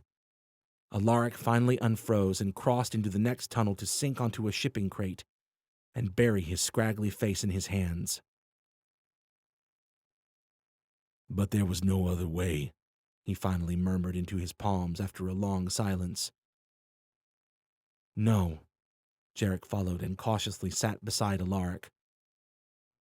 "I don't think there was." Alaric's eyes were bloodshot and utterly defeated as they searched Jarek's face, weighing his words and his intent. "He still loved you, Alaric," Jarek said quietly. "Somewhere in there." Alaric couldn't quite seem to figure out how to react to that, so, for a while, they sat in silence. "That's one hell of a shiner you picked up there," Alaric said after some time. Jarek shot a questioning look at him, trying to ignore the sinking feeling in his gut. Alaric watched right back, his bloodshot eyes unreadable. Finally, he tilted his head back the way they'd come from. "Heard a few of the boys talking about their adventures on the road." Jarek held Alaric's gaze, searching for some hint of what he was driving at. "There were disagreements, and a few good punches." Alaric bobbed his head, his gaze distant as he turned that tidbit over. "What did Seth want to do?" he finally asked. "What was his plan if he wrestled the group from you?" It was unnerving how clearly Alaric seemed to see the events unfolding from what few details he'd gathered. But, Jarek reminded himself, he was here to support the man and to help him understand how his son had felt at the end, not to stand trial for Seth's death. "I'm not so sure he really had a plan," Jarek said, "short of making sure the cheeky asshole in the exosuit didn't get his men killed." For a second, the lines of Alaric's frown lightened marginally, and his lips moved in the ghost of a humorless smile. It didn't spread to his eyes. "I think," he said slowly, rising from the crate and turning to face Jarek from a standing position, "that the two of you might have been more alike than you'd like to realize." Jarek dropped his gaze to the floor, unable to meet Alaric's eyes. "Yeah, the thought occurred to me once or twice out there, among others." Connor's bloody, grinning face flashed through his mind unbidden. All of them pushed to violent action. All of them so damn certain they were the ones seeing things clearly. "You wouldn't have been at that farmhouse," Alaric said quietly. "Not if he'd been the one calling the shots." His words cut through Jarek like a scalpel, so fine and swift that he couldn't fully appreciate the damage they'd done until the blood began to well along the wound. He clenched his jaw, fighting the words on the edge of his tongue. He wouldn't apologize, no matter how loudly his guilty heart screamed for him to do so, no matter how urgently his emotions insisted that he throw himself at Alaric's feet and beg for his forgiveness. Because that was the point, wasn't it? It didn't matter that he was sorry. Seth was still dead either way.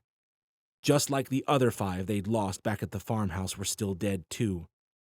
And just like the rest of them were still alive. Jarek had made his decisions. He'd done his best. And now he'd live with the consequences of those actions. The good and the bad. So he forced himself to meet Alaric's eyes, and he told him what they both needed to hear. It was the right call. The rest of the words couldn't seem to unstick themselves from his throat. That, right call or not, every part of him would always go on wishing everyone could have survived. That, faced with the situation again, he would have made the same call even now. That, above all else, he'd do everything in his power to never let anyone down again, knowing damn well that he was aiming for the impossible. Alaric watched him silently for a long time, looking more than anything like he was trying to rekindle the anger that seemed to be burning out of him with each passing second, leaving nothing but profound weariness in its tracks. After what felt like half an eternity, he gave up and turned to leave. He didn't make it more than half a step, though, before he paused and slowly turned back to Jarek. "You remember what I told you? Back at HQ? Right after those boys were fixing to jump you in medical?" Jarek forced himself to hold Alaric's gaze. "I remember." Alaric nodded to himself, his eyes far away. "You're learning," he said quietly. Then he left, Jarek watched him go, silently cogitating on what Alaric meant by that.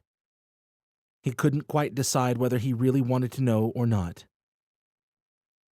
"You are right, sir," Al said quietly in his earpiece.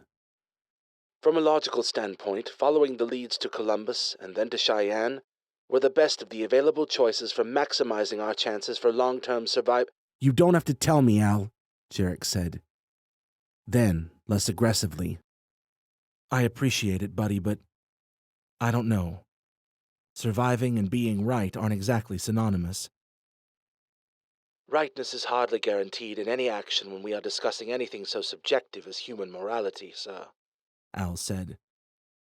Within those tenuous guidelines, I believe the best one can do is simply to strive to act as one they deem a good person would." Most interesting. I think you might have me confused with Price, Mr. Robot. Objectively. Al ignored the comment.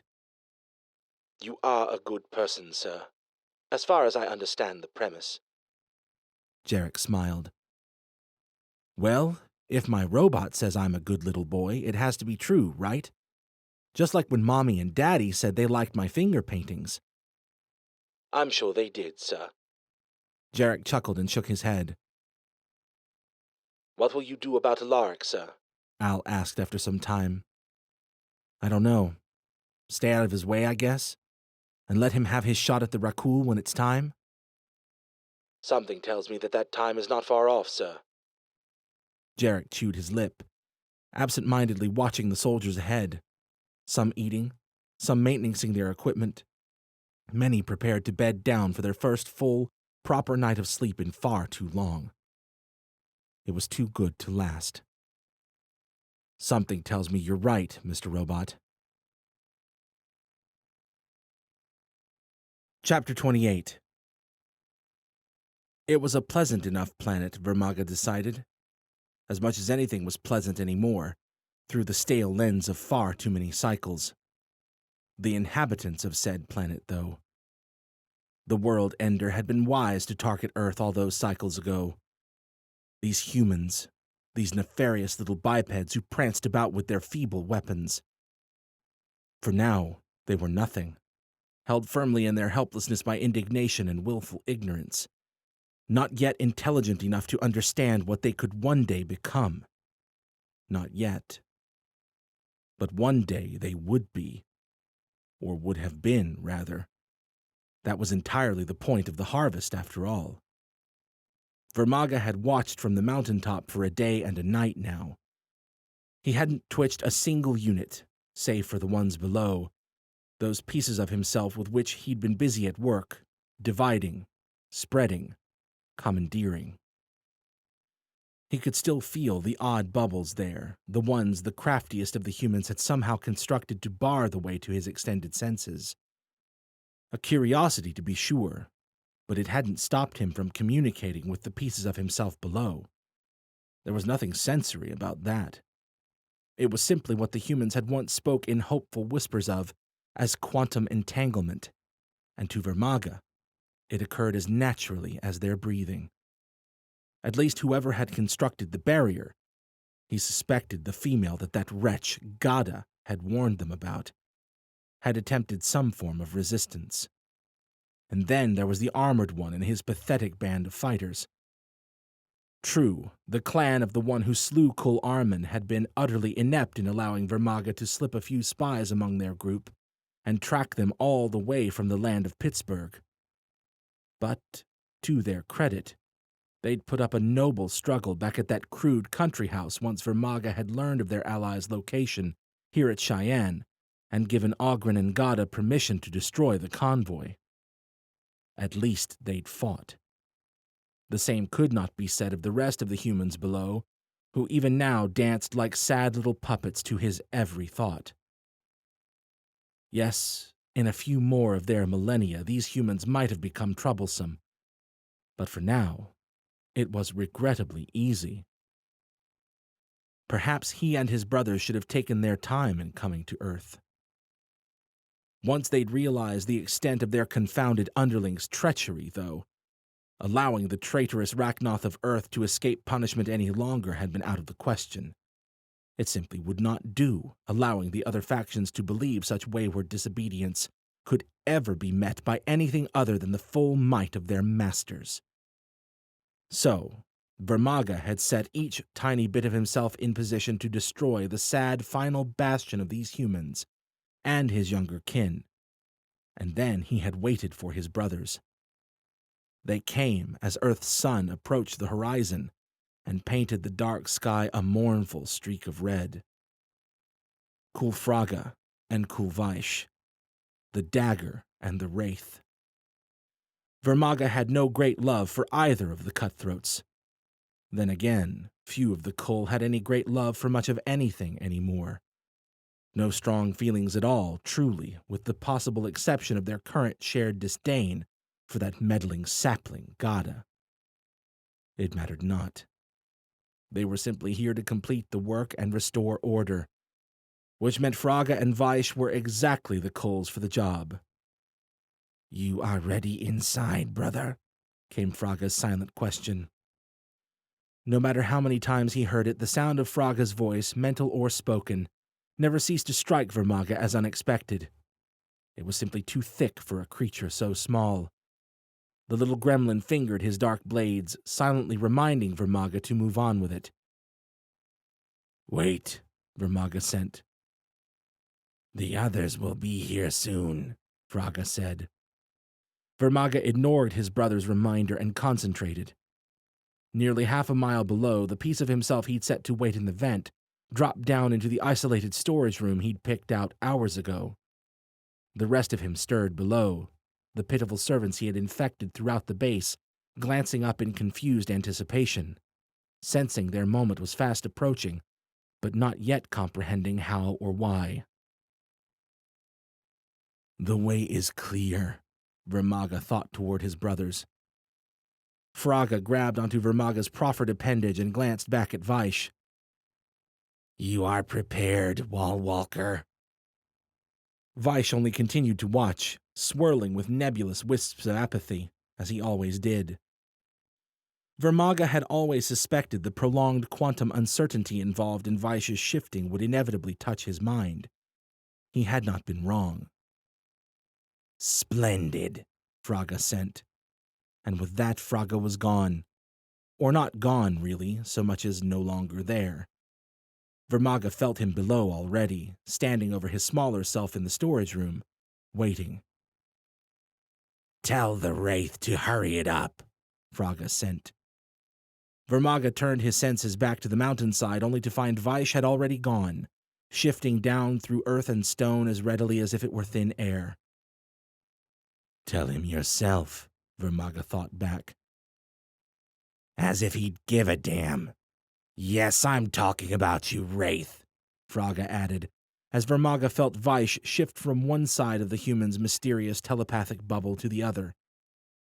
Vaish, unsurprisingly, did not reply, merely ghosted his way to Fraga's location and glanced around as if he could see through the base's walls, drinking in the numbers and locations of his imminent victims with his senses. "Right then," Fraga thought. "Let us begin, brother Shade mine." Chapter 29. Rachel woke to near-complete darkness and a moment of profound disorientation. There were shouts and sounds of booted feet storming by outside. Outside where? Her own nakedness and the feel of soft blankets around her, hard floor beneath her, and a chilled, exposed back guided her discombobulated mind back to the tiny little broom closet of a room she'd been nestled up in with... Where was Jarek? She rolled groggily over and felt, more than saw him, already scrambling into Fila in the dark corner of their miniature abode. "What's happening?" she asked, trying to rub the sleep from her eyes, even as the first hints of adrenaline tickled at her chest. "3 guesses," Jarek said as Fila closed around him with a series of clicks and clacks. Rachel felt around for her clothes, casting her senses out to search for new, unfriendly minds or anything else out of the ordinary. At first, there was nothing close by, aside from a few small groups of people making their hurried ways past, clearly upset about something. Then the alarms started. "That's never good," Jarek murmured. "Are you decent?" he added, a second before she heard the familiar sound of his faceplate sliding shut. Then, "Ooh, I don't think decent does that justice." Rachel finished yanking on her jeans and reached for her sports bra, too worried about what might be happening out there to even bother rolling her eyes at him. The sound of gunfire didn't ease her concerns. "Shit," Jarek hissed, clicking on a light for her as she finished dressing and gathered up her staff and other gear. "Did they get inside?" He checked to make sure she was ready, then pulled the door open and stepped into the stale yellow light of the hallway outside, one hand on his sword hilt. For a second, the gunfire lulled. Then it redoubled, along with a choir of alarmed cries that seemed to answer Jarek's question clearly enough. Somehow, the enemy had found a way in as they slept. Something blurred around the corner ahead. Jarek whipped his sword free from his back, but at a second glance, they realized it was one of Krogoth's younger Rachnoth. He came bolting toward them, crimson eyes wide with alarm, skin shifting to light green scales in splotches. "Where are they?" Jarek called. The Rachnoth skidded to a halt and jerked his finger down the hallway he'd come from, toward the larger tunnels that ran between buildings. "How many?" Rachel asked. "At least 2, the Rachnoth said, waving for them to hurry. "Tsar Krogoth sent me to rouse you as soon as he felt them, Rachel Cross." That caught her by surprise, just as much as it clearly caught Jarek. She couldn't help but smile a tad at the confused tilt of his head as he glanced over at her. "I'm special," she said. Yeah, Jarek said, returning his sword to his back as he started into a run beside her. "Let's just get there before any more Rachnoth decide to try to steal my girlfriend." "You're what?" she gasped, already breathing heavy from the running as they kicked through the door into the larger tunnel. Jarek, apparently noticing the exertion, scooped her up into his arms and ignored her cry of protest as he put on a burst of speed to catch them up to their Rachnoth guide. "Face it, Goldilocks," he said as the cavernous ceiling blurred by overhead. "We're basically stuck with each other at this point." "Holy shit!" Jarek went rigid, digging his sharp heels in to skid them to a stop as something small streaked into the intersection ahead with a light popping sound, almost like a miniature thunderclap. "Is that a leprechaun?" Jarek murmured. The thing hit the wall and hung there for longer than seemed to make physical sense, until Rachel noticed the many small claws on its foot-like appendages, and the dark, glassy dagger it had driven into the wall as if the structure were made of flimsy cardboard. Leprechaun may have been a fair word to describe the thing in stature, but that was most certainly where the similarities ended. Sickly orange plates covered its body like some kind of organic armor, teeming with burrs and sharp edges. Its face was that of a hellish goblin. And the way their Rachnoth guide slid to a halt beside them and threw a warning arm out to block their way could only mean it was a cull they were looking at. It turned startlingly crimson eyes on them, its lips pulling into an eager snarl. Then it vanished. There was a ferocious roar, and Krogoth's rust-red form came flying into the wall that the cull had just vacated. He hit hard enough that the metal crumpled in around the hand and foot he extended to catch himself. "Move!" he roared. Too late. There was another popping sound beside them. Their Rachnoth guide shrieked in pain and hit the ground with a long gash across his hamstrings. Jarek adapted to the impossible faster than Rachel, dishing her to her feet behind him as he spun into a low, sweeping kick. The cull effortlessly jumped the kick with a high, twisting aerial maneuver. Jarek kept spinning and whipped his sword free and into a horizontal slice. The speedy little bastard tucked over again and actually hopped off the flat of Jarek's blade as it swished through the air he'd just occupied, using the touch point to lunge for Jarek with his gleaming black daggers. Rachel reached out and caught him with telekinesis, more out of reflex than conscious thought. The cull's fiery eyes widened for an instant. Then he hurled one of his daggers at her. The blade whistled toward her almost faster than her eyes could track.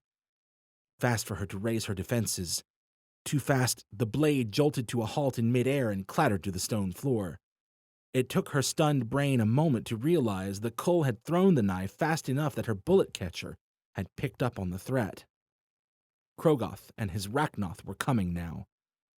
Rachel clenched her fist and telekinetically slammed the Cull to the ground. Or tried to. The instant before the little gremlin hit, he disappeared with a pop. A pained roar to the right announced his re-arrival down the tunnel. By the time Rachel turned, the Cull was already yanking his glassy dagger from Arachnoth's chest and aiming another stab at his victim's head. Krogoth lunged in and forced the Cull off before he could land the killing blow. The creature vanished and popped into existence behind Krogoth, dagger plummeting for the side of his rust-red skull. But Krogoth was already rolling clear of the strike. Al Brandt darted in and caught the Cull with a punch that sent him flying toward Jarek and his sword like a lovely gremlin fastball. Jarek cocked back, swung. The Cull vanished just before the blade hit and popped back into existence by Rachel, where he scooped up his thrown dagger and promptly vanished again. He paused further down the tunnel to give them a snarl and a creepy little wave of his daggers. Then he scampered away in the direction of the front entrance. Son of a bitch, Jarek murmured. That was one of them? Kulfraga. Krogoth confirmed. We will deal with him. He turned an uncertain look at Rachel. You should find Al Drogon. He may need your help with... Gunfire from one of the buildings further down the tunnel in the other direction announced that the Cull's partner was still busy at work. Kul Vaish has come. Drogon's voice growled at the edge of Rachel's senses. Go, Krogoth said, apparently having heard as well. We will deal with Kulfraga.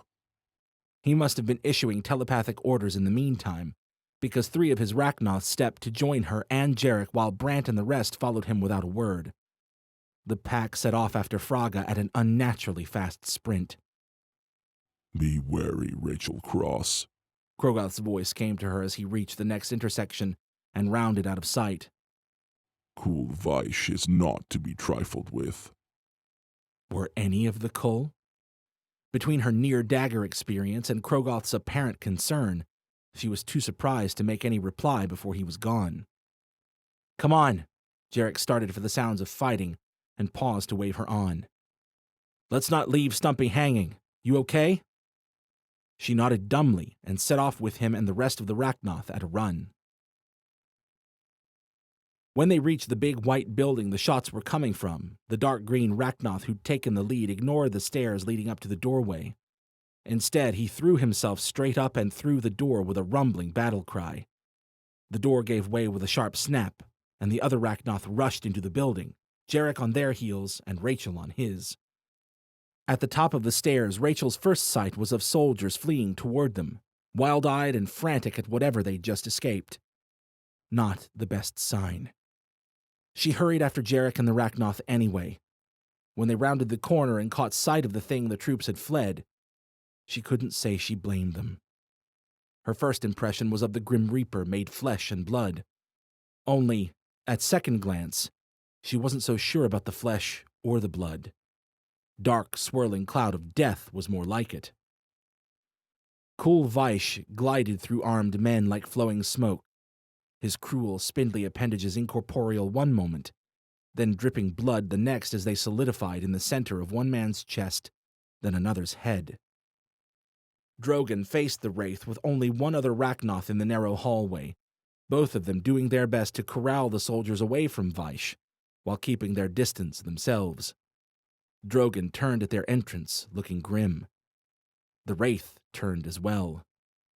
There were no crimson orbs, no eyes at all that Rachel could see in the swirling darkness. But somehow she was still certain the thing followed Drogon's gaze straight to her. Her step faltered. Rachel Cross, Drogon sent rapidly. You must call... Look out! Jarek barked as behind Drogon, the wraith surged forward with surprising speed. Drogon hit the deck just as Vaish's wickedly sharp arm solidified and whistled through the air where his head had been. Vaish continued on, straight toward them.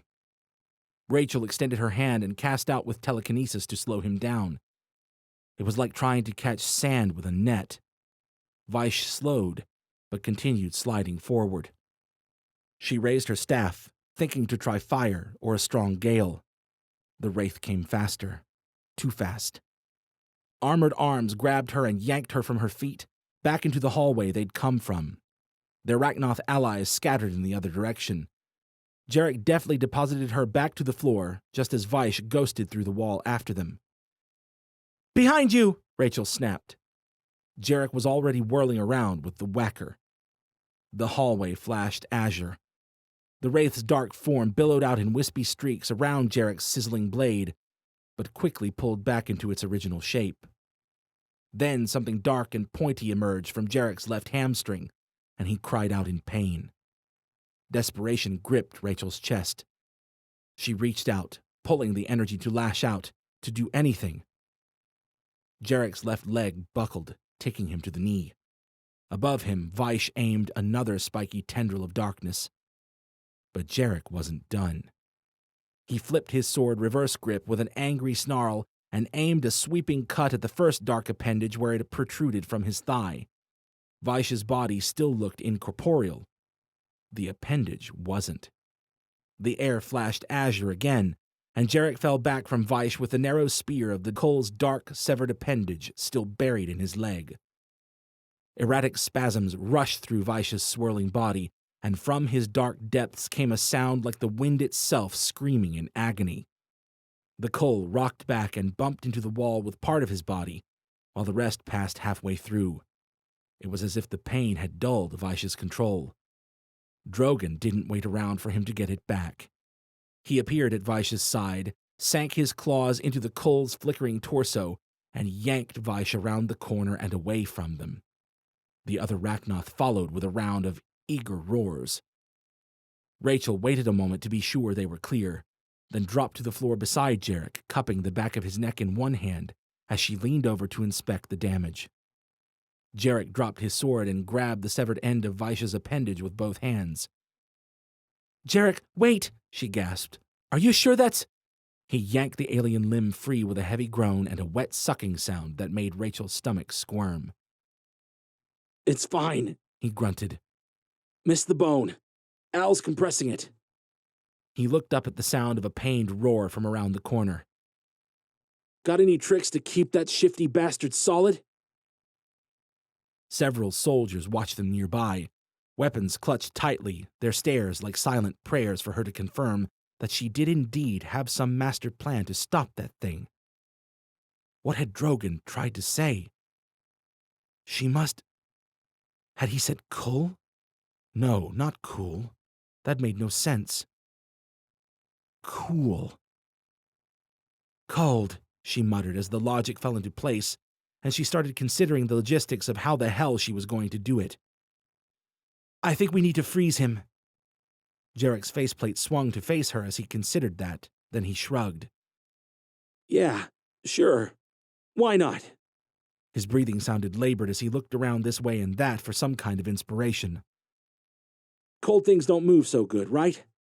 You got any idea—" His attention snapped back to her like he'd found that inspiration. She was opening her mouth to ask what he was thinking when he snaked a hand around the small of her back and yanked her bullet catcher from her belt. He held it up and cocked his head in question. Her eyes widened, and she nodded in astonishment. It was so simple. Jarek pulled himself to his feet with a few grunts and gestured to the troops with the disc-shaped bullet catcher. "Time to shoot some skeet, boys and girls." "Get ready to clear the way," Rachel sent at Drogon, who returned a strained affirmative. Then Jarek rounded the corner and tossed the catcher at Vaish. It landed just below the swirling darkness of the Cole's lower body. One of the Rachnoth already lay dead in the hallway. Drogon and the rest dove clear. "Open fire!" Jarek bellowed. "Everyone!" Most of them probably didn't have half a clue what the hell he was up to, but they were past asking questions. Gunfire erupted from 8 or 9 weapons beside Rachel and Jarek. At a Fila-amplified shout from Jarek, the troops on the other end of the hallway opened up too, catching Vaish in a crossfire. There was little risk of them hitting each other, as Vaish was finding out. The Kull shifted confusedly back and forth, observing the hundreds of bullets slamming into thin air just short of his swirling form and falling harmlessly to the floor. A ring of spent lead quickly formed around him, an unnatural breeze sweeping through the hallway as her catcher absorbed the heat from the air to counteract the kinetic energy of each and every one of those bullets, cooling the air rapidly enough to leave a nice, big pressure differential. That's when Vaish realized what they were up to. Do not let him shift out of this hallway, Rachel Cross, Drogon's voice cried in her mind as Vaish began drifting for the nearest wall. She reached for the Kull, all too happy to oblige. It still wasn't easy latching onto Vaish with telekinesis, but with every bullet that struck the catcher's field and every degree the hallway dropped, the Kull grew incrementally less slippery in her grip. Rachel held stubbornly on, channeling even more heat from the hallway to fuel the effort. Even 10 yards away from the center of it, her breath was condensing into beautiful white mist. It was well below freezing now by the feel of it. The soldiers were all still shooting, eyes wide but senses sharp enough to stagger their reloads and keep the pressure on. Jarek had both of his pistols out too. Vaish let out another airy scream, his nebulous swirling weakening now, slowing until he nearly looked solid throughout. Solid enough that Drogon and another Rachnoth lunged into attack. "Keep shooting the disc!" Jarek cried, holstering his pistols. Then he drew his sword and rushed after them with a pronounced limp. Drogon must have sensed him coming.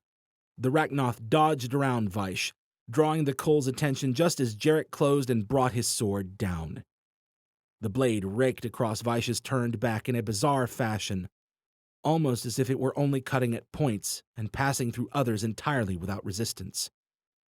So he wasn't as solid as he looked yet, but something still seared, and Vaish didn't look happy about it. The gunfire had faltered as Jarek and the Rachnoth charged. Now that the soldiers understood the plan, though, it picked back up quickly enough as they adapted to the development and took more careful aim to hit the catcher and not their allies, who danced in and out of the catcher's field, keeping the disgruntled Kull busy. With Vaish distracted, Rachel shifted her focus from preventing his escape to cranking their makeshift freezer into overdrive. Channeling more heat out of the area was the first and most obvious thought, but not the most useful. Their allies' bullets were already sapping plenty of heat from the area, though many of them seemed to be running low on ammo at this point. What she needed to do was make their shots count. Thermodynamics was the enemy here. The thought was murky from conception as she reached around to the area around the combatants. If she could somehow bubble off that short section of hallway, somehow stymie the natural flow of heat along its gradient from high to low, the microscopic picture of what that might look like made her head spin, so she closed her eyes, holding the macroscopic idea firmly in mind, willing it to be true. Then she opened herself to the energy. It wasn't perfect. She wasn't even sure it was good. The gentle breeze in her hair and the growing bitter cold on her face and hands attested that her thermal seal was far from leak-proof, and every one of the considerable number of bullets punching into the area poked at her mental construct like tiny holes in a large balloon she was trying to inflate. But it was working. The cold around Vaish, Jarek, and the Rachnoth was profound in her extended senses, so much so that she worried about her allies freezing. But they'd have to manage. She had her own problems. Whatever she was doing was burning through energy at an alarming rate, and the drain seemed to be worsening by the second. She was marginally aware of hard floor hitting her knees as she dropped. That was okay. It was working. The last two Rachnoth had darted in to join the attack on Vaish. Gunfire still barked from both ends of the hallway, but it was dwindling, several soldiers having spent the entirety of their munitions. Ahead, Vaish's airy protests had gone silent, though the sounds of fighting persisted. Rachel cracked her eyes open for a disoriented glance.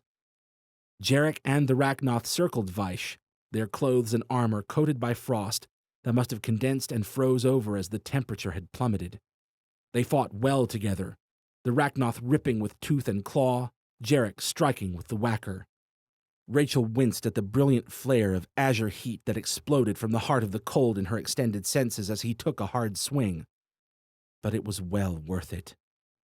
Vaish staggered to the floor, clutching at his front with slender, misshapen arms that looked like they'd solidified into their current forms before the Kull had intended them to. Something primal awoke in her at the sight of the Kull falling to his knees, or whatever he had beneath those dark folds. Previously, Vaish had seemed to be made of pure, swirling darkness, but now it fell around his hunched form more like a cloak. Some ludicrous part of her almost felt bad for the creature as it tilted back to regard the eagerly circling Rachnoth with an air of macabre recognition. The rest just wanted the bastard to pay for everything he'd done, to Earth and to countless planets before that. Something else was poking at her strained attention now, though. A voice crackling from the hallway speakers. Dola's. Advised, an additional Rakul ship has been spotted approaching. Her stomach fell. Repeat, we are at full emergency alert. Dola continued. All hands to your stations immediately. This is... The speaker cut off with a rustle and a sharp click, the kind that made it sound like something in the system had failed. That boded about as well as the news that more Rakul were about to touch down. Her focus on the thermal bubble was slipping, but it barely seemed to matter now. Only 3 or 4 soldiers still had the ammo to be firing, and together the Rachnoth were wrestling Vaish under control, descending on the Kull with remorseless fury. Since her disheveled awakening, she hadn't had time to properly think about what was happening. Mostly, she'd been hoping this was simply the Rakul probing their defenses, or maybe even 2 overeager Kulls making like Gada and moving ahead before their brethren were prepared. But no, this was it. The Rakul were converging. The full assault was here. "The Enochians!" she cried, not really sure who the words were even intended for. Go! Jarek and Drogon both shouted at the same time, neither looking back as they helped secure Vaish's struggling form. "We'll be right behind you," Jarek added over the diminishing gunfire as he raised his sword for a swing. She hesitated for a second, then clambered to her shaky feet and set off at a wobbly run. Azure light flashed after her, down the hallway, through the smashed-in door to the tunnels. She ran as hard as she could. Perhaps within a few days, Alton had said. A few days, perhaps. And that had barely been 12 hours ago. It didn't matter now. This was either going to work or it wasn't. Rachel shouldn't have been surprised to find an armory's worth of Enochian artillery shoved in her face the moment she crossed the threshold of their barracks. But it startled her plenty anyway. "It's me!" she cried, holding her hands up. "Jesus!" "Sorry," Johnny mumbled, lowering his rifle as Phineas wordlessly pushed past her to check the hallway outside. "What's happening out there?" Franco asked, lowering his own rifle and looking back at Elise with pained worry carved into his face. "2 of them got inside somehow," Rachel said, hurrying between Halden and Elise's cots and plopping to the floor. "A teleporter and a wraith thingy." "Shit," Johnny said. Then with a little shrug, "Hey, at least it's not Dola's puppets uprising, though, right? I thought for sure. I think I'll go watch the hallway with Phineas. Yep, that's, Rachel turned to find Johnny sweeping out of the room, Franco staring at his retreating back with a level of intensity she'd never seen from the man. And that was saying something. "I have to try to pull them out," Rachel said when Franco turned back to her. "I don't think they're ready, but it might be now or never." Franco watched her for a long second, radiating that grim intensity. Then he gave a curt nod and posted himself at the door with his rifle. Rachel said a silent prayer to no one in particular and grabbed the Enochian's hard, blocky hands. "Guys, knock knock. We've got a serious problem here." There was nothing, not even a faint stir of a conscious presence beneath the deep, heavy vastness of the 2 things that only barely felt alive to her senses. They were down deep, deeper than they had been yesterday when she'd come to contact them. Alton? Lietha? Anyone? Come on, guys. If anyone can hear me in there, now's the fucking time. Nothing. Growing anxious, she shifted gears and threw her mind like a javelin into the seemingly bottomless void that was Halden and Alton's shared space. There was some resistance, but not much. It didn't matter. Whatever it was she pressed her mind into, there didn't seem to be anyone home. Like she'd broken into a small house only to somehow find a vast, empty desert inside. Halden and Alton had to be in there somewhere, but even if she'd had ample time to root around, which she most certainly did not, she had no idea how long it would have taken to find them. Please, she sent out, letting her anxious urgency and some vague mental pictures of what was happening in the complex drift out into the empty space with her words. We're out of time. The Rakul are here. You have to wake up. For a long while, there was nothing. She repeated her pleas, calling their names until she was sure it was all futile. Then the faintest stir of a distant presence. Alton. It was barely more than a hint, but she was sure she'd felt it. Alton! Fraga and Vaish made it inside. The others are coming. It's time to fight. Something, like a distant call, too far out to hear. Then, clearer, but still somehow distant despite the fact that she was holding Halden and Alton's hand. Can't hope. Alton's voice sounded weak. Alton? You can't hope what? What do you need me to do? Tell others. Synchronize before... She was reaching for the flicker of Alton's presence, trying to stabilize their bond when he simply winked out of her senses. Not gone, she thought, but once again too deeply immersed in whatever they were doing in there for her to reach him. Rachel cursed and withdrew back to her own body, turning her options over.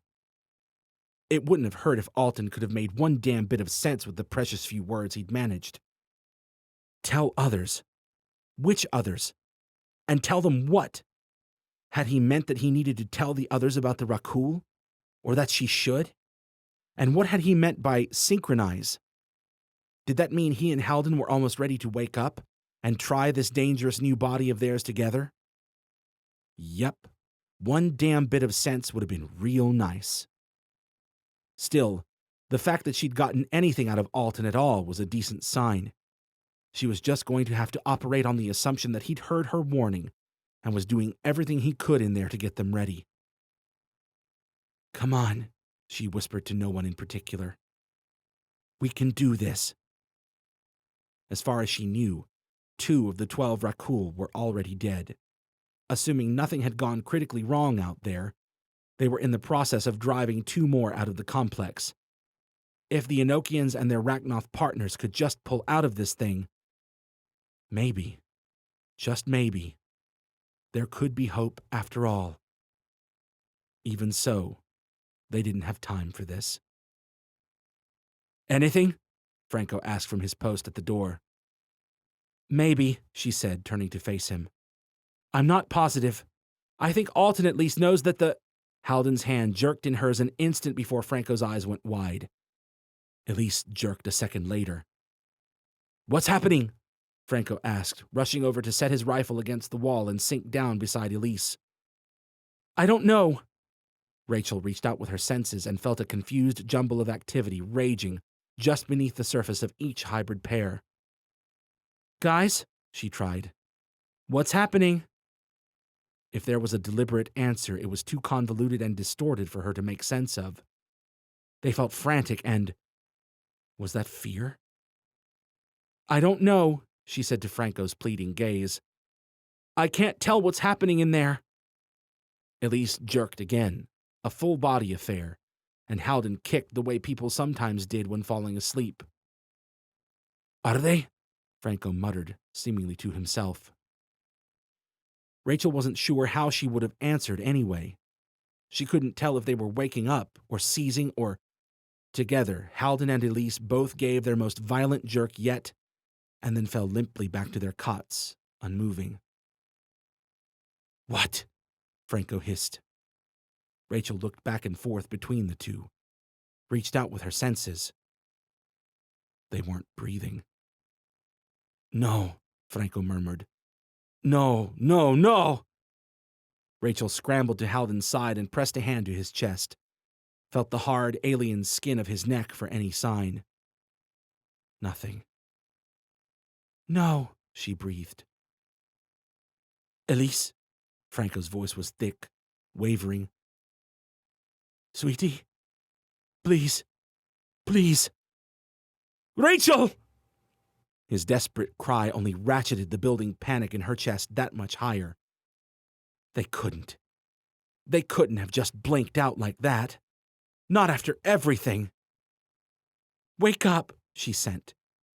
She pounded on Halden's chest before she knew what she was doing. "Wake up, damn you! Wake up!" "Rachel!" Franco's voice cracked like a whip. Had she yelled that out loud? She'd definitely been cocking back to hit his chest harder.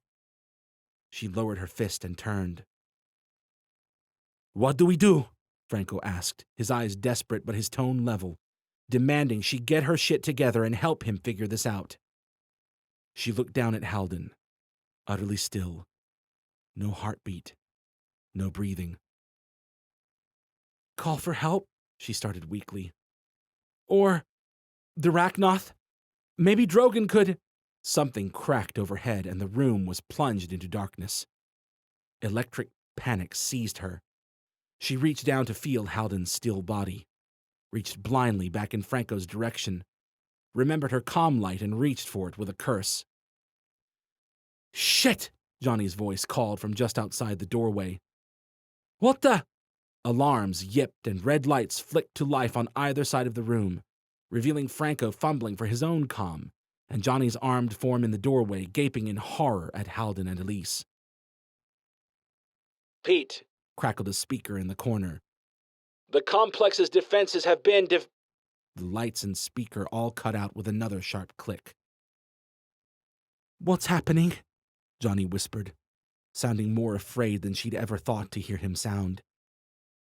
Rachel couldn't find the words, couldn't breathe. For a long moment there was nothing but darkness, the sound of Johnny's panting at the doorway, and the hide of Halden's neck against her fingertips, cool and lifeless.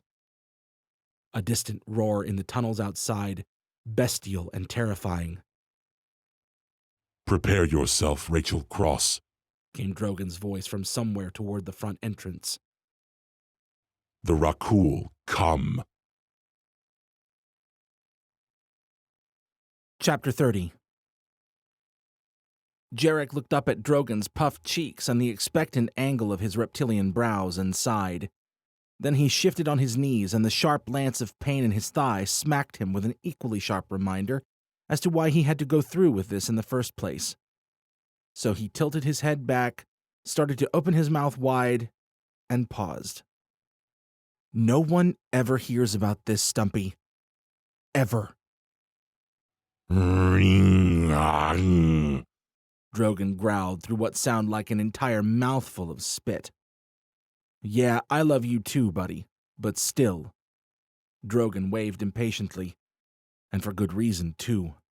They needed to move.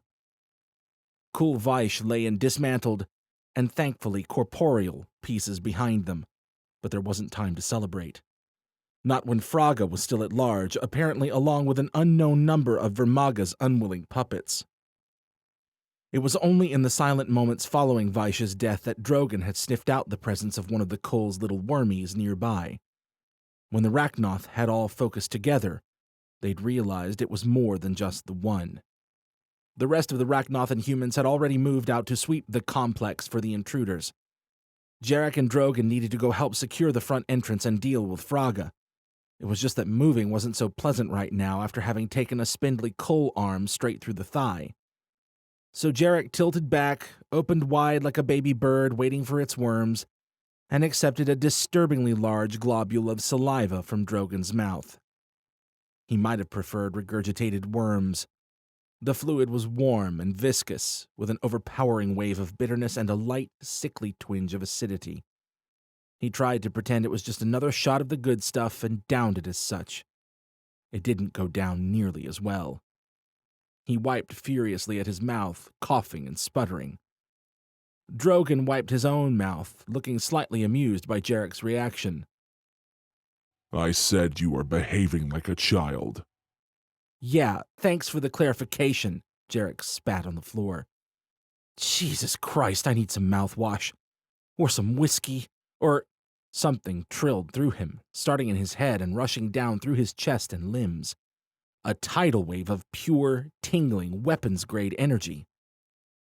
Holy fuck, Stumpy! He hopped to his feet with barely more than a twinge from his leg. What did you give me, Rachnoth crack?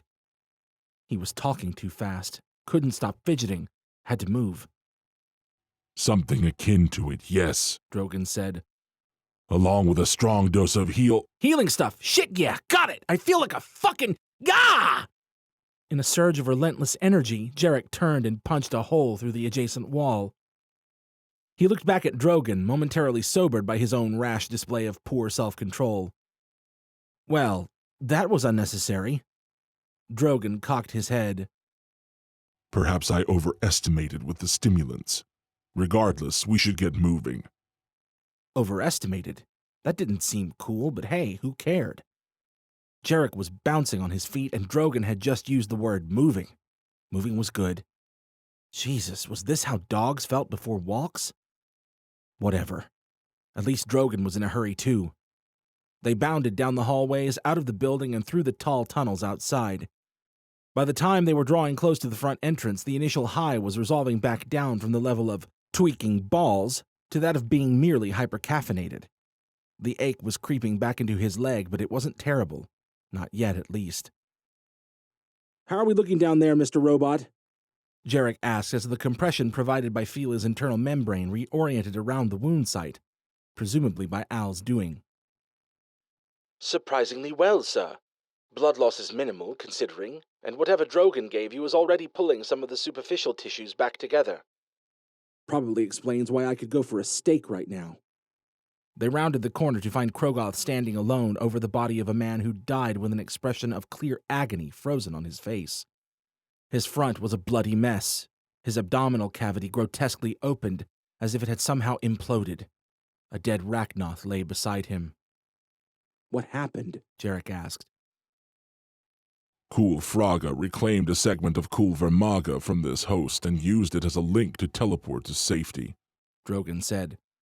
Apparently, he'd already had the telepathic briefing on their way. I will kill the coward for this, Krogoth growled, staring down at his dead Rachnoth. It took Jarek a second to follow the logic and connect it to the man's gruesome abdominal wound. Fraga must have ripped into the man's insides to extract Vermaga's little intruder.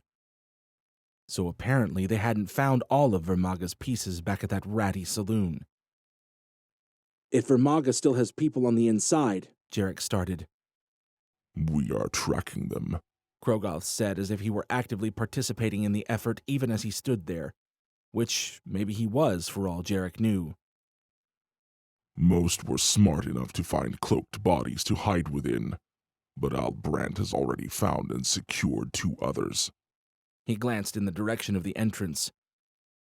As soon as we confirm the door is once again secure, we will... A series of sharp electronic cracking sounds echoed down the tunnel. Then the power died, casting the entire tunnel into pitch-black darkness so deep that even the extended spectrum of Fila's optical sensors couldn't offer much illumination. Let them knock all our defenses offline? Jarek finished for the Rachnoth in a low mutter. Al switched on Fila's external lights before the light trill of panic crept too far up Jarek's spine. The Rachnoth were silent for a long second, listening. Jarek did the same, and his heart quickened at what he heard. Heavy, loping steps. Quadruped. Very large quadruped. The door, Krogoth hissed. They all set off at a sprint. Krogoth was shouldering through the door to the entrance tunnel when soft red light flooded the space. Emergency lights. They kept running. Speakers snapped on along the tunnel, and someone, that mayor character Jarek thought, managed a few words that sounded a whole hell of a lot like bad news. The speakers and the emergency lights cut out before the voice could finish telling them just how screwed they were. They kept running, the Rachnoth flipping on what lights they had to add to the pool of illumination Fila cast out around them. Ahead, the first of the two heavy vault doors stood half open, leaving them plenty of room to slip into the front antechamber. And also plenty of room for the first Nard shriveling roar to reach their ears as they approached. "Back!" Someone was shouting up ahead. "Fall back!" It didn't sound like such a bad idea. Jarek charged through the breach alongside Drogon and Krogoth anyway. Just as the giant, hairless wolf beast, Kulharga, plowed in straight through the men and Rachnoth who'd been trying to pull the main door shut on the other side of the antechamber. Harga roared and snatched up one of the men with his powerful jaws. Krogoth snapped orders, and he, Drogon, and the other two Rachnoth fanned out around Harga as the big, hairless beast padded into the room, holding the lifeless body in his jaws like a chew toy. On Krogoth's orders, the human soldiers fell back to get ready to close the huge secondary door. They just needed to keep Harga from shouldering into the complex with them. Jarek drew his sword and was stepping to join the Rachnoth when Al spoke in his ear. "Sir, there's something else in here." Al had barely finished the sentence when two of the men working beside Zack at the door controls were yanked violently and inexplicably into the air, bloody wounds appearing out of nowhere, as if they'd been snagged by a pair of invisible meat hooks. Al tweaked the spectrum on Jarek's display, and the faint red shape of what looked something like an enormous praying mantis appeared behind the two men, its shape oily and uncertain even in the infrared, as if light simply didn't behave as it should around the thing. Was this the Kulshimo Rachel had told him about? It hardly mattered. Chaos was taking the room. Flashlight beams danced through the darkness as their allies scrambled to action. The Rachnoth harried Harga as a pack. Zack's and Krogoth's men frantically rushed for the entrance tunnel or to the futile aid of the two men dangling from the sharp, spiny forelegs of the invisible insectoid. Shimo tossed the two men aside and impaled another for his efforts. Jarek stepped around a fleeing soldier and darted in to make the Kul pay for it. He swung for the closest of Shimo's stalky legs, which numbered 4, not counting the front 2, which were only half regrown after having allegedly been ripped off by Drogon. The Kul was fast. He scuttled clear of the strike and responded with a jab of his own, which scraped the armor of Jarek's left shoulder as he barely twisted clear.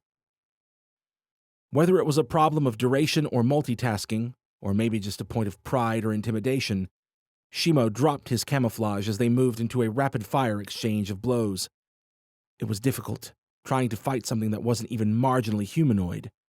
Jarek had no idea what to expect, how Shimo might move and attack, when his best chances were to catch the Kul off balance. It was all alien. Jarek nearly paid for his unfamiliarity several times in the first few exchanges alone, and the throaty bellow of another Kul approaching the main door from outside reminded him that their situation was only about to get worse. They needed to get out of the antechamber. He was opening his mouth to suggest they do so with gusto when Shimo sprang forward unexpectedly. Jarek staggered back, raising his sword to deflect the incoming stab, but Shimo jerked to a violent halt a few feet short. "Now, Jarek Slater!" Drogon roared from somewhere behind the Kul. Jarek was already stepping into a heavy diagonal cut, aiming to cleave Shimo's buggy little face clean through between his big, bulbous eyes. Shimo pivoted and swiped a hopeless foreleg up to slap the blow aside. Azure light flashed, and the Kul's foreleg hit the ground, smoke rising from its severed end. Jarek aimed another swing at Shimo's head to silence the grating shriek for good, but the Kul bucked free of Drogon's grip and scuttled clear. Drogon planted a kick on Shimo's thorax that sent the Kul sailing into the wall with a thud, and they whirled to evaluate the battle raging to their left. And not in their favor, it turned out.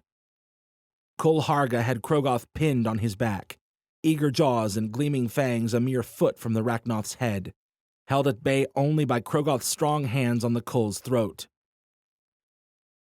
Go! Krogoth roared at the two Rachnoth preparing to rush to his side. Krogoth was strong, but Harga was stronger. The Kull's gaping jaws were slipping closer and closer to engulfing Krogoth's head. Jarek and Drogon exchanged a single glance, painfully aware of the sounds of Shimo recovering behind them, and yet another heavy Kull nearing the main door.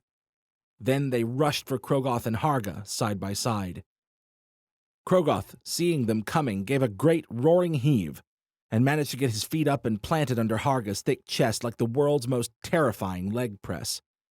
Harga growled and snapped his jaws, crimson eyes burning brighter as he redoubled his efforts.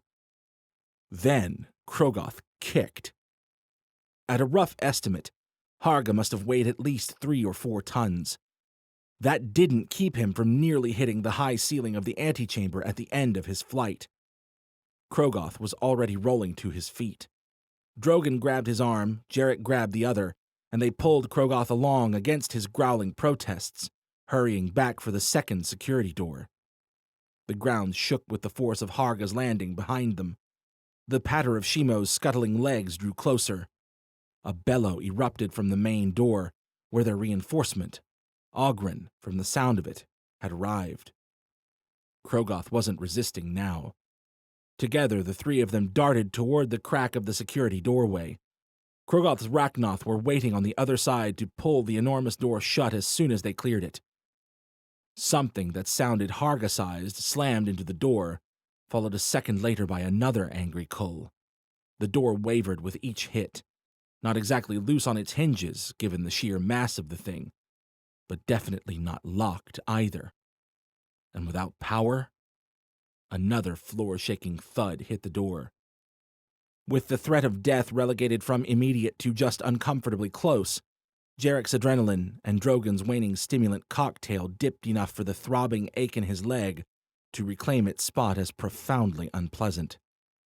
They needed to get the damn door locked. "This is where we could use an arcanist," Jarek muttered. "But we do not have one here," Drogon said. "Yeah, thanks for that, Stumpy." He looked around. "Anybody else got a bright idea?" "We should be able to get some of the systems back online in utilities," Zach said. "Enough to lock the door, at least, depending on the damage back there. Until then, though, we're sitting—" Krogoth lunged forward with a deep roar and punched straight through the multi-inch thick acrylic that paneled the back of the enormous door. That done, he jammed himself arm deep into the door's internal cavity and started manually shoving the thick steel tumblers in place, one by one. "Yeah," Jarek said slowly. "that works too." "Rally the others," Krogoth said to Jarek and Drogon, deadly calm. "And you," he added to Zach. "you restore your systems. I will see to it the door holds until then." Zach bristled at being ordered around by one of the creatures whose kind he'd apparently taken to be actual demons up until only a day ago. But apparently he was pragmatic enough to recognize this wasn't the time to argue. Or maybe he'd just been whipped unnaturally hard into shape by Mayor Dillard in the past 24 hours. Either way, Zach took his men and hurried back into the main body of the complex. Jarek and Drogon followed and quickly passed them. He was about to ask Al to try to get Rachel on a short-range comm channel when he remembered he had a much more direct method running right beside him. "Can you radio ahead to Rachel, Stumpy?" Jarek asked. "I have already informed her of recent developments," Drogon said. "Great. What'd she say?" "that the Enochians have perished." Jarek nearly fell over as he whipped around to face Drogon. "What? What do you mean, perished?" "I do not yet know," he said, frowning. "She is quite distraught." "You think?" Jarek cried. If the Enochians were really gone. "We would be wise to get over there promptly." "No shit," Jarek muttered, shaking his head as they reached the next door. Whatever happened, he'd meant what he'd said the other day. Nothing was going to tear him away from Rachel again. Whatever happened, they'd face it together. so Jarek pushed through the doorway, ignoring the periodic jolts of pain in his leg, and kept running.